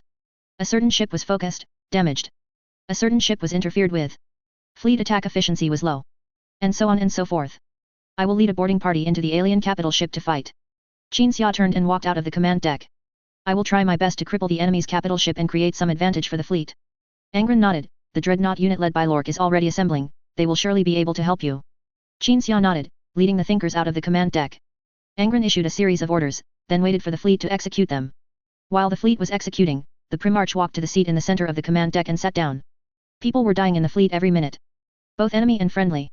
Angron could sense the death of every person's anger, fear, exhilaration. Angron wanted to focus on the battle at hand, but the things he felt always interrupted him because those feelings were too intense. Every time someone died, he felt someone squeezing his heart. This painful sensation was not entirely due to pity or sympathy, but rather from empathy. It was as if Angron became a sailor fighting on a gun deck, shouting for Angron, and firing his cannon as beams of light flew towards him, ultimately being blown to pieces along with his gun position. He also became an officer, fighting alongside space marines, intercepting aliens who had boarded the ship, and then being killed. It hurts so much. Angron lowered his head, covered his face with his hands, and took a deep breath, trying to calm himself completely. But all his efforts were futile. The things he felt not only didn't lessen, but they became even more numerous. Waves of painful sensations engulfed Angron. The Primarch sank in agony, his body trembling violently, breathing even more rapidly and deeply. Father! Kill stepped forward and gently patted the Primarch's back, softly calling out. Angron still trembled, trying to struggle out of the water, but he couldn't help but sink deeper and deeper. Until he felt completely consumed. Until every person's feelings were perceived by Angron without exception. Until Angron felt that everyone was closely connected to him. Father! Kill shouted loudly, what's wrong with you? Angron slowly lowered his hands, raised his head expressionlessly, and looked out beyond the viewport. We're fine. Angron said. People moving to and fro in the warship suddenly stopped. Those on the command deck who were watching the Primarch with concern turned their heads. The fleet suddenly fell into silence, there were no longer any voices in the communication channels. The helmsmen in every ship controlled their rudders, maneuvering their vessels forward without receiving any orders. On the gun decks of every ship, the sailors controlled the cannons swiftly and flawlessly, like robots. Everyone performed their duties, and with greater efficiency. The Legion fleet suddenly became agile, although the ship's speed hadn't increased at all, their responsiveness to commands surged dramatically. The entire fleet seemed to have become one entity, with each warship serving as a limb of that entity. Chapter 167, Those Who Cannot Fight. 2 cruisers were being surrounded and fired upon by Yildari warships. After the warship's void shields overloaded, the unyielding resolve, which had arrived at some unknown time, suddenly surfaced. The two cruisers simultaneously submerged, exposing the Ildari enemy ships besieging them to the firing arcs of the Unyielding Resolve's port and starboard sides. The Unyielding Resolve fired from both port and starboard simultaneously, blasting two enemy ships on either side into space debris. After the firing ceased, the gun deck crew on the flagship stood expressionless and in perfect formation beside their gun positions, waiting for the autoloaders to load the shells. Then, they stood in perfect formation in front of their gun positions, all cannons simultaneously calibrated to a single direction, and fired again. The macro cannon shells accurately struck yet another enemy ship. The Ildari fleet began to adjust its strategy, as they discovered that the enemy suddenly seemed to be using some special command method, making the entire fleet extremely coordinated. As the Ildari changed their strategy, another ship was focused down and destroyed. The Unyielding Resolve inevitably became the target of all attacks, with a massive torrent of torpedoes and aircraft rushing towards it, but they were then instantly redirected or directly detonated by the interceptor AI within the ship's hull. This was a rare warship known as a Wraith ship. It was extremely valuable, and the explosion it produced was equally dazzling. What's happening with the fleet? Who knows? Somewhere within the Ildari fleet's capital ship, a World Eater's boarding party was teleported in. The dreadnought containing the former Legion commander Lork immediately became alert, facing forward. Meanwhile, Tethys, a think tank, used his psychic vision to observe the void battle outside, finding the situation somewhat beyond expectation. Xinxia walked to the front of the group and looked back at everyone. Present were Lork, the Contemptor dreadnought, Tethys and Kamas, two think tanks, and a Mechanicum priest named Quadrant. Most of the think tanks had been dispatched by Xinxia to various companies before the teleportation to assist in boarding actions, and Lork was someone Xinxia had requested help from. As for Quadrant, Xinxia felt that this priest might be useful, so he brought him along. This place is like a maze, Lork rumbled. This was inside the capital ship, and the Ildari's decorations and such were certainly different from humans, and their senses were far stronger than humans, so they would design structures that suited their senses. Everyone, like Lork, felt that even though the corridor in front of them was quite straight, the environment felt very complex and gave a slight sense of dizziness. Try not to get bogged down by the visuals, just follow this path. Xinxia gestured for Lork to go first. Without Xinxia's prompting, Lork also knew that as a heavy combat unit, he should go first, so he began to move, slowly advancing with heavy footsteps. I cannot fight, Quadrant said from the very back. I don't understand why you insisted on bringing me here. To broaden your horizons, Xinxia said without looking back. What is there to broaden my horizons here? Some Xenos creations that blaspheme the Omnissiah. Quadrant's face flickered faintly when he spoke. Do you really think I brought you here to broaden your horizons? Xinxia casually pointed at the ground. I need you to record everything we see, as a learning sample, for the Legion's post-war training. Upon hearing this, Quadrant silently took out his recorder. After the group advanced for a distance, light footsteps came from ahead, and a squad of Ildari warriors sprinted to the end of the path, immediately raising their guns and firing. Lork's integrated plasma weapon on his right arm quickly charged and fired, the flying plasma engulfing all enemies at the front of the path. I cannot fight, Quadrant said. I know, Xinxia nodded. But don't worry, unless I die too, you are absolutely safe. Quadrant fell silent again. To reassure Quadrant, Xinxia shaped a psychic barrier to conceal the entire squad. Only then did the priest feel slightly more at ease. The group continued to advance, arriving at a crossroads. More footsteps came from all directions, and Lork stepped forward to block the path, his plasma weapon charging, and the power claw on his other hand rapidly spinning. The two think tanks guarded one intersection each, while Xinxia stood in the center, ready to provide support at any time. Enemies rushed out from the front first. Two squads of Ildari warriors, escorting a bipedal war machine roughly the size of a dreadnought, charged out. That was a combat unit called a Wraith Guard. Lork fired while moving forward to meet the Wraith Guard, both sides quickly engaged in close combat, Lork enduring the incoming beams, his power claw savagely embedding itself into the Wraith Guard's head, crushing something inside, after which the Wraith Guard toppled to the ground. Xinxia could tell that Lork had experience fighting the Ildari. There were no living occupants inside the Wraith Guard, there was only a spirit stone, and once destroyed, the Wraith Guard would become inert, which was precisely what Lork had destroyed.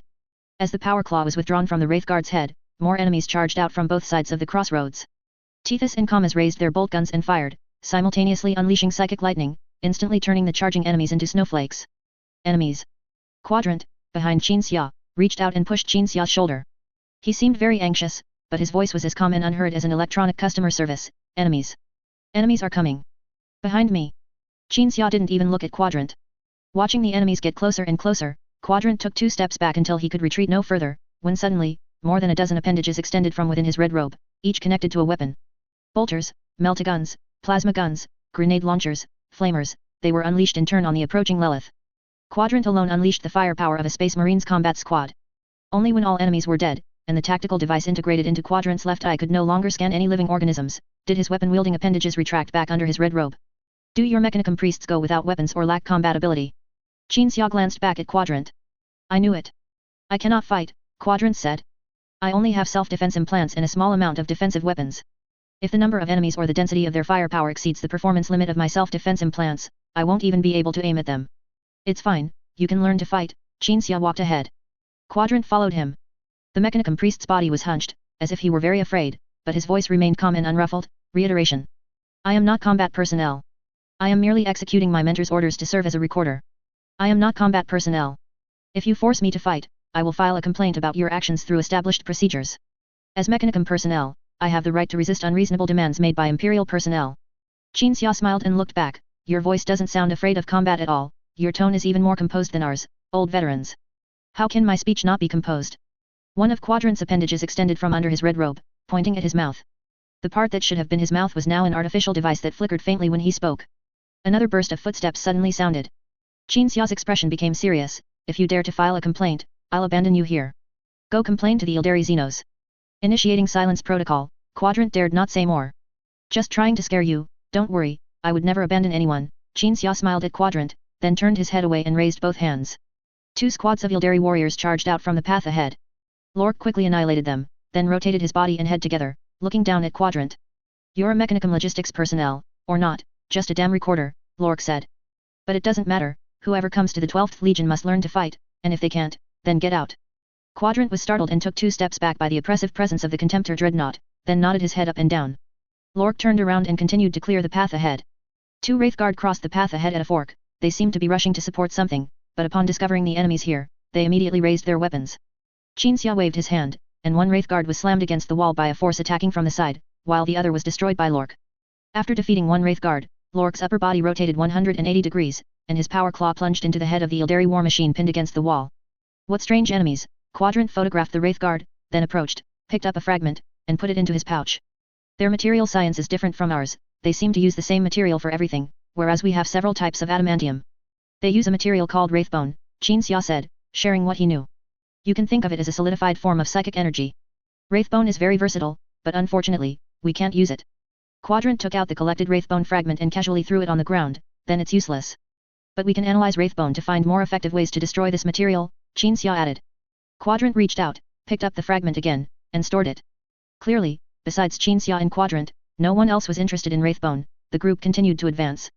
The sound of gunfire echoed down the corridor, and the group got closer and closer to the sound.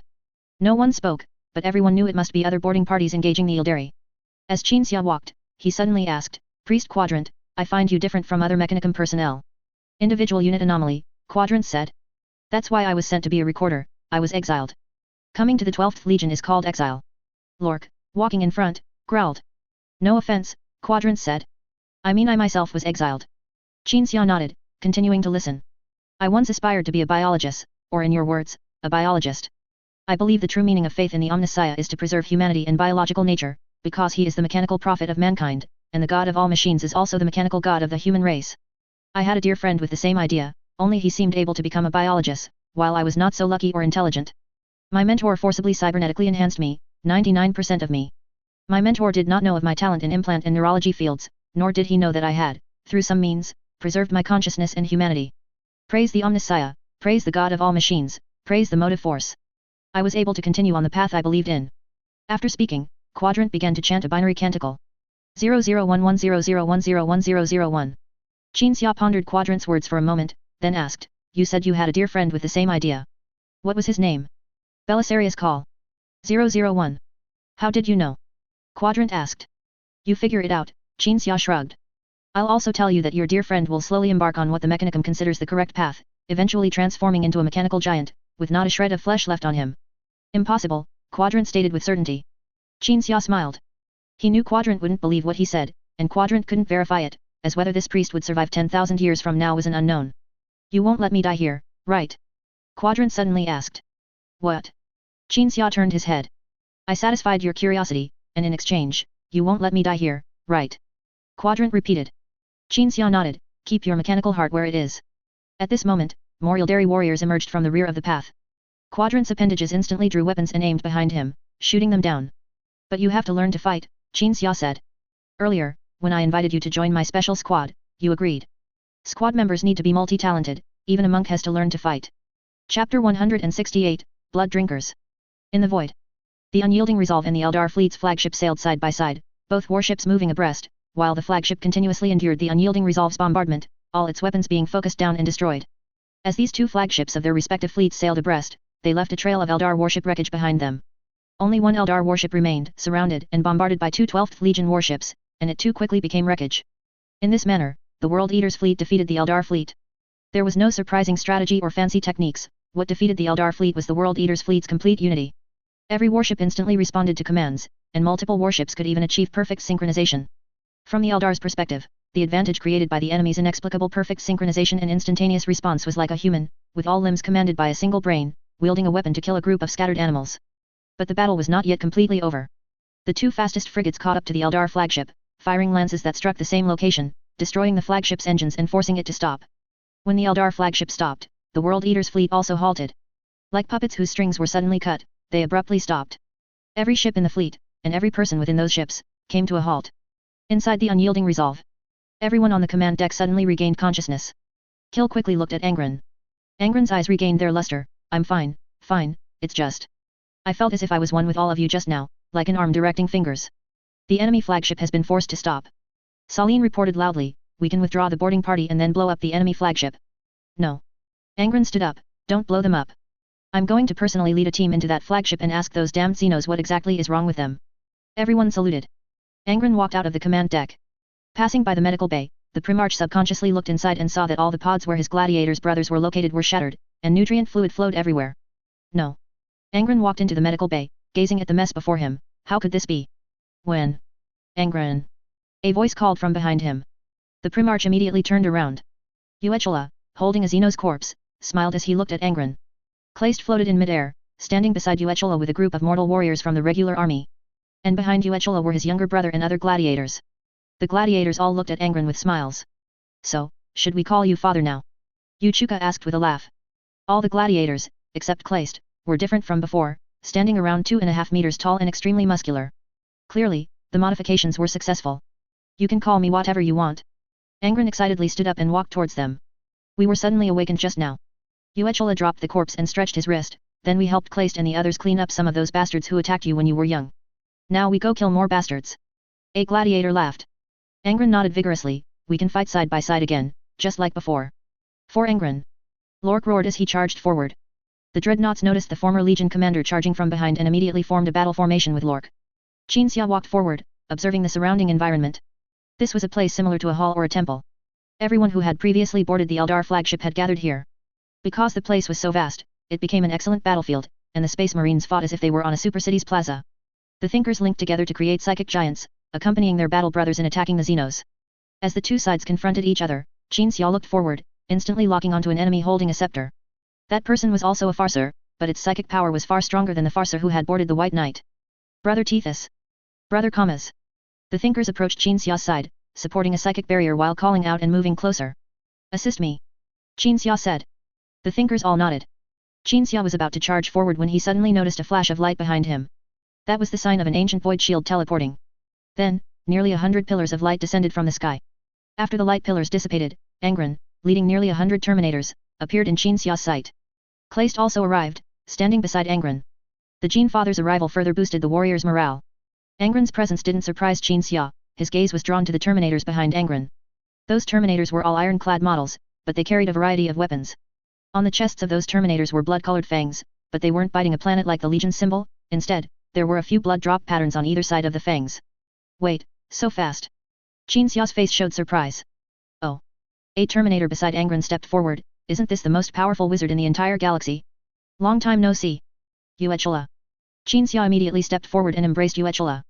Even after his modifications, Uechala still wore an iron hand, the implant automatically adapted to his physique. And Uechala, of course, remembered who had helped him acquire his bionic arm. After the embrace, Qinxia looked at Angron, I thought it would be a while longer before everyone could leave those tanks. I was surprised too. Angron nodded, his gaze falling to the other side of the temple, now it's time for a long-awaited fight side by side. Qinxia also nodded, standing beside Angron. Just like on Nuceria, the World Eaters once again fought side by side. They advanced in neat ranks, firing their bolt guns under the cover of psychic barriers. The bolt guns distributed to the Blood Drinker Guard by Kill were new models, with firepower fully comparable to those held by Space Marines, yet they could be wielded with a single hand. The Gladiators were already versatile warriors, possessing astonishing skill with both ranged and melee weapons. Even the various high knight equipment they could handle. Now, after their enhancements and modifications, even the agile and swift Eldar were killed with every shot. They crossed the center of the temple, approaching the enemy, placing their bolt guns at their waists, and drawing their preferred weapons. The Eldar warriors, masters of close combat, immediately engaged them. The gladiators could instantly perceive the enemy's intentions and predict their movements, then launch attacks that were impossible to dodge. Uechala, standing at the very front of the formation, was assailed by several enemies. From the corner of his eye, he noticed the cold glint of blades piercing from his left and right, but he didn't even make a move to dodge. He simply used the large shield in his hand to shatter the bones of the Xenos warrior in front of him. And the blades aimed at Uechala's left and right sides were blocked by another gladiator enclaced, who had come here with Angron. Uechala continued to advance. The gladiators became more dispersed in combat compared to before. In the eyes of the Eldar, these individuals were hopelessly foolish, because they could focus on killing the enemy in front of them, completely disregarding what was behind them, not even glancing to their sides or rear. But when the Eldar treated these as weaknesses and launched targeted strikes, they discovered that it was not foolishness, but absolute trust in their other companions on the battlefield. The gladiators in the front rank could completely disregard what was behind and to their sides, simply using their exquisite killing techniques to break through every enemy attempt to intercept them. The gladiators in the back rank defended the weaknesses or flanks of their brothers in the front. They seemed more dispersed compared to the front rank gladiators, but they would absolutely never prioritize killing an opponent over protecting a companion. They would only kill enemies while protecting their companions' weaknesses. The gladiators had no communication, and no one commanded them to form ranks or do similar things. But they all knew what each other would do, what their intentions were, and how to cooperate with companions to achieve greater combat results. No one vied for credit, no one cared who killed how many people. The gladiators only cared if their companions were safe, and if the objective of the battle could be achieved. In Nuceria, during an era when the word gladiator did not yet represent commercial entertainment or a global elite combat selection, these individuals engaged in brutal, unprotected mortal combat. They were the elite remnants of a planet's most cruel and dark era. Unquestionable combat skill, discipline like silent killing machines, and absolute trust in each other, a bond even closer than blood brothers. These qualities had once allowed them to turn their goal of overthrowing all the High Knights of Nuceria into reality. And now, these qualities also allowed them to demonstrate astonishing performance as Angron's guard. Savage weapons. The Farser looked at those who were increasingly closing in on him, and at the Primarch who alone could wreak havoc. As the commander, he also adjusted his strategy accordingly. Some warriors capable of unleashing psychic attacks simply threw away their weapons and scattered to the rear of the battle line.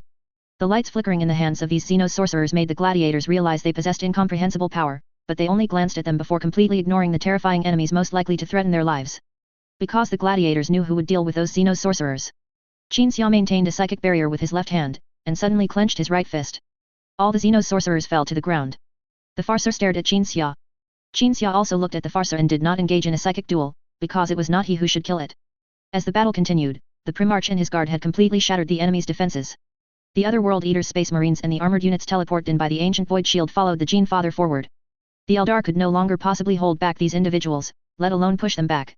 Angron looked at the Farser, perceiving from its emotions that it was the one who had planned to kill him. Bad memories surged in his mind. Angron roared and leaped, pouncing on the Farser. The Farser raised its hand to unleash a barrier and restrained Angron, who was about to fall in midair, its gaze nervously fixed on Qin Xia. Qin Xia stared at the Farser. A psychic shock, like a cannonball, shattered the Farser's consciousness.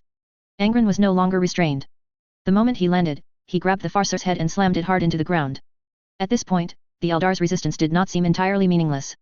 At the end of the path behind the temple, a strangely shaped large door began to glow. The Eldar warriors looked at the Farser, then, as if hearing something, quickly covered each other as they retreated towards the door. Why did you attack me? Angron choked the Farser by the neck. What did I ever do to offend you when I was just a baby? Why did you try to intercept and kill me? His foster father had already told him the reason, but Angron just wanted to hear how this Farser would answer. Because, you, are damned. The Farser gasped, speaking in perfectly standard Gothic.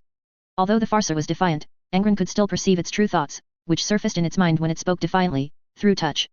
A prophecy. Because a prophecy showed that Primarch 12 would destroy the Tuantar Ark world in the future, the Tuantar Ark world then hired a Cabal assassination squad to intercept and kill the Primarch.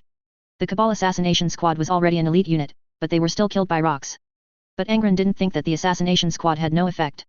Being shot and made to cry by the assassination squad was nothing. What truly messed him up was that after Angron killed the assassination squad, he collapsed from exhaustion. After resting for a while and just as he was about to get up, slave traders were attracted by the traces of the spaceship's landing and tranquilized him with a dart gun. Angron felt nostalgic for his days in the gladiator arena, but only because his brothers, sisters, and foster father, whom he wouldn't have met otherwise, were in that place. Other than that, Angron was filled with hatred for all the factors that forced him to endure gladiator life. Chapter 169, Precious Quality. The blood drinkers encircled Angron and the Thinker, isolating the Ildari who, instead of fleeing, wished to rescue the Thinker. The Space Marines pursued the Ildari. Angron clutched the Thinker's head, pressing it firmly against the ground. a slight increase in pressure enough to crush the head of the pathetic Xenos in his hand. Qin Xia stood on the other side of the thinker, looking down at it, ready to interrupt should the thinker attempt any psychic tricks. But facing its current predicament, even with its tricks, the thinker found it difficult to escape. If the Primarch wished, the thinker would die in less than the blink of an eye. Your prophecy says I will destroy your Ark world in the future. Angron asked. Why? Are you sure you weren't deceived? We have no grievances, why would I destroy your home? Destiny, the thinker uttered with a smile. Destiny? What a joke. Just for such a flimsy word, I would go and destroy your world, and then you would ambush me in my infancy. Angron retorted sharply. A heavy stomping sound suddenly came. Lork approached his Gene father, his power claw rotating. Father, there's no need for us to speak further with it. The thoughts of these Xenos wretches are beyond our comprehension. Angron looked at Lork, then withdrew his gaze, still staring at the thinker. From a warrior's perspective, killing the thinker now was the optimal solution, and a quick death was preferable. But Angron simply couldn't handle this matter based on pure rationality. The influence the Ildari Xenos had on him was too profound.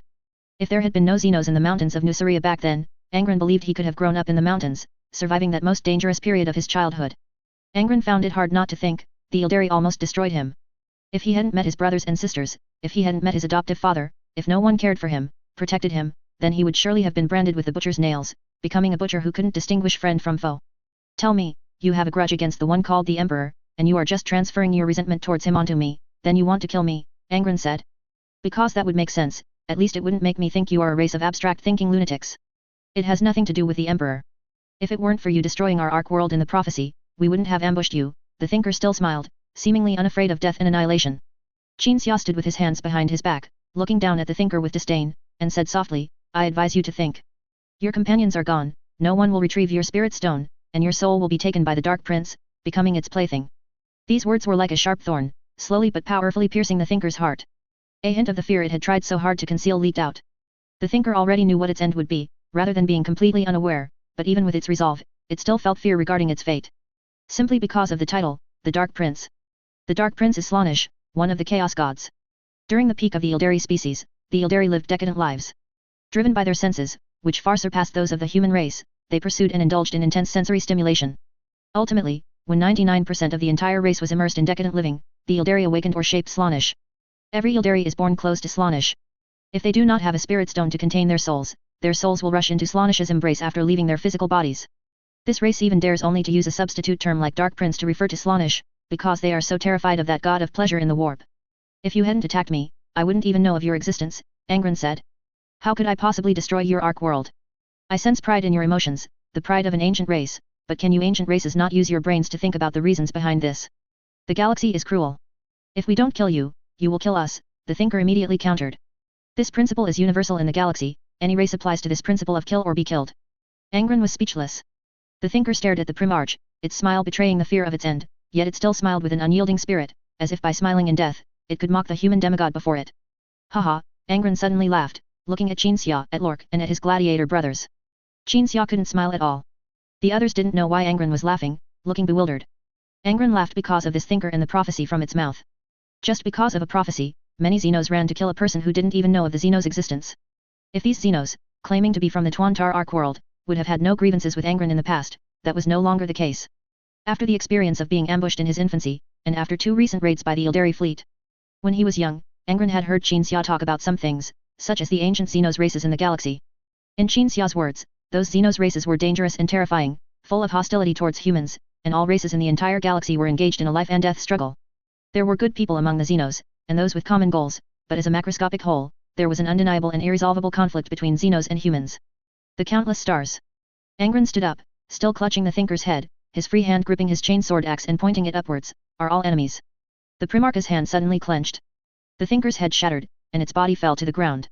Return to the flagship, then destroy this wretched place, Angron said, turning to leave. All weapons of the unyielding resolve aimed at the Xenos' capital ship. Torpedoes, macro cannons, lances, various weapons bombarded it in turn. After a single salvo, the Xenos' capital ship was completely destroyed, leaving not even a large piece of debris. The white light generated by the capital ship's explosion illuminated a corner of the star system without planets. Qin Xia, on board the White Knight, stood by the viewport and witnessed the entire process of the Xenos' capital ship being completely destroyed. Also witnessing this process were the thinkers behind Qin Xia, and another Xenos thinker previously pinned to the viewport. The thinker's body hung on a sword. The Ildari's almost fat-free, resilient flesh and superhuman vitality allowed it to survive until this moment of the void battle's end. This thinker witnessed the destruction of the only combat fleet the Tuantar Ark world could muster, due to the human fleet's inexplicably rapid response and seemingly unified cooperation. Tears flowed from the thinker's eyes. But those tears were blood. Angron's destiny has been completely changed by me, Qin Xia said, looking out the viewport. If your prophetic abilities are truly reliable, you wouldn't have hired your Darkkin's killing squads, nor would you have sent your fleet to its death. You shouldn't have done this.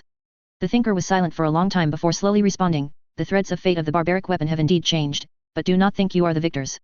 We prophesied not only the fall of Tuantar Ark world, but also the fall of all races in the entire galaxy. Standard Yildari cryptic stubbornness, Qin Xia said, uncaring. The thinker gazed at the drifting wreckage outside the viewport, and the bodies of its comrades thrown into the void during the void battle, then slowly closed its eyes. Its life force extinguished at that moment. Qin Xia snapped his fingers. White flames ignited from the thinker's corpse, burning away the last trace of its existence in the reality universe.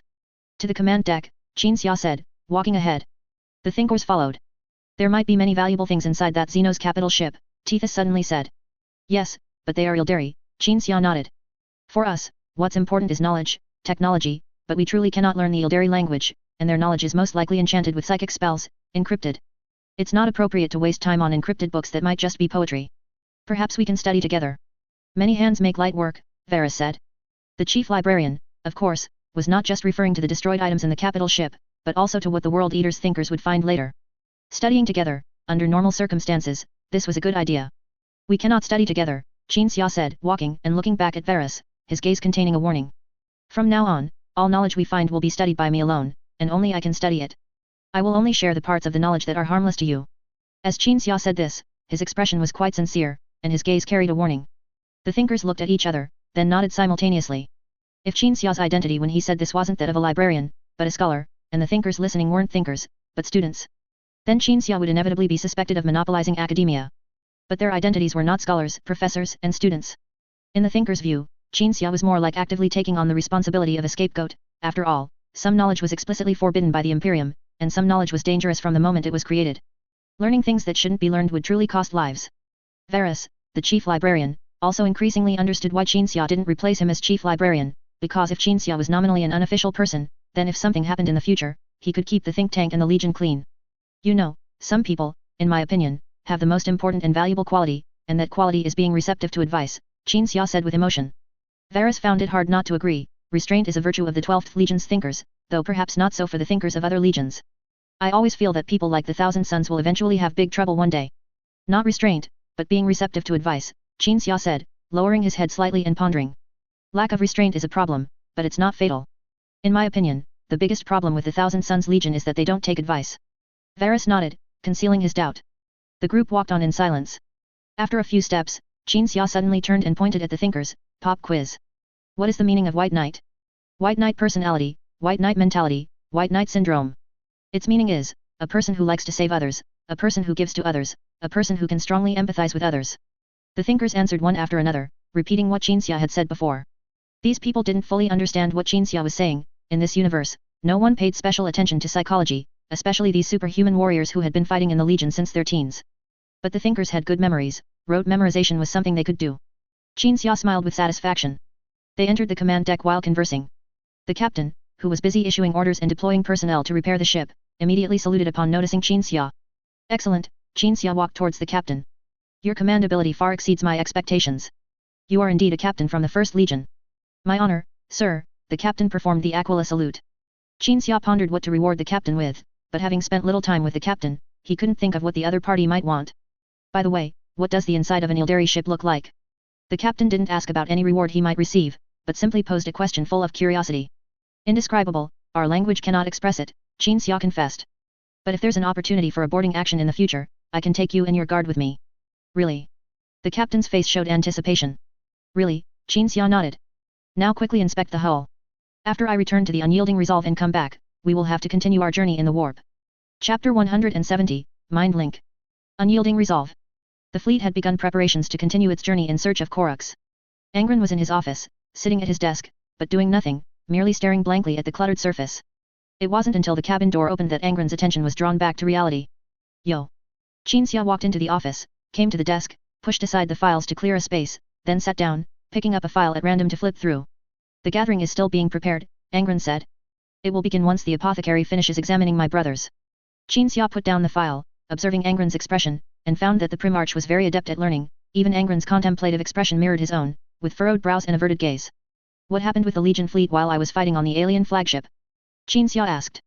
Standing on the flagship and looking out, Qin Xia could see the fleet suddenly change its combat style, with all the warships seemingly merging into one, defeating more enemy ships with astonishing command response speed. It was as if a handheld computer had suddenly transformed into a quantum computer. Qin Xia felt that even with twice as many enemy ships, the ultimate outcome would still be victory. I suddenly realized I could feel everyone's emotions, as if I was experiencing them firsthand. Angron recalled the feeling during the previous battle. Then those complex emotions engulfed me like a flood, and I sank into the sea of emotions until, finally, I realized I had become everyone. I could connect with everyone, just like commanding my own arms and legs. I could simultaneously control the actions of every helmsman in every ship, and every gunner on the artillery deck. We became one. Listening to Angron's words, Qin Xia speculated, feeling that Angron's talent was becoming increasingly powerful. This was beyond Qin Xia's expectations. Qin Xia had once judged the upper limit of Angron's talent to be the ability to perceive others' emotions, absorb others' emotions, and then develop to the point of being able to control a person. It was merely some ability related to emotions and feelings. Now, it seemed, this was far from the truth. Qin Xia felt that Angron's ability was like an iceberg. The abilities related to emotional perception and mind reading that Angron had previously displayed were merely the tip of this giant iceberg exposed above the sea. The 12th Legion's think tank has a unique skill. They can create giants called communion. Qin Xia suddenly mentioned think tank matters. And when the thinkers worked together to use the communion giant technique, the psychic giant created is powerful enough to suppress a Primarch. Qin Xia paused. He hadn't fully described the full power of the psychic giants created by the thinkers. If Angron was implanted with the butcher's nails, losing his innate abilities and becoming a brutal warrior, communion could still suppress him, even knock him unconscious. Primarches aren't invincible supermen in the universe either, Angron said, recalling what happened on Nefshenko Dock 5. If you, father, dueled Perturabo with a God King Titan, a few unexpected kicks could kill him. Qin Xia could not deny this point. As far as he knew, the Iron Hands Legion pulled a brutal stunt during the Horus Heresy, using gunships to ambush a Primarch, leaving him in a very sorry state. But Qin Xia wanted to discuss something other than the Primarch's combat power. I'm talking about communion. It's astonishing that the 12th Legion's think tank can use this psychic spell, Qin Xia said. Think about it, a group of people standing together, with one mind, exerting their strength in unison, shaping a psychic giant. Your ordinary sons, those without psychic abilities, they don't have these characteristics that demonstrate a meeting of minds. Considering that the thinkers have psychic talent, it's only natural that they resonate more strongly with your psychic abilities, producing better effects. The fact that the thinkers can shape psychic giants indicates that you definitely have this kind of characteristic ability. Didn't you also commune with everyone in the fleet earlier? Angron listened intently, as always. The worst aspects of the Emperor's humanity, such as favoritism, were often reflected in Angron. The Emperor had not endowed Angron with any knowledge, which meant Angron had to go through an extremely dangerous childhood. He couldn't create a super shelter or invent super weapons on his own. But Angron was still a Primarch, even if a blank slate Primarch, his comprehension ability was still far beyond that of ordinary mortals. Mind link. Angron nodded. This might be a crucial part of my ability. I once thought that the perception and absorption of emotions were my talents, but now I understand that they are merely an extension of my ability, like a kind of side effect. No. Perhaps even the mind link is not the key part, but also an extension. After some thought, Angron asked again, you once told me that people like me, called Primarches, all have an essence. What would my essence be? You'll have to find the answer yourself. I know a lot, but not everything. Qin Xia gazed at Angron. White light seeped from Qin Xia's right eye, gradually enveloping the entire eyeball. In his psychic vision, Qin Xia observed Angron. He couldn't see what Angron's essence was, nor what corresponded to him in the warp, just like before. Either the Emperor had put a cloak over the Primarch's essence, or the Primarch's essence naturally had a cloak, otherwise being easily seen through would be problematic. As the glow faded, Qin Xia thought of something and suddenly said, after the void battle, you probably felt you weren't strong enough again, so your height increased a bit compared to yesterday. This might also be an extension of your essence, a kind of side effect. Upon hearing this, Angron immediately stood up and walked to the wall. Qin Xia stepped forward, pressed his finger on Angron's head, and drew a line on the wall behind the Primarch's head, marking his height. Angron looked back and found that he had indeed grown 5 centimeters taller. Then how is this related to my essence? Angron looked puzzled, seriously pondering and guessing. Why do I inflate or shrink like a balloon? Not entirely sure, but it definitely has nothing to do with taking drugs, Qin Xia thought for a moment, then added, we're like peeling back layers to uncover the mysteries about you. Every time we discover an ability of yours, it's like peeling off a thread. One day, the answer will present itself to us. When I was traveling through the warp before, I always saw a giant eye. Could that be some part of my warp existence? Angron remembered this and immediately asked. Qin Xia rubbed his chin, pondering seriously for a moment, then replied rigorously, can't say for sure. Maybe it's a warp creature with too much time on its hands, or maybe it's a god who desires you. As I said, we're peeling back layers, we'll only be able to determine what that giant eye is in the future. Angron pondered for a moment, then nodded with relief. Some things truly seemed bewildering at the moment. Qin Xia glanced at the clock on the wall. Do you know what time it is now? Dinner time, Angron smiled. Time to eat and drink, and not forget to keep things in mind when they happen. That's right. Triumph Hall. A long table, large enough to seat hundreds, was set in the center of the hall. The naval officer's attendants had been borrowed, standing against the walls, responsible for bringing wine and food to the table. To outsiders, Angron was feasting with his guide, the blood drinker guard, and a few mortals. The brothers Yuchuka and Yuechola sat on either side of their mother. Angron had specifically brought their mother with them when they left Nuceria. Qin Xia, Angron, and Kleist were squeezed together. Tessia sat in a corner. She was always solitary, unwilling to bother others or be bothered by them. Even the stone man Brown participated in this feast. The others sat around the long table, arms around each other's shoulders, laughing loudly while stuffing themselves with food. Too bad Cromarch isn't here, I kind of miss that bastard's advertisements. Crowbio, protecting your safety and health, escorting you, blah blah blah. He only ever said those few lines over and over. All eyes on me. A gladiator suddenly jumped onto the long table, one foot on a bone that had been cleanly sucked by someone else, the other on an empty plate, and casually picked up a meter-tall wine barrel, tilting his head back to chug from it. Amidst the cheers and applause of the crowd, this most capable gladiator finished a barrel of wine, then set it down, standing somewhat dazed on the table.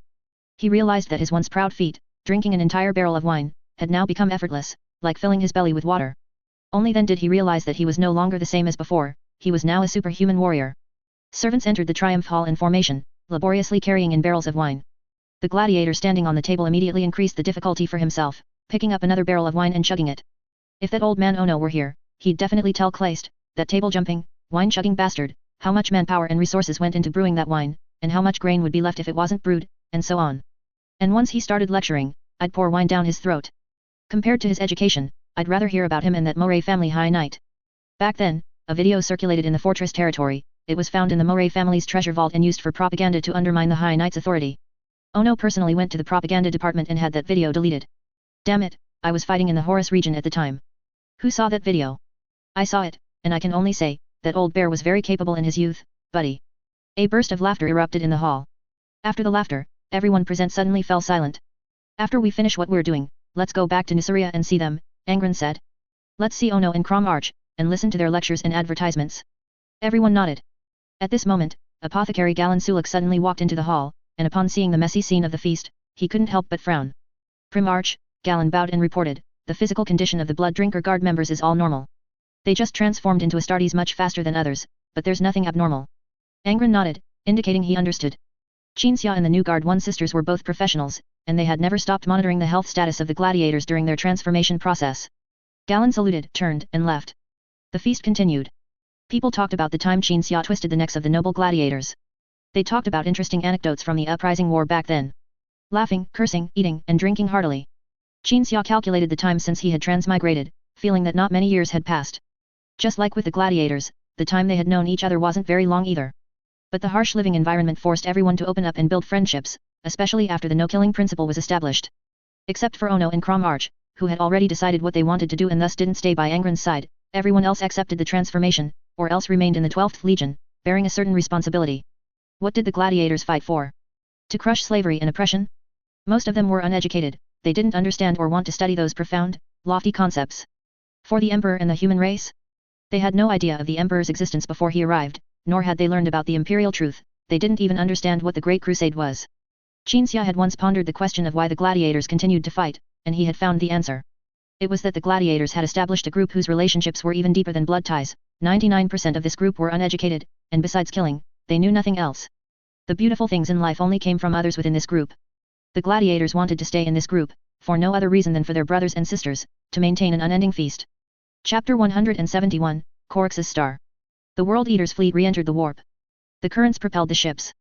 Inside the library of the White Knight cruiser, only Qin Xia and one think tank member were present. The other think tanks were inventorying the High Knight's weaponry and equipment. From now on, the High Knight's weaponry and equipment would be used as Legion property, and elite companies within the Legion would be eligible to apply for and use them. Focus. I didn't tell you not to inventory those ancient tech relics with your think tank brothers because I'm giving you a hard time. It's because you need more time to focus on one training, perceiving my psyker abilities. Qin Xia sat cross-legged on the ground, his breathing steady. Armor plating obscured the library's floor-to-ceiling portholes. At this moment, only the lights illuminated the vast space. The largest chandelier on the ceiling seemed like a work of art, emitting a silver glow that covered Qin Xia and Kamas, who sat opposite him. But, guide, I don't think I can do it, Kamas said timidly. I find that I don't have a talent for many things. Qin Xia's eyes were tightly shut. I will personally instruct you from now on, until you can perceive my psyker abilities. One of my few virtues is extreme patience. Kamas nodded and closed his eyes. Kamas was a Terran, from the Dragon Kingdoms. When the Dragon Kingdoms were unified by the Emperor, he was offered to the Emperor as a noble and became a space marine. Whenever Kamas closed his eyes, the things he missed would surface, filling his attention. Parents, relatives, kind elders, childhood friends, the faces and voices of one person after another flashed through his mind. Heek. Kamas was startled by the sound and quickly opened his eyes. I drank too much on the flagship.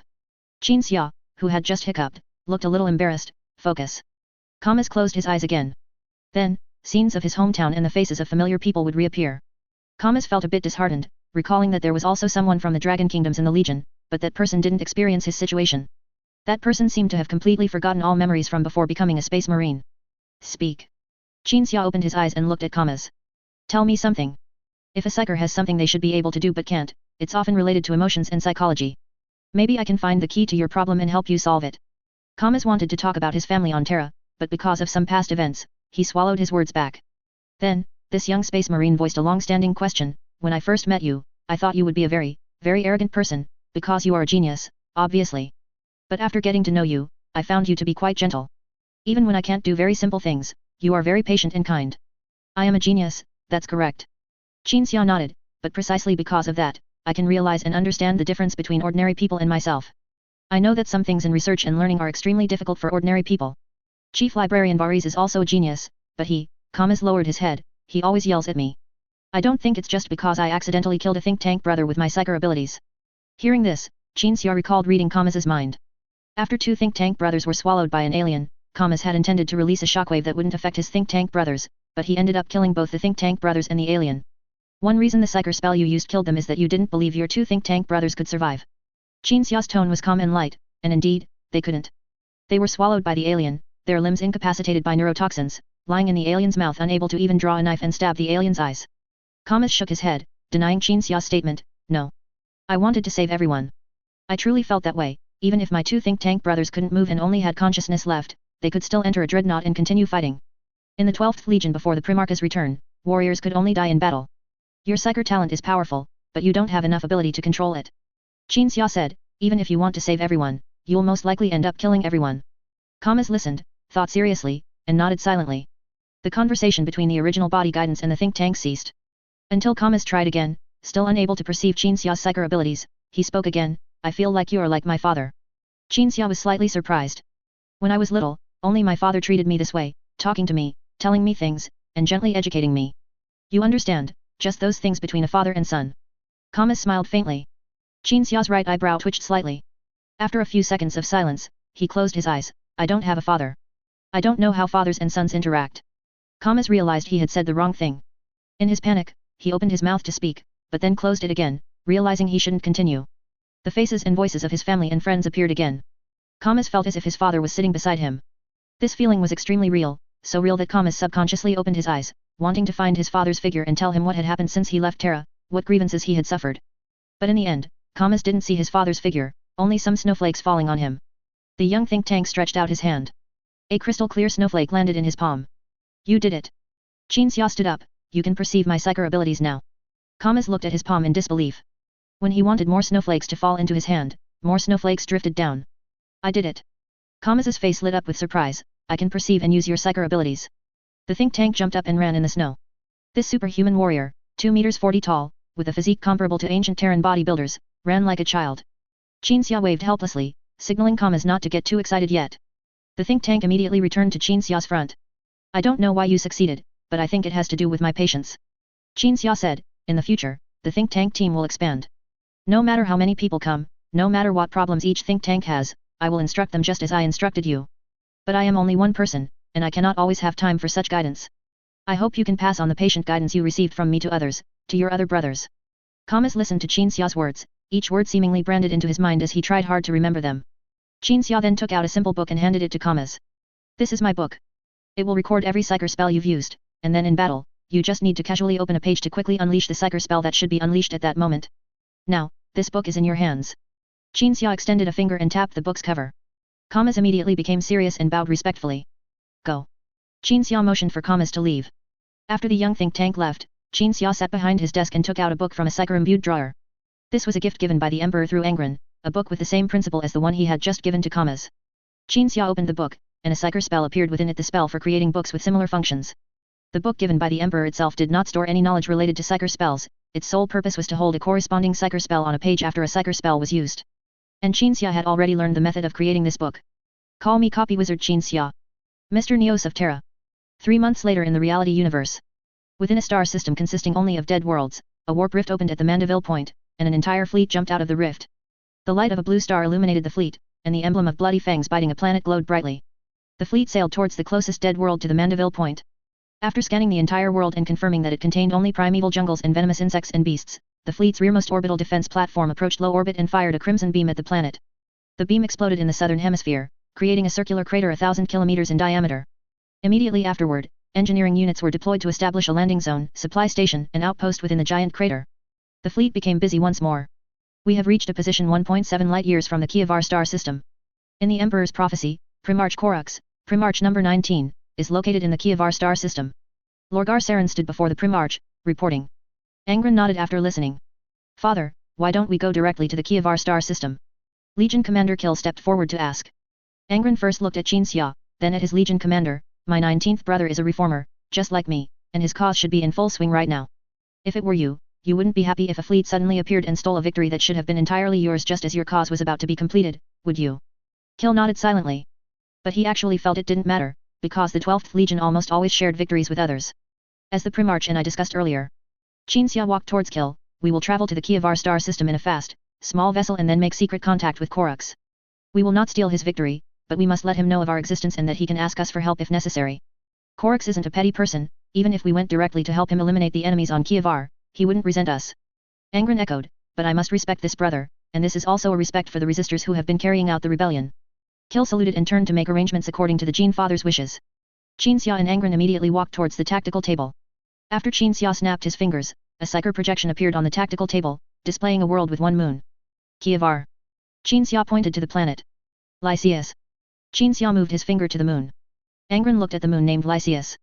That moon was where Korux was located. He had landed there and was raised by the mining workers with communal food and clothing.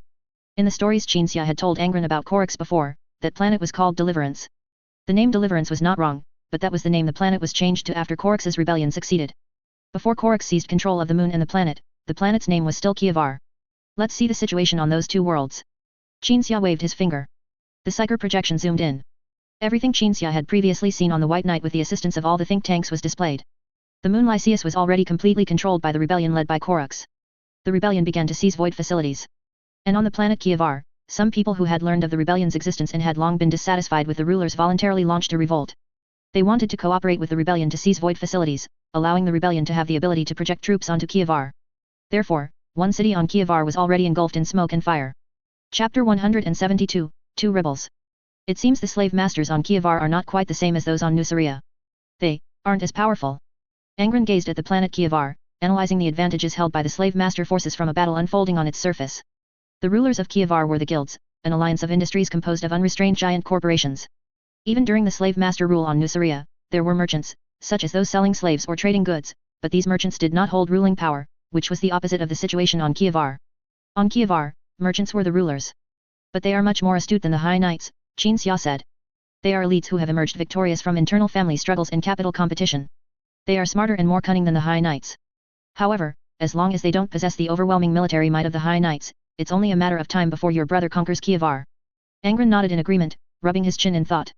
The Primarch didn't understand why the Emperor of Mankind insisted that he be the one to find Korux.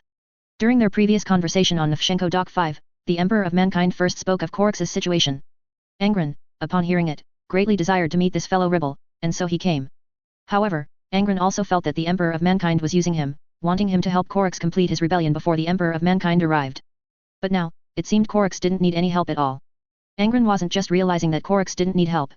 He had already known this from his previous conversation with his adoptive father, which was why he decided not to directly send the Legion to Korux's location, nor to intervene without a request for aid.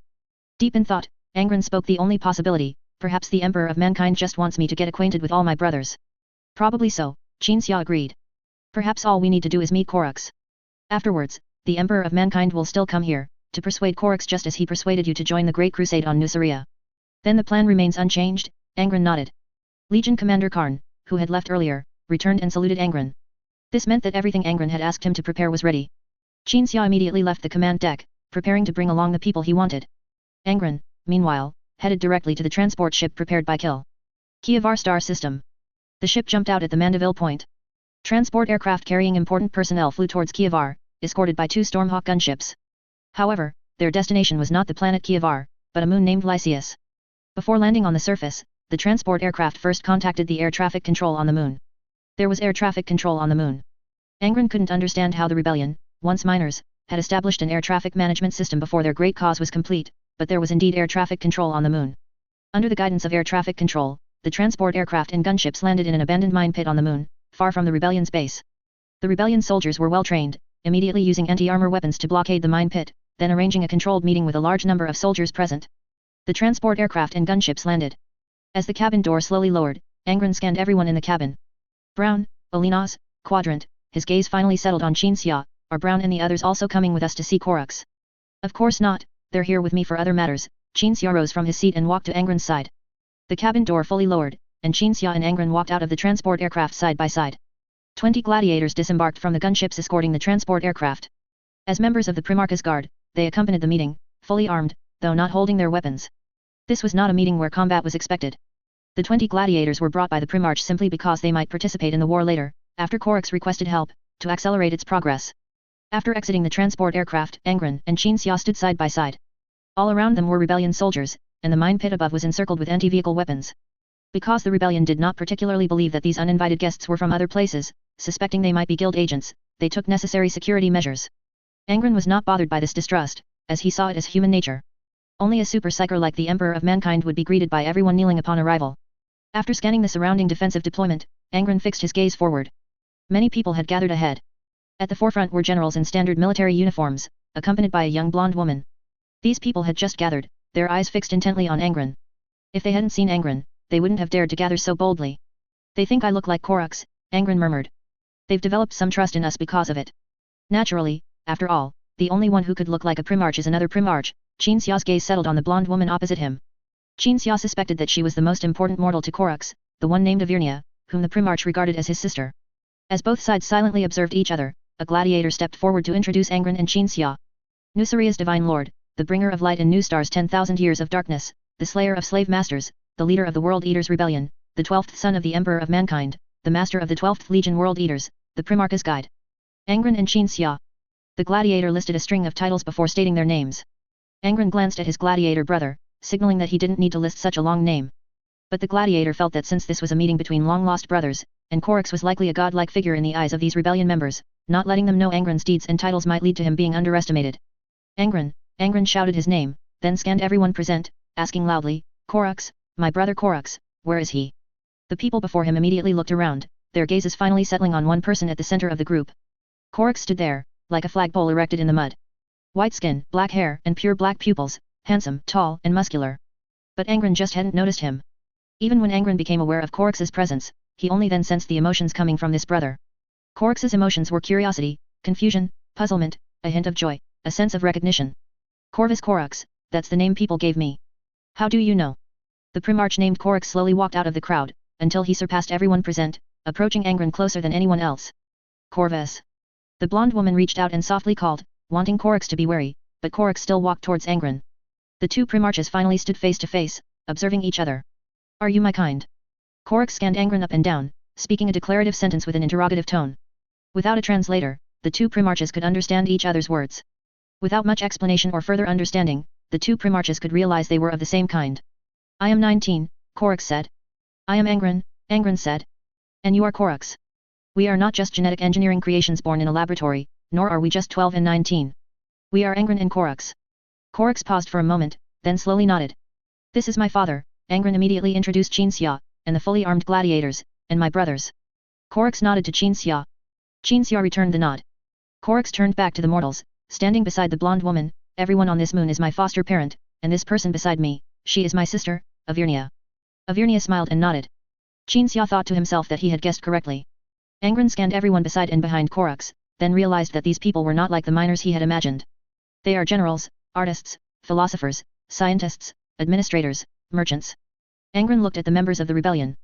The rebellion was formed on the moon, so all its members were previously miners, and Corax was raised by these miners. But it would be wrong to assume they had nothing but brute strength. Angron sensed that everyone present possessed extraordinary skills. There were teachers skilled in reasoning, generals, scientists. Only one answer could explain the origins of these miners: they were all exiled to the moon for mining labor, and before that, they must have had various life experiences and learned specialized knowledge and skills. This also explained why there was an air traffic control system on the moon, because certainly, people who had previously been responsible for aviation affairs on the planet were exiled there to mine. You were once a general, dissatisfied with the guild's oppression of people, and so you were assigned here. You were once a weapons engineer, dissatisfied that your invented weapons were used to suppress workers, and were exiled here for expressing your dissatisfaction. Angron pointed out each person's identity before they became miners. How do you know what we used to do, having just arrived here? A person in uniform stepped forward and asked. My brother and I have miraculous abilities. Angron placed his index finger on his heart. Everyone present showed no surprise at his words, merely nodding in understanding. Corax was born knowing many languages, understanding much about physics, chemistry, and biology, and possessing the miraculous ability to disappear anywhere. They just didn't know what miraculous abilities Angron would have, but they all knew Angron would certainly have miraculous abilities. In this regard, you are like me, possessing some forbidden power. Corax spoke to Angron in Old Gothic, which others could not understand. The language used by the Nusrians was the language used by Romans in Terra's hyper-ancient period, so Angron, the gladiators, and Xia understood. Are you referring to sorcery? Xia asked. The people here call it psyker, Corax replied. Yes, I, like you, possess psyker power, Angron said.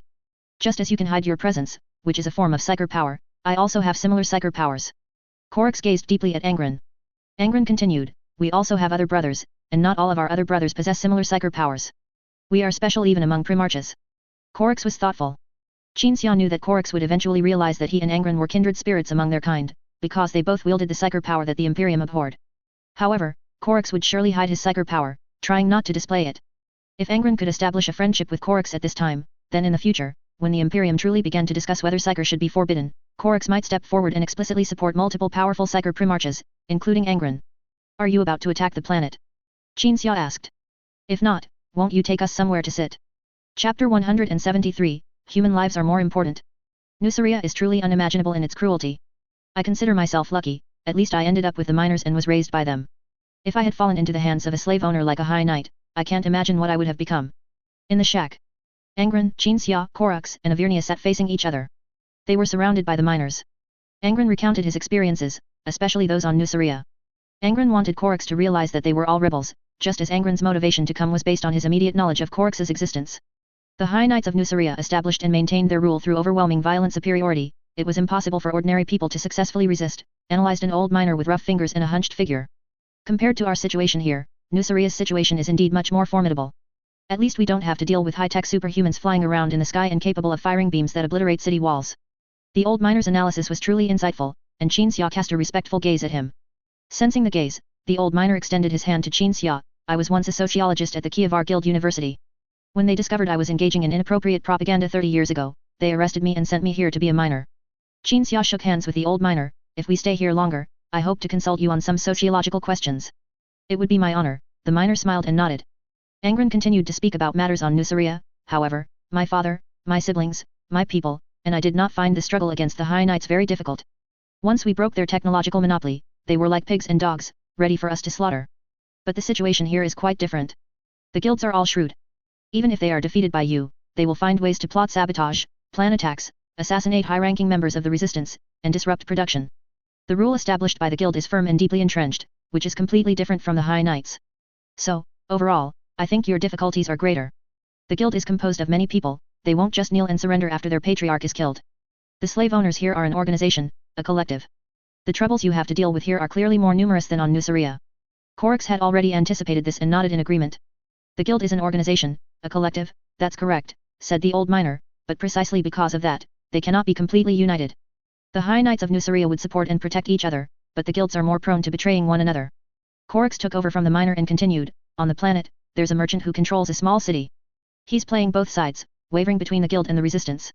He secretly contacts us, secretly trades, wanting to retain a place after the resistance controls the planet, but he's just hedging his bets. Upon hearing this, Angron immediately thought of the smoke-filled city on the planet. Before arriving, he had realized that the administrators in that city must be wavering, otherwise, it would be impossible for the city to be filled with smoke before the resistance had even attacked the planet. Hedging bets. That's what makes it difficult, Angron said, looking at Xia with a smile. the High Knights wouldn't dare to hedge their bets. Qin Xia also smiled, pursing his lips and nodding. This was the difference between the High Knights and the guilds. The former never wavered, so their stance was clear, and their killings were clean and decisive. The latter was different. The miners began to discuss in low voices the differences between Nuceria and their own situation. They were discussing it like a research topic, for the sake of discussion itself. These miners were talents among talents, most of them had not been miners their whole lives. Lord Angron, of Virnia, the woman Corax regarded as his sister, spoke. From what you recounted earlier, I learned that you have at least one army, even a high-tech army that is almost on par with the High Knights in terms of military strength. Can you offer assistance? Angron wanted to explain. Avirnia continued, did you receive orders to only be a bystander in this matter? Corax looked at Avirnia and gently patted her arm. That was too direct. Indeed, it would be best if Angron could help, but it seemed he did not want to, otherwise he would have brought his army. If the other party did not want to do this, then it was best not to ask. Corax is my brother, and I must respect him, and respect each and every one of you, every person in this star system, Angron said. You are engaged in a rebellion that you are fully capable of resolving, and there is no uncertainty, so it would not be appropriate for me to directly charge in and attack the guild. You understand, victory, glory. If my army is to undertake a military operation against the guild, I must have your affirmation and permission, because this would originally be your victory, and you must allow others to share in this victory before I can intervene in this matter. Listening to Angron, Corax looked at Qin Xia, and at the brothers Angron spoke of. A powerful psychic Corax could sense Qin Xia's strength. 20 superhuman warriors, and these superhuman warriors, even when they were ordinary people, fought alongside Angron and Qin Xia everywhere, making them the elite of the elite in combat. It was conceivable that Angron would not only have these warriors, he also had a fleet, an army. He did not directly charge in and make this star system a part of his achievements. Corax could see that Angron was very cautious in this matter, very concerned about his views and opinions, even though from a military comparison standpoint, Angron did not need to be so. Corax fell into deep thought, finally speaking, of course, we can seize our own victory, and we can complete our rebellion ourselves, but we will sacrifice many people. If there is a way to let those who would have sacrificed life to see the dawn, then why not? As soon as he finished speaking, the miners all nodded. They knew what Corax wanted to say, and they agreed with Corax.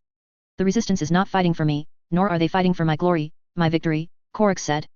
They are fighting to destroy the guild, to destroy the hellish predicament of 99% of the people on that planet and this satellite, and even I serve this goal. At this point, Corax shrugged and nodded, so, of course, please join us, brother. Not for victory or some kind of glory, but just to change everyone's situation. However, you know I currently have nothing to offer in return. After you help, besides some minerals, I'm afraid I can only say thank you. I don't even need thanks, Angron said, smiling and shaking his head. I simply empathize with people's suffering, which is why I hate slavery and slave owners. After speaking, Angron turned to Qin Xia, father, summon the fleet with astropathic choir. Near Mandeville Point. A warp rift opened and then closed. Led by the unyielding resolve, the entire 12th Legion fleet emerged from the warp. The fleet began to prepare, with gunships carrying space marines flying to the void shield facilities in the star system to seize control of these ancient artificial structures from the guild. After preparation, the fleet sailed towards the target world. All guild ships in the star system were brought under control. The orbital defense facilities of the Kievar planet were captured by space marines who boarded them. The Legion tried its best not to destroy these important engineering creations, as the Primarchus brothers would use them in the future. After swiftly dismantling the orbital defenses, the unyielding Resolve's ancient void shield began to transport troops to the surface. The resistance on the satellite was also transported down. This was a one-sided, overwhelming battle with no suspense or drama. When attacking the main cities occupied by the guild on Kievar, Angron and Corax were transported to the outside of the city. The two Primarchus stood atop a factory swiftly captured by the space marines, gazing at the city and the battle. This battle did not require their command, so they were more like spectators. What does 31 mean? Corax asked, looking at the helmet of a space marine running on the ground. The 19th Primarchus' gaze could even penetrate the filter device of the helmet's eye lenses, directly seeing what only the helmet wearer could see. Every space marine's vision had the number 31. Corax thought it was the Legion number, but he had just met Angron and knew this brother was 12, so 31 had nothing to do with 12. That's a rule I set after returning to the Legion, meaning the upper limit for innocent casualties in a war is 31. If that number is exceeded, we need to readjust our strategy, Angron replied. Once, in the Nuceria Gladiator Arena, I saved everyone before the 32nd Gladiator was executed. Upon hearing this, Corax was slightly surprised. 31? War inevitably harms the innocent, that's an objective fact. And this isn't a small-scale battle, but a war to attack a planet. How can the number of innocent casualties be controlled within 31? Corax had fought in wars, even in the uprising against the overseers on the satellite, some miners were affected by the fighting. Those who used cannons might have eyes, but cannonballs do not. Therefore, Corax felt that Angron might have some unique way to avoid unnecessary casualties, and he really wanted to know what that method was. I also think I'm overcorrecting, but the 12th Legion used to be a butcher legion. I also know that it's an objective fact that war will have collateral damage, but no matter what, I have to change a butcher legion, otherwise, Wouldn't it be terrifying if they were more cruel than slave owners? Angron said. Then what method do you use to prevent them from harming the innocent? Korix pressed. Technology? Your psychic powers? Or something else? They can avoid it themselves, Angron said, pointing to the companies gathering in front of the factory and advancing into the city. Korix frowned slightly. These heavily armored behemoths did not look like an army capable of delicate work at all. Once the ground forces were deployed, the fleet no longer participated in the offensive operations. Due to Kievar's dense population, orbital bombardment and heavy weapons were also prohibited. But even so, the attackers would not encounter any difficulties, because the guild armies, which adhered to defending specific locations, could not respond in time to unexpected troop deployment methods like drop pods and teleportation. As the main city on Kievar, the city in Korix's site housed almost all of the guild's headquarters. Therefore, compared to other cities that the military could not reach in time to support, they had more hired gang members, mercenaries, and guild security personnel that could be used as defensive forces. These types of combat personnel were mobilized and armed by the guild after the factory was attacked, and deployed to various buildings in the city, preparing for urban warfare. Korix had also fought urban warfare, back when the uprising on the satellite first began. In Korix's eyes, urban warfare was a meat grinder, and when he personally joined the urban warfare, trying to use his strength to save followers who would have died in the urban warfare, the meat grinder merely became a smaller version, killing fewer lives. The Raven Lord watched the battle in the city. He wanted to know how those heavily armored behemoths fought urban warfare, and how they controlled the number of innocent people affected by the fighting to be within 2 digits during urban warfare. Chapter 174, Future. For the 8th Assault Company and other Legion warriors attacking Kievar, the battle here was not as easy as the previous battles attacking the Hive City. But difficulty is relative, so if there's no comparison, then this battle is as easy as attacking that Hive world before. Karn led 10 elite warriors from the company, running through the alleys. Even though the remaining 990 people in the company were not present, Karn could still determine the positions of the others in the company and the difficulty of the battle they faced from the tactical display of allied positions, as well as his own observations of the battle and extensive experience.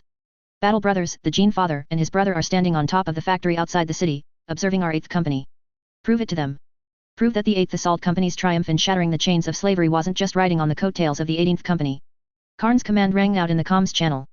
After the command, there were screams and the sound of a chainsword axe slicing a body in half. A mercenary, hidden in the shadows of the alley, suddenly lunged out to ambush Karn as he passed, but Karn instinctively cut him in half with his chainsword axe. Amidst the splashing blood, the ribbon on Karn's waist swayed with his slight movements in the blood droplets. A drop of blood splattered onto the symbol etched on the ribbon, the symbol of teeth biting through chains. The 1st Company would be better at fighting here. Plow the ground with dreadnoughts and heavy artillery, then clean up. The standard bearer's voice rang out in the officer's comms channel. That's why they were sent to capture the fortresses on this world, Karn responded. The Primarch doesn't like the 1st Company, nor does he like the 50,000 men, including the 1st Company, the standard bearers continued. They fought alongside the 1st Legion for so long, and when they returned, they found the Legion had changed. They think of themselves as weapons and tools more than we do. Karn raised his pistol and shot a mercenary who was about to self-destruct and take him with him. The Gene Father probably isn't making things difficult for them, it's just that they are indeed good at pure offense. As he spoke, Karn led the elite warriors through the alleys, shooting every enemy, aiming for the 200-meter-tall giant residential building ahead.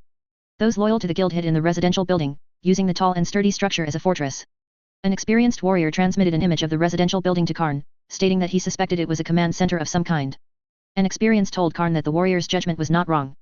Inside the ground floor lobby of the residential building, security personnel hired by the guild set up positions facing the building's only exit, with various heavy weapons piled behind makeshift fortifications, ready to unleash a storm of firepower on any enemy that appeared.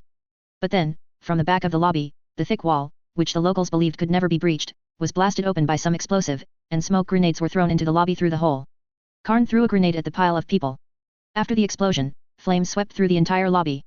In the flames, Karn turned to look at the elite warriors following him, giving a series of tactical hand signals to issue commands in silence. The elite warriors began to clear every room connected to the lobby. Toilets, storage rooms, dining rooms. Once every room was cleared, the elite warriors, who had been gone for 30 seconds, returned to Karn's side. Karn led these men to the 2nd floor. Other soldiers from the company operating in the surrounding area immediately entered the residential building to seal off every entrance and exit. There are not just mercenaries here, but also security guards. It seems this really is some kind of command center. Our enemies reacted very quickly. They started mobilizing personnel for defense the moment we teleport outside the city. Objection. I think it's more likely they started mobilizing when our fleet entered the star system, otherwise their displayed strength and their mobilization response speed are completely inconsistent. The 8th Company's elite warriors quickly exchanged what they had seen and their opinions. The opinions of these veterans were always very important. Karn remembered his brother's views and continued to lead the way. There were no enemies in the 2nd floor corridor of the residential building. Karn advanced with his gun raised while making several gestures. The elite warriors immediately left Karn. Only Karn, the captain of the 8th Assault Company, remained in the corridor. Karn deliberately made loud walking noises. This noise was like bait, some of the residential doors connected to the second floor corridor were pushed open by the people living there. Some of them were simply bold and wanted to see. Others were not. Karn walked and waved, signaling the curious to return to their rooms. Some people immediately closed their doors. Some people gave Karn a meaningful look before closing their doors. Those meaningful glances might seem meaningless to others, but Karn, who had experienced many battles, could understand. But Karn didn't pay attention, merely walking from the corridor to the stairs leading to the second floor. Then the sounds of breaking glass and roaring chainsword axes erupted from some residential doors. The elite warriors who had followed Karn into the residential building and now separated from him pushed open doors and emerged from some residences, and behind them, all the mercenaries hiding in the residences lay dead. The 10 elite warriors silently returned to the corridor, silently following behind Karn. The person who had earlier given Karn a meaningful look, disregarding the blood and corpses of mercenaries all over his home, opened his door and thanked Karn and his battle brothers. "Will we get new ribbons?" A battle brother, who had a good relationship with Karn, broke the silence. "We don't save people and kill people for ribbons," Karn said in a deep voice. "We do it to uphold the Primarch's will, we do it to fulfill our duty as tools." "I know," the warrior said, "but the Primarch established a reward system, didn't he? I think if we complete this street battle and conquer the largest city on this world, the Primarch should give us another ribbon, right? I got this ribbon by conquering a world with Margot, you want a ribbon for conquering a city?" Karn looked down at his waist. "What's more, this city didn't even establish effective defenses, we caught them off guard. In such a situation, it's only right for a company to conquer a city." The warrior fell silent. "But at least we can prove that last time we weren't just riding on the coattails of the 18th Company," Karn said. The group walked up to the third floor. 2 warriors acted simultaneously, one threw a smoke grenade and then fired, while the other immediately opened fire. The number of mercenaries shot dead in the corridor was equivalent to the number of bolter rounds fired by the 2 warriors. The 11 individuals, including Karn, who were attacking the residential building continued to advance, killing enemies on every floor. Nothing could stop them, those flesh and blood bodies only realized they were dead after encountering them head-on and being shot down. From entering the residential building to reaching the top floor, Karn and his group spent half an hour. It was exactly 35 minutes when they appeared before the guild's special envoys who were discussing matters in a large room on the top floor of the residential building. While the others killed every enemy in the large room, Karn walked to the square table, picked up the documents on it, and glanced at them. "These people are to protect guild building number 13. Karn walked to the window, looking at the magnificent building a kilometer away, marked with a red dot on the document's map. "We're going there. The enemies there look stronger." Centurion brother, a warrior walked to Karn's side. "Indeed, we've finally encountered something challenging," Karn sneered and nodded. "Sergeant brother." Karn flipped out the window, the silver vine on his arms wrapping around his legs, allowing him to land smoothly and steadily. The 10 warriors did the same. The core members of the 8th Assault Company jumped off the building and rushed to the vicinity of guild building number 13.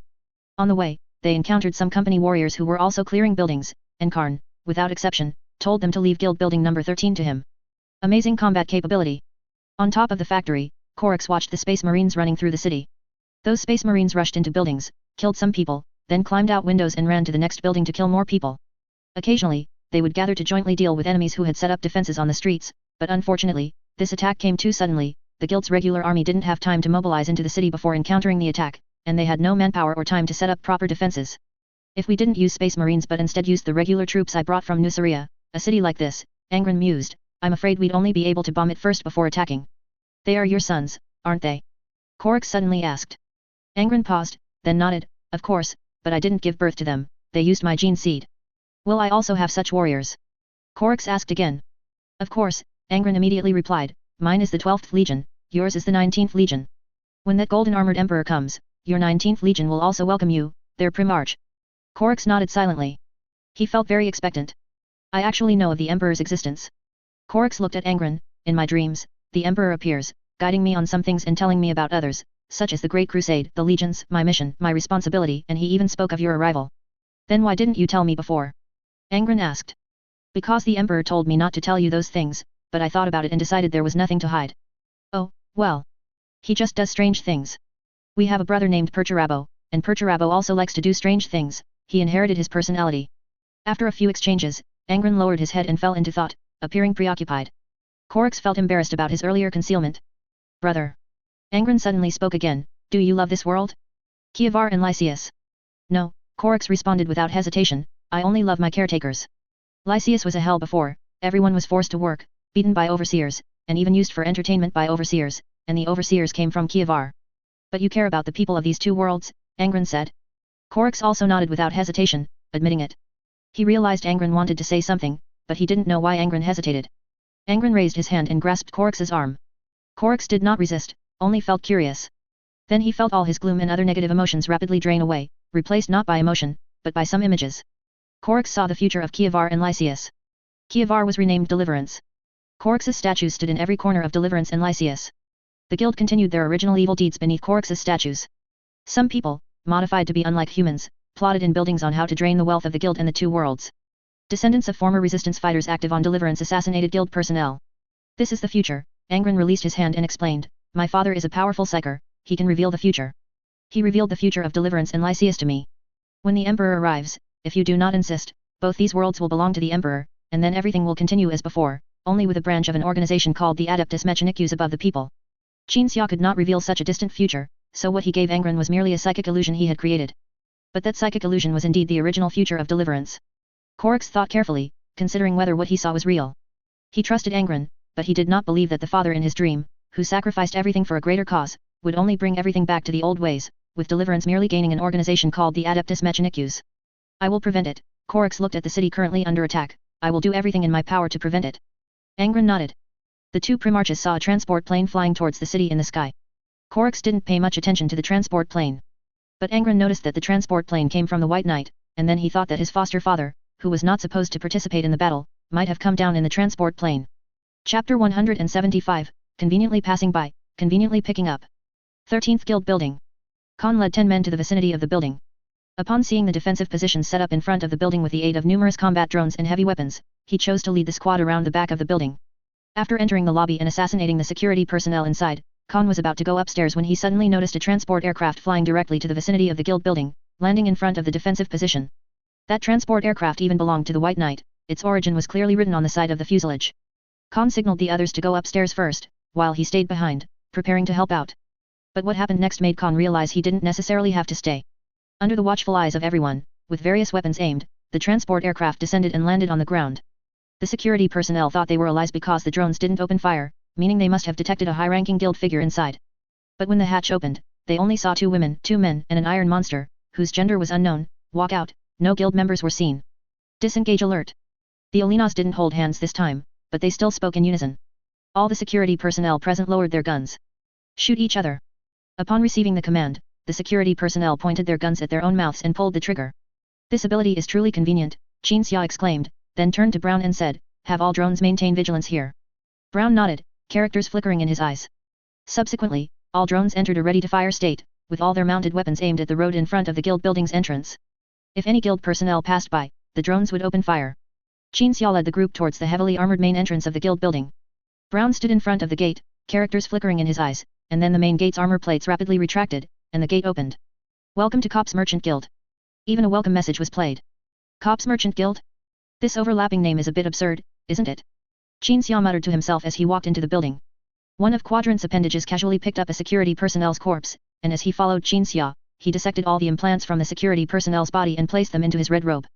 Kievar, planet number 992,134, tentative, with a relatively high level of technology. Basis for judgment, possesses advanced prosthetic implants and medical life support methods, Quadrant said, discarding the corpse, stating the detection results. Qin Xia nodded and continued to lead the way. Recording unit, Quadrant. I followed the 12 Primarch guidance and landed in front of a guild building on Kievar, because a warrior belonging to Korix's resistance found the guide and explained some things. The warrior stated that he had a younger sister, and they were separated when he was captured. He hoped that the guide, this powerful psyker, could help him find his sister's whereabouts. From my observation, the guide fears the separation of blood relatives the most, so he agreed without hesitation and intended to do this himself. The guide read the warrior's mind and discovered more details, so he deduced the warrior's sister's location from the last glimpse the warrior had of his sister, which was when she was sent into a building marked with the number 13. Thus, he came here. It is not surprising that the guide personally carried out the rescue operation, because in this war, which is not high in scale or intensity, the guide is not very useful. Do you have to say that while recording? Qin Xia turned to look at Quadrant as he walked. I remember you didn't say that while recording before, did you? Voice-brain synchronization was forgotten to be turned off, Quadrant replied coldly. If you require, I can execute an apology and comfort protocol. Qin Xia was too lazy to argue with a half-machine and turned to continue walking. Quadrant closed voice-brain synchronization and continued recording. The group entered the elevator. Qin Xia reached out and pressed the 39th floor button. The elevator ascended smoothly. The flashing lights indicating the elevator's floor displayed each floor the elevator passed. There was silence in the elevator. Qin Xia stood at the very front. The Alinas stood to Qin Xia's left rear, and Brown stood in the corner. Quadrant certainly couldn't fit, so his body was curled up and suspended from the elevator ceiling. The few of them remained silent for a while, until Brown, the chatterbox, finally couldn't hold it in. Is it not inappropriate for us to take an elevator up in a building occupied by the enemy? If it were without me, yes. Qin Xia remained standing, motionless. If you took the elevator without me, reaching your destination, the moment the elevator doors opened, you would be targeted by many weapons. But with me present, it's not a big problem. Brown was just looking for an opening to start a conversation, so no matter how Qin Xia answered, he would only respond, indeed. You are too arrogant, said the elder sister among the Olinas. However, now the name Olina was exclusively for the elder sister of the two, while the younger sister had changed her name to Olia. This isn't arrogance, but confidence within the bounds of my abilities, Olia said. Correct, Qin Xia snapped his fingers. Whenever I encounter something that isn't absolutely certain, I immediately become vigilant to a degree that you would find appalling. It's just a shame that I haven't encountered anything that isn't absolutely certain yet. Quadrant, from above, suddenly spoke, it seems you haven't encountered it yet. I checked the interview records. Chief Librarian Varese recalled the incident when the White Knight was attacked, and he said you were terrifyingly serious at that time. Ahem, Qin Xia became serious, entering his psychic vision to observe the floor he was on. The elevator stopped. Someone is ready to welcome us. Qin Xia looked up at the top of the elevator. Quadrant, clinging to the top of the elevator, took out a spherical object from beneath his red robe. When the elevator doors opened, Quadrant threw the sphere out. The sphere flew through the air, clearly integrating some anti-gravity technology, flying from the elevator all the way to the end of the corridor. As it flew, it rotated and released several beams of light, and all the guild security personnel in the entire corridor were shattered into pieces on the ground. Not good at combat? Humph. Sage Quadrant. I am not proficient in combat, but my creations are. Quadrant descended from the top of the elevator, and many limbs beneath his red robe, like an arthropod, allowed him to advance through the blood-soaked corridor. Brown squatted down and casually picked up a tablet computer that had fallen to the ground. The stone man quickly browsed through it. Qin Xia stood by, waiting. Brown threw away the tablet computer and turned to look at Qin Xia. Buddy, the owner of this computer deleted the browsing history before he died. Are you kidding me? Qin Xia pointed to the shattered pieces on the ground. From the moment Quadrant threw the grenade until these people died, it wasn't even 5 seconds. Quadrant, as if discovering something extraordinary, suddenly interjected, this is the potential of living beings. It is indeed the potential of living beings, but you can never turn back into one, Adeptus Mechanicus monk, sir. Qin Xia walked past Quadrant. Brown quickly followed, then surpassed Qin Xia. He had already found where the group wanted to find the person, so now it was time for the stone man to lead the way. The group arrived at a gate at the end of the corridor. This gate was not a problem for anyone in the squad. When they walked to the front of the door, the gate opened by itself. Welcome, Mr. Cops. An electronic voice sounded. Qin Xia entered this research-like place, searching around, and finally saw a device most likely used to house a human body. After several attempts with his psychic vision, Qin Xia found that he could not see inside this device. The stone man stepped forward and placed his hand on the device, which quickly opened. Anti-psychic technology, very familiar, it should be the same source as the psychic collars used on Nuceria. The stone man surveyed his surroundings. This indicates that some ancient technology, or at least knowledge, also remains on Kievar. And, the person confined within this device must be a psyker, and not just an ordinary one. The person lying inside the device was very young, appearing to be around 16 or 17 years old. At this moment, Brown read the data from the computer and stated what he had read. Ellie. 17 years old, female, level 2 psyker. Possesses assassination and mind-reading abilities. Why don't we recruit her into our team? Alina crossed her arms, sweeping her gaze over everyone, including Qin Xia and her sister. Anyway, everyone in our squad is either a psyker or a freak. She's a Kievaran, she has nothing to do with us. Qin Xia signaled Quadrant to step forward. Quadrant extended an appendage, holding a creation called Silvervine. The Silvervine transformed into a floating bed, enveloping the young girl. Qin Xia turned and walked out of the research room, his gaze searching the rooms on both sides of the corridor. This corridor and this floor were reinforced gates, which was why Qin Xia knew to come to this floor from the beginning. And Qin Xia came here, to his shame, it wasn't entirely to save someone. As he passed the data storage area, Qin Xia was about to speak, but Brown had already very discerningly opened the gate. Qin Xia smiled at him, then entered the data library. This place had many servers, and underfoot was a lake-like amount of coolant, with the servers submerged in it.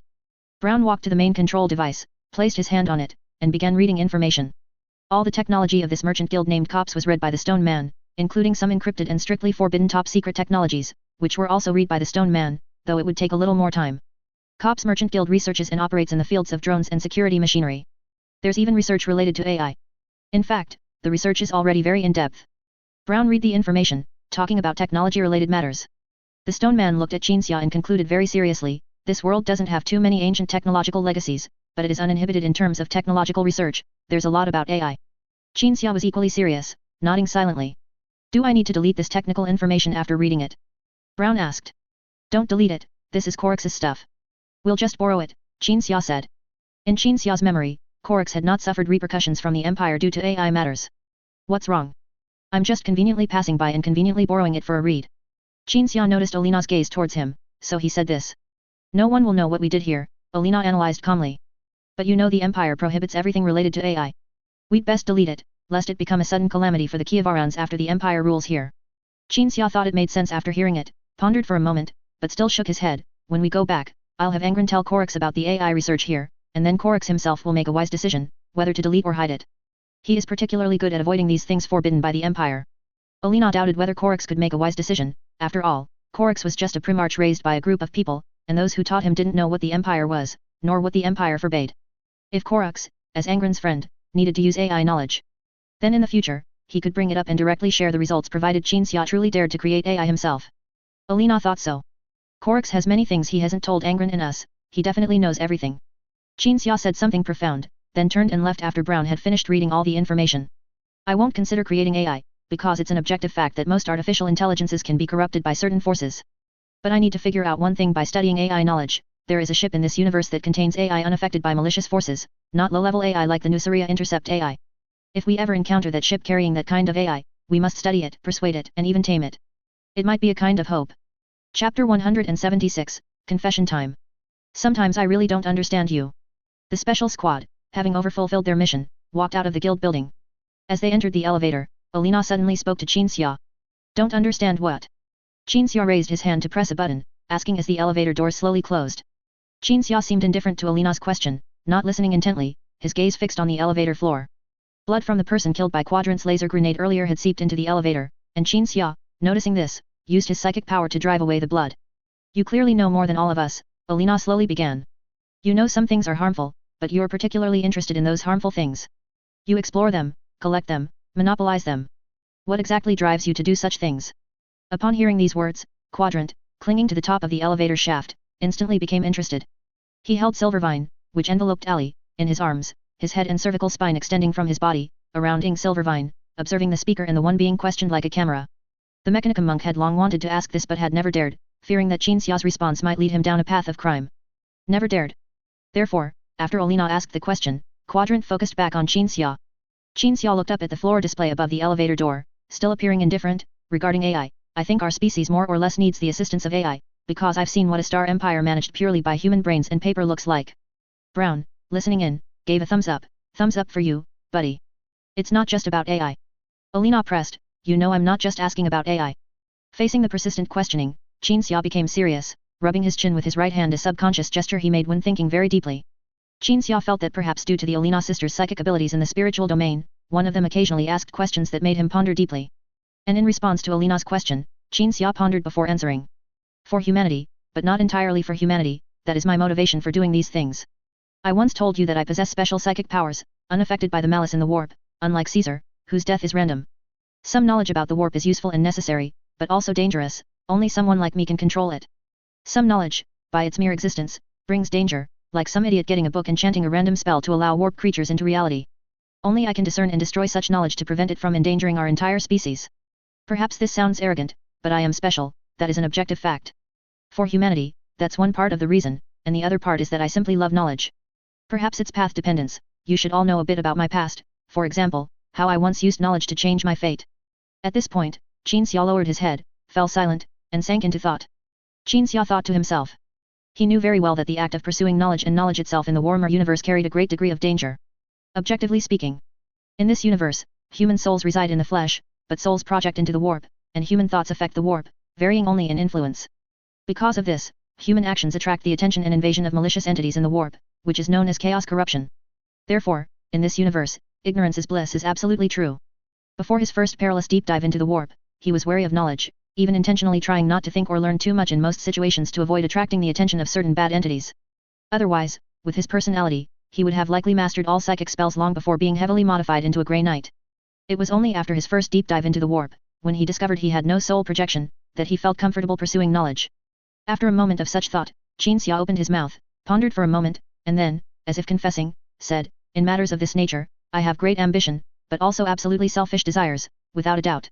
I didn't intend to ask so deeply, it's just, Alina closed her eyes, recalling what she had learned about the Imperium through various channels, it's just that I feel what we are doing might invite destruction, whether that destruction comes from the person called the Emperor, or from the cruel methods established by the Emperor specifically to deal with those who wield the forbidden.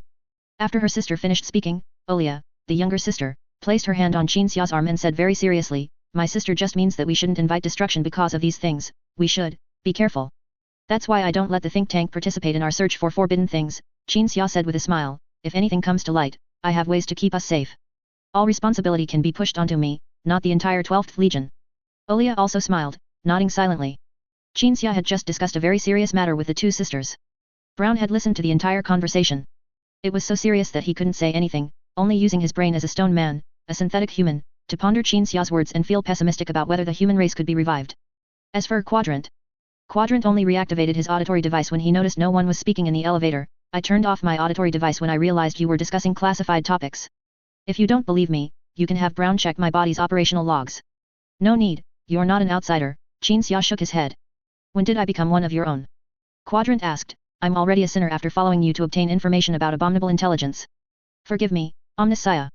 Qin Xia turned to look at Quadrant. "You didn't stop us when we obtained AI information. You didn't refuse when I asked you to join this team, and you didn't refuse when I brought you to do this."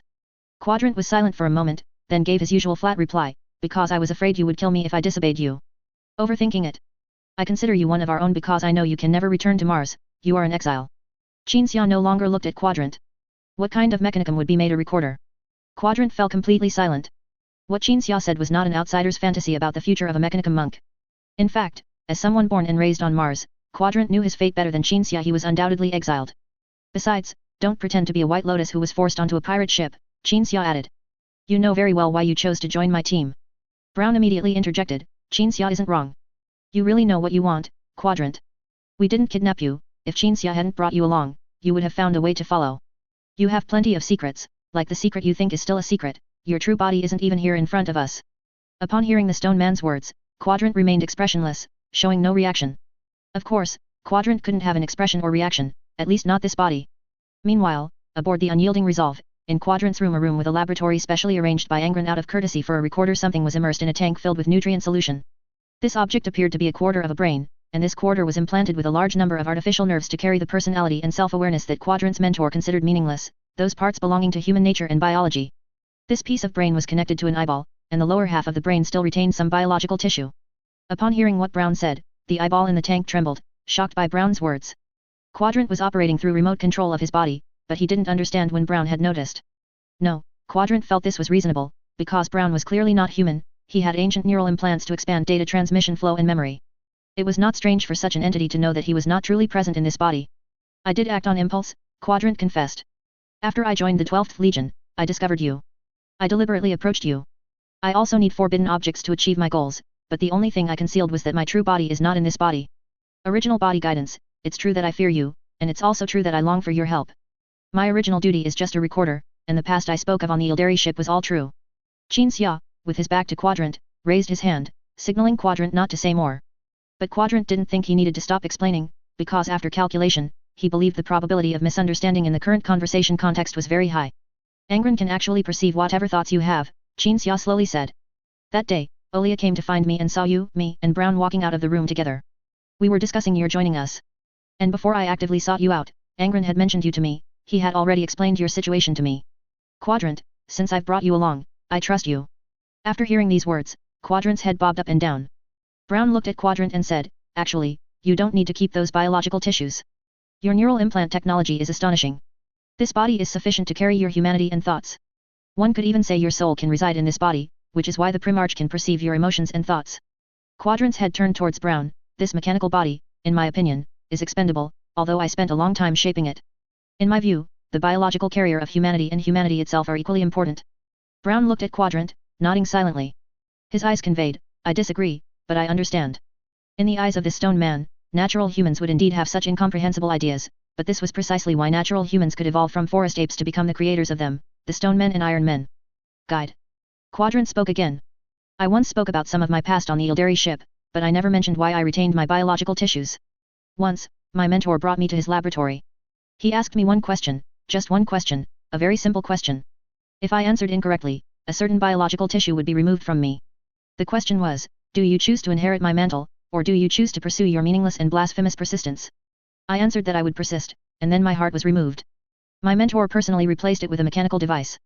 Quadrant's appendage pointed to his heart. That heart was located in the chassis, protected by a casing of adamantium. It wasn't until he started excising my brain tissue, cutting until only the small part I still have remained, that I gave the correct answer. At this point, Quadrant stopped. This was a confession, an explanation, but also a plea for help.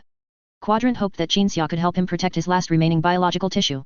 Perhaps he didn't need the guide to use his powerful psychic abilities to defend the biological tissue, but at least not to reveal what was in that jar. What is your mentor's name? Qinxia asked. Quadrant immediately answered. His reply was as cold and even-toned as ever, but Qinxia could almost imagine how Quadrant's meager remaining biological tissue, immersed in the jar, trembled as he spoke that name.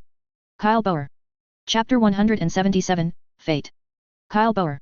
The future Mechanicu's Fabricator General of Mars. The Fabricator General of Mars is the theoretical leader of the Adeptus Mechanicus, but in reality, he does not have the power to manage the entire Adeptus Mechanicus, as the Adeptus Mechanicus's influence is quite dispersed.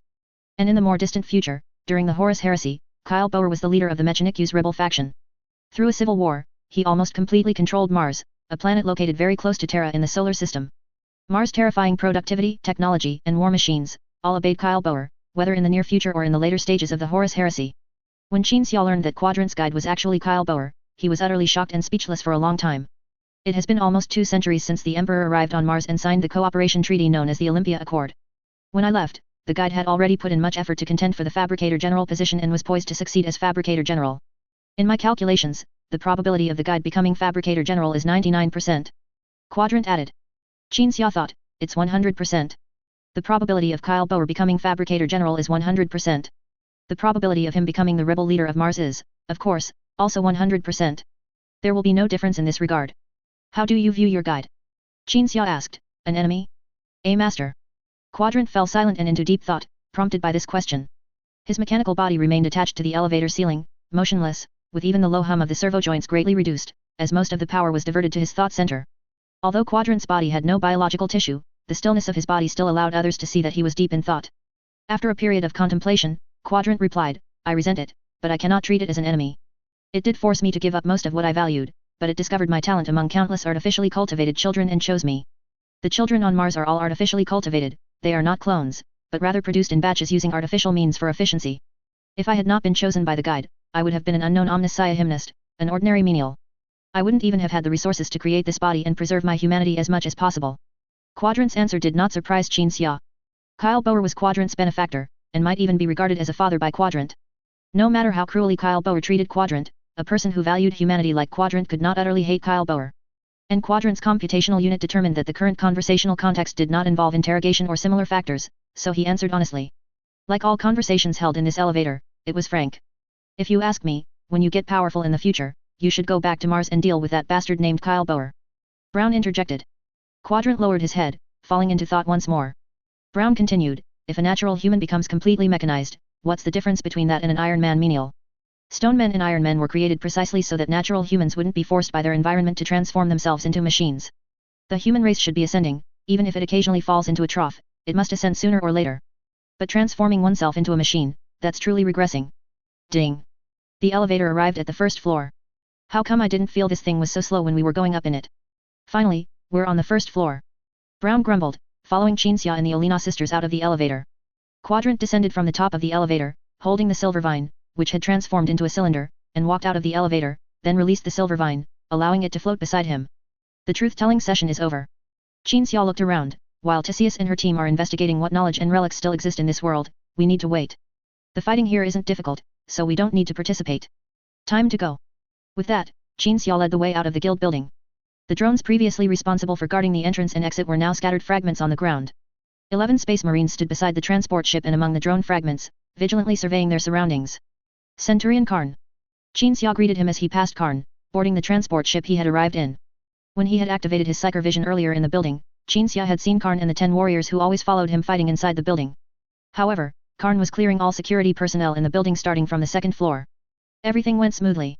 Karn scanned his surroundings, his gaze settling on Qinxia, who had just taken his seat in the cabin. If it's this smooth in the city, the battles at Kievar's fortresses and barracks will only be even smoother. Yes, the 12th Legion is very strong. Qinxia merely nodded. Karn felt a little awkward, and in the end, could only nod as well. This captain of the 8th Assault Company wanted to get closer to the Primarch's guide. Because anyone with eyes could see how close the Gene Father was to his adoptive father and his gladiator siblings. Those gladiators were not easy to approach, not because they were exclusive, but because no useful information could be obtained from them. But the Primarch's guide was different. It was highly probable that more information about the Primarch, information that the Primarch had never revealed, could be obtained from Qin Xia. Most of the 12th Legion's Space Marines always wanted to get one step closer to the Gene Father on a spiritual level. This was why Karn proactively helped guard the transport ship and struck up a conversation. But looking at Qin Xia, he showed no intention of cooperating, so he could only give up. A Space Marine walked to the front of the transport ship and gestured upwards, indicating to the pilot that the airspace was clear for takeoff. Thus, the transport ship's engine started, and amidst the gravity anomaly caused by the anti-gravity engines, the cabin door began to slowly close. Karn. Just as the cabin door was about to close, Qin Xia suddenly called out to Karn, then threw a book through the gap. Karn quickly caught it, his eyes beneath his helmet looking towards the completely closed cabin door, a bewildered expression on his face. The transport ship took off. The warrior accompanying Karn in battle approached his captain, his gaze fixed on the book in his captain's hand. Lord of Nukria. Karn read the name on the book's cover. So, Space Marines have more than just a bloodline connection with their Primarch. The Space Marines really seem to treat Angron like dutiful sons. Inside the cabin, Brown spoke as if to himself, uttering words so obvious that no one would respond. Qin Xia and the Olina sisters sat facing each other. Olia first cast her gaze towards Qin Xia. Qin Xia met her gaze and smiled, his eyes shifting ever so slightly towards Olina, indicating to Olia that this was not a suitable place to discuss matters that should only be discussed privately. Olina's gaze was fixed on the floor, recalling Qin Xia's words in the elevator just now, but she shared her senses completely with her sister, so she naturally perceived Qin Xia's eye movement. Quadrant, meanwhile, was unconcerned with Brown's monologue or Qin Xia's meaningless eye signals. This apprentice of the future fabricator general of Mars gently controlled the silver vine, causing it to slowly descend onto the cabin floor, and then gently spit out the girl inside. The new Guard 1 anti-gravity technology applied to the transport ship was extremely advanced. The aircraft flew without any turbulence, as smoothly as if it were on the ground.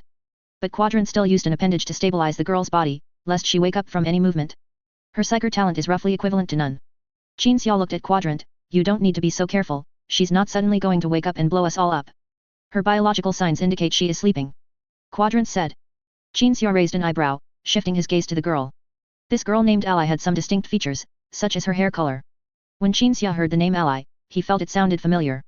Now, after observing her closely in a quiet environment, he suddenly recalled that this girl was the leader of the resistance army in Korix's personal biography. The leader of the resistance army that continued to resist after Korix's resistance movement succeeded.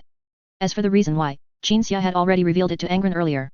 The fate of the planet Kievar was to be renamed Deliverance and then handed over to the Adeptus Mechanicus by the Emperor.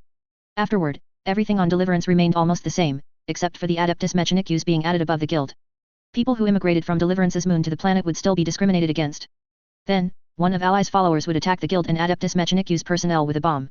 Why did everything on Deliverance remain the same? Could it be that Korix was just hypocritically carrying out his resistance work? That can't be, can it? Qin Xia recalled Angron's question when he revealed Deliverance's future to him before coming to Kievar. No, of course not. He is not hypocritical, he truly cares about the oppressed. He doesn't have your empathy, but he was raised by miners. When he led the Legion on the Great Crusade, his sister accompanied him and was important to him, but mortal lives are always limited. Qin Xia replied to Angron at the time. Korix trusted the Emperor too much. Korix did not demand from the Emperor the right to manage his home star system, unlike you. Furthermore, the Lycius moon was Korix's home world, that place must have been hundreds of times better than the planet. After getting his answer, Angron nodded, then wondered why Korix would trust the Emperor so much. Qin Xia did not answer. He thought that once the Emperor's charismatic aura and perfect image were activated, if Angron hadn't seen the new star people kneeling to him, he would probably have felt quite favorably towards him too. Or perhaps in the Emperor's eyes, everyone is to be saved, even the most heinous people. Angron suddenly said. Qin Xia thought that was possible too. After all, Angron had once said that he perceived the Emperor's thoughts, that the Emperor wanted to save all of humanity. Just like beastmen, ogrins, and a whole bunch of abhumans who don't look human at all but are only vaguely related to humans, weren't killed off by the Emperor but were given legal status. The Emperor was willing to protect races that were even vaguely related to humans, those who were utterly heinous at least had skulls that looked more human than abhumans. The recollection ended there. Qin Xia gazed at Ally, his eyes glowing with a white luminescence. That was the sign of him using his psyker abilities. Ally's soul appeared in Qin Xia's vision. It was the soul of a tenacious psyker, but her soul projection was very dim, only slightly brighter than an ordinary human soul projection. This meant that Ally's psyker talent was equivalent to none. Such a psyker couldn't even be classified as Omicron level, which is the weakest tier in the Imperium psyker classification system. There was no longer any need to determine if Ally, this psyker, was stable. At most, this woman would see blue flames when passing a graveyard at night, and be able to have lucid dreams and do whatever she wanted in them, nothing more. The psyker light in Qin Xia's eyes gradually faded, and his gaze turned to the cabin window. The transport ship had already reached near orbital altitude. At this height, Qin Xia could see traces of battle on the ground with his naked eye, these traces had become sparse flashes, meaning that the fighting on the ground was almost over. The guild was a formidable opponent, indeed an opponent for a Primarch who had not yet taken command of a legion. But facing a Space Marine legion, this world would be conquered just like all the worlds conquered during the Great Crusade. They were silently subjugated, their names appearing in the most inconspicuous line within the vast pile of documents for the Imperial High Command. Perhaps because this was the planet next door to Coryx's landing site, it would be listed on a separate page. The fate of this girl, the fate of Deliverance and the Lycius Moon, the fate of all people on both celestial bodies. Will all take different trajectories due to the meeting of Angron and Coryx. Qin Xia murmured to himself. Chapter 178, The Raven Lord and the Schemer. 7 hours after the Kievar landing battle. The war has lasted 7 hours. I can't imagine that after the return of the 40,000 men who previously fought alongside the First Legion, it still took us 7 hours to attack a planet. Well done. Chapter Master Karn of the World Eaters Legion walked through the streets of Kievar's capital. The Centurions followed behind the Legion commander, silently listening to the reprimand. The Centurions had no objections to Kill's sarcasm, at least they didn't express any.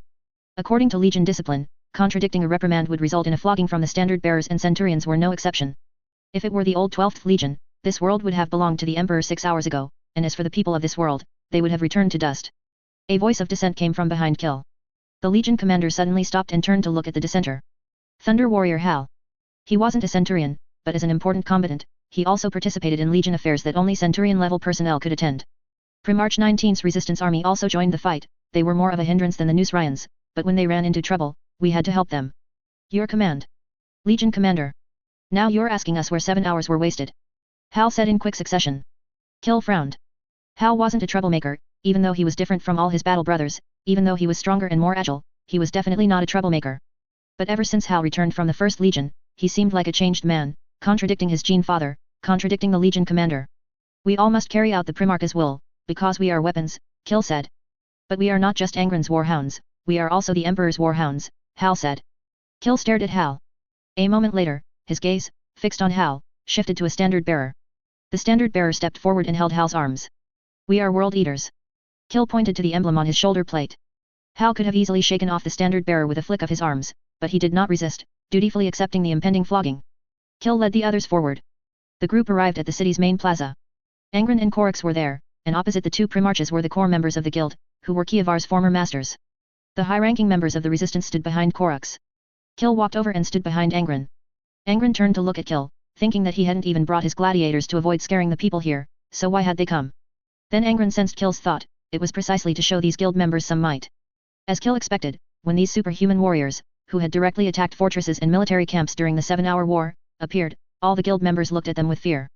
Their focus also shifted from Coryx and the Resistance High Command to the superhuman warriors. As we discussed before, we surrender. As long as we live, we are willing to serve you and your brother. An old man with distinct facial features and eyes as sharp as an eagle bowed to Angron and said. Angron remained silent, showing no reaction. The old man then bowed to Coryx and repeated what he had said. Coryx looked at Angron, then at the high-ranking members of the resistance behind him, and nodded, that would be for the best. I can spare your lives, but your property and power will be stripped away, and before that, you must accept one thing, from now on, we will monitor you. But there's a prerequisite. Coryx emphasized.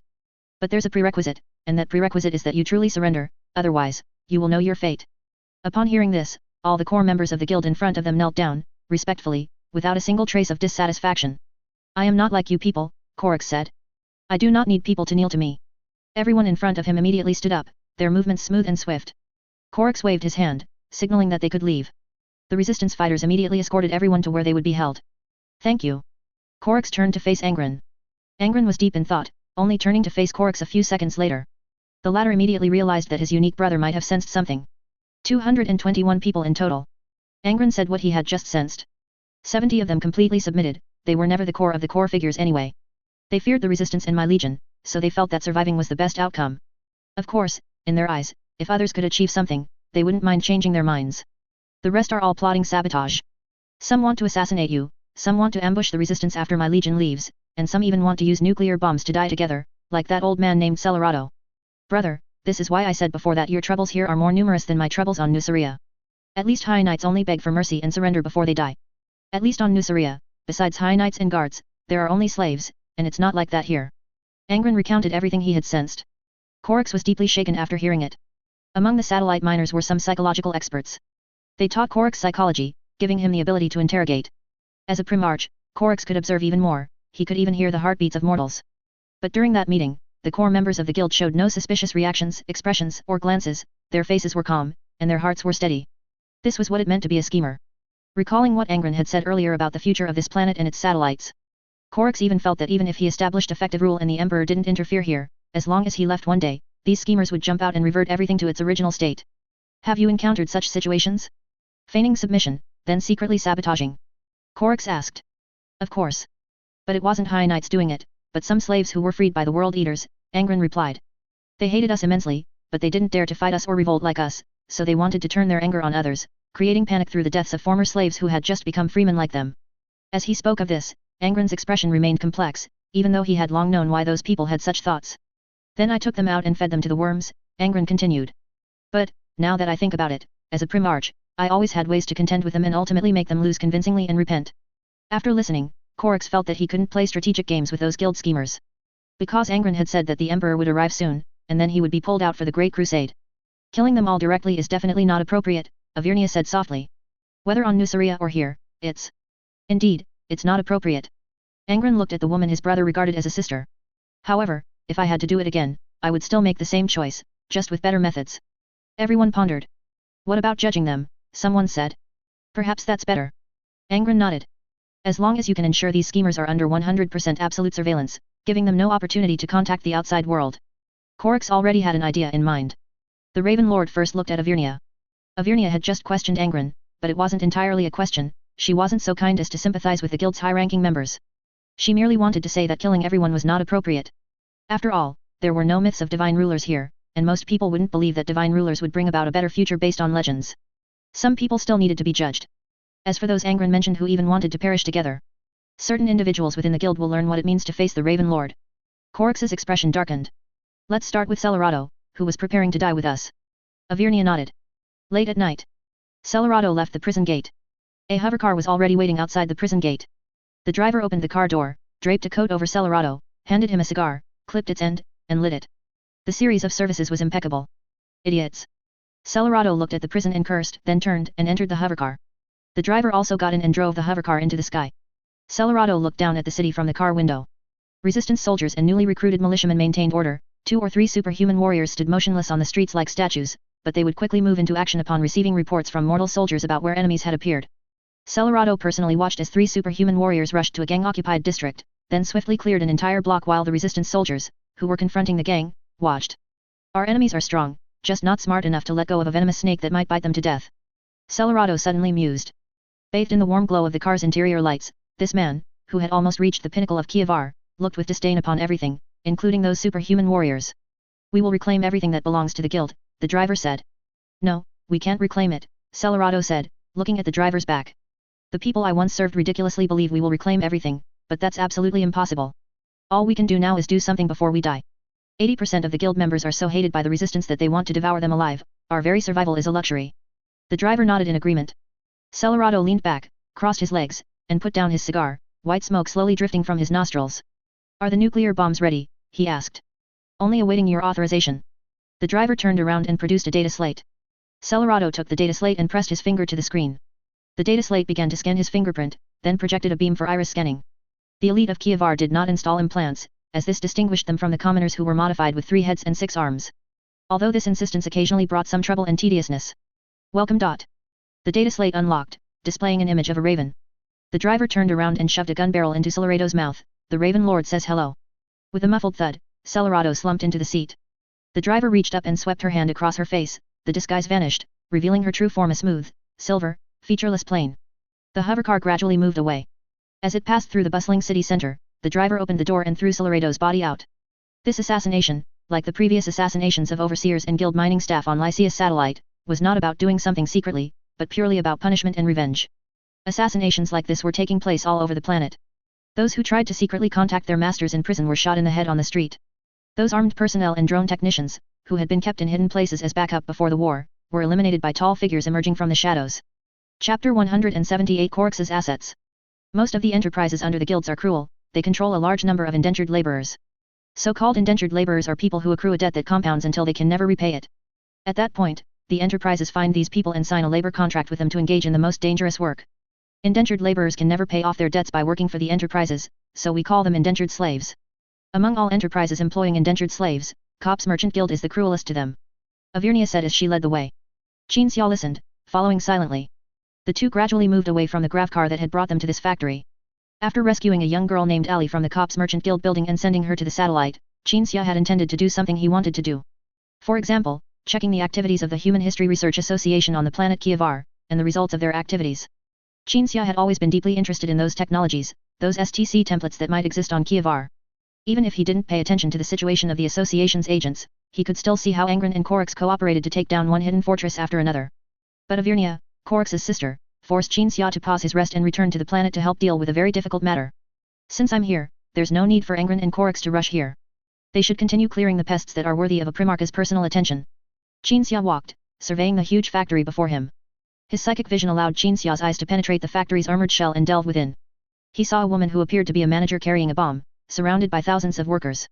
The workers appeared to have been extensively modified, standing neatly together like robots, completely obscuring the woman. With just the two of us, can we save those indentured slaves?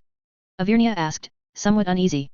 Because the situation at the factory was rather special, when Avirnia actively sought out Qin Xia, who was returning to the satellite by transport plane, she hoped that this original body guidance of the 12th Legion would bring along the pair of sisters who could control others with their words.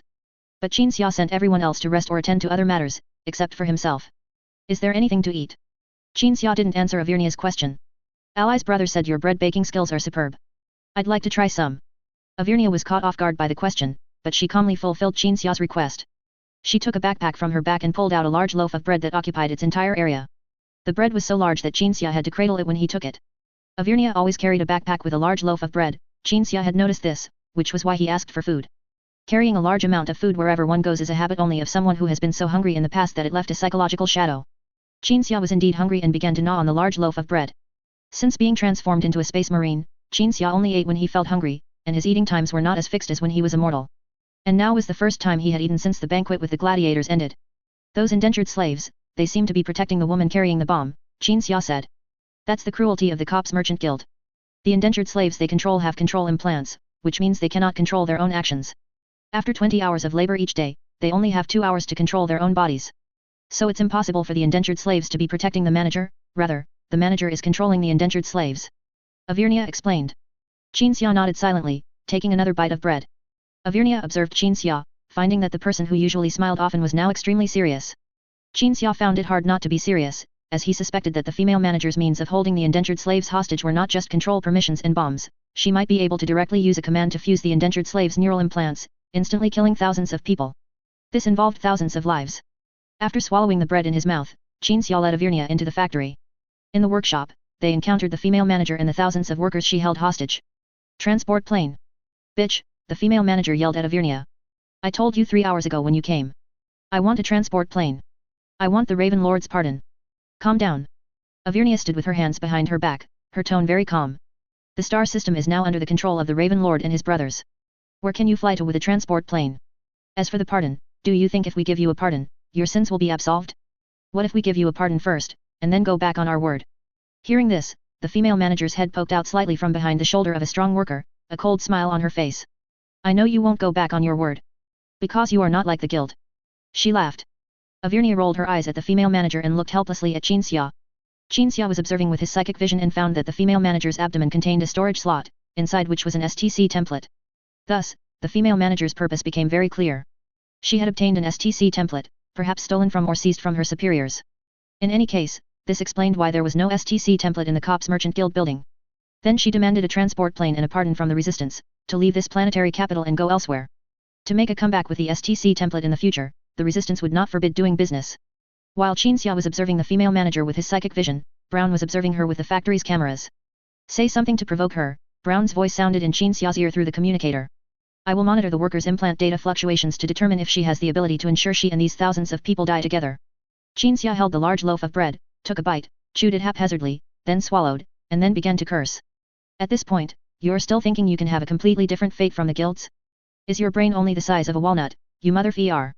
I'll tell you what your fate will be. The Raven Lord is a man of his word and won't go back on it, but I'm not. After he pardons you, I'll hide in your transport plane, knock you out, then give you the implant used by indentured slaves, and then send you to some poor wretch in the city, to demonstrate the Raven Lord's care for the common people. Then, after you have a bunch of children, the Raven Lord will visit you and tell the media, this is the guild middle manager I pardoned back then. And you, because of the indentured slave implant's influence, will have to force a smile, kneel on the ground, and uncontrollably say to the Raven Lord, thank you so much, Lord. After cursing, Qin Xia became serious again. The female manager was indifferent. Nonsense. If you were as despicable as the guild bosses, when superhumans like you attacked this city, it would have been ravaged long ago. She was clearly not provoked, and Qin Xia had also held back when he started cursing. Brown finished detecting the female manager's implant data. She just had a significant, brief increase in blood pressure, and at the same time, the indentured slaves present also experienced an increase in blood pressure under the control of their implants. This means that if she dies, these people will also die, and they will die in the same way. Qin Xia frowned. But don't worry, the invincible Lord Brown will have a way to deal with this, Brown continued. Lord Brown will infiltrate everyone's implants and give you a big hand. Get lost, Qin Xia whispered. Qin Xia didn't want Brown's help with this matter. Firstly, he wasn't helpless, and secondly, if the invincible Lord Brown helped, given Brown's personality, he would brag about it for a lifetime. Furthermore, Qin Xia had many ways to handle the current situation. Directly extracting the implant from a distance, directly controlling the female manager to shut down the implant used to control the indentured slaves. What truly made Qin Xia feel difficult was the fact that thousands of lives were tied to the female manager herself. He was cautious because it involved thousands of lives, not because the matter was difficult to handle. There were many methods with a 100% success rate for this matter, and Qin Xia chose a flashy method with the same 100% success rate. Having made up his mind, Qin Xia's hand began to squeeze the large loaf of bread in his hand, simultaneously using psychic power to compress the bread until it was only the size of a soybean. The bread, compressed to the size of a soybean, was placed on his middle finger's nail, with his thumb pressing firmly on the soybean. Qin Xia's gaze shifted to his right, and he extended his hand, flicking the bread towards where his gaze was fixed. The bread's trajectory was twisted by psychic power, entering the female manager's spine from behind, penetrating the skin, the flesh, and the implant that replaced a vertebral joint. The workers, who had been standing ramrod straight, all fell to the ground, then stood up in surprise, realizing they had regained control of their bodies. The female manager, however, lay on the ground, her face full of panic. Avirnia immediately stepped forward, took a few quick steps, then stomped on the female manager's neck, pulled out her pistol, and shot her in the head. Qin Xia also walked forward and retrieved the STC template from the corpse. While Avirnia was comforting the workers, Qin Xia walked to an open space, raised his hand, and held up the STC template. The template immediately released a beam of light, scanning forward, absorbing all usable materials on site to construct a device within 1 minute. This device had no input port, nor any place to eject products. It was a square device covered in red patterns, appearing to have no function whatsoever. Just as Qin Xia was thinking about how to use this thing, a brick on the ground transformed into light dots and dissipated, and then the device projected a tiny beam of light, printing a very small device on the ground. Brain-computer interface. Avirnia came from the worker's side to the device, picking up the device manufactured by the equipment.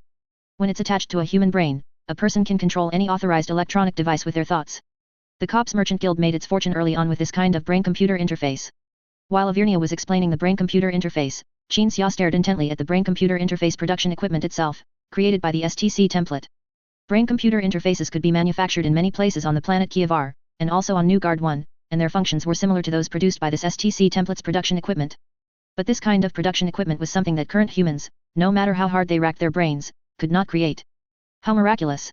A palm-sized thing, when held up, can create such production equipment, and we don't even know how it absorbs materials. This production equipment can transform the material of a brick into material for producing a brain-computer interface. This is not as simple as converting matter into metal. Qin Xia looked down at the STC template in his hand. Avirnia was equally shocked. Qin Xia looked back at Avirnia, then averted his gaze, putting the STC template into his pocket. Seeing this action, Avirnia said nothing. As a high-ranking member of the resistance, Avirnia was aware of everything happening on Kievar, including the fact that a secret organization belonging to the 12th Legion was active on Kievar, collecting ancient technological artifacts before everyone else. Korux, of course, also knew, but he did not ask Angron about it, nor did he stop it. After the 12th Legion joined the war, they took Kievar in 7 hours. The fortresses and military camps that would have cost thousands or tens of thousands of casualties for the resistance were taken by them, indirectly saving many lives. Regardless of the 12th Legion's attitude towards this war, it was always bad to let them work for nothing.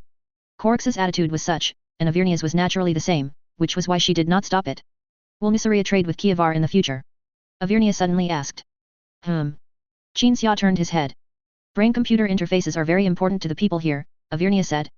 Although the functionality of the brain-computer interfaces produced by this template won't be more advanced, they are safer and extremely reliable. Previously, they were monopolized by the guild, but now that the guild is gone, everyone on Kievar and Lycius is qualified to use this interface. Hearing this, Qin Xia paused for a few seconds, then realized why Avirnia asked this, and so he gave his answer.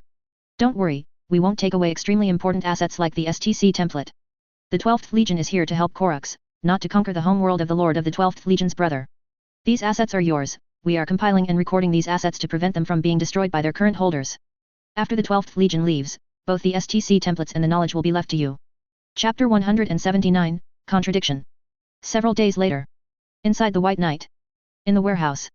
The two Primarchs, Angron and Korux, stood side by side. Officers of the 12th Legion and officers of the Resistance stood behind their respective leaders. In front of them were the Adeptus Mechanicus priest who accompanied the Legion in battle, and his servant. Qin Xia, the new Guard 1 Labor Council research representative who had just arrived at the Legion fleet. And Tisius, the representative of the Human History Research Association. Here is the information and footage of every operation the association conducted on the planet Kievar. Tisius took out a chip and came before Korux. Here are the records and proofs of the knowledge and STC templates we collected on the planet. Korux bowed slightly, extended his hand, took the chip from the young girl's hand, and handed it to Avirnia beside him. Thank you, and thank your association. Avirnia saluted the young girl who was the association's representative. Sister Tisius, on behalf of Kievar and all on Lycius, I thank you for protecting our important ancient assets. Tisius looked at Avirnia, then at Korux, dissatisfaction clearly visible on her face. The actions of the Human History Research Association had not been hidden from Korux and the Resistance from the very beginning, otherwise it would have been difficult for them to discover the association's activities on Kievar. Therefore, Tisius, who led the association's knowledge and STC template collection activities, thought that Korux allowed the association to collect the templates, and that all those things would belong to Qin Xia. But now, the association still had to hand over the things collected from Kievar to the Resistance. Even so, Tisius said nothing, silently turning and leaving. Subsequently, the association staff came in to move STC templates, technical chips, and other items, each loaded in a temperature-controlled protective box, placing them into the hands of the Resistance high-ranking officials behind Korux. The Resistance high-ranking officials began to tally. Korux glanced at the boxes, feeling that the 12th Legion had helped a great deal but asked for nothing, and it would be impolite if he also gave nothing. Friendship also needs something to represent and witness it. So Korux began to ponder. The Primarch's brain rapidly turned, first recalling Angron's previous description of Nusaria's situation, then considering the 12th Legion's situation, then what the 12th Legion might lack, and what he had that they needed.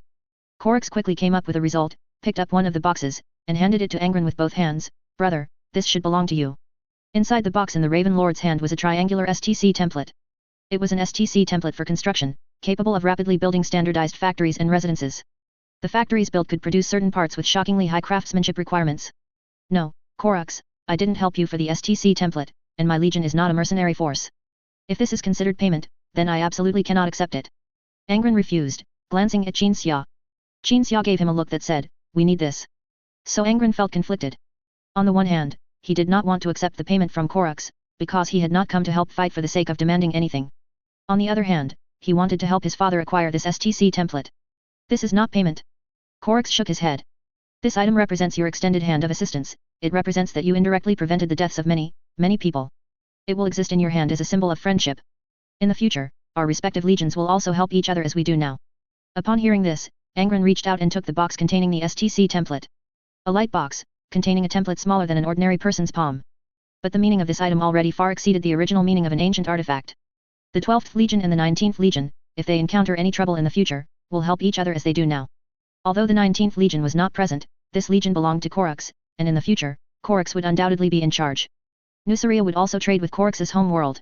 Thank you. Angron nodded. Korux also nodded. The two Primarchs then exchanged a smile. No need for much discussion. Cooperation between Nusaria and the 12th Legion and Kievar and the 19th Legion was inevitable. But everyone gathered here today was not simply for the handover of assets that belonged to Korux. Qin Xia looked at the new Guard 1 research representative, signaling that he could speak. God Sovereigns. The representative saluted Qin Xia and Angron respectively, then opened his briefcase and held it up. I have brought new Guard 1's latest scientific research achievement. Inside the briefcase was a computer, displaying a tiny device. A device that, in some aspects, is similar to Silvervine. Silvervine has astonishing properties, it can change shape, that's not the point. The point is that Silvervine is not a neural implant, yet it possesses the same efficacy as a neural implant, which is to perceive the user's will and quickly execute commands according to the user's will. One could say that new Guard 1's latest research achievement is an advanced brain-computer interface. It can be installed on any medium and establish an efficient mental link with the user. Saying this, the representative held out the briefcase. Angron stepped forward, picked up the device from inside the briefcase, and examined it under the light. And this device also attracted the attention of some former scientists among the Resistance. Silvervine was a simple thing, defined as a mental implant in the Nusaria and New Guard 1 scientific education systems, but only because it was too similar to an implant. An external object that could deform, yet like an extension of a person, it could perceive the user's will and needs, and even in extreme cases, act according to the user's subconscious and instincts. The device mentioned by the research representative extracted the most astonishing characteristics of Silvervine and specialized them. How many of these things did you bring? Angron asked the representative. 1,000. I apologize, God Sovereign, but the production capacity of this item is too low. The representative replied. Angron immediately handed the device to the Adeptus Mechanicus priest who accompanied the 12th Legion in battle, responsible for maintaining and guarding weapons and equipment. Apply it to the dreadnoughts. The priest immediately took it, but did not agree to apply it immediately. This is a new technology. I will apply it after a series of procedures involving review and research, ensuring that it is absolutely safe and reliable and can be applied to dreadnoughts. My meaning is, directly apply it. Angron pointed to the device in the priest's hand. Apply it to the dreadnoughts. Directly.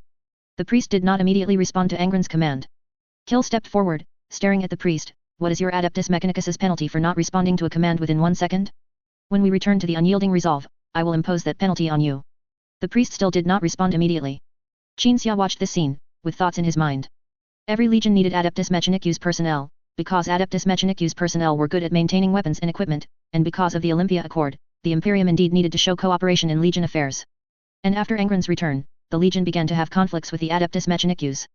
Some maintenance personnel from New Guard 1 and Nuceria who were taken by the fleet had modified the equipment. The Stormhawk gunship's hardpoints were changed to anti-gravity hardpoints, which was considered an extremely overstepping act by the Adeptus Mechanicus personnel. The two heads of the double-headed eagle represented the Imperium of Man and the Adeptus Mechanicus, and these two heads occasionally pecked at each other, and this was also the case within the 12th Legion. I want to speak to you kindly, priest. Angron said in a deep voice. My sons inside the dreadnoughts feel pain constantly. During this time, to be ready for battle at any moment, they cannot even avoid pain in their sleep. Qin Xia knew Angron wasn't exaggerating at all.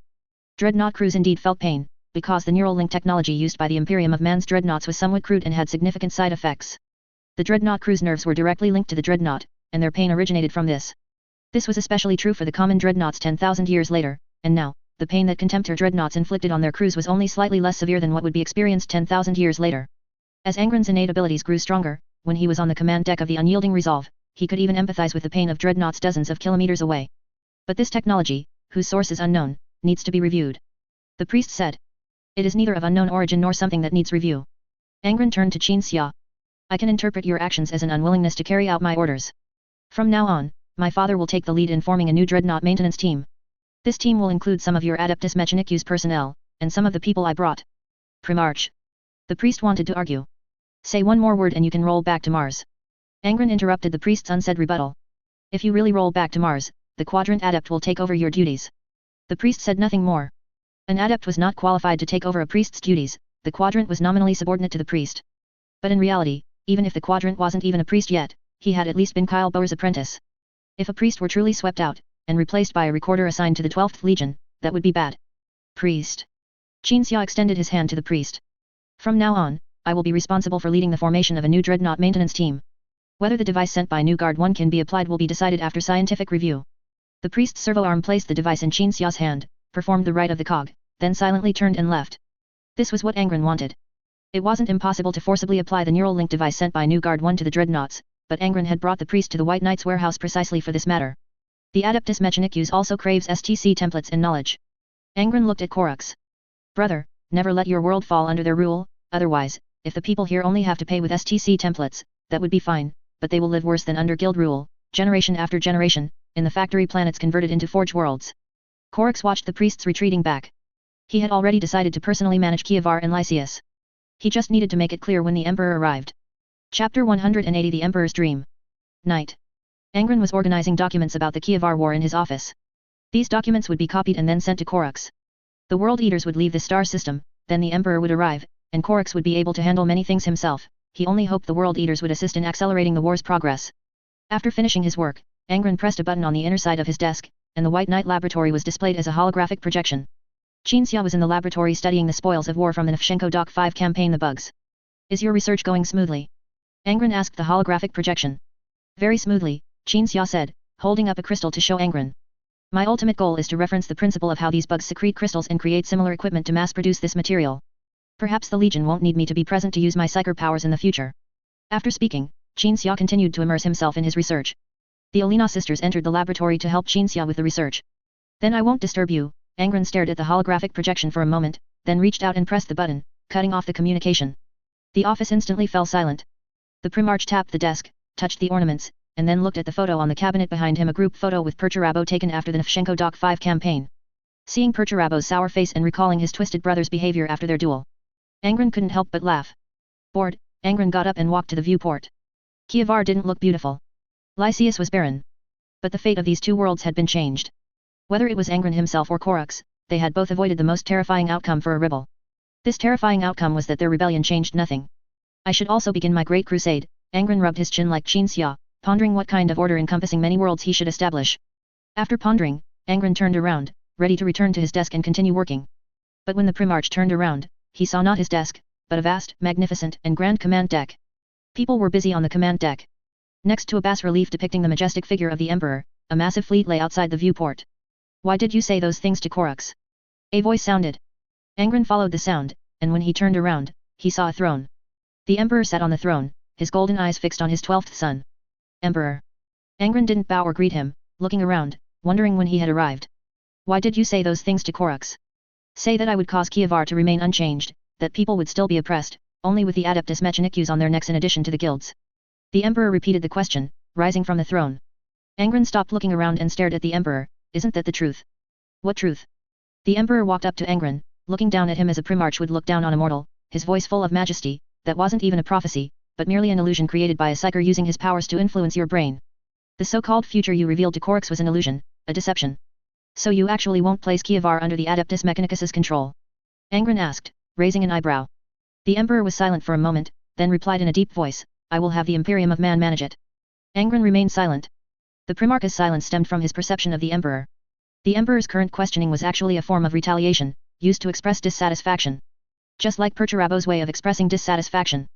Expressing dissatisfaction in a way that isn't quite related to dissatisfaction, just like Perturabo expressed dissatisfaction through offense and duels. Angron continued to perceive. The Emperor's retaliation in the form of questioning at this moment stemmed from his dissatisfaction with him. Because the Emperor felt that a son who could instinctively perceive his inner thoughts should understand him better, and misunderstandings arising from his lack of expression should not exist in this son who could perceive his inner thoughts. But Angron was not as he had imagined. Even when they first met, Angron blurted out Emperor. But Angron should be able to understand the Emperor. At least, the Emperor himself thought so. Just as Angron had said before, he had perceived the Emperor and knew that the Emperor had an innocent, dreamlike ideal, like a holy father and mother, someone who would directly forgive and tolerate any evil deeds committed by others, as long as they were willing to compromise and cooperate for the cause of humanity's rise, overcoming all obstacles. Angron had said this was one of the reasons he was willing to join the Great Crusade. Yet Angron's behavior was as if he still misunderstood his father as a cruel tyrant, a super slave owner who desired to enslave everyone. This kind of misunderstanding, the Emperor believed, should absolutely not appear in Angron. But the problem was, all the emotions the Emperor had allowed Angron to perceive before were emotions the Emperor wanted Angron to perceive. With his psyker power, isolating Angron's innate ability was effortless. And in this meeting, Angron could perceive that the Emperor did not want to be perceived by him. You're perceiving me. The Emperor was startled, and the emotions Angron had perceived instantly vanished. Your ability has grown stronger. When I became one with everyone in the fleet and annihilated the Eldar fleet, Angron said. Because Angron had perceived the Emperor's inner thoughts that he did not want to be perceived, the Emperor's gaze gradually sharpened, and then Angron could perceive nothing more. Those emotions that the Emperor did not want Angron to perceive in every previous meeting were thus isolated and sealed by the Emperor's psyker power. It was just that now the Emperor had isolated and sealed all emotions. But this retaliatory questioning still became awkward because the Emperor's inner thoughts were exposed. Go to a star system 18 light-years away. All your remaining sons who have not returned are there. Your sons are fighting alongside a small number of the 19th Legion. Bring them all back. The Emperor changed the subject. Then go to your other brothers. Perturabo, Vulcan, Fulgrim, Ferris, the combined forces of these four brothers are facing a powerful Xenos Empire together. Help them finish the battle, then go with them to the First Legion. Our war with the Rendan Empire will once again. The Emperor was halfway through his sentence when Angron raised a hand to interrupt. The Emperor, whose words had been interrupted, stared at Angron. Although he showed no emotion, dissatisfaction was evident in his eyes. Why do you treat each of us Primarches as your sons, yet always speak in the tone of a slave driver? Angron asked. The Emperor was speechless, his face unmoving, his mind unknown, then he spoke again, go execute the command of your creator. 12. Do not waste time on trivial matters, just like the useless things you did on Nuceria and Deliverance. Angron stood tall and proud, answering loudly, 12 reports to creator. 12 will not go. The Emperor frowned, glaring at Angron. Angron no longer stood tall and proud, a smile appeared on his serious face. If you ask me, if all my brothers could refuse you as decisively as I do, you might change the way you interact with me and my brothers, for example, change your tone. Like this. My fourth son, Perturabo, please go to the north and fight a formidable enemy. Father knows you are an expert in defensive and positional warfare. Who else but you can subdue this formidable Xeno's enemy? Then, when Perturabo is done, you can walk up to him, pat him on the shoulder, well done, my son. Then say something else, like, I'm proud of you. You've grown, my son. In the future, I will take you with me to parade before the people, showing off your achievements, the kind of things my foster father would say to me. Angron ignored the wide-eyed emperor and continued. Why don't you do that? Because Perturabo is too submissive, like a slave to a slave master. I don't think it's an exaggeration to evaluate my brother this way. I haven't figured out the personalities of all my brothers yet, but I know they are all definitely very docile, otherwise, you would learn not to drive the primarchs you created as coldly as you drive slaves. After speaking, Angron awaited the emperor's reply. And the emperor, wide-eyed with fury, had a turbulent inner world beneath his calm exterior.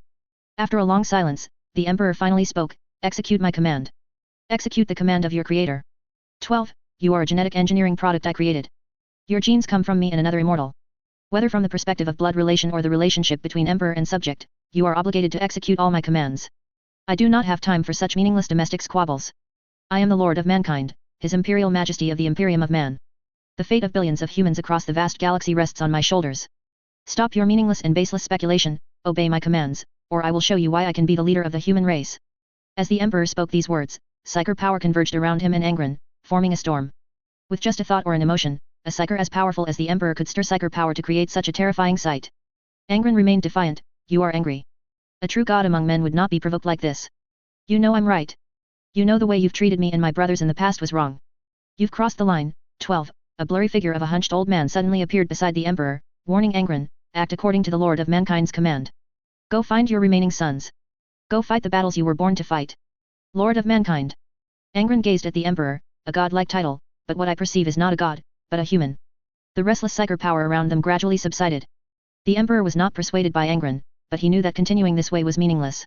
You and your brothers have inherited one thing from me, and you, Angron, have inherited my most feared weakness, the emperor said. That is emotionality.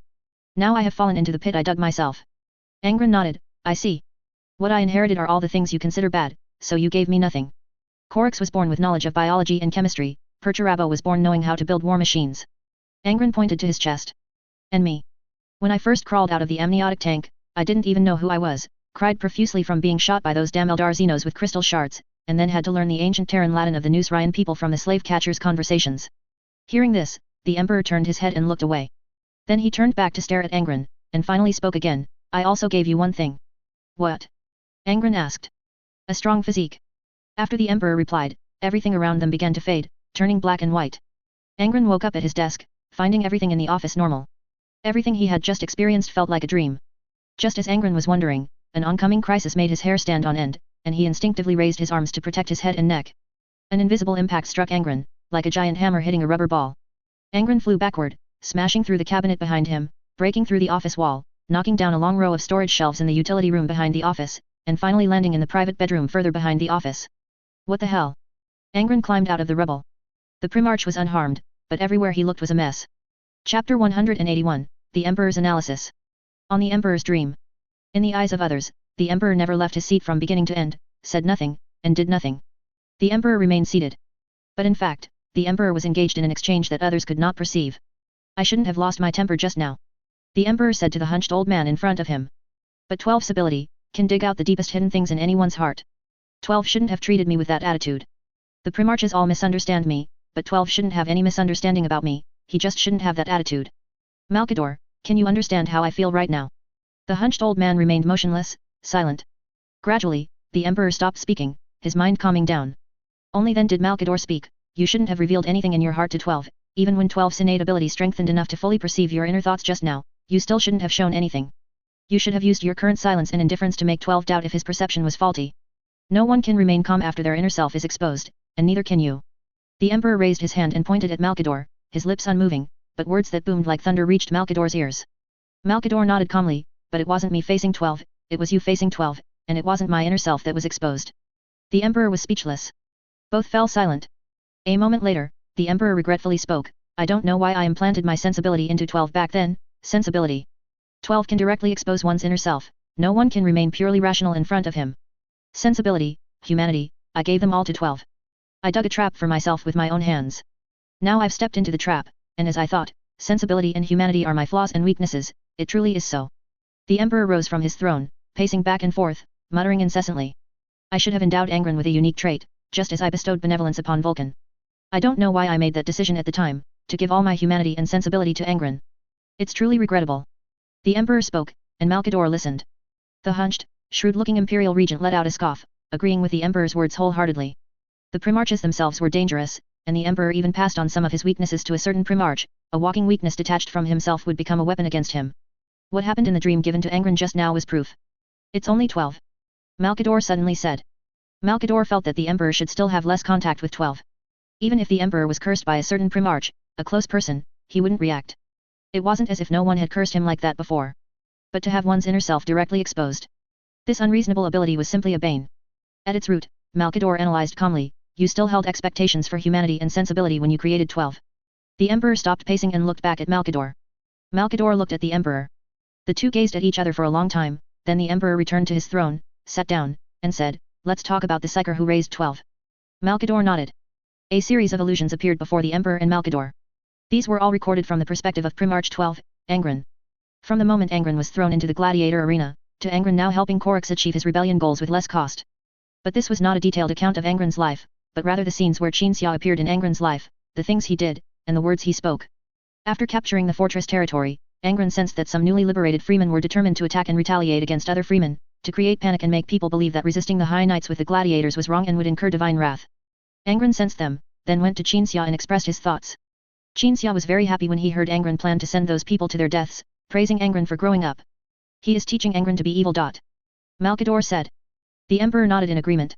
Regarding Angron witnessing the diversity of human species in the early stages of the rebellion, the Emperor felt there were many ways to handle it. Angron could have given them psychological treatment and corrected their wrong ideas. However, Qinxia directly encouraged Angron to kill those people. This was teaching Angron to be evil. However, this evil does not mean Angron is being taught to be a bad person, but rather refers to a method, a ruthless method. The Emperor saw no problem with this. Angron's empathy knows no bounds, encompassing both allies and enemies. He feels the pain of his enemies just as keenly, and their excitement and joy affect him similarly. More than anyone, Angron needs to learn how to distinguish between enemies, friends, and neutrals. If no one could teach Angron how to distinguish and deal with enemies, then he would be unable to harden his heart against anyone unless he was pushed to the brink of death. On Nuceria, this inability to be ruthless was fatal. But the Emperor was not intentionally analyzing Angron's educational journey, he and Malkador were analyzing Qinxia, the person. The person who had the deepest influence on Angron. Analyzing from some of the things he said to Angron. Malkador stared at the illusion. He isn't good at being a father, nor is he good at getting along with relatives, because he never received parental education and has no experience interacting with parents or children. He uses categorization to classify everyone, then chooses to treat the categorized people with different attitudes. He classifies enemies, classifies family and friends, classifies neutrals, and treats enemies with cruel methods. I think he must have suffered some kind of shock to use this method to distinguish everyone. Perhaps he was once a people-pleaser until he pleased someone he later considered an enemy, and then he changed, choosing to first distinguish between friend and foe, and then choosing to show the gentle or cruel side of his personality to friends or enemies. Listening to Malkador's analysis, the Emperor thought for a moment, agreeing with half of it. The other half wasn't disagreement, but rather that he needed to think carefully to reach a conclusion. White Knight.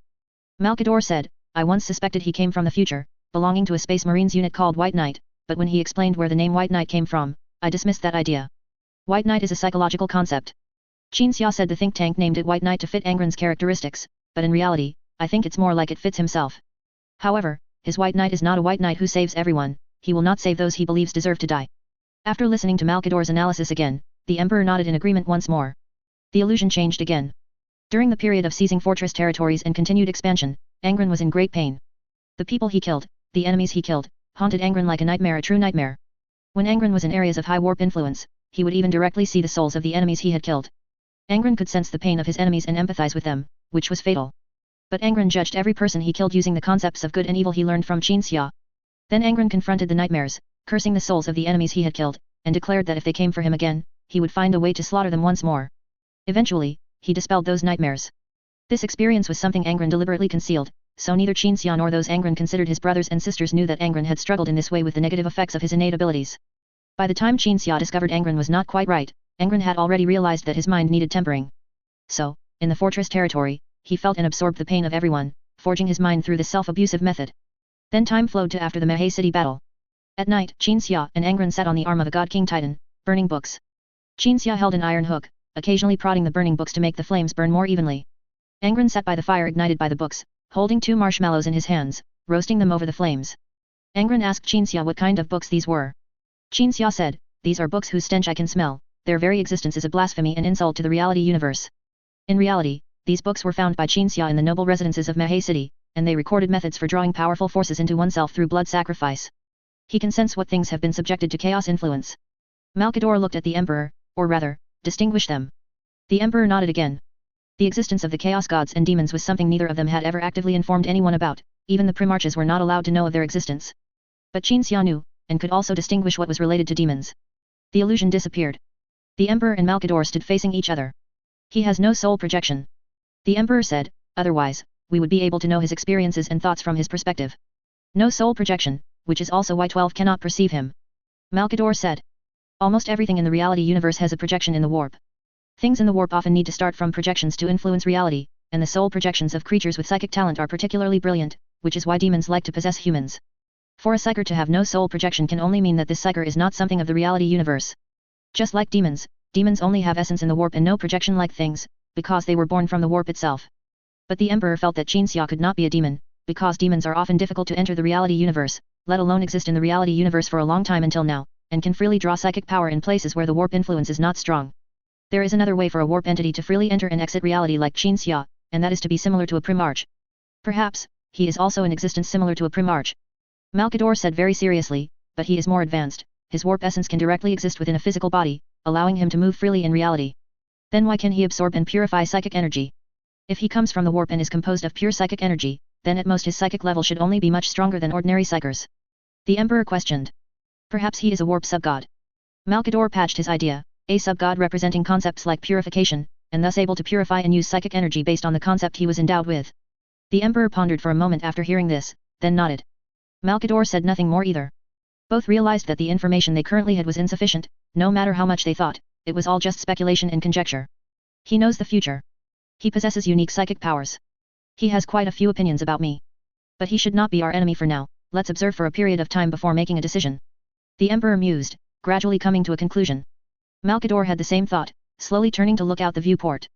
This star system was already not far from the Kievar star system, and the fleet was ready to set sail. Will he still carry out the orders I gave Angron before? Malkador asked.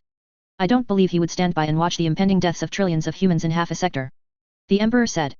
Chapter 182, Barbarian Invasion.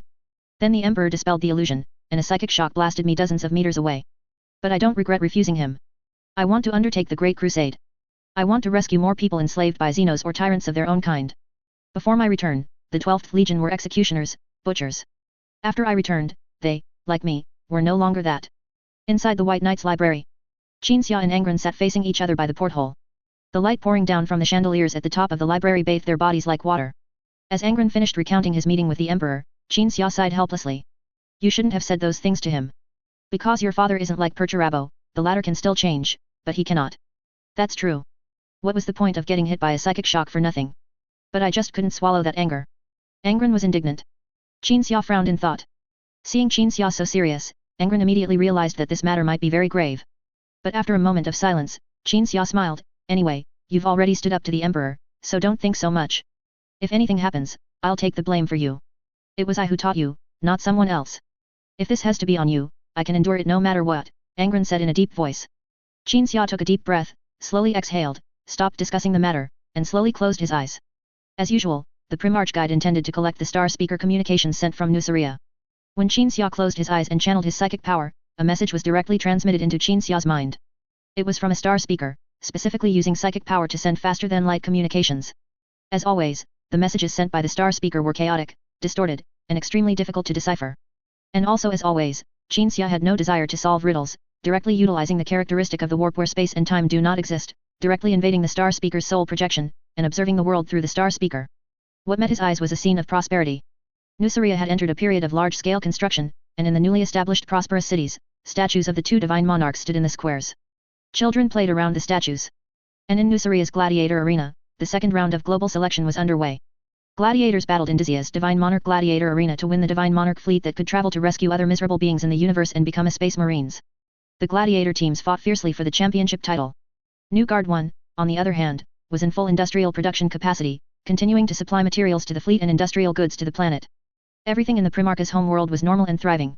What the star speaker wanted to report was this current situation, because the ruling officer wanted the divine monarch to understand the situation in Nuceria, and preferably to provide some guidance. But that ruling officer was doing very well, and the Primarch did not need to give any guidance. Nuceria was currently in a period of rapid development. As long as everything remained normal, utilizing the existing resources and the ancient assets belonging to everyone would suffice. Nuceria is doing well now, Qin Xia said, just about to open his eyes and tell Angron properly. But at this moment, a message, pulled by some force, rapidly swept past Qin Xia's consciousness, which had delved into the warp.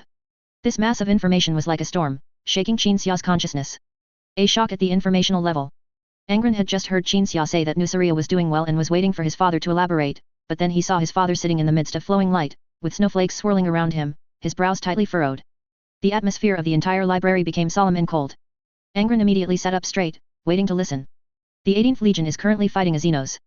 Qin Xia kept his eyes closed, still frowning, his voice slow and heavy. The 18th Legion. The legion led by Vulcan, the Fire Dragon Lord. Angron knew this.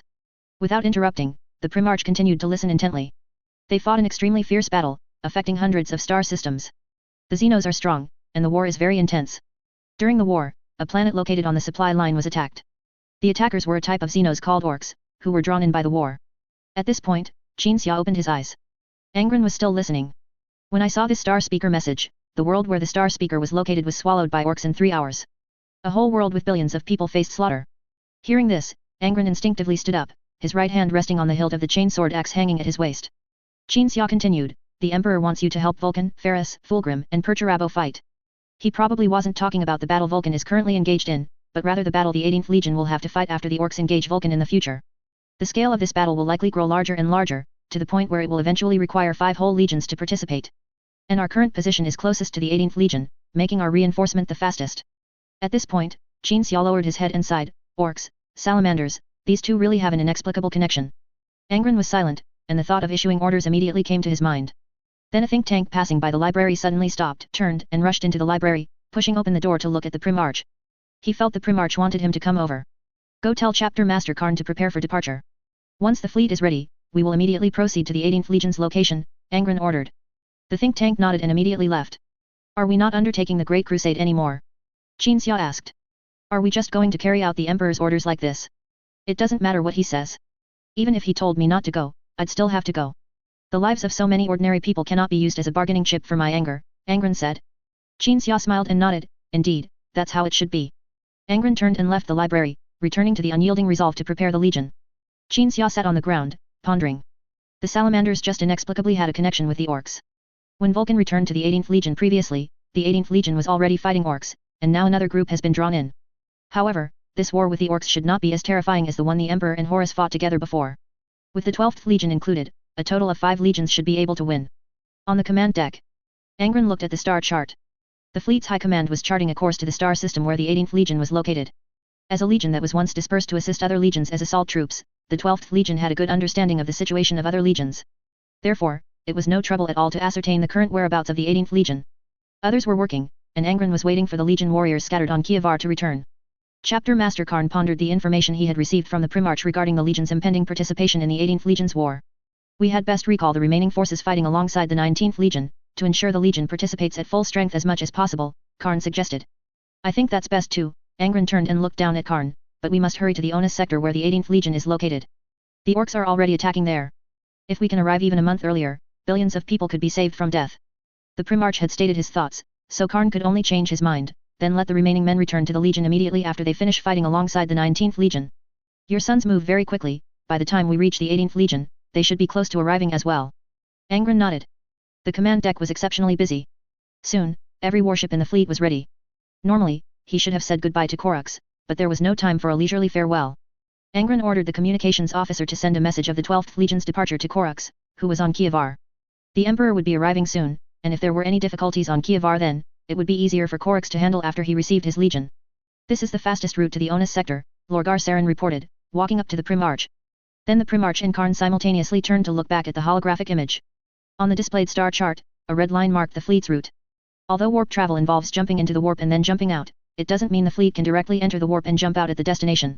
Too long a distance and too long a period of warp travel can easily lead to problems, not to mention the fatal trouble that could arise if the Geller field malfunctions en route. We will pass by the 9091 world, Karn said after reviewing the route, immediately looking up at his Gene father.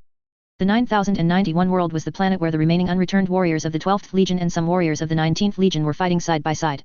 That's even better. Angron's gaze fell on Saren. Immediately order the fleet to set sail. When we pass through the star system where 9091 is located, pick up the remaining men, and then have those from the 19th Legion come here to find my brother. Yes, Your Highness, Saren saluted. A warp rift opened in front of the fleet, and all warships leaped into the warp. On the white night, fluorescent lights flickered, and then psychic currents surged towards the fleet, propelling it towards its destination at a faster speed. On the completely enclosed command deck, everyone went about their duties, everything normal. Angron stood still, his gaze fixed on the ceiling. A giant eye the size of a planet floated on a flowing giant island, watching the unyielding resolve between the surging black waters. Angron closed his eyes, but he could still see that giant eye. In the illogical warp, the existence of a giant island with a giant eye on it, being washed by flowing water, was not surprising at all. A warp creature, perhaps. But Angron found that he did not detest that warp creature. It gave Angron a feeling of extraordinary closeness. The giant eye did not call out, come to me.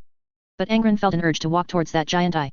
Every previous time during warp travel, that giant eye would appear near the fleet, as if seeing them off, watching the fleet enter the warp, watching the fleet leave the warp.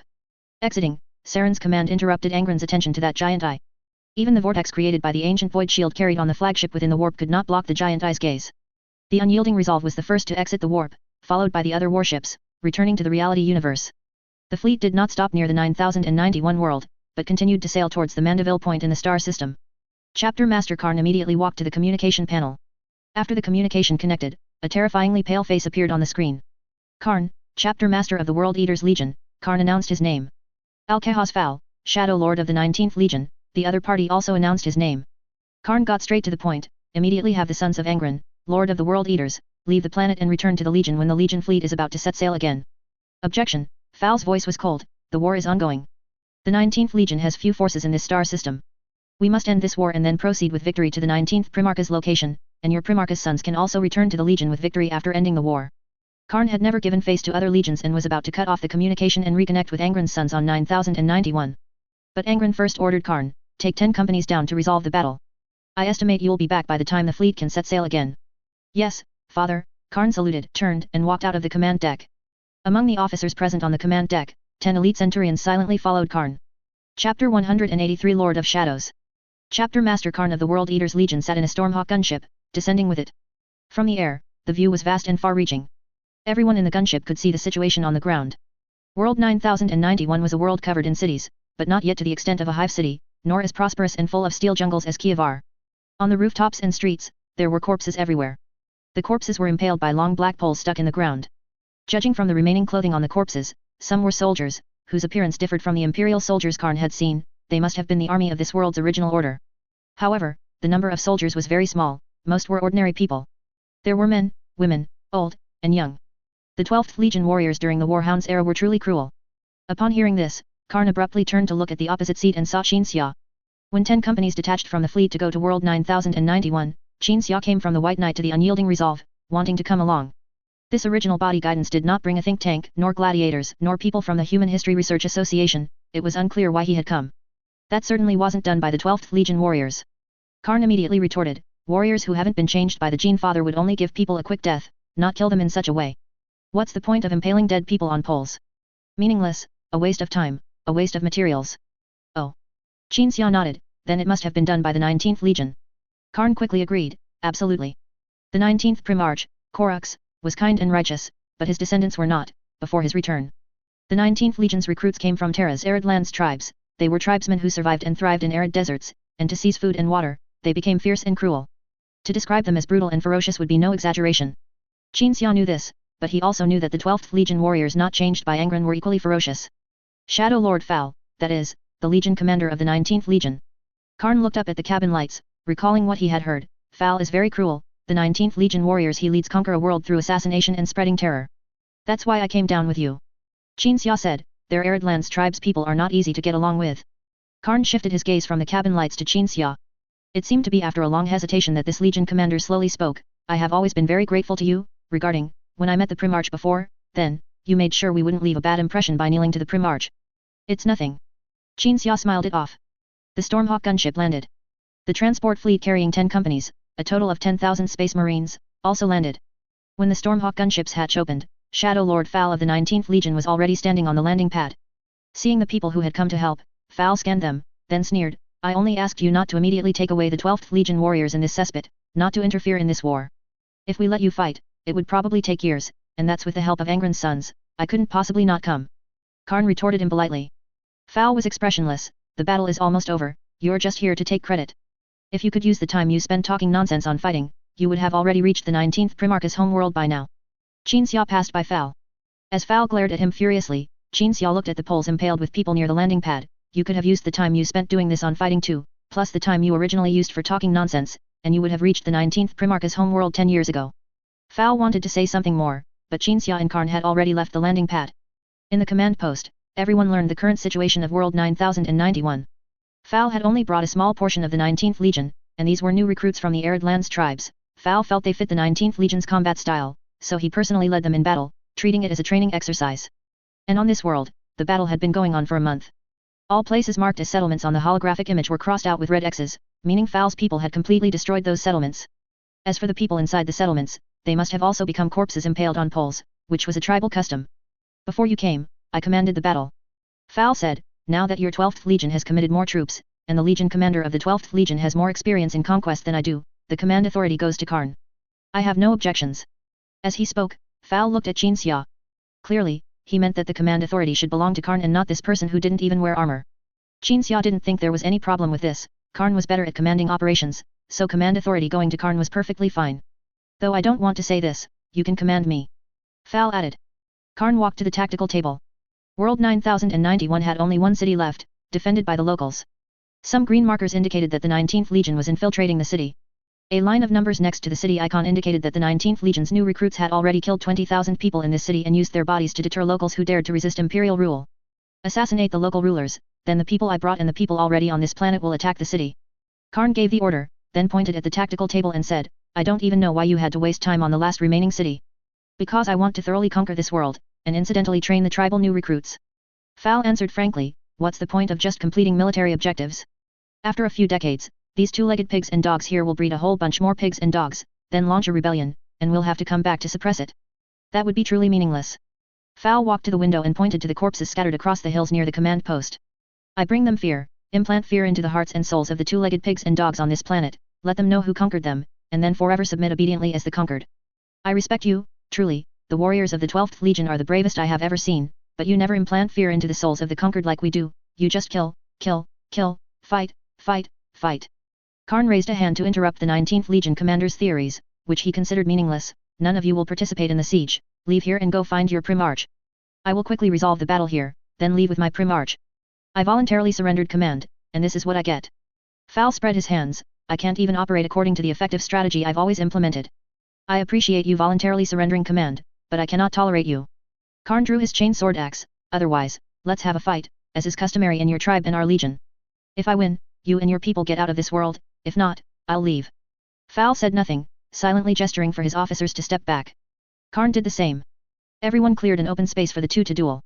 Qin Xia watched from the side, ready to use his psyker abilities to interfere with the duel at any time, to prevent Karn from being injured before the legion went to the Onus sector to participate in the battle, which would affect the fight. The two legion commanders immediately began to fight. Fowl was astonishingly fast, wielding a dagger and constantly dodging, occasionally striking a solid blow, occasionally feinting. Karn held his chain sword axe and responded steadily. When Fowl circled behind his opponent and launched a surprise attack, thrusting his dagger, Karn quickly turned and parried. The two engaged in close combat, sparks flying. Just as Fowl's body was about to retreat, Karn quickly delivered a headbutt. As the Shadow Lord's head bled and he almost fell, the battle between the Legion commanders ended. It wasn't a back and forth, nor dozens of rounds of exciting maneuvers, it ended quickly. You're not good enough. Qin Xia faced Fowl and loudly declared the result. There's still a difference between desert-dwelling arid lands tribe slave owners who chew on sand and the warriors of military nobility. Karn confidently sheathed his axe and turned to walk toward the tactical table. The centurions of the 12th Legion sneered, looking down on Fowl. Fowl's officers, on the other hand, glared at Karn. There was nothing to say about losing the duel, but Karn's words had enraged these slave owners from Terra's arid lands tribes. Before the Emperor unified Terra, the arid lands tribes often raided surrounding nations, and there was a deadly feud between the warriors of military nobility and these slave owners. Fowl tightened his grip on the dagger and suddenly rushed at Karn, thrusting his weapon at Karn, but avoiding vital points. Then Fowl flew out of the command post and fell into the mud outside. An impact sent Fowl flying. Arid lands tribe slave owners are not like warriors, they don't mind ambushing an opponent after a duel. Qin Xia slowly lowered his hand, watching Fowl, who was getting up from the mud, his eyes fierce. Karn, who had already turned around, hung his already drawn chainsword axe back on his waist, saluted Qin Xia, then looked at the tactical table, contemplating tactics. After carefully observing the enemy's remaining forces, Karn felt that the 19th Legion's people were practically enjoying this war. Killing and arranging corpses, plunging the people of this world into fear. They enjoyed it. Otherwise, it would be impossible to explain why a city with less than 200,000 defenders and insufficient defensive facilities could hold up tens of thousands of space marines for so long. A hateful psyker like you doesn't even have the right to be my slave. Fowl stood up from the ground, gripping his dagger and glaring at Qin Xia, you hateful pig dog who uses power. A born slave. A lowlife. A psyker like me. Qin Xia calmly interrupted.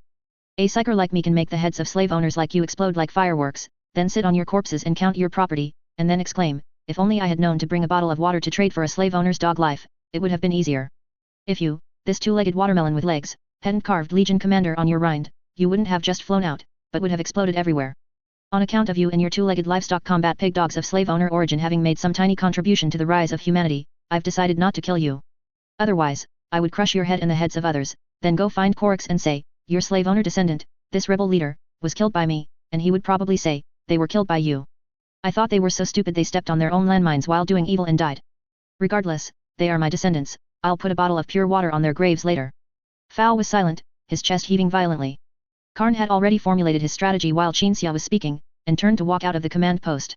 As he passed Fowl, Karn stopped, this war will end in 30 minutes. Now I need to leave this world and wait in the fleet, and I also need to see you and your people leave. Don't just stand there, go find a master who can leash you and lead you away or tie you somewhere cool and out of the way. Qin Xia walked slowly, bumping past Fowl, and left the command post. Karn was not speaking idly, the battle on this world would end in half an hour. Then the 10,000 people he had brought and those who had been assisting Fowl here would leave, and after the fleet was ready, they would continue their journey. The World Eater's centurions surrounded Fowl, ready to supervise the departure of these people of Arid Land's tribe slave owner origin from this planet. As Qin Xia was about to board the gunship, Fowl suddenly spoke, wait. You said, my Primarch is a rebel leader. Hearing this, Qin Xia stopped, turned around, and looked at Fowl with pity. Clearly, Qin Xia had held back, and his words, which aimed to avoid damaging Legion camaraderie, had not rendered Fowl completely speechless and helpless. What had made Fowl silently gasp just now was the information that Korix was now a rebel leader. That's right. Qin Xia said with a look of compassion, he, like the Primarch of the 12th Legion, is a rebel who utterly detests slave owners. Because he was enslaved by slave owners when he was young, and was scolded by their lackeys, and even the slave owners who enslaved him were not as cruel as you slave owners from the Arid Lands tribes. Fowl's already pale face became even paler, his head slowly lifted, his mouth opened, but he didn't know what to say, making a swallowing motion. He now knew why the Emperor had taken most of the 19th Legion on the journey to meet their Primarch, but had ordered them to continue the Great Crusade before departing. Fowl and the people of the 19th Legion also boarded the transport ship. But the transport ship did not immediately take off. They sat in the transport ship, waiting for the warship to arrive near World 9091. They watched the gunships ascend. They watched the war on the world end, and the World Eaters come to the landing pad near the landing zone, preparing to go to the fleet. They watched the 10,000 men brought by Karn joyfully tell the brothers who could only now return to the Legion about the Primarch. And then watched the World Eaters completely withdraw.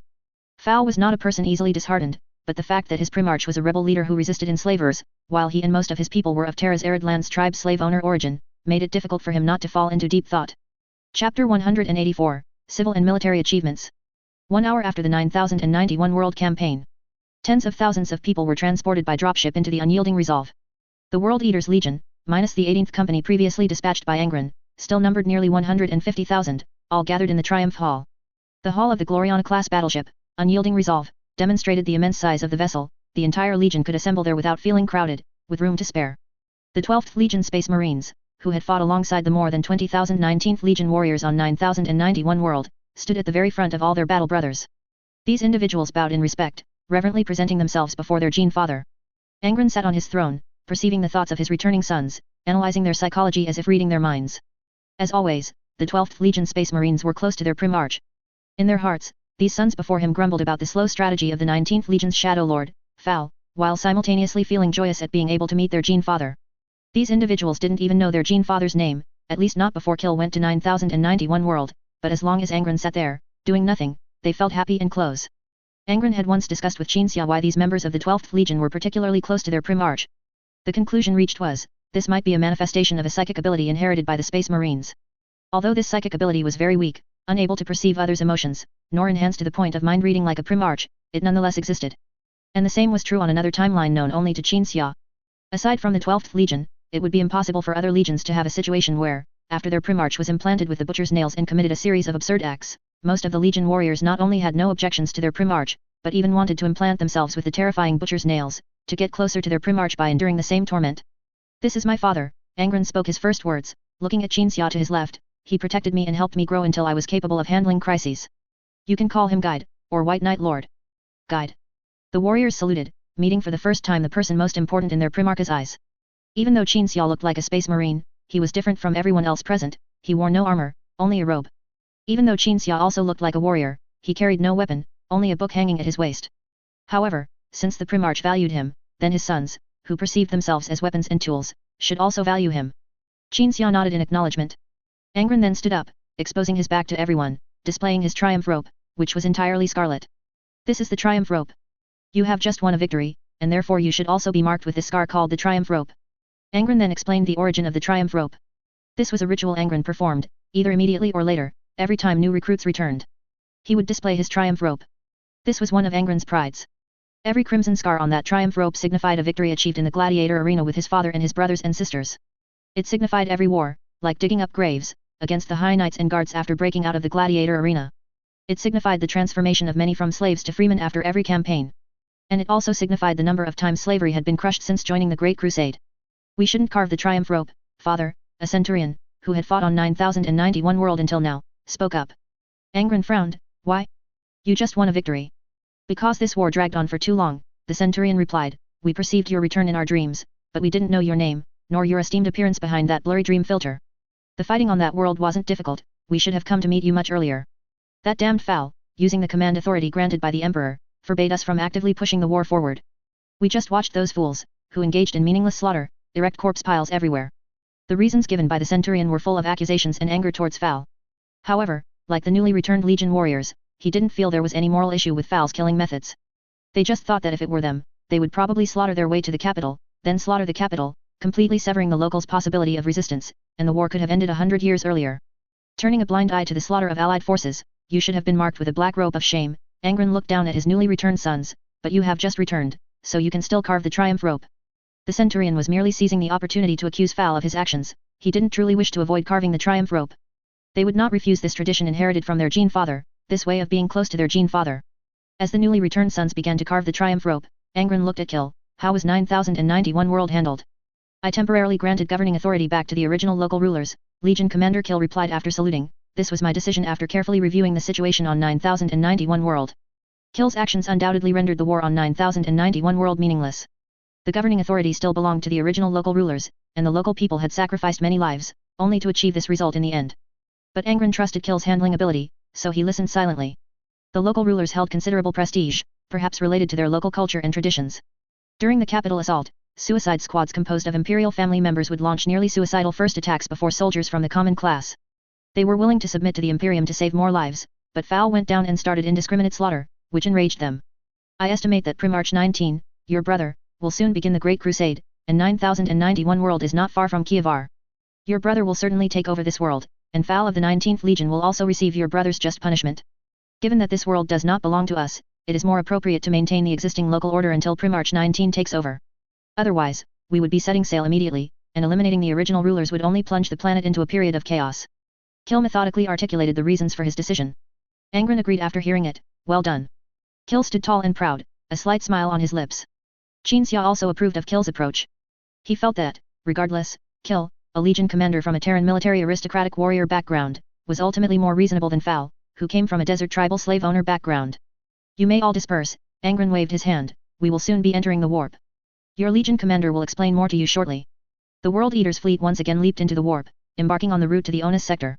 The Space Marines in the Triumph Hall had all dispersed, leaving only Qinxia and Angron.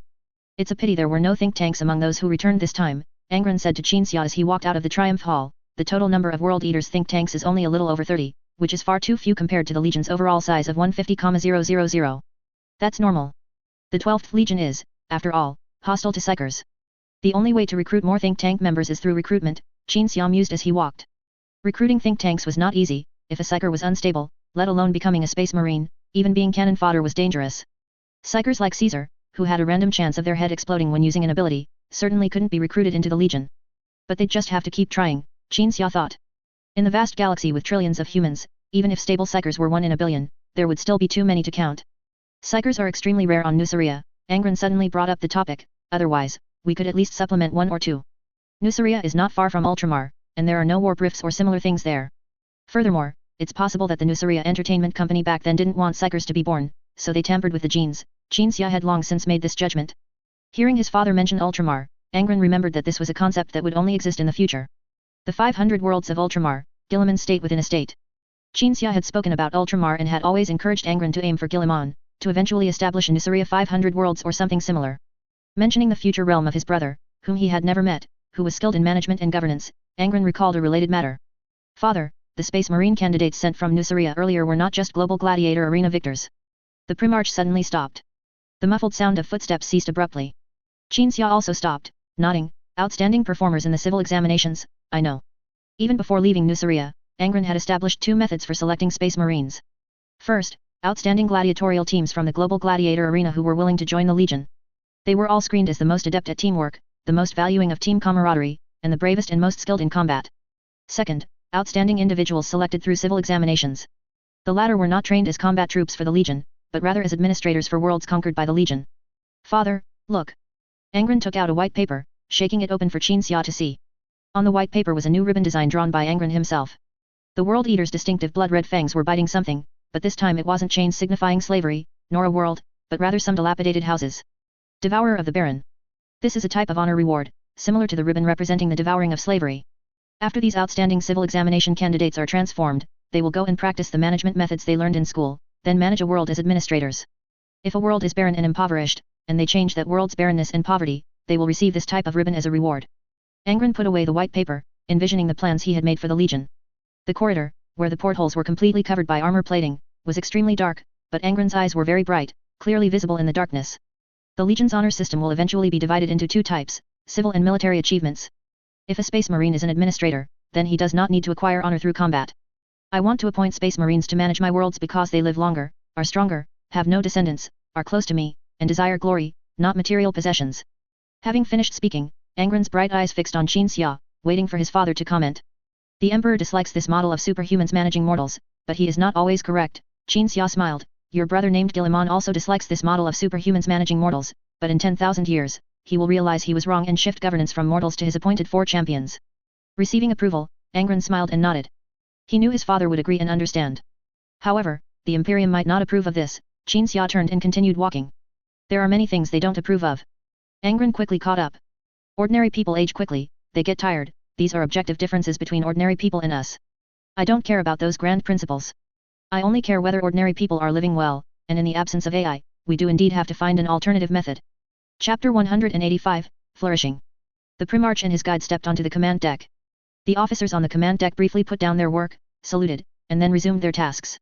Qin Xia used his psychic vision to observe the situation in the warp, so he could adjust the flow of psychic energy in time. Angron roamed the command deck, occasionally standing behind an officer to observe their work. 49812333. The thing you are calculating. Angron stood behind an officer and spoke to the officer who was slowly calculating logistical supplies using a computer. The officer was greatly annoyed by the tedious calculations and, disturbed while focusing, turned around with a furious glare. Upon realizing it was the Primarch, the officer's expression instantly changed. He saluted and cast a grateful look, then filled in the answer, which the Primarch had calculated in seconds, on the form. Angron then walked to other officers, listening and watching in silence, occasionally offering help when he could. Calculations that were extremely difficult for mortals were like simple addition, taught in Nuceria kindergartens, to the Primarch. There wasn't always a place for Angron to help. After circling around, Angron returned to the officer doing calculations. He watched the officer finish a day's work before pointing at the pile of numbers on the form. Is this our remaining logistical supply? Yes, Your Highness. If they drop to 4 digits, we'll be in danger, the officer respectfully replied. Oh, Angron tilted his head slightly. I always feel that you logistics personnel are very busy and tired, but I haven't paid attention to logistics matters before. You've truly worked hard. For the Imperium, for humanity, the officer responded. Angron nodded, then quietly walked to the communications officer, standing behind him to observe his operation of the communication device, contacting various parts of the ship and listening to reports from each area. Every ship in the fleet was like a city, and the unyielding resolve was a supergiant city. Just population statistics alone would take a long time. However, after Angron intervened in the management work following the internal strife on the Hound's Tooth, the situation on each ship became clear. Every high-ranking officer in the fleet knew the most important thing. That was, the rebels on the lower decks didn't suddenly appear during warp travel, they were people who had multiplied on the ship. If they couldn't survive, they would rebel. The population on the ship's lower decks was counted, a new rationing system was implemented, and those who had lived on the lower decks for a long time received work and food, and their living conditions were greatly improved. While Angron was moving around, the fleet exited the warp and arrived at a star system. This is Imperium territory, Saline ordered the officers. Resupply. The officers then relayed the order. The fleet began to approach the starport for resupply. Reporting, Captain, the communications officer stood up and looked at Saline. Some people on World 3 in this star system wish to join the Emperor's great cause and expand human territory. This was not the first time the fleet had encountered such a situation. People from some planets with good education would spontaneously gather, waiting for a legion fleet to pass by, then join the fleet to contribute to the great cause of all humanity. This was the 30th millennium. From a macro perspective, the human race was flourishing and full of vitality. The precious qualities of bravery, determination, and enterprise, once forgotten, had been partially recovered. Qin Xia knew that the influence of chaos was not yet so widespread in the 30th millennium, so it was highly probable that these people genuinely wanted to contribute to the ongoing human endeavor, and their only demand was to offer their strength. But it was still necessary to be careful when encountering such matters. The White Knight needs some crewmen. Qin Xia walked towards the airlock. I'll go take a look. The fleet began to wait. Waiting for resupply, waiting to prepare for the next warp journey. Those who wished to join the fleet were at the starport. After Qin Xia discerned their souls, they were transported by shuttle to the White Knight. These tens of thousands of people sang songs praising humanity and the Emperor in unison, walking joyfully through the White Knight's transport corridors. The captain arranged their work assignments and living quarters, and then these people immediately rushed to their posts. Qin Xia discovered that many of them were even respectable wealthy individuals or scientists or top students from local schools, which indicated that they were not a group of impoverished individuals who couldn't make a living locally. These people left their hometowns to join the great ongoing cause of all humanity, adorned with symbols of honor from their local culture, sent off by the local planetary governor and civilians, then queued up to the starport and boarded the warships.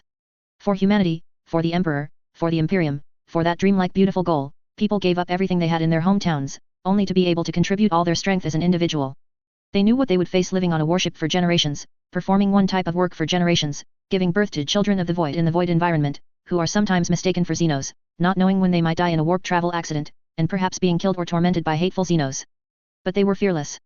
After the tens of thousands of people settled down on the White Knight and dispersed into its various decks, the resupply was also completed. The fleet sailed to Mandeville Point and jumped into the warp. The journey continued. 3 months later. This long journey has been like a tour until we reach the Onus sector. It has shown me many things. Inside the Unyielding Resolve's office, Angron and Qin Xia sat on opposite sides of the desk, engaged in their daily chat. Some imperial rulers are very cruel, while some worlds are managed very orderly by imperial rulers. People are different. Also, the Imperium is truly vast, and humanity has truly set foot in many places. There are worlds with only primitive tribes, worlds with technology levels higher than Nuceria, worlds with extremely high moral standards and abundant material conditions, and worlds that regularly engage in mutual slaughter. Qin Xia listened with a smile. He too was awestruck by this journey. After arriving in this universe, during the 40th millennium, he was either running around with the White Scars or being carried around in a jar by the Grey Knights, and he hadn't seen so much. It was only upon arriving in the 30th millennium that he truly saw it. The galaxy is vast, and the Imperium of Man's territory during the Great Crusade, before its end, was also vast. Overall, the entire race is flourishing now, Angron lamented. Qin Xia agreed. The Iron Man rebellion did not plunge humanity into the abyss. What truly plunged humanity into the abyss was the warp storm. The depraved actions of the Ildari race awakened or shaped Slaanesh, and the scream of this chaos god, one of the dark gods, caused a warp storm to spread across the entire galaxy. Faster than light travel methods were lost, and human worlds lost contact with each other, which was the true reason for humanity's fall into the abyss. Now the warp storm has dissipated, and faster than light travel methods have been restored. There are indeed many worlds that still remain in a state of ignorance and poverty, but they at least know of the Imperium of Man's existence and the purpose of this Imperium's founder. The human race as a whole is finally beginning to ascend, beginning to reclaim the qualities of bravery, enterprise, and resilience that were once lost. Qin Xia was not a member of the Imperial War Committee or the various imperial institutions, so he could not know the overall situation of the human race from data, but as the original body guidance of the World Eaters Legion and the White Knight Lord, he was able to glimpse the overall state of the human race from a microscopic perspective. When the World Eaters arrived in a star system for resupply, there would be people, as before, who wanted to join the fleet and contribute their strength. Local people would contribute the few resources available on their planet and give a word of entrustment. Primitive tribesmen would shout, "We don't understand anything, but we just want to fight for that great chieftain called the Emperor," and then demand to join the fleet as combat personnel. Qin Xia also witnessed many dark things. Heavy tithes. A world that was once quite good fell under the rule of a cruel imperial-appointed ruler, then became rotten and poor. To conquer a world faster, the Imperium chose to maintain the rule of local slave owners. Things like these. But undeniably, from an overall perspective, the human race is vibrant. Because now everything still has hope, still has possibility. Overall, compared to 10,000 years later, now is simply a golden age, Qin Xia said. It would be even better if there weren't so many incredibly powerful Xenos. Angron stood up and walked to the viewport. This journey was ultimately not for tourism or gaining knowledge, but to the Onus sector to deal with the orc barbarians. There had been no news from the Onus sector, but both Angron and Qin Xia felt that Vulcan had already pacified the Xenos Empire and was now directly facing the orc barbarian attacks. However, it would undoubtedly be impossible for the 18th Legion to hold an entire sector, but at least they could hold out until reinforcements arrived. When we get to the Onus sector, I'll try to build a relationship with Vulcan and then have him help me forge a weapon or something, Qin Xia mused. His foster father was always frank, and Angron was not surprised, expressing agreement. I will also try to make an effort in this regard. Whether it's my brother named Vulcan, or my brother named Fulgrim, or my brother named Ferris, they are all as good at manufacturing things as that twisted freak Perturabo. Saying that, Angron turned back to Qin Xia. At the very least, I have to forge a set of armor and weapons for my old man. Whatever I owe them is worth it. Qin Xia nodded silently, but thought to himself that Angron, as the lord of the 12th Legion, should not owe favors to others. He would have to figure out his own weapons and armor. Angron pondered what kind of armor he could design to be worthy of Qin Xia, but after thinking about it, he decided not to, because his design abilities were ultimately self-taught, and if his brothers could help, they would certainly be much better than him. As the Primarch was contemplating, a flash appeared at the edge of the star system, and 2 cruisers with 3 frigates jumped out of the warp. Then a holographic projection appeared above the desk. It was transferred from the command deck. Lord of the 12th Legion. The face of Archehos Fal, Shadow Lord of the 19th Legion, appeared in the projection. This Legion commander first saluted Angron, then looked at Qin Xia with a complex expression full of helplessness, and finally began to speak of the main matter. Lord Korix of the 19th Legion has dispatched me to assist you in battle. The Lord knows that your Legion's void combat strength is insufficient, so he sent me with warships, and I and the 30,000 men I brought can also serve as an assassination force at your command. Fal saluted after speaking. Angron stared at Fal in the projection. To be honest, were you exiled by my brother? Fal clearly choked a little, realizing that he wouldn't be able to hide it when he met Angron soon, so he told the truth. Yes, Lord of the 12th Legion. My Primarch exiled me and most of the others who were also former slave owners from the Dryland tribe, but the Primarch said we could try our luck with you, either go to Onus with you, or conduct the Great Crusade ourselves. You can certainly join me, Angron slowly nodded. I don't mind having too many people here, because the war that is about to take place will require saving many people and fighting many battles. Fal in the projection visibly breathed a sigh of relief. Qin Xia realized that Korix must have said something else to Fal, such as if Angron was willing to take him, he would have a chance to return in the future. At your command, Fal saluted again. Angron raised his hand and pointed at Fal. But don't think you damned things will receive any special treatment from me. You will atone in your own way. I will properly discipline you slave owners. Chapter 186, The Wa'ak has begun. Onus sector, at the very edge. In a world that once had a designation but was now deemed fallen, even that number was gone. Orcs were besieging a stronghold. These aliens had a more common name: greenskins. They looked like bipedal beasts with tusks and sharp teeth, though their beastly features weren't as pronounced as those of beastmen. Strong, brutish, they wielded crude weapons high above their heads. Masses of greenskins converged, washing over the stronghold's defensive walls like a tide. And the green-armored space marines standing on the defensive walls were like unyielding rocks facing the tide. No matter how the greenskins surged, they stood firm. These green-armored warriors belonged to the 18th Legion. They had no specific combat mission to complete on this planet. Their struggle here had only one purpose: to act as a vanguard, ensuring the survival of the mortals on this world. But the situation was already critical. No one could stand aside. Whether man, woman, or youth, anyone capable of wielding a weapon was on the stronghold's defensive wall, firing at the greenskins. The mortals felt numb from the continuous fighting, simply pulling triggers. The dense, endless horde of greenskins in front of them seemed to never diminish. The skin of these hateful, brutal aliens appeared dazzlingly green under the scorching sun. It wasn't until the first greenskin charged onto the defensive wall, hacking a space marine to death with a crude cleaver, that the mortals awoke from their numbness. That greenskin appeared much larger than the others. No one knew how the crude, large cleaver in its hand could penetrate a space marine's ceramite armor, but it had happened. The beheaded space marine remained in his dying posture, hands holding up his broken bolter, split in two, in a blocking stance. Behind the headless corpse stood a youth frantically reloading. Wa'ak! The massive greenskin let out an incomprehensible war cry, casually pushing aside the still-standing corpse of the space marine in front of it, and then savagely hacked at the youth. A space marine rushing from the side swiftly darted forward, swinging his weapon to parry the cleaver, then raised his Phobos pattern bolt pistol and jammed it between the beastman's tusks, pulling the trigger. The greenskin's head exploded, and its massive corpse tumbled off the defensive wall, crushing other smaller greenskins who were attempting to climb up. The greenskins continued their siege, showing no sorrow for their fallen comrades. Instead, they became even more excited. Some greenskins even jumped down from the defensive wall they had already climbed over, coming back to reclimb on the side where the space marine who killed the large greenskin was. It was as if they wanted to challenge a worthy opponent. While the stronghold remained under siege, the space marines, focused on combat, suddenly saw specks of ice crystals falling from the sky, landing on their armor, their weapons, and the corpses of their enemies. A visible white, transparent energy spread outwards from the center of the stronghold, passing through everyone's bodies and covering half of the greenskins. Their physical strength, which was nearing exhaustion in the battle, surged forth like an inexhaustible spring, wounds on their bodies rapidly healed, and even their spirits became invigorated. As for the greenskins enveloped by the white, transparent energy, they suddenly froze, like wooden figures, for half a second, then disintegrated into snowflakes, blown away by the strong wind. The snowflakes gathered, enveloped the stronghold, and eventually, these snowflakes transformed into steel encasing the stronghold. The people on the defensive wall turned and looked behind them. From the ice and snow, a space marine without armor was the first to emerge, trudging forward. Behind him were two space marines wearing Mk2 armor, but painted white and blue. Further back were two women. The 12th Legion's Primarch Guide, the White Knight Librarian, has arrived on this world, a space marine in white armor loudly declared. 18th Legion, briefly explain the situation of this world. It was Chief Librarian Varys who spoke. 18th Legion, 2nd Battle Group, 7th Company, Sergeant Osiris, a space marine adorned with more scales than the others jumped down from the defensive wall, loudly announcing his name and unit. The warrior named Osiris quickly walked to the newcomers, took a breath, and continued his report. Our company was sent by the Lord of the 18th Legion to defend this world, but by the time we arrived, there were no regular forces left here. We have been protecting 2,000 people and fighting until now. There is another stronghold on the planet, my company commander is fighting there, but I don't know how many people he has specifically for now.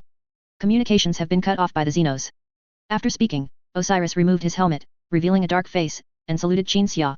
The organization of the 18th Legion was different from the 12th Legion. The 12th Legion used a large company structure, with 1,000 people per large company. The 18th Legion, however, used a conventional structure, with battle groups and companies subordinate to them. The 12th Legion is about to arrive in the Onus sector, the think tank unit I lead and a cruiser have entered the sector as a vanguard to assist you in combat, Qin Xia said, scanning everyone present. Stand next to the think tanks behind me, they will teleport you to the White Knight. The stronghold wasn't only occupied by the mortals helping to defend on the walls. Sergeant Osiris immediately prepared to go to the underground shelter in the center of the stronghold to organize everyone for evacuation. But think tank Kamas, who had come down with Qin Xia, had already walked towards the shelter. Olina and Olia, the sisters, followed him. Kamas opened the shelter door. The more than 500 people inside looked up in terror at the doorway. They were all children, elderly, or sick. Stand up. Gather with the others, then leave. The sisters' eyes simultaneously glowed black, and they spoke at the same time. Without any explanation or arrangement, everyone who heard them speak stood up at the same moment, quickly lining up to leave the shelter in an almost instinctive manner. People gathered beside Varys. Varys opened a psychic portal, and people lined up to enter. The 90 space marines of the 18th Legion present remained motionless, watching the mortals enter the portal, and even after the last person had left this planet and entered the White Knight, they still did not step forward. Varys glanced at the steel encasing the stronghold, which was gradually showing cracks with a knocking sound. Come in quickly. What are you waiting for? Osiris saluted. The company commander is in another stronghold, we must go to rescue our company commander brothers and ensure that the last mortal on this world is also sent into the portal. I will go, Qin Xia said. This matter is no difficulty for me, and I can complete it more quickly. Osiris looked at the thinker's shoulder pads. The paint scheme on the shoulder pads had changed, but they were the 12th Legion, and the deeds from their time as the Warhounds had not changed. Leave this place, the Olina sisters said in unison. 70 space marines immediately entered the portal. But Osiris and the remaining 20 people still remained motionless. Varys directly opened a portal beneath Osiris and the others' feet, causing them to fall into the White Knight. The 18th Legion and your Primarch are as compassionate as they are, but they are just too stubborn. Qin Xia turned to Varys, then pointed at the portal, signaling Varys and the others to also return to the White Knight. Varys and Kamas quickly exchanged glances and walked into the portal. We will accompany you to the other stronghold. Olia and her sister simultaneously drew their laser pistols. No, you want to accompany him, Olina quietly corrected. I can handle it myself. Qin Xia motioned for the two of them to leave quickly. The two sisters thought about what they were good at, and whether going with Qin Xia would truly be a help or if Qin Xia would need to watch over them, so they ultimately also entered the portal. The stronghold was empty. Qin Xia looked up. The steel that enveloped the stronghold ceiling like a dome had already been cracked open, and a greenskin's head poked in, wailing loudly. As the greenskins were about to storm into the stronghold, Qin Xia instantly vanished, leaving behind only a quadrant-used laser grenade. The second stronghold on the planet was in a city. To be precise, it was no longer a stronghold, but a refugee group that had lost its stronghold and was fighting and fleeing through the city, protected by only a dozen space marines. Qin Xia appeared in the distance from the refugee group, accompanied by wind and snow. He looked around. Some small greenskin creatures, resembling Gretchen from fantasy RPG games, were banging on any electrical appliances they could find. They were called Gretchen. Upon discovering this suddenly appearing enemy, the Gretchen screamed in the wind and snow, waving crude wrenches larger than their bodies, loudly banging on metal objects, creating a cacophony of noise. Then came the sound of a wadaik, everywhere, as large numbers of greenskins emerged from all directions. Qin Xia endured the noise made by the Gretchen, standing still and waiting. It seemed to be because they sensed a hint of a powerful presence, or perhaps some higher-ranking entities among these Xenos gave orders. In any case, when the greenskins charged, they merely surrounded Qin Xia and shouted. Qin Xia's right eye glowed, perceiving the brief past and future, while his left eye remained unchanged, looking at the present. He saw that among the numerous greenskins behind him, several Gretchen suddenly shot into the air, then fell dead to the ground. The greenskins parted, creating a path. A knocking sound began. Qin Xia knew this likely meant the greenskin boss was about to appear. Ordinary greenskins were just kids, subordinates. In the internal battles among the greenskins themselves, some powerful greenskins would emerge as victors. These powerful greenskins were the ones called bosses. Whether greenskin kids or bosses, they were of the same origin and species, but bosses were simply larger than kids.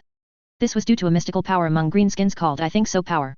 It was the ability to change reality with thought. When a greenskin kid was thought to be awesome, by other greenskin kids because of certain actions, its size and combat power would change. Humph humph. Shrimp. Humph humph. Big shrimp. Humph humph. A shouting sound came from behind. This shout was not spoken in human language, but Qin Xia found that he could understand it. Perhaps this boss had once conversed with humans, or even negotiated with humans as an envoy, so much so that it left an impression on other greenskins of I think this boss can communicate with shrimps, so awesome, and thus, what this boss said could be understood by humans word for word. Qin Xia turned around. A boss, surrounded by greenskin kids, walked out, its large cleaver dragging on the ground. When it reached Qin Xia, it casually hacked down a row of greenskin kids and kicked a Gretchen flying. Humph humph. I like killing big shrimps. Humph humph. The boss's nose twitched. The greenskin kids cheered. The greenskin kid who had walked with the boss directly grabbed two Gretchen and furiously slammed them against the ground, creating even more intense noise, bringing the atmosphere to a higher climax. It still wanted to say something, to further hype the atmosphere. But Qin Xia had already charged towards the boss. The cleaver was lifted and swung. Qin Xia, charging swiftly, lowered his body to dodge the blade, then slammed his fists into the boss's hands, quickly catching the falling cleaver as it was released, and then spun 180 degrees to cleave off the boss's upper body. This more visually impactful method of killing, more so than psychic powers, triggered a collective roar from the greenskins. The greenskin kids immediately gripped their crude weapons and lunged at the boss killer. They wanted to kill this human, because this human was stronger, and whoever could kill him would surely prove they possessed greater power, thus becoming the new boss. Qin Xia actively met the charging greenskins, sometimes smashing greenskin heads with his fists, sometimes kicking Gretchen flying, and sometimes picking up fallen greenskin weapons to hack furiously. F your mother. The Wadaik has begun. Qin Xia roared loudly while slicing through a greenskin kid's spine. Even this phrase, which Qin Xia deliberately spoke, had an inciting effect on the greenskins. The greenskins didn't understand human language, but they could interpret the human's current state of mind from Qin Xia's words, wildly shouting and fighting, excited, high in battle spirit, wanting to kill more greenskins. Qin Xia's battle spirit and brutal fighting style brought the greenskins' level of joy even higher. Greenskins scattered throughout the city, even if they couldn't hear the sounds, could instinctively realize that there was a tough character to fight somewhere in the city.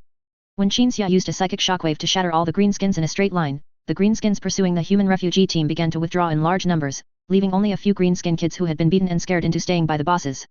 Once the greenskins had gathered sufficiently, Qin Xia reached out and caught a charging kid, then crushed the kid's head, finally dissipating into a pile of snowflakes on the spot after the greenskin's corpse fell.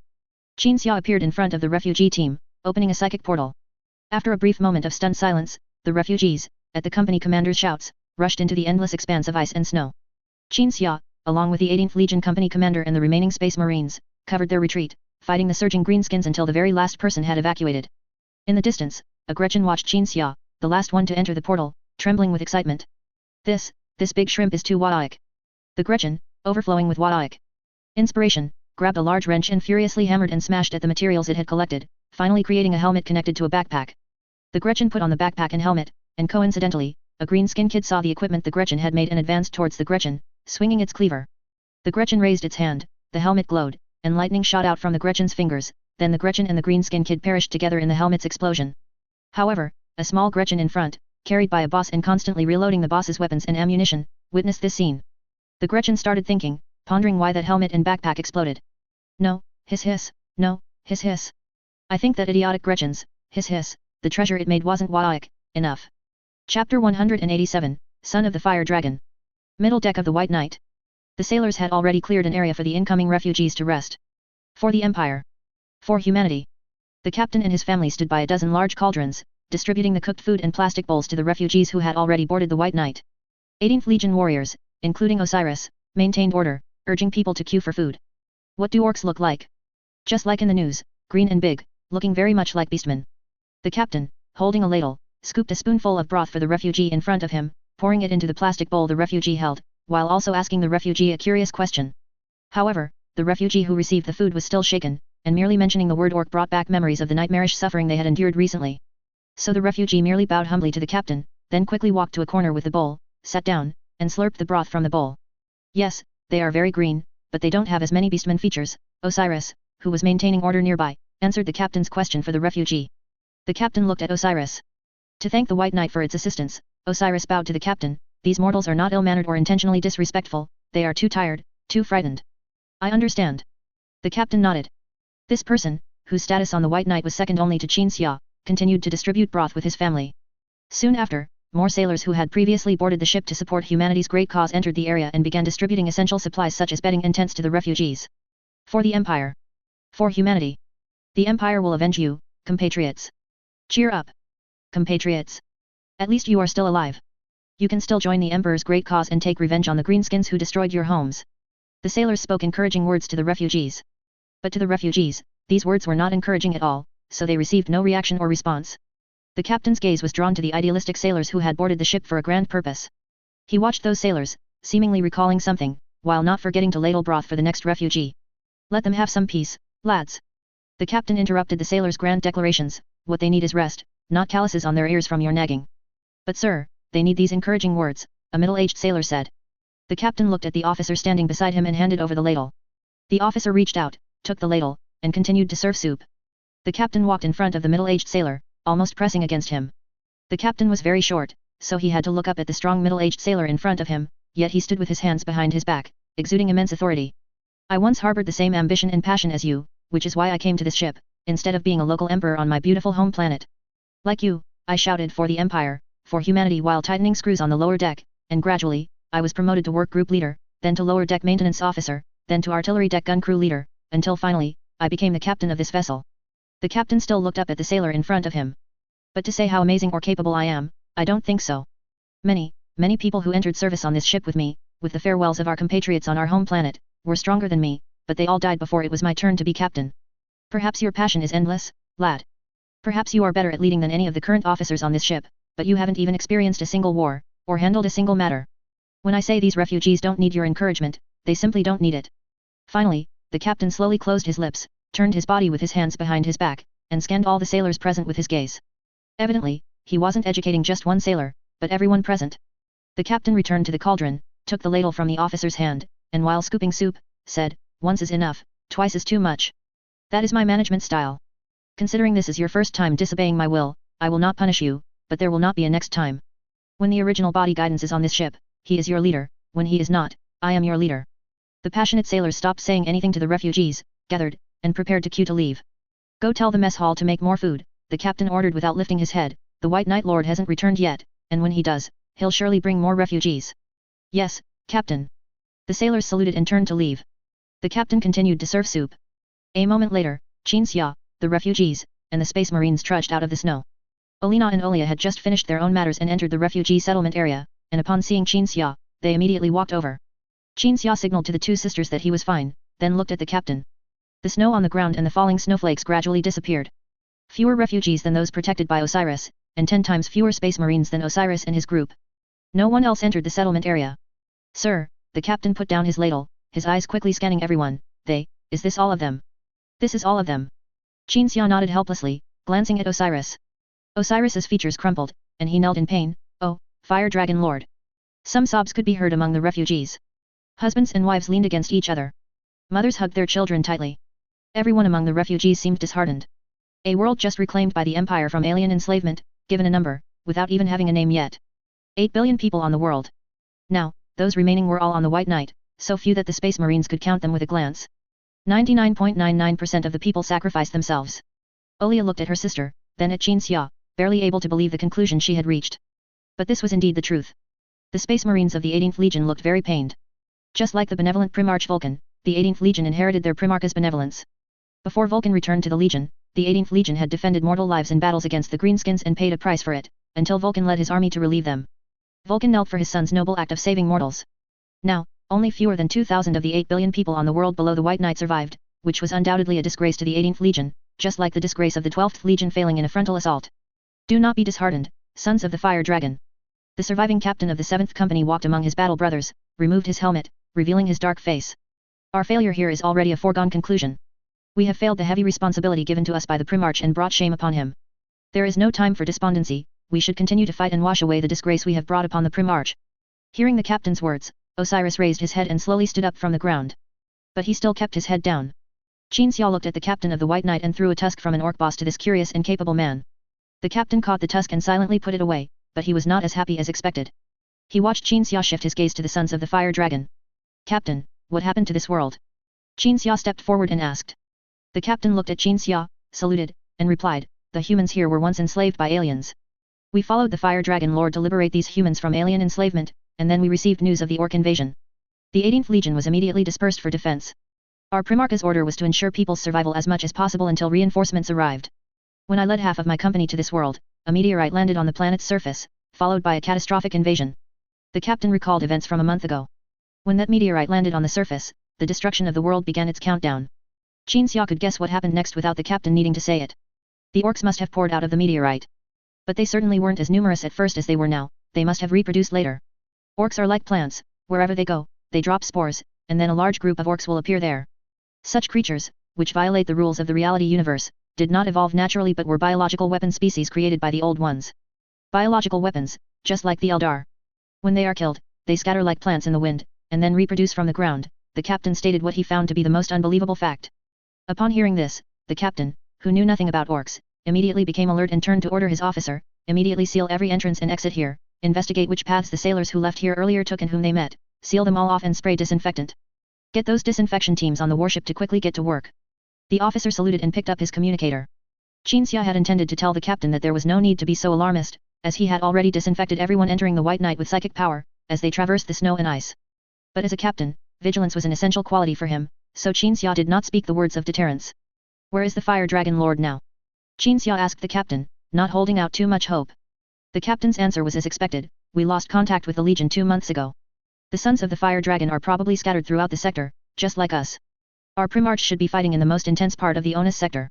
The most intense part of the battle. Qin Xia nodded, I suppose so too, but the problem is we don't even know where in the Onus sector the battle is most intense. Let's rest first.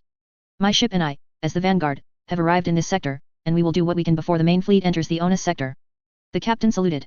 During their conversation, the refugees had already wolfed down the broth, clearly not full. But the broth was only meant to fill their stomachs, the mess hall would prepare more food in the evening. The disinfection team on the White Knight, wearing hazmat suits and carrying backpacks full of disinfectant, walked into the settlement area, bringing back the sailors who had previously left the area and anyone who had come into contact with them. These individuals were responsible for preventing infectious diseases on the warship and were highly experienced professionals. They used specialized equipment to test everyone, sprayed disinfectant, and used promethium flamethrowers to incinerate used utensils.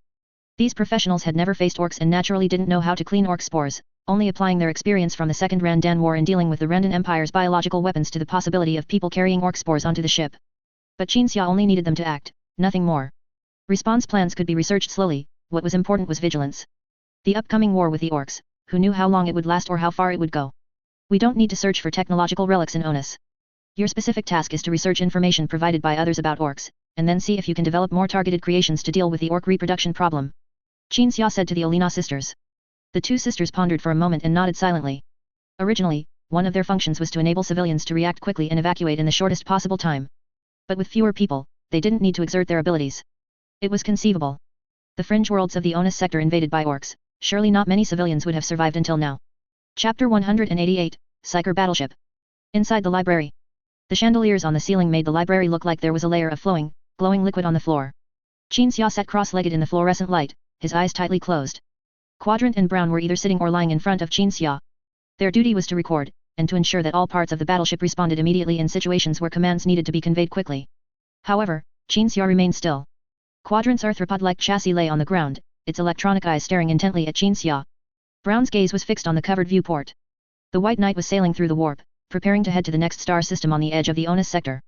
Brown withdrew his gaze and looked at Quadrant, sensing how many implants were on Quadrant's body, occasionally making minor adjustments to the implants that Quadrant itself couldn't even perceive and had no significant impact. Prepare to record. Qin Xia suddenly spoke. Quadrant's servoskull immediately floated over at its master's command. This skull was specially used for recording commands, its removed lower jaw was fitted with a roll of imperial official writing paper, the most formal way to record and send commands. From Qin Xia's subjective perspective, he couldn't see Quadrant, Brown, or the interior of the library. With his eyes closed, he could still see his surroundings, perceiving himself floating cross-legged in a chaotic, unpredictable space, with disorder in all directions. Soon, Qin Xia saw another person sitting cross-legged appear before him. That was the star speaker of the unyielding resolve. The star speaker's eyes were tightly closed. Angron stood behind the star speaker, placing his hand on the star speaker's shoulder, communicating with Qin Xia across astronomical distances in this manner. Onus. Onus. Sector. Sector. Onus. Qin Xia's voice sounded blurry to the star speaker. The voice was like the low growl of some fierce beast. Chaotic, vast, and extremely impactful. At the beginning of the conversation, the star speaker seemed to be swept by a gale, his body trembling, and his clothes floating. The intense pain in his brain made the star speaker grit his teeth, enduring in agony. This was all due to Qin Xia's astonishing psychic power. However, Qin Xia's words were perfectly clear to Angron. The Onus sector is in critical condition, most of the 18th Legion warriors have lost contact with their Primarch, Vulcan. It was too rushed. The Orc invasion was too sudden, they didn't have much time to prepare and could only disperse throughout the sector to try and evacuate the locals. But from the fact that no ships have picked up the Space Marines and civilians from the world I arrived at, it seems the 18th Legion fleet is likely locked in a fierce battle with the Orc fleet. Qin Xia's words were instantly transmitted to Angron's consciousness. Angron's words were also instantly transmitted to Qin Xia, via the star speaker. Please help the 18th Legion evacuate the Space Marines and civilians, Father. The Legion fleet will arrive soon, we will be the first to support the 18th Legion. But we still need time. The 18th Legion's front line can only contract, if they even have a front line. Abandoning most worlds is inevitable, even if I lead the Legion there. But as long as we can save the Space Marines and civilians, and wait for me and my other brothers to arrive, then after counterattacking and recapturing each world, the Onus sector can return to normal operation. Angron's mind raced, already analyzing the situation in the Onus sector from Qin Xia's words. The Orc invasion was fierce and overwhelming, forcing the 18th Legion into a hasty battle, and it was impossible to abandon civilians, so the Legion warriors were very scattered. In this situation, it was impossible to repel the enemy at the Onus sector's border. In fact, the situation was worse, and the human side had to be prepared to lose most of its worlds. Only by preserving personnel and losing territory could they hold out until all reinforcing legions arrived. At that time, Perturabo's 4th Legion would establish defensive lines on worlds not yet touched by the Orcs, resisting their offensive. Ferrus Manus's Iron Hands Legion, Fulgrim's Emperor's Children Legion, plus the World Eaters, as counter-attack forces, regardless of their arrival order, as long as they were present, it would suffice. This should also be the Emperor's idea. The key was still Perturabo, the Orc offensive was vast, and relying solely on the 12th Legion and 18th Legion might make it difficult to establish an effective defense. After thinking this through in an instant, Angron sighed, I hope Perturabo doesn't cause any headaches at this time and arrives quickly. He should be looking forward to fighting alongside you, so he'll definitely come quickly, Qin Xia said after some thought. Angron recalled the photo taken on Nefshenko Dock 5 earlier and felt that his father was right, but Perturabo's actions could never be predicted. In any case, I will help the 18th Legion gather their forces and evacuate civilians like a guerrilla, Qin Xia said, the Legion fleet must come quickly after resupply. I'm really worried about getting into trouble here. We will arrive within a week, Angron quickly responded, please be careful, father. Qin Xia nodded and opened his eyes. Communication ended. The Legion will arrive in a week. Qin Xia looked up at Quadrant and quickly said, before that, we will help the 18th Legion gather their forces and evacuate civilians. Quadrant looked at the servo skull. The document paper attached to the skull quickly extended downwards, printing a short command.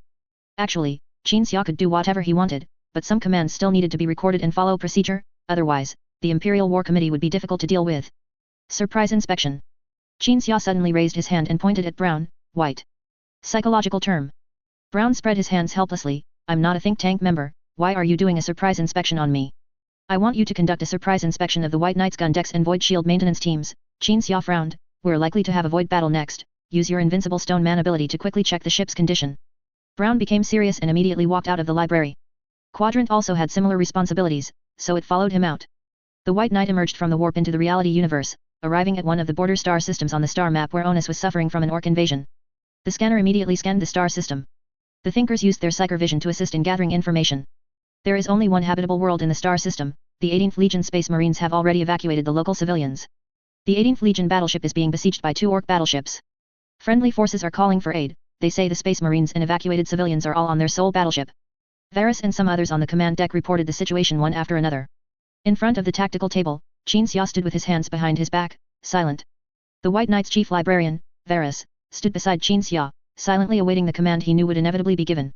On the other side of the tactical table, the captain gazed at the battle situation displayed on the holographic image. The 18th Legion cruiser was being besieged by 2 Orc battleships. Human ships were not particularly beautiful, but compared to Orc ships, they were so exquisite and beautiful they seemed like works of art. The 2 Orc ships, one looked like a fish with a large mouth, and the other looked like a rectangular box with an Orc head embedded in the front. Qin Xia thought these 2 ships seemed abstract even compared to Orc ships 10,000 years later. Approach the friendly ship. Ensure the macro cannon batteries on both port and starboard gun decks are ready to fire. Yes, sir. After the command, the captain continued to stare at the holographic projection on the tactical table, sighing, "This kind of ship looks rougher than the building blocks my son builds, and it can actually function normally. I really want to go inside and see what it's like." "Varus, prepare the portal," Qin Xia immediately said. "No, no." The captain shook his head vigorously, "I was just saying. Whether you go or not, I have to prepare the portal." Qin Xia slowly turned and looked at the two enemy ships in the distance. "Recently, I've developed a technique for assisting battleships in void combat with psyker spells. Now is a good time to try it out on the enemy." Varus bowed and closed his eyes. The chief librarian entered his psyker vision, gaining more information, his sight penetrating reality's structure, observing everything from a perspective different from everyone else's first-person view. There were 10 thinkers on each of the ship's upper, middle, and lower decks. The thinkers on each deck were scattered, from the bow to the stern of the ship, appearing to be spread out, but in reality, they were all connected by psyker energy. Psyker light flowed around the White Knight's hull. All the thinkers Qin Xia brought formed a living psyker structure, similar to mechanical parts. Like a formation, the thinkers were the nodes. Only a powerful psyker needed to be present to stir reality through the thinkers. Stirring reality in a deeper, more astonishing way. Pop quiz. Qin Xia suddenly spoke, "Please tell me. White Knight is a psychological term." Varus opened his eyes, puffed out his chest, and answered loudly. Cough, cough. Qin Xia cleared his throat, pretending not to hear, and continued to ask, "Please tell me, how does a psyker normally need to act to propel a ship?" The captain looked at Varus.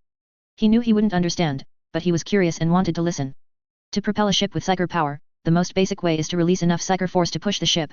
Varus still stood tall, answering earnestly. "Exactly." Qin Xia nodded. "If I want to propel a ship, normally I would have to act as Varus said.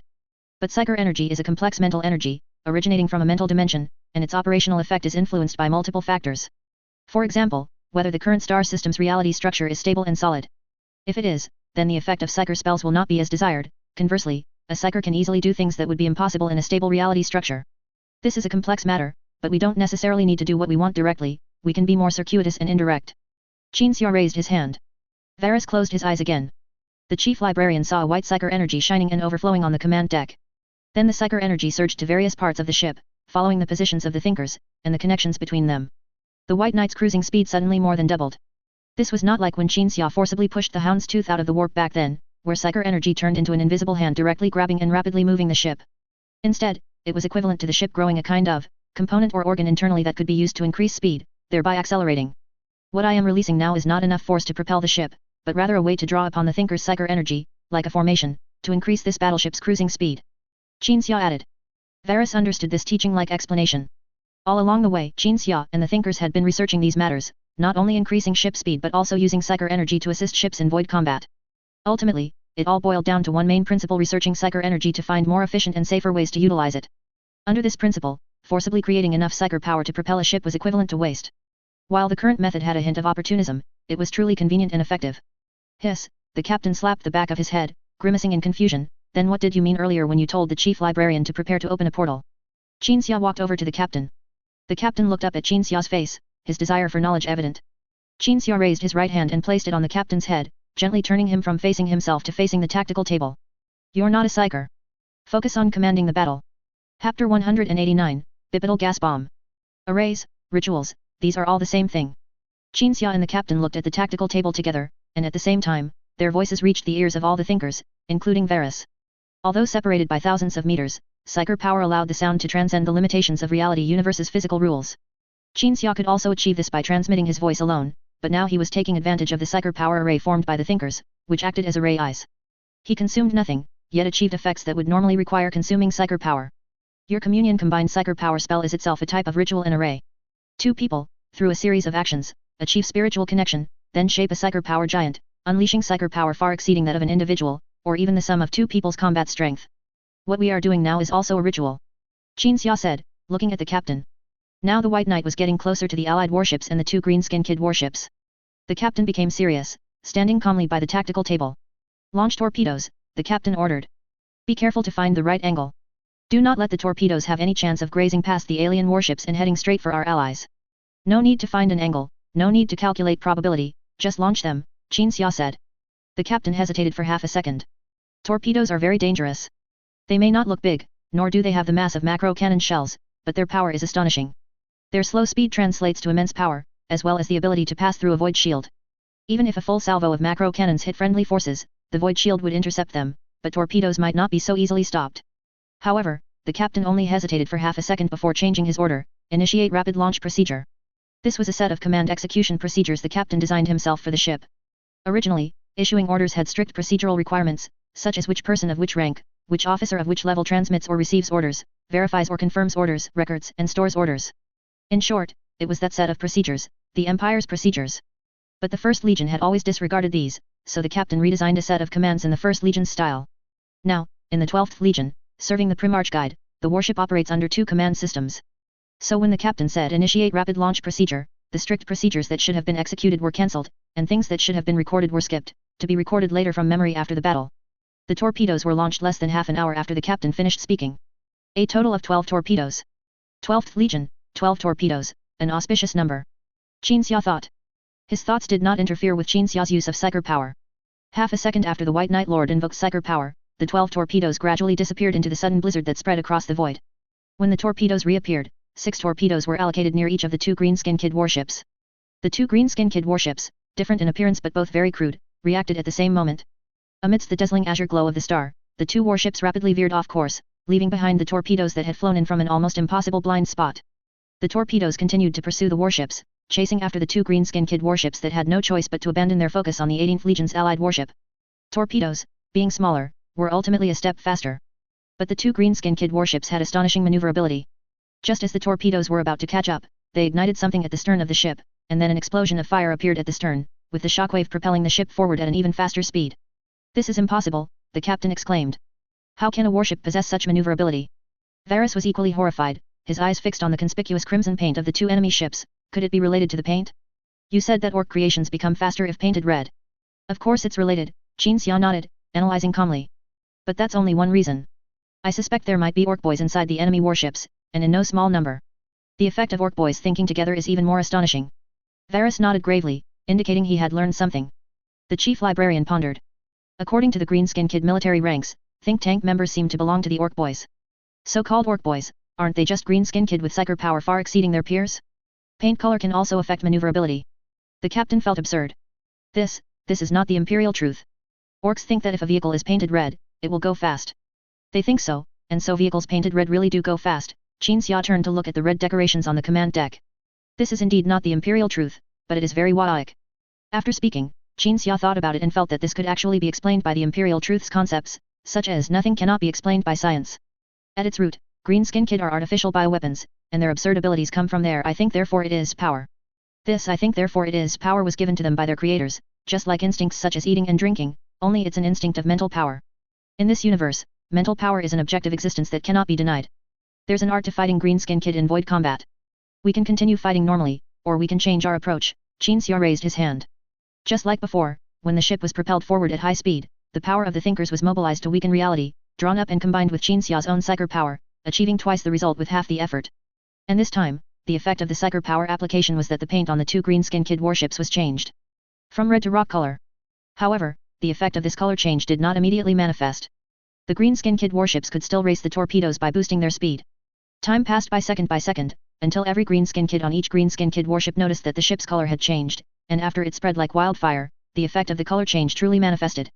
The Greenskin Kid did not think rocks could run, let alone run fast. So the 2 warships slowed down. The propulsion devices, billowing black smoke around the ships, were still operating, but the speed was simply slow. The torpedoes caught up to one of the enemy ships and destroyed it. The other warship launched many special projectiles that seemed to have the effect of flares. The remaining torpedoes were attracted by the flares and did not hit their target. "Captain," Qin Xia turned and asked, "what does this indicate?" "It indicates," the captain lowered his head, thinking hard, then looked up and tentatively replied, "it indicates that the controller of the surviving enemy ship must be from the Air Force. He thought human missiles would be attracted by flares, so he..." The captain's voice grew softer and softer as he spoke, feeling increasingly uncertain, until it was ultimately inaudible. "Very correct," Qin Xia cast an approving look at the captain. "You and I thought alike. However, I believe there's another reason, which is that there are many orc boys on the second warship. No matter how crude and absurd orc creations are, they wouldn't be so flimsy." The captain looked out the viewport at the remaining enemy ship. That warship was like a moving Greenskin Kid head, its material not flesh but steel, but that was the only difference. That warship was even loose when moving, appearing to have poor connections between its various parts. The captain didn't know if his eyesight was poor and he was mistaken, or if it was truly so. The characteristic of Greenskin Kid is that whatever they think will happen, will most likely happen, but they cannot freely control this innate ability. Let's take a warship as an example. For this warship to function normally, it must at least be in the shape of a warship, so that most green-skin kid think, I think this thing can fly.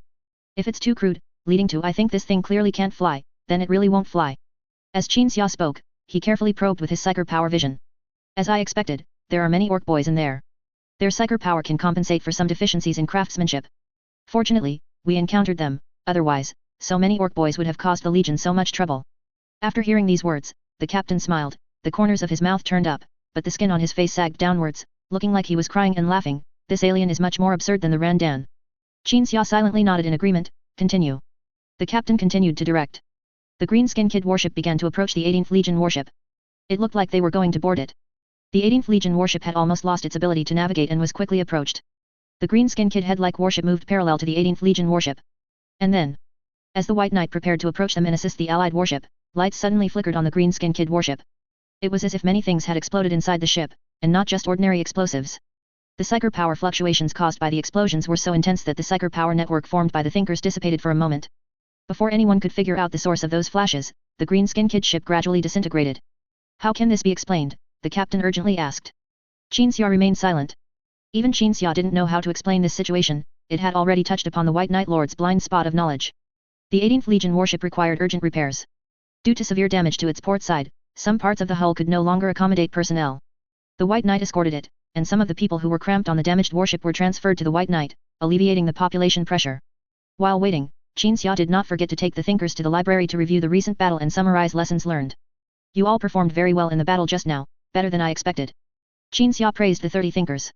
However, the thinkers, who would normally feel extremely honored by the Prim Archguide's praise, were now unresponsive. Each of them looked grim, remaining silent, their faces pale, their lips slightly purple. These thinkers, hailing from the disciplined 12th Legion, were actually standing askew, like a group of onlookers, rather than highly trained psyker warriors whose mental fortitude far surpassed that of their other battle brothers. Qin Xia did not scold them, but merely said gently, perhaps that battle just now brought you considerable pressure. Go rest first. Apologies, guide, Varus frowned. We are very uncomfortable, apologies. Get some good rest. Qin Xia glanced at the thinkers, turned, and left, preparing to check on the captain's work. The thinkers immediately relaxed, either sitting on the ground or simply lying down. No one spoke, no one moved. Each of them was so uncomfortable that they just wanted to slowly recover on the spot. Qin Xia walked down the corridor. The further he walked, the stronger a foul stench became. This stench was so awful that Qin Xia forgot he had originally intended to find the captain. He directly followed the source of the stench, wanting to see which son of a bitch was relieving himself on his precious warship. After walking about 200 meters, Qin Xia stopped and looked at the compartment ahead, which had a sign reading accommodation. The source of the smell was here. Qin Xia kicked open the door and entered the accommodation area, his gaze sweeping around. Almost everyone present was huddled in a corner, with only one middle-aged man standing in the center of the compartment. Qin Xia walked to the corner on the left, sniffed, slowly turned his head, and finally followed the smell to the middle-aged man. The source of the stench was this person in front of him. Qin Xia was absolutely certain. The stench was astonishing. It stank so much that Qin Xia wished he could punch this man in the head. It stank so much that Qin Xia's patience could be exhausted in an instant. It stank so much that Qin Xia found it difficult to maintain rationality, as if he were being fried in hot oil. It even stank so much that it broke through the constraints of time and reality, making Qin Xia relieve a painful memory. That was a memory from before joining the Grey Knights. The Grey Knights tested Qin Xia's psyker power with a simple and brutal method, having 3 silent sisters surround him. F you. You bipedal gas bomb, you stink so much my scalp tingles. My ears are ringing. Qin Xia, very uncharacteristically, let out a curse, but this was already the result of his utmost effort to suppress his anger and disgust. The middle-aged man knelt down in a panic. But Qin Xia, enduring the consumption, used psyker power to grasp his throat, dragging this bipedal gas bomb in front of him. After pulling him closer, Qin Xia almost vomited and instinctively threw the man dozens of meters away. The middle-aged man landed in a pile of white snow, and without checking if he was injured, he scrambled and rolled into a corner. Qin Xia felt a little better. Some of the people who had been close to Qin Xia earlier had already vomited, while others felt a sense of satisfaction and relief seeing Qin Xia throw someone of their same status away. Under everyone's gaze, Qin Xia patted his head, forcing himself to calm down, at least to appear calm. He recalled the thinker's discomfort earlier. Then he thought about this person's almost absurd stench. Qin Xia suddenly thought of a possibility, one that was 99% true. That the middle-aged man, like a gas bomb, was a soulless one. And not just an ordinary soulless one. Chapter 190 The Soulless One. The Soulless One. Qin Xia suppressed his nausea as he scrutinized the person who was no different from a walking gas bomb. Soulless ones are a very special kind of human. Similar to psychiers, they are mutated individuals within the human species. The characteristics of soulless ones are completely opposite to those of psychiers, they can suppress supernatural phenomena and psychic powers. If a Psychier isn't particularly powerful, they can still hide their anomalous identity, but a soulless one just standing there will make ordinary people feel disgusted and the stench unbearable. The thinkers on the same ship as this soulless one felt tormented and in pain, which shows how strong the soulless one on his ship was. When Qin Xiao's gaze scrutinized him, the soulless one merely cowered in the corner, kneeling, not even daring to lift his head, much less meet Qin Xiao's eyes. Sir! An officer quickly ran into the accommodation area. As soon as he entered, he pulled out a handkerchief and vigorously covered his nose. When he reached Qin Xiao's side, he glared at the soulless one with disgust. Disgusting as it was, uncomfortable as it was. This soulless one was part of the group of people just transferred from the Allied warship. Because the ship was damaged, some areas reached a point where even oxygen could not be maintained normally, so a portion of these people had to be transferred to the White Knight. The officer was in charge of accommodating these people. Seeing the White Knight Lord run over, fuming due to the stench, he naturally had to step forward and attend to him. Did the Allied warship intentionally or accidentally send this person to a think tank warship? Qin Xiao squinted at the officer, asking in a deep voice. The officer pondered carefully, his gaze grim as he scrutinized the soulless one. The soulless one cautiously looked up at the officer, and upon realizing he was being stared at by the Sir, he quickly lowered his head in fear. I'll go to the command deck now and question the Allied warship, the officer said. You should question them, and you should also have the captain ask the Allied warship if they know the whereabouts of the 18th Primarch. Qin Xiao pondered for a moment, then turned to survey the many people around him who were nauseated to the point of vomiting by the soulless one. But first, get him into a suitable place, but ensure he stays alive, with normal 3 meals a day. He will be useful in the coming war. Yes, sir. The officer immediately stepped forward, took 2 steps, pulled out his pistol, and aimed it at the soulless one. Get up and walk yourself. The soulless one quickly scrambled to his feet. Watching the two leave, Qin Xiao lowered his head and raised his hand. A trace of psychic lightning shot from his fingertips, dissipating into the air. Qin Xiao found that from the moment he entered the accommodation area until now, his psychic abilities could be used normally, though their effect would be slightly suppressed. Compared to the thinkers, who were so uncomfortable they were swaying, his situation was still acceptable. After glancing at the numerous refugees in the accommodation area who were gradually recovering, Qin Xiao turned and walked out of the accommodation area. When he returned to the library, the thinkers looked much better. It was clearly because of the soulless one. Now that the soulless one had been taken away, these Psychiers, the thinkers, naturally recovered. I now know why that green-skinned warship self-destructed. Before the thinkers could ask what had just happened, Qin Xiao first stated his deduction. There's a soulless one in our allied warship, a very powerful one. Presumably, some unlucky orc boys got close to him, their Waoic field became disorder, and then a chain reaction occurred with other orc boys, which manifested as a self-detonation. Qin Xiao's words also indirectly helped the thinkers realize why they had felt so uncomfortable earlier. It truly is a case of one thing conquering another. Varus squeezed out a smile. I never imagined that creatures like the greenskins would have such a natural enemy. Soulless ones suppress psychic energy. There's nothing related to psychic energy that they don't restrain, Qin Xiao said. The thinkers exchanged glances, then replayed Qin Xiao's words in their minds, recalling some past events. As part of the 12th Legion, the Warhounds, Angron's sons, dispersed to fight everywhere, and they had indeed encountered similar individuals. Those custodes occasionally came to deliver the Emperor's commands, and each time they came, they brought a mortal woman. That mortal woman would make everyone uncomfortable. Varus recalled a custodes who had once fought alongside him against Thunder Warrior rebels, explaining that the mortal female warrior they brought was a Silent Sister, which he now assumed was the soulless one the White Knight Lord spoke of. As he pondered this, Varus suddenly sighed. I thought Silent Sisters were some kind of genetic engineering product, like the custodes and us Space Marines, but I never expected them to be naturally born, just as there are Psychiers among mortals. They are not naturally born, Qin Xiao quickly denied. Although soulless ones are also a branch of human evolution, they are the result of some powerful entity interfering with the human race's evolutionary process. However, Qin Xiao merely denied it and did not elaborate further. Otherwise, talking about soulless ones would lead to talking about the star gods, and talking about the star gods would lead to talking about the war in heaven, and that would be endless. The thinkers were not very interested in those ancient events either, simply categorizing them all under humanity's past unrestrained abuse of genetic modification. They all remained silent, pondering how soulless ones could be used in war, especially in the upcoming war against the Greenskins. The White Knight Lord's deductions were always correct. One soulless one destroyed a greenskin warship, killing a large group of psychic orcs that even a thinker would have to carefully consider their own strength against. Such a miraculous effect. Sir. The projected image from the communication device on the desk interrupted their discussion about the soulless one. The captain's face appeared in the projection, busy recording information. Seeing Qin Xiao turn to look at the projection, the captain continued to write as he spoke. The allied warship stated that they did not intentionally send that person to our White Knight, as their ship resources are insufficient, and the refugees, having struggled to escape for so many days, had accumulated an odor not much weaker than that soulless one. They expressed willingness to take that incredibly foul-smelling person back.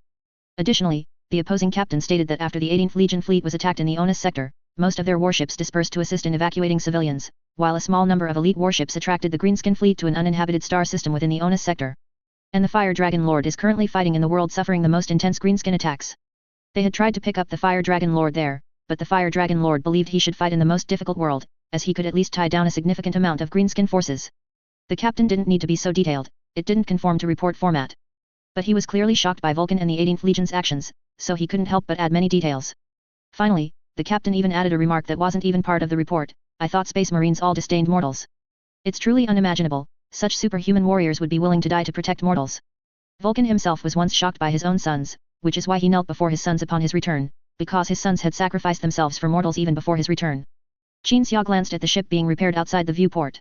In the brilliant blue starlight, the 18th Legion's flag on that ship was exceptionally dazzling. Qin Xia withdrew his gaze, paused, then formally ordered, "Set course for the star system where the Fire Dragon Lord is located. We are departing immediately." The captain saluted. Qin Xia turned to Varus, "I will go to assist the Fire Dragon Lord in combat, but you and the White Knight do not need to accompany me to assist the Fire Dragon Lord. You will continue to contribute to the evacuation of civilians to safe worlds, as you have done before." Varus saluted with his hand over his heart. "Please, at least let me fight alongside you," Kama stepped forward and requested. "Your psychic power is very strong, and your battle brothers need you more." Qin Xia lightly patted Kama's shoulder. "Good luck." Kama's nodded vigorously. Qin Xia smiled, turned, and walked out of the library. The White Knight carried out the White Knight Lord's command, traversing the warp and emerging into reality. There weren't many greenskin warships in the star system, only some ships that appeared to be equipped with small cannons, which the White Knight's naval officers recorded as transport ships. Transport ships rushed one after another to the yellowish-brown planet in the star system, deploying troops, and then quickly withdrew after completing their deployment mission. The White Knight approached the yellowish-brown planet while bombarding the greenskin transport ships. Inside the White Knight's dedicated preparation bay for the God King Titan, Brown and Quadrant stood at the Titan's feet, silently waiting. A moment later, Qin Xia arrived, followed by the Olina sisters. Brown was surprised to see these two brought by Qin Xia, but upon noticing their high knight equipment, he realized Qin Xia's intention. "We might have a lot of unnecessary negotiation steps to skip." Qin Xia stopped, glanced at the two sisters, then handed 2 briefcases to Brown and Quadrant respectively. The latter two took the briefcases and, upon opening them, saw that they contained high knight equipment carefully selected by Qin Xia, which might be used in the upcoming battle. "We're not going to be fighting alone on that little Nuceria, are we?" Brown asked, closing his briefcase. The high knight equipment inside the briefcase gave Brown a bad premonition. Qin Xia turned to look at the planet outside the viewport, which looked similar to Nuceria, and gently shook his head. "We are not fighting a planet full of greenskins alone, but considering the possible situations below, I still chose the strongest types of high knight equipment to use, leaving the rest for the thinkers to use." Tark's wondrous ring, Brown pointed to the dazzling ring on Qin Xia's middle finger. "If I were a greenskin, I wouldn't dare to sleep." Qin Xia subconsciously touched the ring on his right middle finger. Seeing the ship getting closer to the yellowish-brown planet, he opened a warp gate and stepped into it.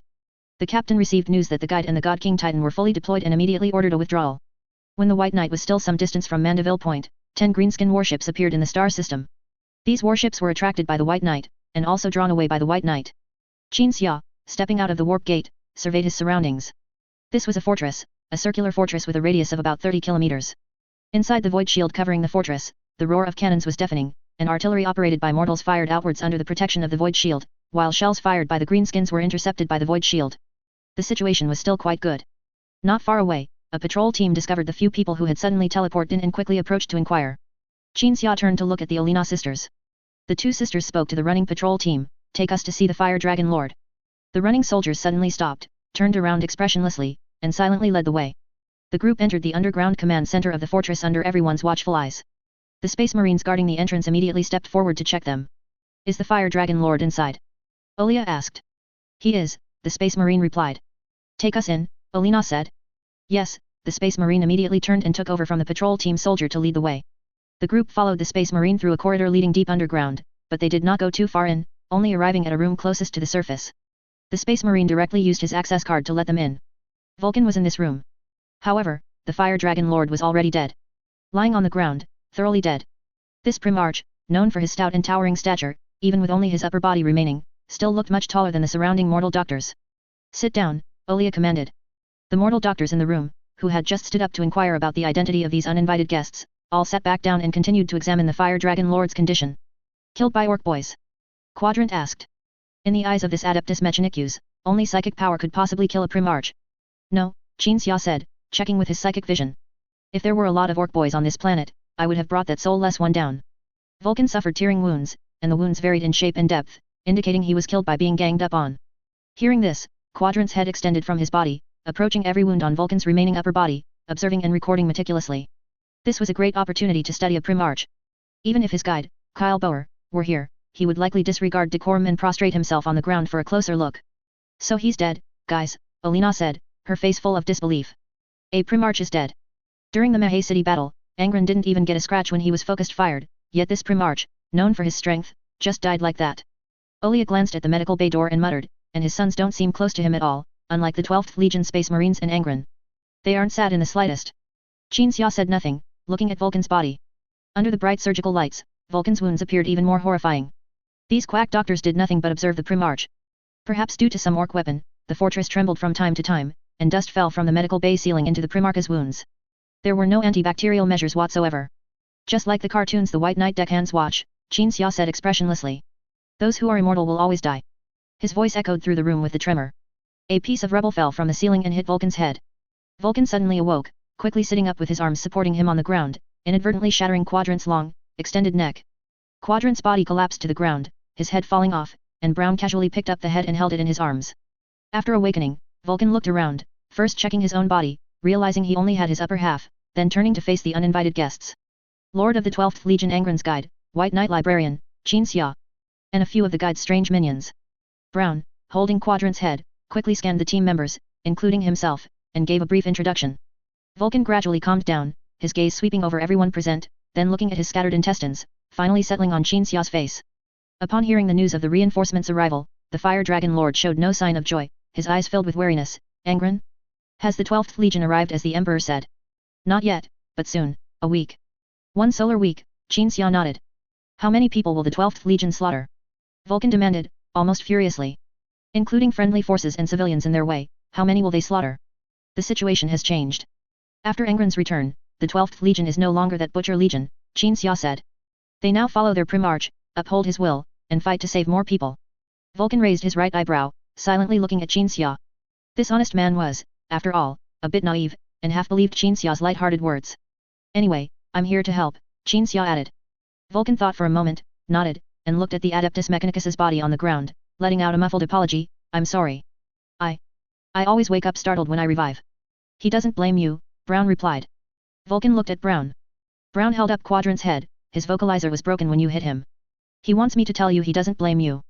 Bring the repair tools, Vulcan said to the doctor beside him. The doctor was about to get up to retrieve the repair tools, and Vulcan also intended to fix Quadrant with his intestines exposed, when Qin Xia raised his hand.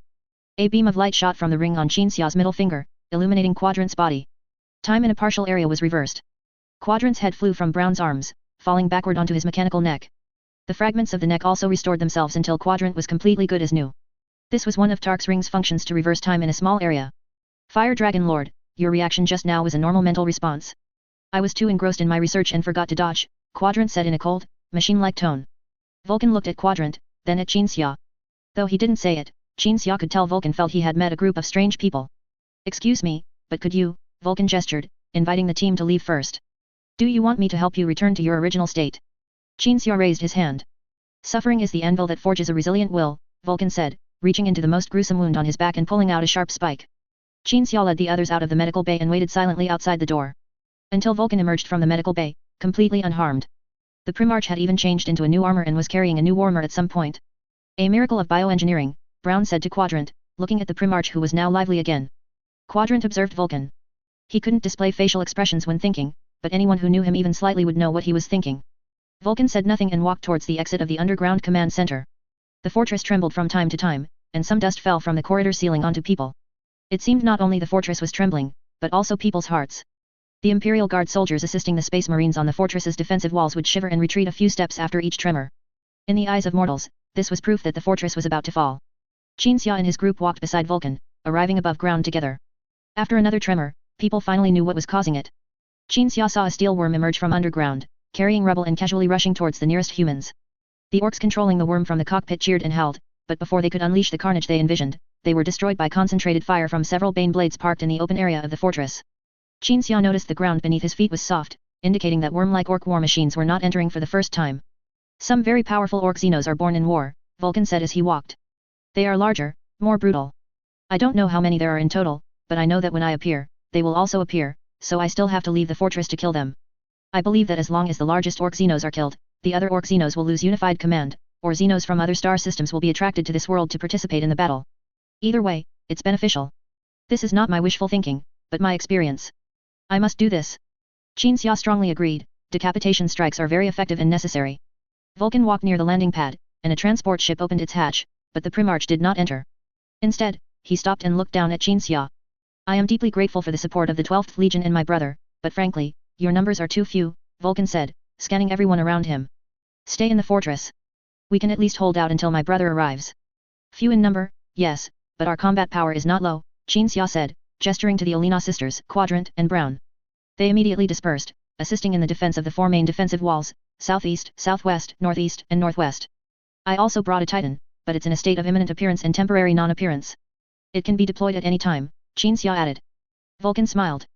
Primarch 18 thought Qin Xia was a humorous person, and to maintain such humor after arriving in this world, he must have a strong personality. At the same time, the Primarch also felt that while Qin Xia's group seemed strange, they were absolutely courageous. Their numbers could be counted on one hand, yet they had the courage to rush into the most intense battlefield.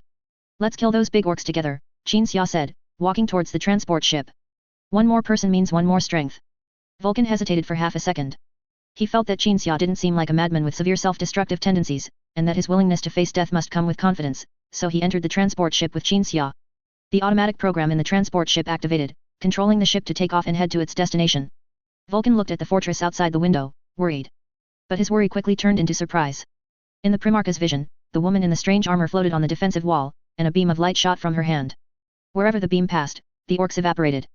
On a defensive wall already swarming with enemies, the strange Adeptus Mechanicus raised an object, and then the orcs became distressed, their weapons exploding in their hands, and blades that could have cut through ceramite armor were easily shattered by the armor's surface. What are those? Vulcan turned to Qin Xia, urgently asking, new Imperial technology. Qin Xia shook his head, it's the wisdom of our ancestors. Realizing Qin Xia was unwilling to say more, Vulcan ended the topic and brought up important matters, those Xenos are intelligent beings. They have anti-air capabilities but never shoot down the aircraft I'm in. In fact, their fighter jets will guide me, leading me to a valley to fight those massive Xenos. Qin Xia listened silently. Vulcan had a look of disbelief, if I die, they will even send my body back. There was even one time they bandaged my wounds and implanted bionics. But they do this only to constantly engage in challenging battles, Qin Xia said. Vulcan realized that Qin Xia was not ignorant or limited in his knowledge of orc Xenos. I have a plan. Qin Xia spoke of what he had been planning since earlier. You must want to maintain high-intensity warfare in this world, even making the war intensity as high as possible, continuously attracting Xenos to participate and alleviate pressure on other worlds. That's very wise, and I think so too. These Xenos pursue larger scale, higher intensity warfare, they enjoy it. And although these Xenos appear to be commanded, from a macroscopic perspective, they still act on instinct. So we need to find a way to turn this world into a frenzied Xeno playground, and make it widely known among the Xenos, attracting more Xenos to fight in this world. At this point, Qin Xia swallowed. He suddenly recalled an orc faction called the Blood Axe Clan. The Blood Axe Clan imitated humans, learning to wear uniform attire and establish strict command and obedience systems.